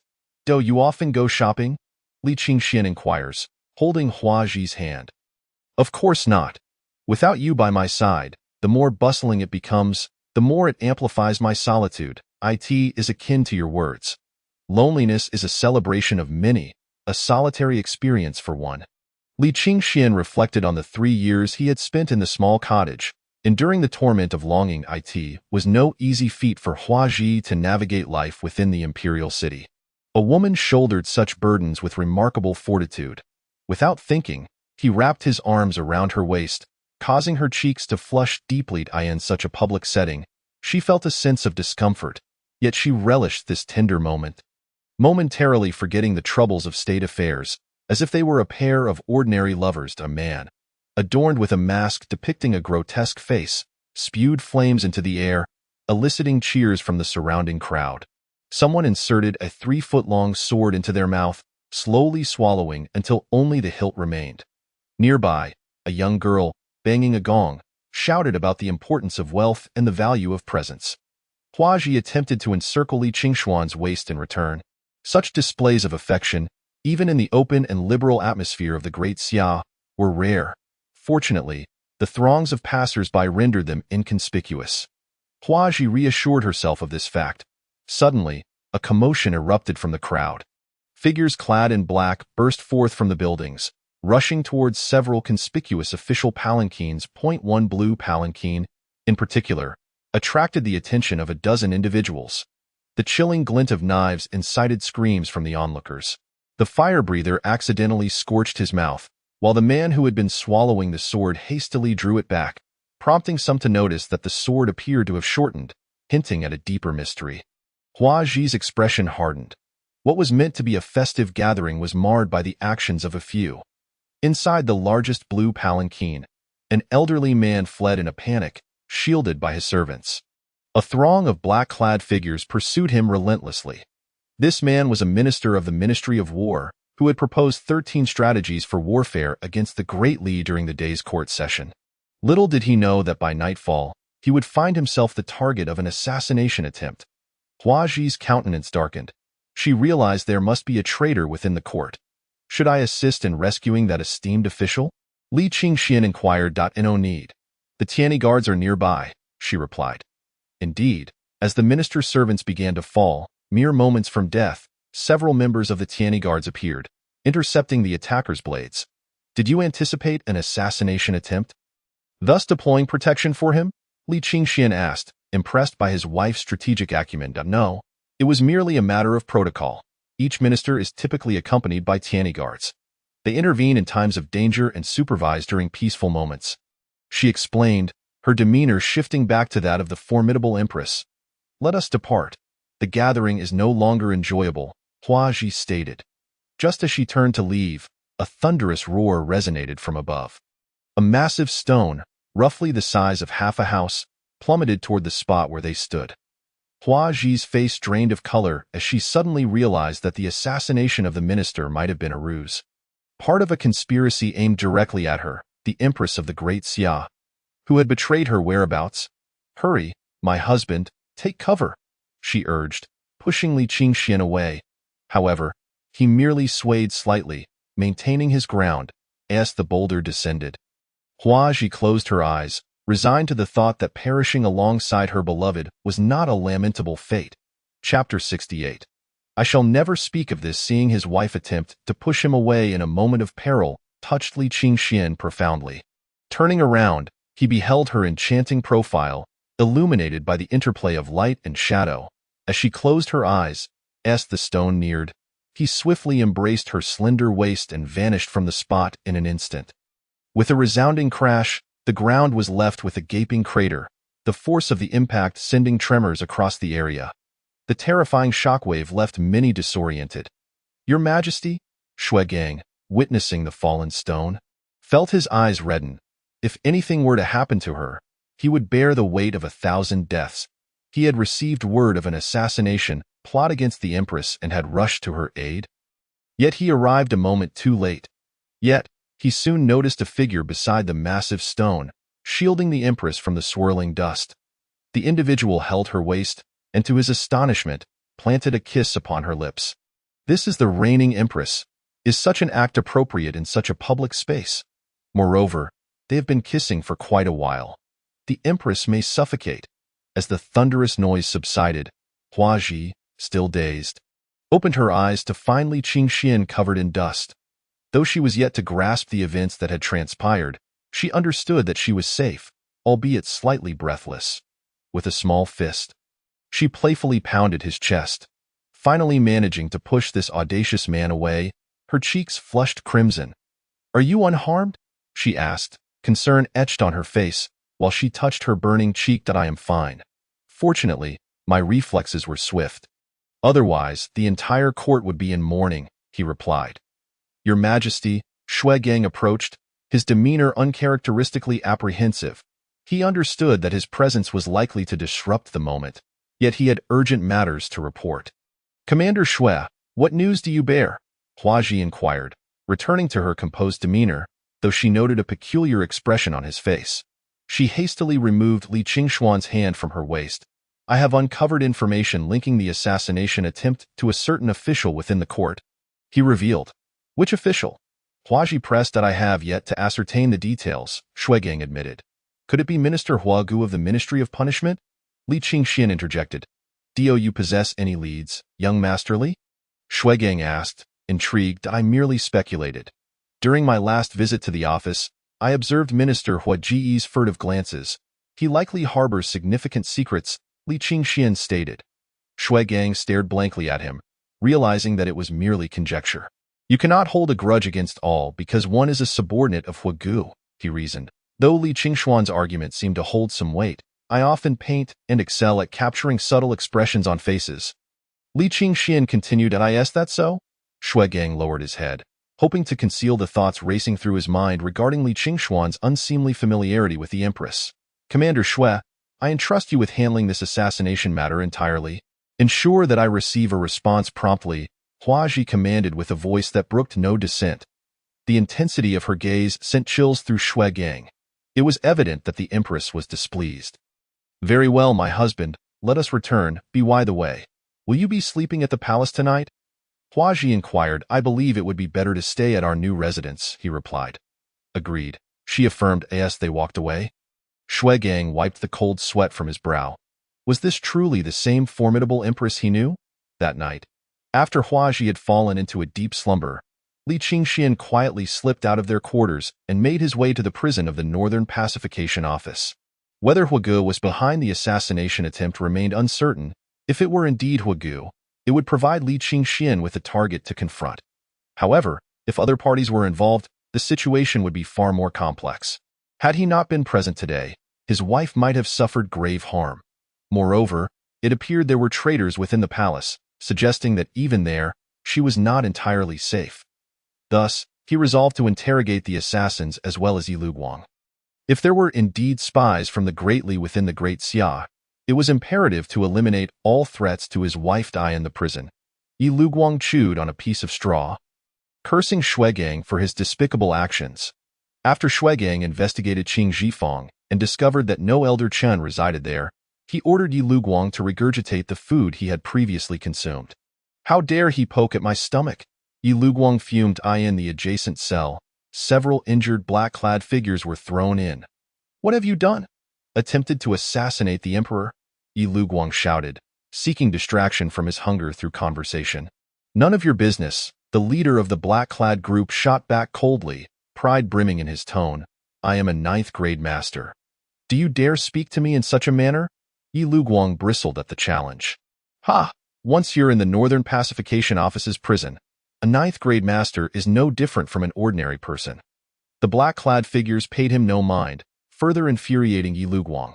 You little brats, once I get out, I'll slaughter your families. Do you really think you can escape?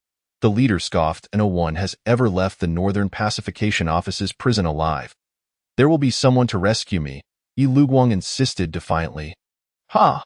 The black-clad leader's eyes gleamed with mockery. Who possesses the ability to rescue you? A figure adorned in a cloak emerged from the shadows, standing before Yelvguang's cell. Your Excellency, you have arrived. Yelvguang felt as if he had encountered a long-lost kin. Without waiting for Li Qingxian to speak, he extended his hand. Have you brought sunflower seeds? I am famished. This esteemed second master of Beiyuan gazed with a glimmer of yearning in his eyes. Li Qingxian handed him a handful, then began to crack some for himself. The several cloaked figures widened their eyes in disbelief. Goodness, someone actually infiltrated the North Town's prison.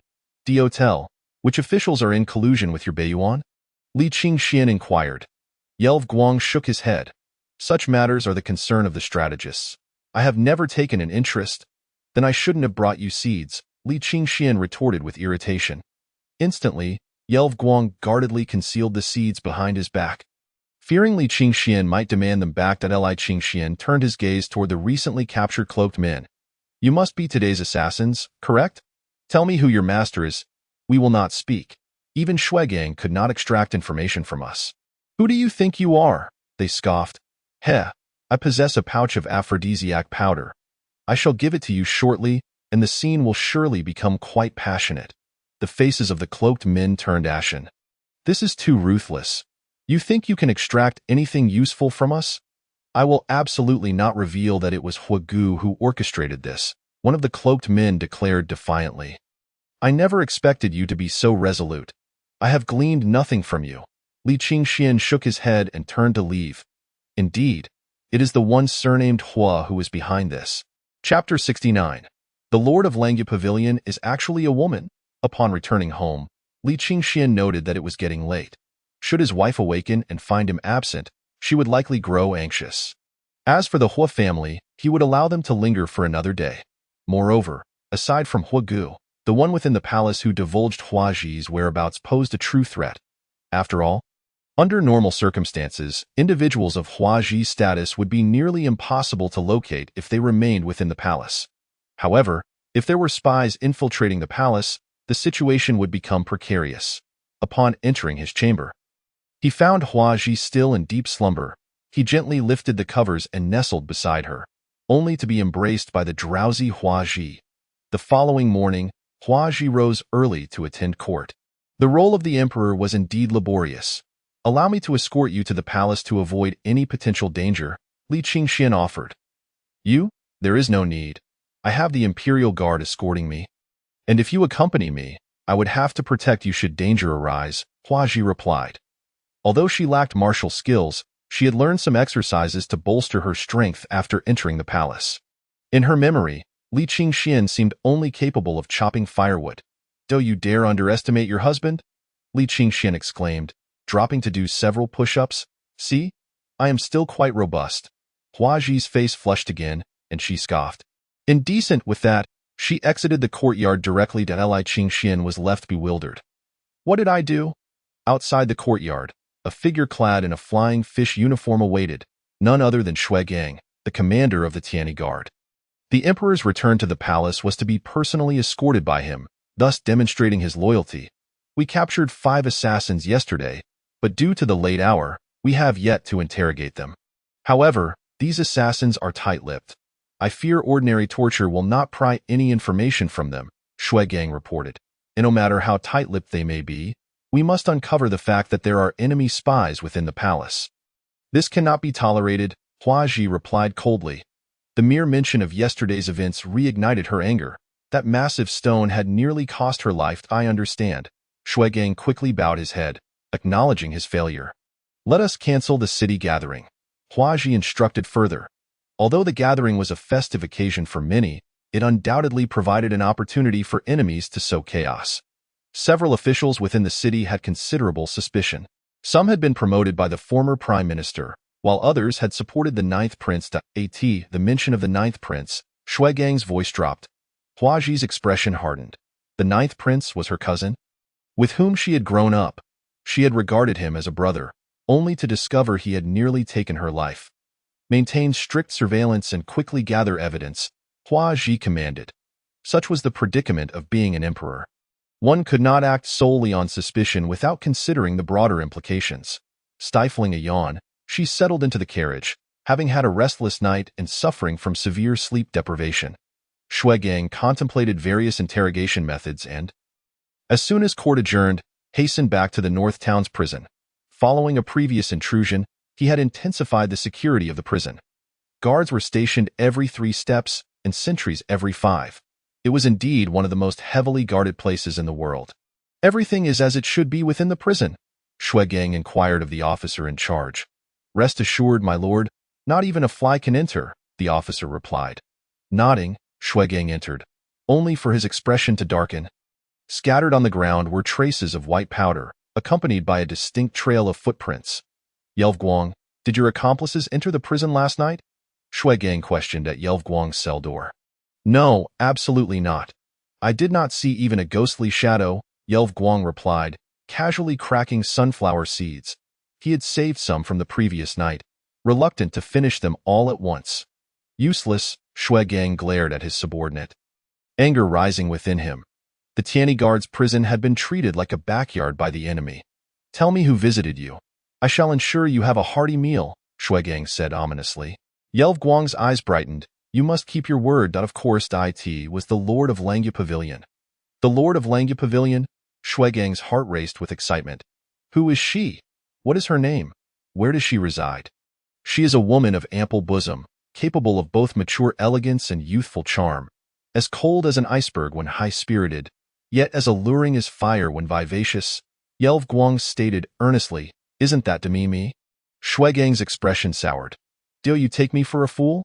Yelvguang awkwardly corrected himself. "Yes, I am indeed referring to Demi-me. She is the Lord of Langya Pavilion." The Lord of Langya Pavilion is actually a woman. Shui Gang fell into deep contemplation. Previously, when members of the Tianyi Guard reported to him, they had traced a female suspect based on those 2 characteristics. They had lost her trail after only a few steps. Thus, it was not entirely implausible. "What did the Lord of Langya Pavilion seek from you?" Shui Gang probed. "She desired to learn the methods by which Baiyuan forges weapons," Yelvguang casually fabricated. Did you not claim that Demimi was the liaison between Beiyuan and Dali? Shuigang frowned and I was deceiving you. Yelv Guang replied without a moment's hesitation. Feed him something, Shuigang commanded his subordinates. If you dare deceive me, I have ways to make you speak. At this, Yelv Guang's throat tightened. Damn it, are they planning to take me down? Bring that cloaked man to me, Shuigang ordered, intending to interrogate each assassin one by one. He knew these individuals to be remarkably obstinate. The prison was filled with instruments of torture, and Shuigang coldly gazed at them. Speak. Who sent you?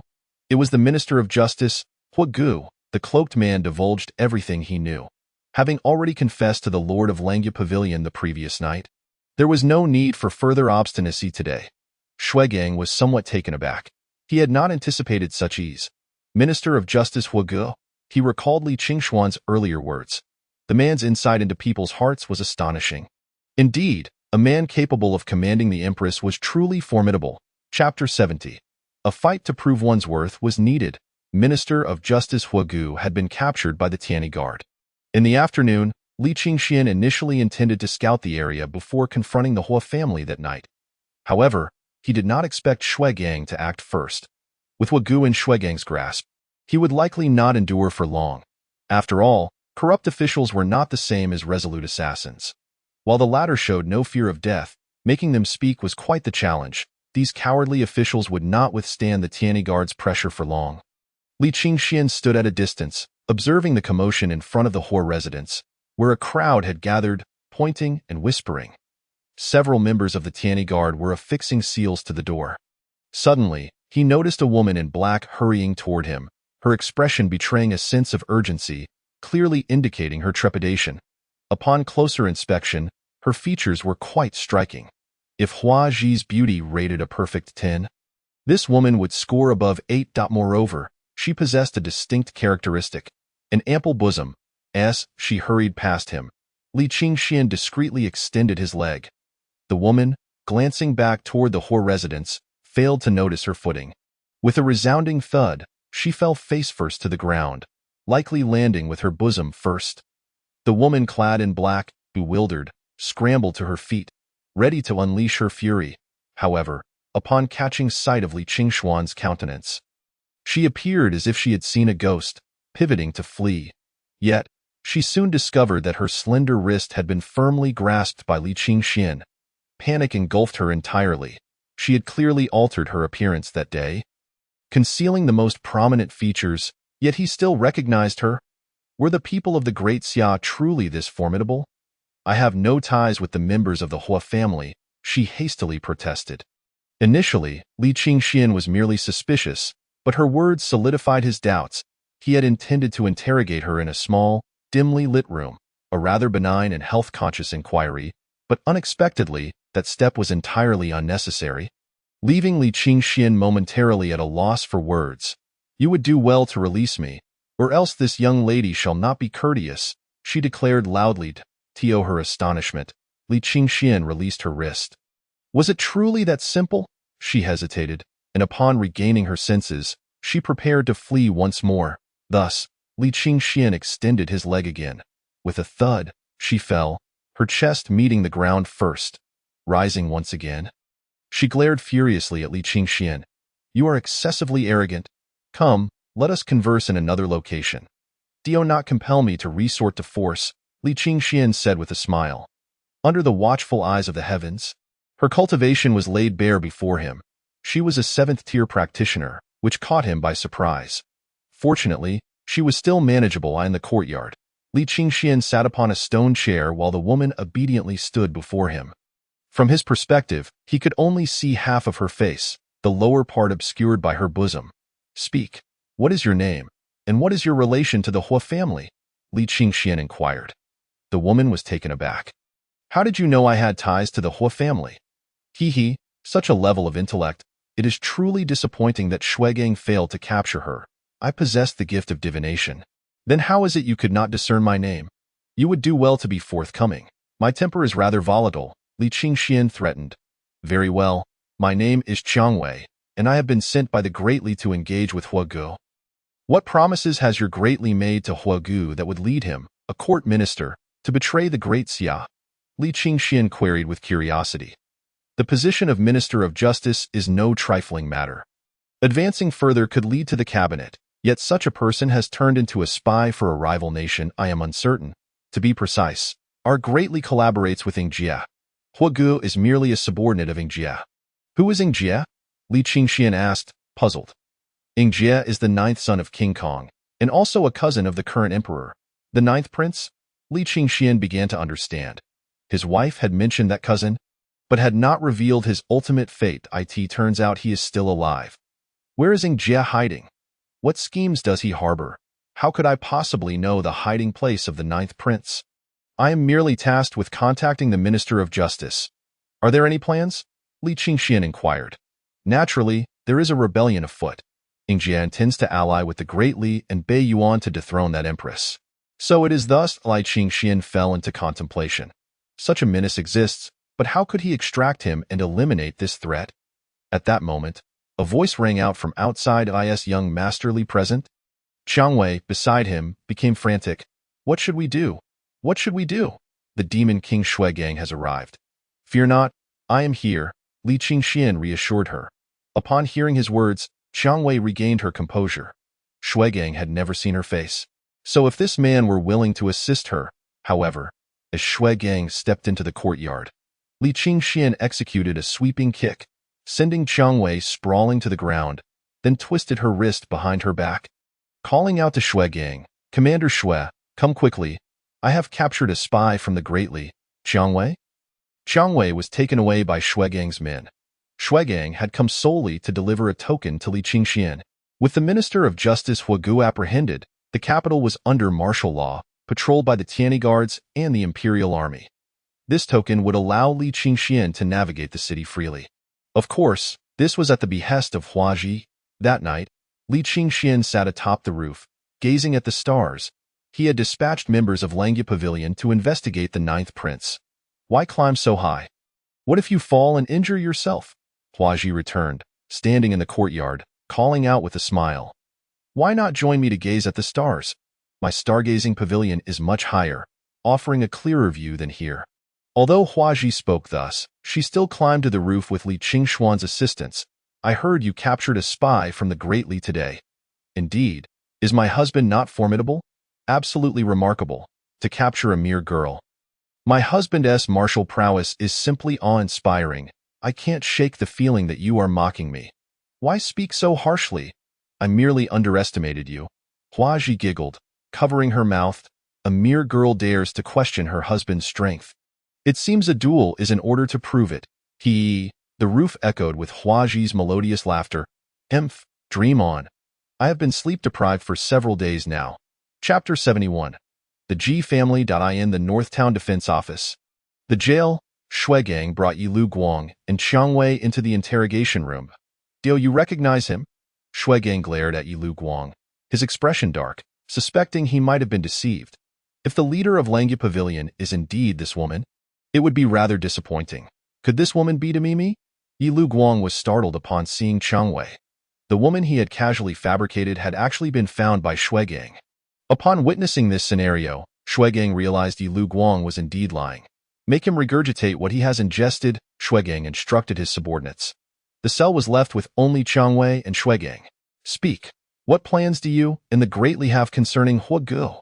Shuigang inquired. I have yet to interrogate Huagu. Initially, he will undoubtedly be obstinate, but a few tortures will make him compliant.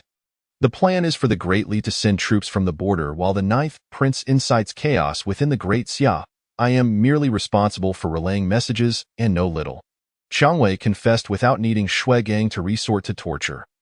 Who else has the Great Li sent? We dispatched many, but regrettably, before they could enter the royal city, they were intercepted by members of Langya Pavilion. Langya Pavilion? Shuigang furrowed his brow. Once again, he heard the name of that organization. Relate to me the detailed circumstances of that time. An incense stick later. You mean to say that the youth you have captured is a member of Langya Pavilion? Yes, Qiang Wei nodded. Do you think I would believe that? Take her down and starve her for 3 days. Shuigang glanced at Qiang Wei's bosom. Given her fat reserves, 3 days might not suffice. Then make it 5 days. After Qiang Wei was taken away, Shuigang rubbed his temples. According to the woman's testimony, young Master Li is a member of Langya Pavilion. How could that be possible? 3 years ago, when His Majesty was brought back to the palace, I had been secretly monitoring Li Qingxian. Over 3 years, Li Qingxian's farthest travels had been to a small town. He could not have encountered Langya Pavilion. This Changwei is lying, having successfully become the empress's favored consort. Li Qingxian no longer needed to rely on selling paintings for a living. In fact, he did not even need to lock the doors when he went out, for the imperial army patrolled outside at all hours, rendering it akin to a small royal palace. Your Majesty, do you mean to assign me the task of guarding this small courtyard? Long Qingfeng gazed at his esteemed empress in disbelief. He was the commander of the imperial army. His duty was to protect the palace, and now he was to guard this one courtyard? Your Majesty, does this courtyard harbor something of great importance that necessitates such protection? Long Qingfeng asked. Indeed, Huaji nodded. The significance of this courtyard surpasses that of the entire Great Xia. Huaji's voice was resolute. Upon returning to the courtyard, Li Qingxian found himself intercepted. Unauthorized personnel are not permitted to approach the courtyard lightly. Long Qingfeng recognized Li Qingxian and treated him with a modicum of courtesy. Is that so? Do you require some form of identification? Li Qingxian presumed it was due to his wife's influence. Without waiting for Long Qingfeng to respond, he produced several tokens from his pocket. One allowed for the mobilization of troops within the royal city. Another was a gold medal for passage within the palace. And the last was a death exemption token.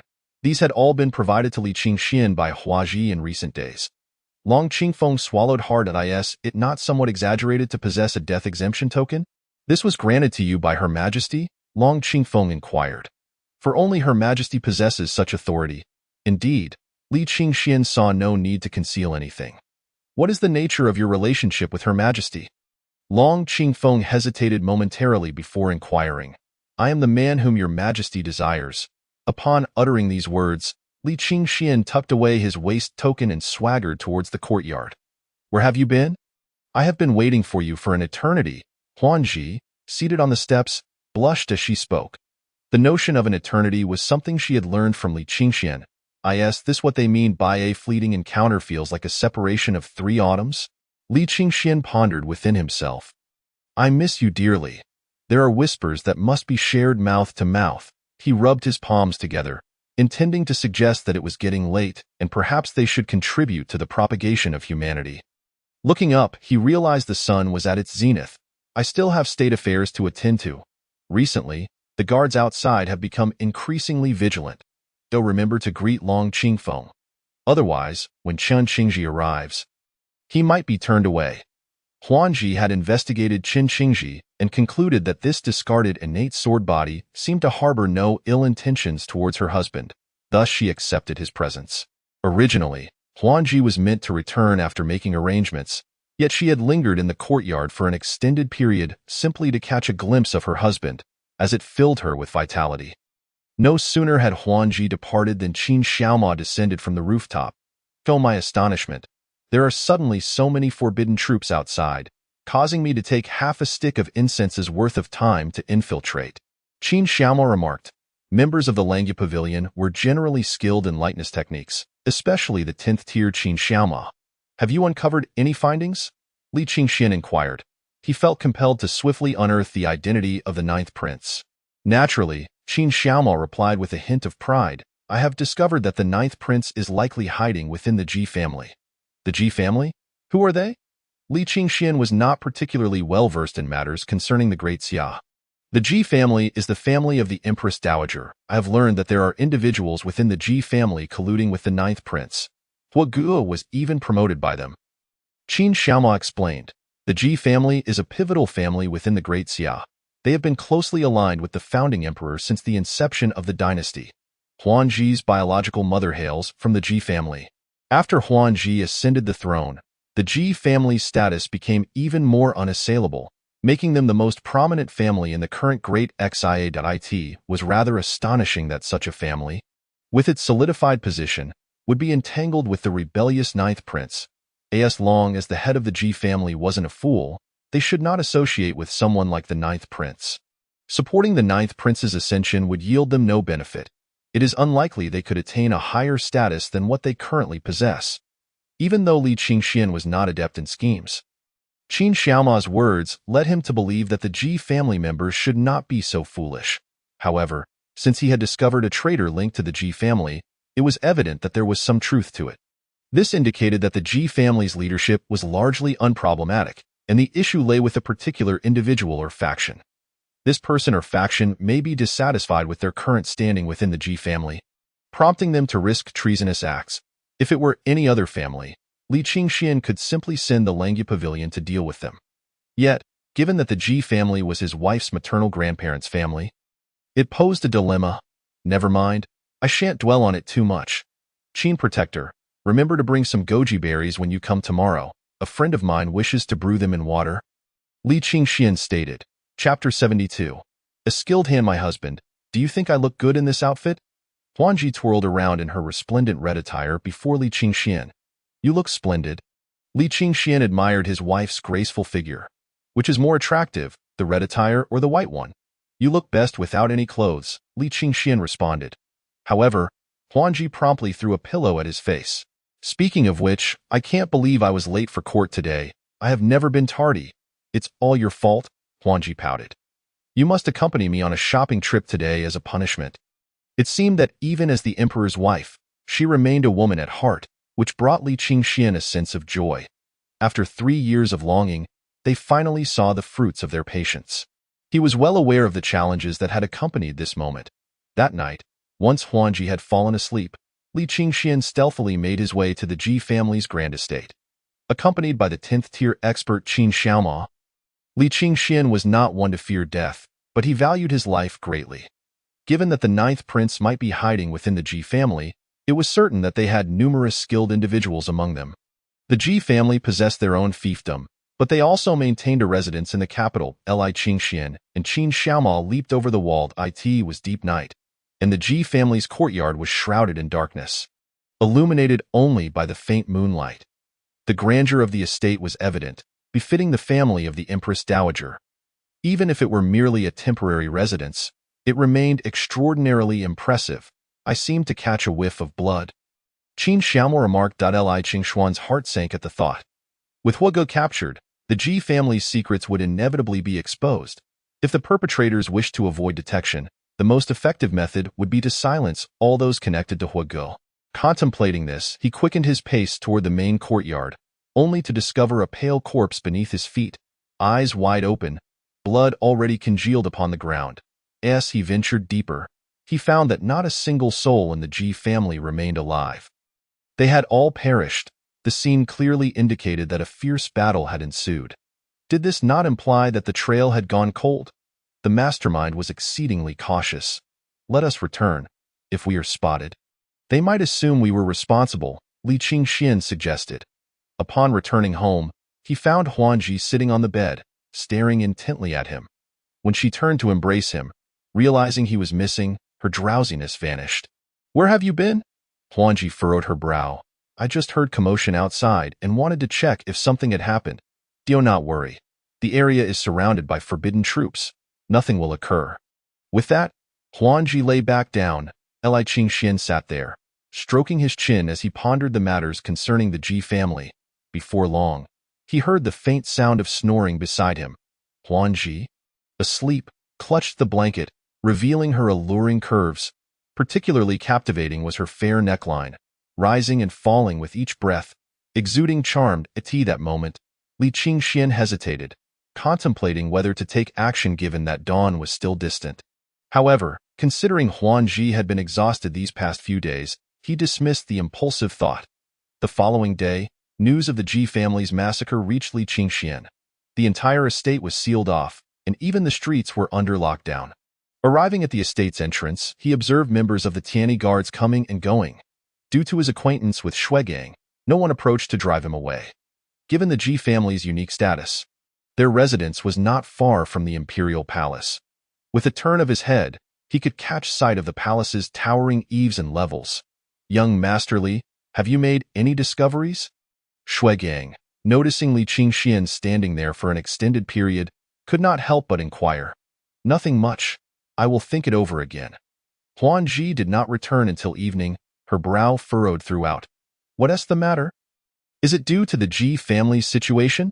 Li Qingxian gently massaged her temples and discreetly channeled his vital energy into her acupoints, causing her furrowed brow to relax slightly. Indeed, with the Ji family members slain, the clues we had have vanished.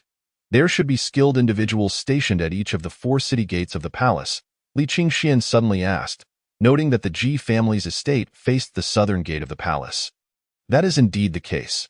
Each city gate is guarded by an 8th-tier expert, Huan Ji confirmed with a nod.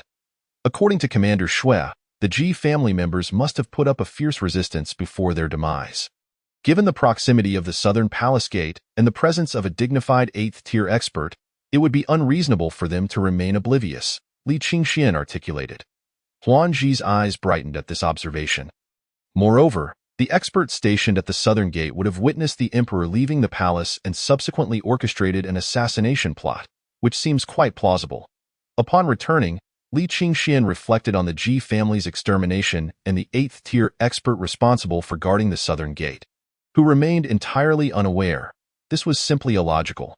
Thus, if this 8th-tier expert were the insider leaking Huan Ji's whereabouts, it would perfectly explain everything. Of course, this was merely speculation. My husband, you are truly clever, and your massage technique is quite remarkable. Huan Ji complimented. Of course, Li Qingxian replied with pride, his gaze drifting toward Huan Ji's bosom. Huan Ji blushed, playfully pinching his waist. Humph, that will teach you to keep your eyes in check. Chapter 73. Solving the case in the morning court. Ministers were abuzz with discussion.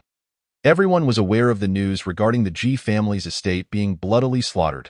As the family of the Empress Dowager and the current emperor's maternal uncle, this incident was of significant import, especially since Huan Ji's cousin, the sole son of the Ji family's head, had also been murdered. This was no trivial matter. Speculation swirled regarding the identity of the perpetrator. Additionally, some were conversing about the emperor's recent odd behavior. It seemed that today, the emperor had once again arrived late. Throughout his 3-year reign, he had never been tardy before, making this the second occurrence. His Majesty must be utterly heartbroken due to the news of the massacre of the Ji family, which is why he arrived late. An official remarked thus. After Huaji ascended the throne, she employed a thunderous approach to eliminate the remnants of the former prime minister's faction. The censors of the imperial censorate, having shed their previous demeanor, now adopted a singular principle towards His Majesty, to fawn. Whatever the emperor does is deemed correct, and even his mistakes are justified. However, when it comes to the ministers in court, their attitude is one of confrontation, challenging the heavens, the earth, and the very air, relentlessly berating the ministers. In truth, their strategy is astutely correct. At the very least, His Majesty holds them in high regard. Their sole misstep occurred recently when Censor Liu inexplicably angered the emperor and met his demise, tarnishing their standing in His Majesty's eyes. It was noted that His Majesty had been late a few days prior as well. Someone interjected, His Majesty's previous tardiness was due to exhaustion. After 3 years? Is it not perfectly normal to be late once? To which the censor retorted immediately, At once. The minister fell silent. The Ji family members had arrived. Whispers filled the air. Soon, a stern-faced man entered the hall. He was none other than the current Empress Dowager's brother, Huaji's maternal uncle, and the head of the Ji family, Ji Tianzi. Typically, the head of the Ji family resides in their fief, with affairs of the court managed by his son. Upon hearing the news of his son's demise, he hastened here with all due speed, his eyes still reflecting profound sorrow. Upon entering the grand hall, he found the dragon throne vacant. The tears he had prepared to shed had to be momentarily restrained. At that moment, 4 female officials emerged from behind the screen. The arrival of the 4 officials, Mei, Lan, Zhu, and Zhu, signified that the emperor was soon to appear. Indeed, Huaji approached, surrounded by her guards, clad in an exquisite purple dragon robe.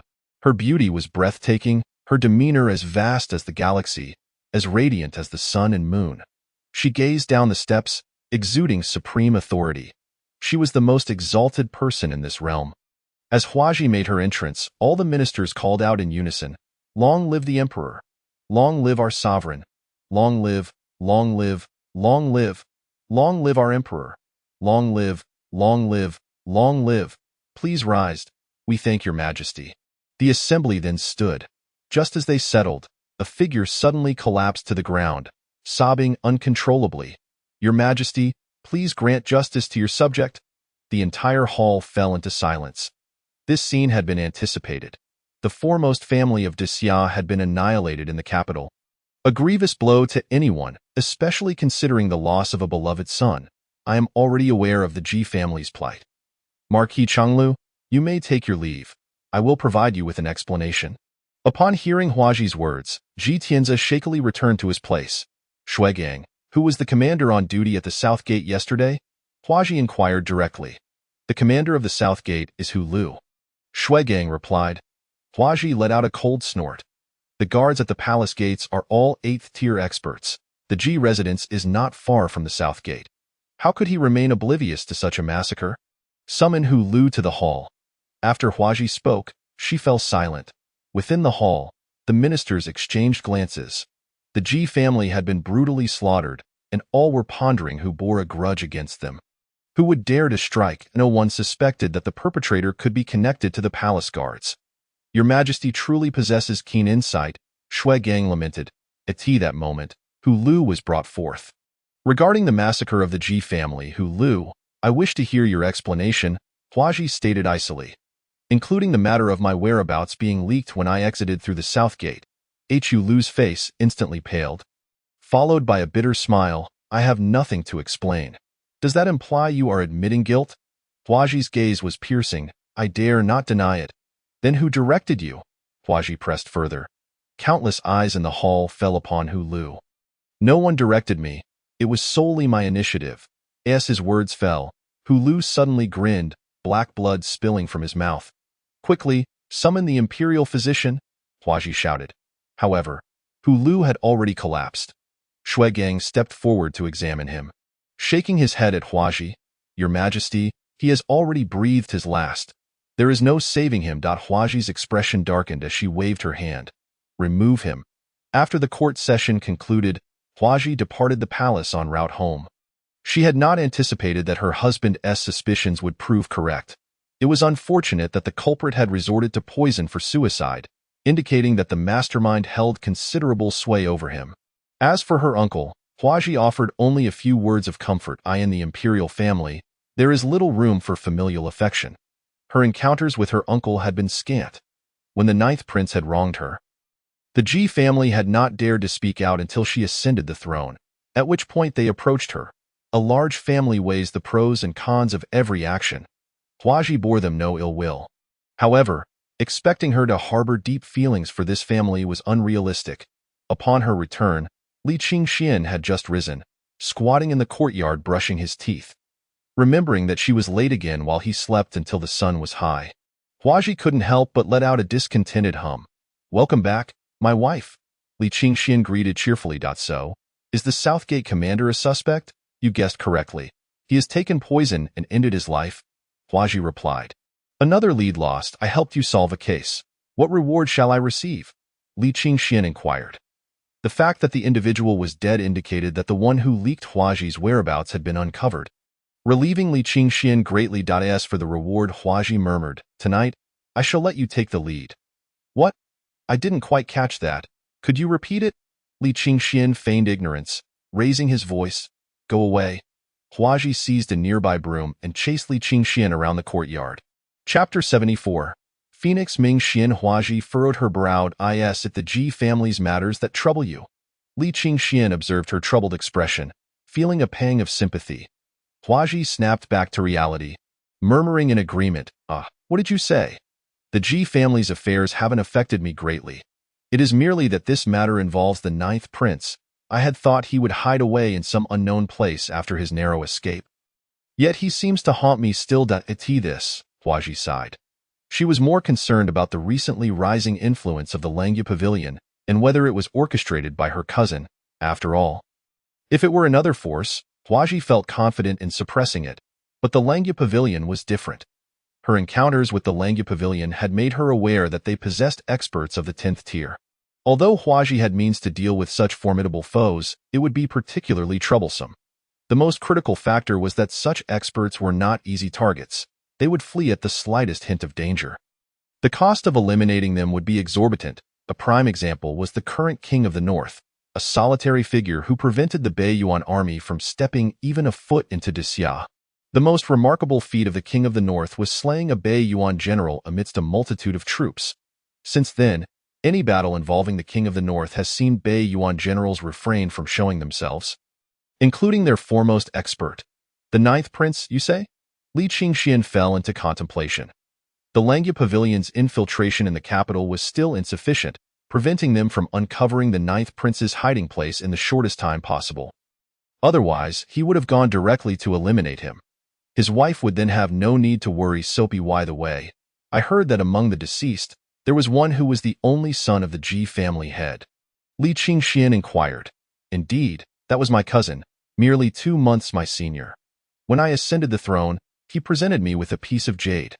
The jade that was carved into a seal for you was a gift from him. Huaji reflected on the loss with a tinge of regret. Suddenly realizing that she did not appear sufficiently mournful, she explained, I have had little interaction with them, and they are rather utilitarian. Much of the time, their motives are not pure. Thus, I do not feel deeply about his death. They are not like you. Seemingly fearing that Li Qingxian might misunderstand her, she cautiously clarified. Li Qingxian reached out and pinched Huaji's youthful, plump cheek. Do not fret. You need not explain. I understand you well. Do you truly understand? Huaji still felt a hint of unease, fearing that Li Qingxian might think her a heartless person. Of course, I understand from top to bottom. Humph. Frivolous, Huaji huffed, her pride sparking a retort. She discreetly touched her ear, feeling a bit warm. I must review official documents this afternoon. You should be cautious when going out lately. The capital is rather unsettled. Understood. After Huaji departed, Li Qingxian perused the materials handed to him by Qin Xiaoma. Among the 3 generations of the Ji family, there were 4 individuals qualified to inherit the family position: Ji Yun Luo, Ji Yun Qing, Ji Yun Hai, and Ji Yun Tao. This meant that with the death of the family head's only son, their prospects had been greatly enhanced. According to the news from Langya Pavilion, among the 4 individuals, only the eldest son of the second branch, Ji Yun Hai, has remained in the capital. This implies that he is the prime suspect. After all, the time between Hua Ji's capture and the bloodbath at the Ji family's residence is alarmingly brief. If he had not been privy to first-hand information in the capital, it seems unlikely he could have reacted so swiftly. Where is Ji Yun Hai now? Li Qingxian inquired. He frequents 3 places. In the morning at Langkage, at noon at Fengmingshuan, and in the evening at Zumage. Are these establishments reputable? Li Qingxian asked. They are among the finest brothels in the capital that I see, Li Qingxian mused, stroking his chin. So, he visits 3 brothels in a single day? Is his constitution capable of enduring such indulgence? Come, let us investigate. Fengmingshuan, being the most prestigious brothel in the capital, remains bustling even at midday. Such venues attract high-ranking officials and nobility, which ordinary citizens cannot afford. Li Qingxian and Qin Xiaoma stood at a distance, observing. Regrettably, the scene of ragged women calling out to patrons, as depicted in dramas, was absent. Not even a single welcoming girl was in sight. How disappointing. Li Qingxian reflected. Master, allow me to enter and take a look first. Qin Xiaoma suggested. No, you have worked hard enough assisting me in this investigation. I shall handle this matter personally. Without waiting for Qin Xiaoma to object, he transformed into a shadow and swiftly made his way to Fengmingshuan. The decor within Fengmingshuan was quite exquisite. One could imagine ancient women, elegant and poised, who would say, "Do not rush, allow me to play a tune for you." Unlike the modern courtesans who would demand, "Hurry up," Li Qingxian observed a young man clad in white robes, seemingly just emerging from the restroom, swaying as he entered a room. "Young master, why are you being so generous this time?" "To be honest, I am leaving Luoqing tonight. Given the time you have accompanied me, this silver is a reward for you." "But why? Did you not say you would stay in Luoqing for a year?" "Circumstances have changed. Enough questions. Come, let me kiss you." Li Qingxian pressed his ear against the wall, inwardly cursing. This scoundrel, in broad daylight, cannot he consider the feelings of others?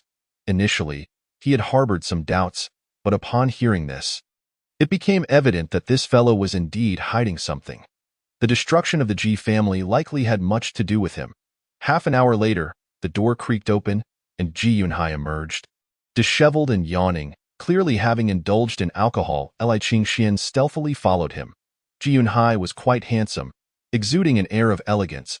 As he exited Feng Mingxuan, many young ladies cast him admiring glances. This left Ji Yunhai somewhat regretful. He had not yet fully enjoyed the capital's allure before having to depart. It seemed he would soon lead a life akin to that of a wandering ascetic, concealing his identity. He had heard that someone might uncover his whereabouts. Yet he believed he had left no trace. As he passed through a narrow alley, a sudden shadow appeared, wrapping an arm around his neck and pulling him inside.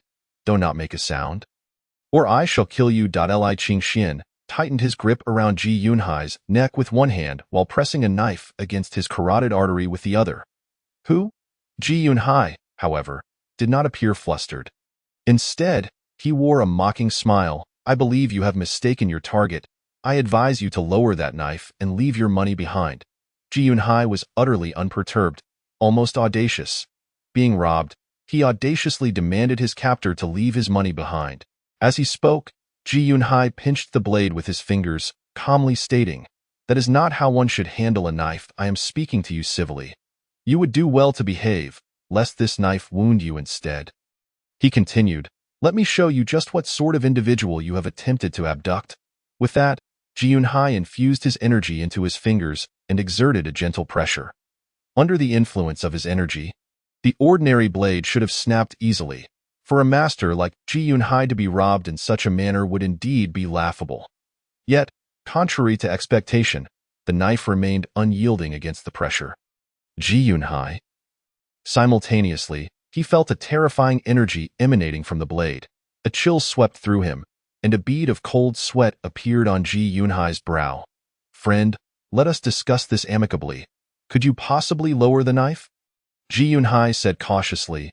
"Heh, what were you doing with my knife earlier?" Li Qingxian retorted with a cold smirk. Ji Yunhai swallowed hard.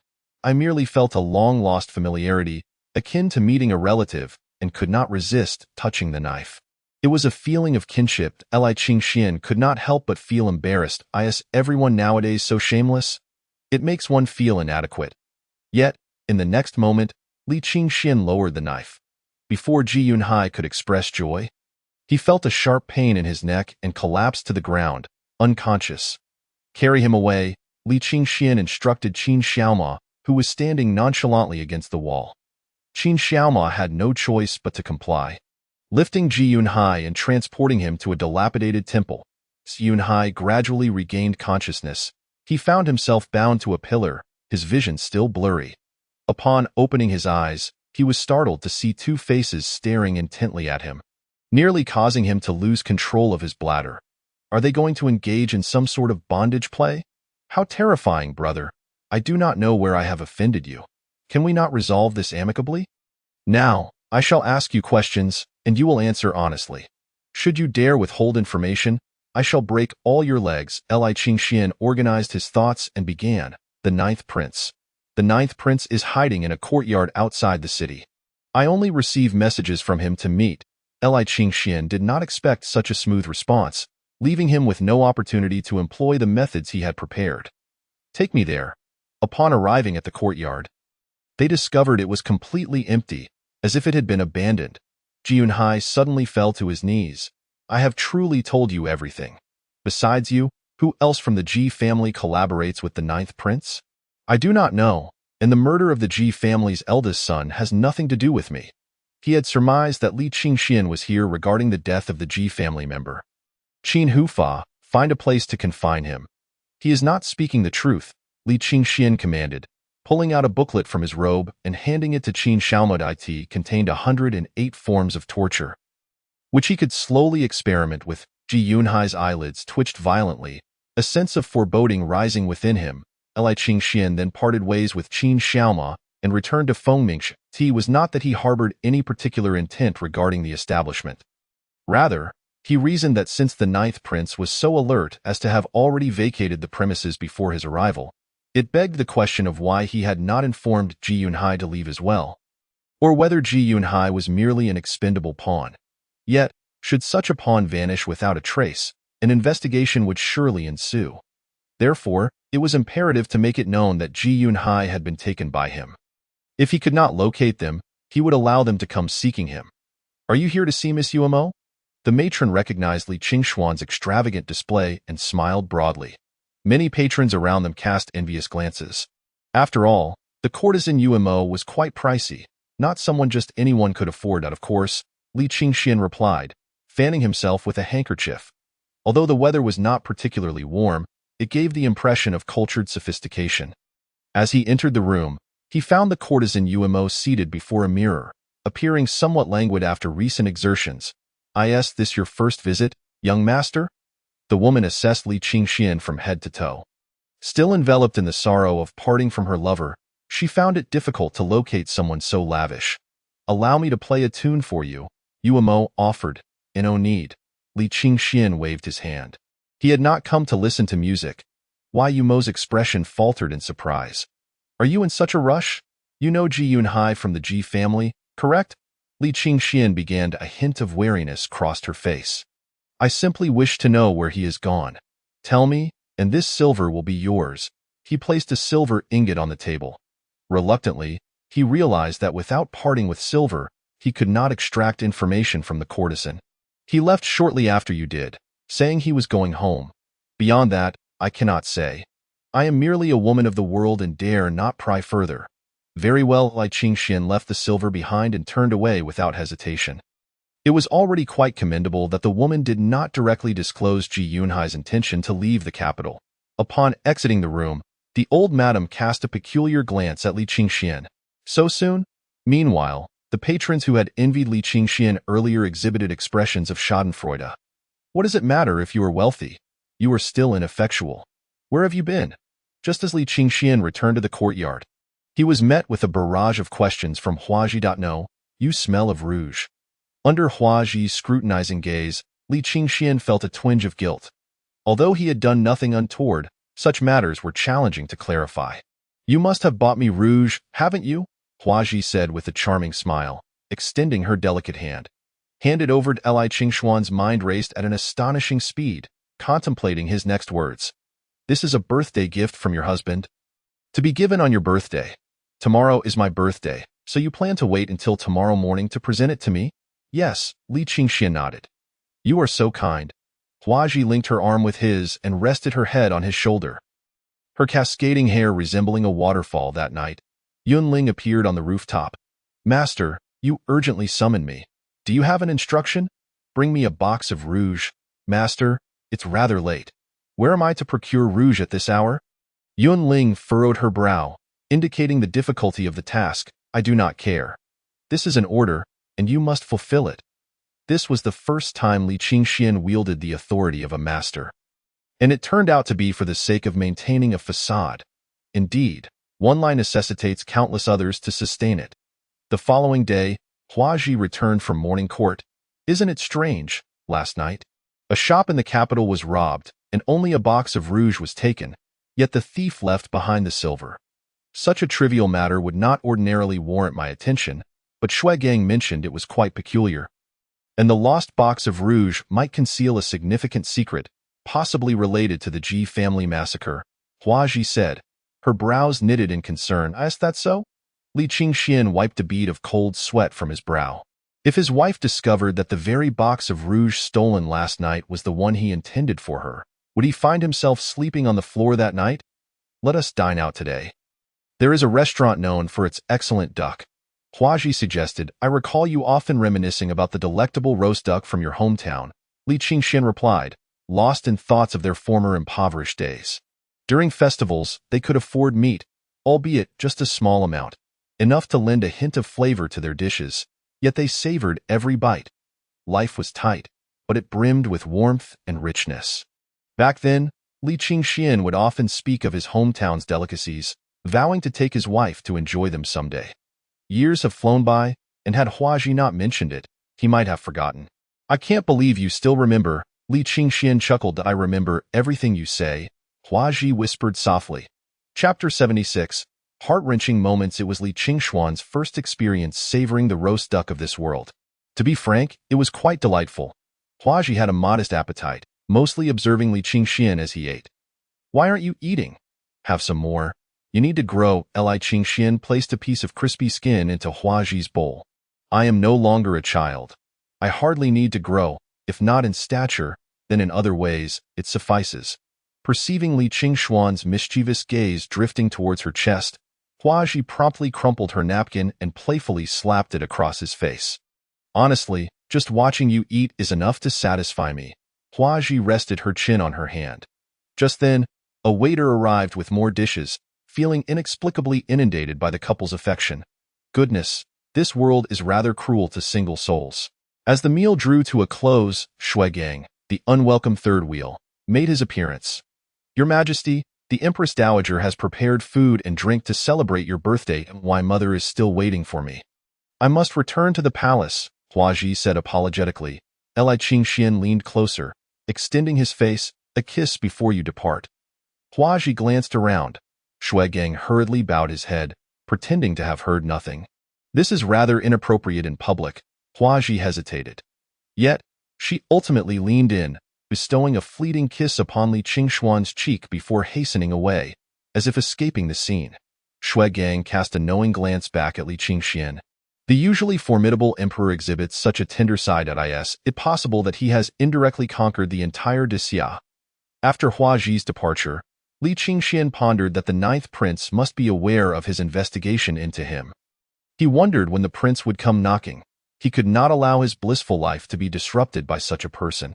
After a few days, Li Qingxian returned to Qingji Feng for the first time. Upon entering, he found Chen Qingji practicing martial arts. Having not seen him for some time, Li Qingji's skills had advanced significantly, fully stepping into the 7th rank. "This sacred realm pill is for you. It will benefit your cultivation," Li Qingxian said to Chen Qingji, also offering guidance on some training issues, leaving Chen Qingji thoroughly astonished. "Young master, you always hit the nail on the head. I previously thought I was on the 1st level and you on the 2nd.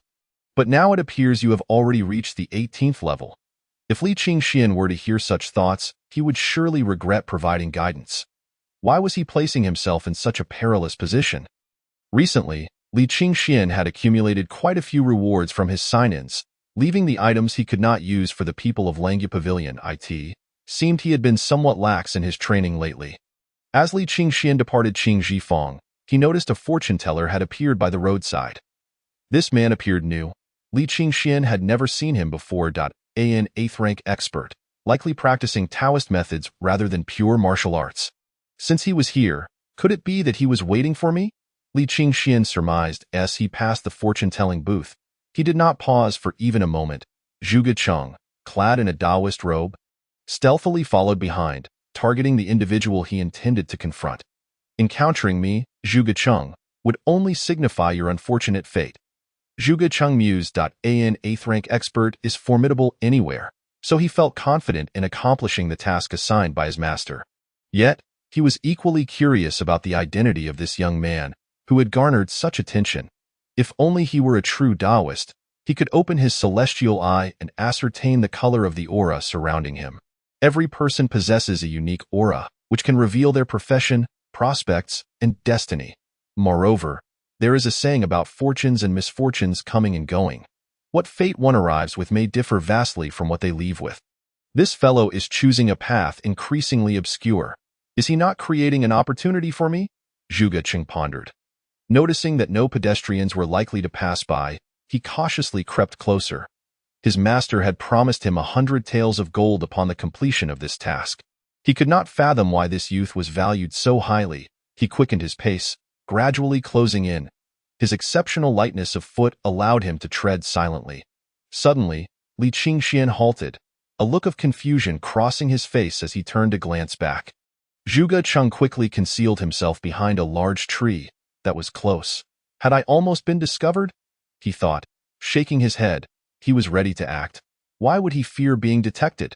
Just as he was about to reveal himself, a faint voice interrupted. Master, do not toy with him. Allow me to handle this. Upon sensing someone trailing him, Li Qingxian had discreetly summoned Qin Xiaoma using a secret technique. Although he did not regard an 8th rank warrior as a threat, having come from a later era, he understood that even the most formidable individuals could meet their downfall unexpectedly. so it was prudent to have Qin Xiaoma accompany him for safety. The moment Zhuge Cheng laid eyes on Qin Xiaoma, his legs felt weak. The oppressive aura enveloping him felt as though he were sinking into a quagmire.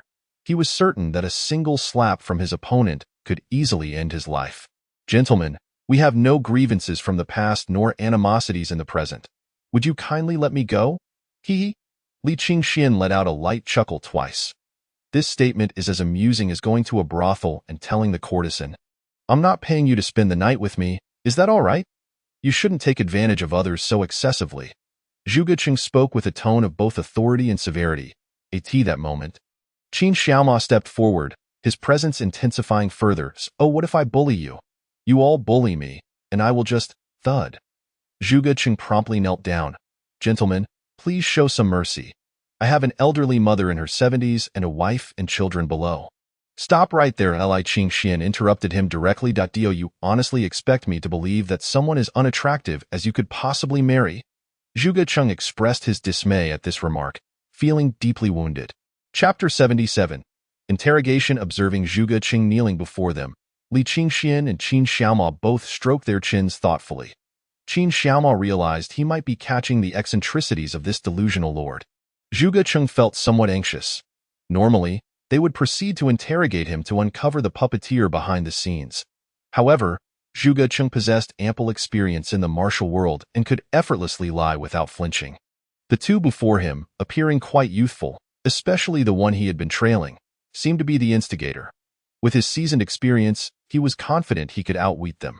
After a moment of silence, Li Qingxian finally spoke. But instead of directing his words at Zhuge Cheng, he turned to Qin Xiaoma. "Qin Guardian, I sense he is not inclined to speak the truth. Perhaps we should dig a pit to bury him." Zhuge Cheng abruptly lifted his head, bewildered. "What the hell? You haven't even asked yet. How do you know I'm not planning to tell the truth? To bury me like this seems rather hasty. Well, why not interrogate a bit? I am quite forthcoming. I have nothing to hide," he pleaded, filled with a desperate desire to survive. Zhuge Cheng reasoned that when faced with madness, a rational person must choose to retreat. Then why not just volunteer the information? "Is there any need for me to inquire?" Li Qingxian remarked. "My name is Zhuge Cheng. When I was 3, a locust plague devastated my hometown." Li Qingxian wished he could fast forward through the tale. However, the emotional depth of Zhuge Cheng's narrative was palpable, his tears soaking the ground beneath him. Li Qingxian understood. Zhuge Cheng's upbringing was a veritable saga of blood and tears, one that suggested he must have obliterated the earth in a past life to suffer so greatly. "So, you allied yourself with the 9th prince?" Zhuge Cheng nodded. "I have shared all my matters with you," Li Qingxian mused. Indeed, if he had the audacity to reveal something as scandalous as spying on an 80-year-old grandmother bathing, he likely had no secrets left, unless he had also attempted to take advantage of ASOW. "To prevent you from pulling any tricks midway, I will have to employ certain constraints." Li Qingxian produced a pill, declaring it a lethal poison. "Without the antidote in 7 days, your body will rot away." Zhuge Cheng obediently swallowed the pill, then boasted, "You won't deceive me. This is merely a stimulant." He took pride in his worldly knowledge. "You think you can fool me? I am an old hand at this." Upon hearing this, Li Qingxian realized this fellow had some prowess. It seemed it was time to get serious. Thus, he produced another pill for Zhuge Cheng to consume. After swallowing, Zhuge Cheng's face turned a sickly green. "This is truly potent. The toxicity is astonishing," Li Qingxian thought to himself. "Indeed, it must be. Anything produced by the system is bound to be of premium quality." "When will you provide me with the antidote?" Zhuge Cheng asked, feeling rather distressed. "As long as you obediently follow my instructions," Li Qingxian replied inwardly, knowing full well that this poison was from the system. And there was no antidote forthcoming. As compensation, he could only offer to buy him a coffin once the old man passed away in the southern part of the city, within a grand residence. Lay one of the secret strongholds of the 9th prince, as disclosed by Zhuge Cheng. Of course, given Zhuge Cheng's status, he was not privy to the core secrets, not due to a lack of strength. Being at the 8th rank was quite formidable, but because the 9th prince had deemed him unreliable based solely on appearances during their first meeting.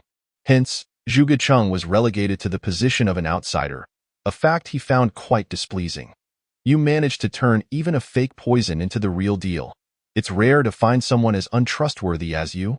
Li Qingxian remarked. Li Qingxian and his companions did not recklessly charge in, but instead waited until nightfall to stealthily infiltrate. Zhuge Chang had mentioned that there were numerous secret passages in this place, designed for escape in case of sudden attacks in the dead of night. The courtyard remained brightly lit. Li Qingxian instructed Qin Xiaoma to knock Zhuge Chang unconscious and tie him to a tree, allowing the two of them to slip inside quietly. After all, carrying a person was somewhat cumbersome. In a study, they found it empty. Li Qingxian and Qin Xiaoma noticed a booklet on the desk, seemingly recently perused. Out of curiosity, Li Qingxian picked it up and began to leaf through it. He discovered it contained a record of various officials from the Great Xia, detailing their strengths, weaknesses, and preferences. Evidently, this was intelligence gathered by the rebellious factions, intending to use this information to win over key figures in the court. Li Qingxian noted that the details became increasingly elaborate toward the end. Marked in red ink, the earlier entries merely referred to minor officials, while the latter ones were categorized as A-grade. This indicated that the later entries included individuals deemed significant by the rebels, including Shuigang and Yang Xinji. Li Qingxian came across a description of the Northern Defense King, a 10th-tier martial artist capable of facing 1,000 troops, the true war deity of the Great Xia.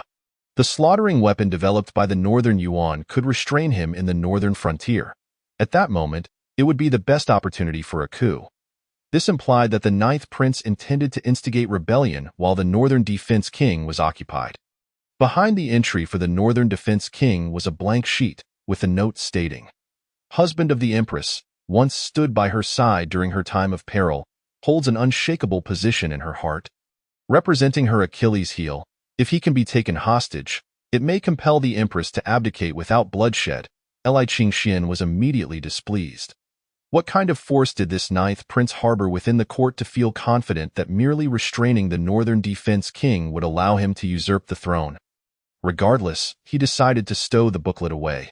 Suddenly, a figure flitted outside the door, and then it swung open, revealing a young man clad in white. He regarded Li Qingxian and Qin Xiaoma with a confident gaze, exuding an air of someone who held all the cards. "I have been waiting for you two for quite some time. Your late-night visit leaves me with little to offer in hospitality. Here are 2 ropes, kindly bind yourselves first." The young man maintained his composure, and it must be said, his bravado was commendable. However, he seemed unaware of the caliber of individuals he was confronting. Li Qingxian spoke up. "May I ask who you are?" Though he genuinely wished to query, "Who do you think you are?"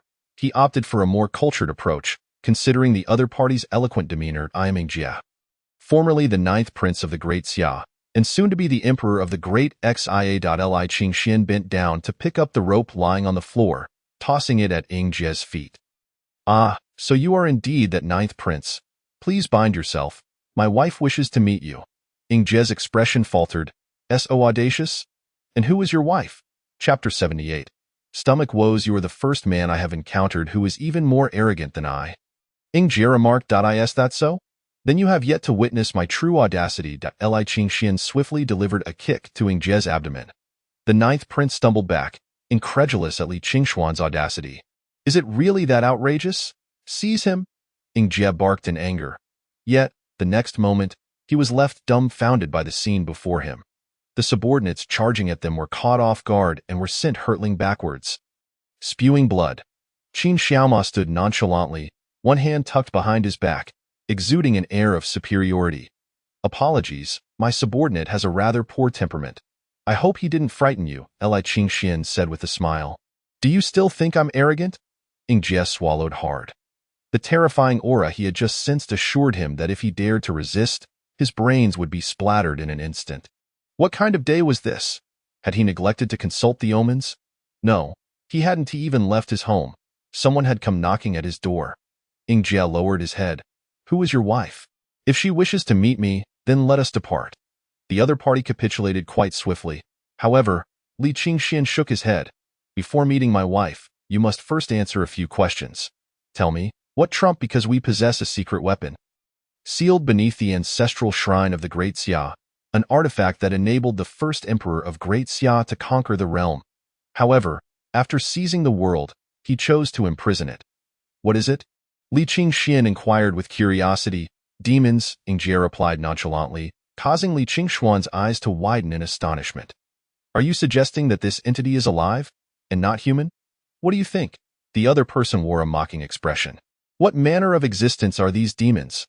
Li Qingxian felt he was on the verge of uncovering a monumental secret, one far greater than any other. It is a terrifying creature. The founding emperor of Great Xia utilized it to conquer 5 cities in 3 days, ultimately achieving unparalleled victory. Yet it is exceedingly ferocious, and only the founding emperor knew how to control it. You don't know as well? Li Qingxian queried. I cannot ascertain whether I know or not. Slap! Li Qingxian immediately delivered a resounding slap in response. What else with the riddles, Lord? All the individuals in the courtyard have been subdued.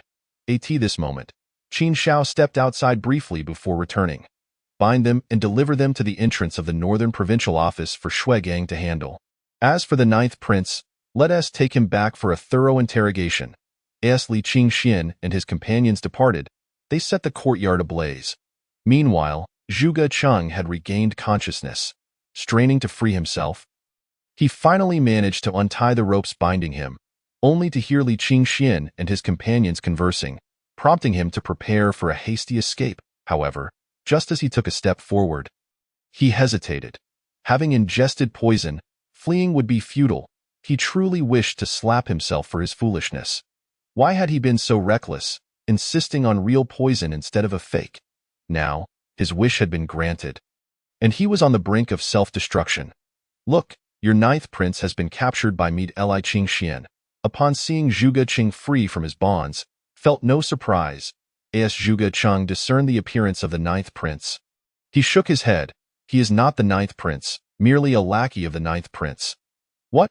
Li Qingxian fixed a piercing gaze upon Zhuge Cheng. Are you certain? What is there to be uncertain about? You have captured so many. Simply inquire of any one of them to find out. Damn it. Li Qingxian suddenly felt a sense of dissatisfaction. He cast a more scrutinizing look at the man. Speak. Where is the 9th prince hidden? Hee.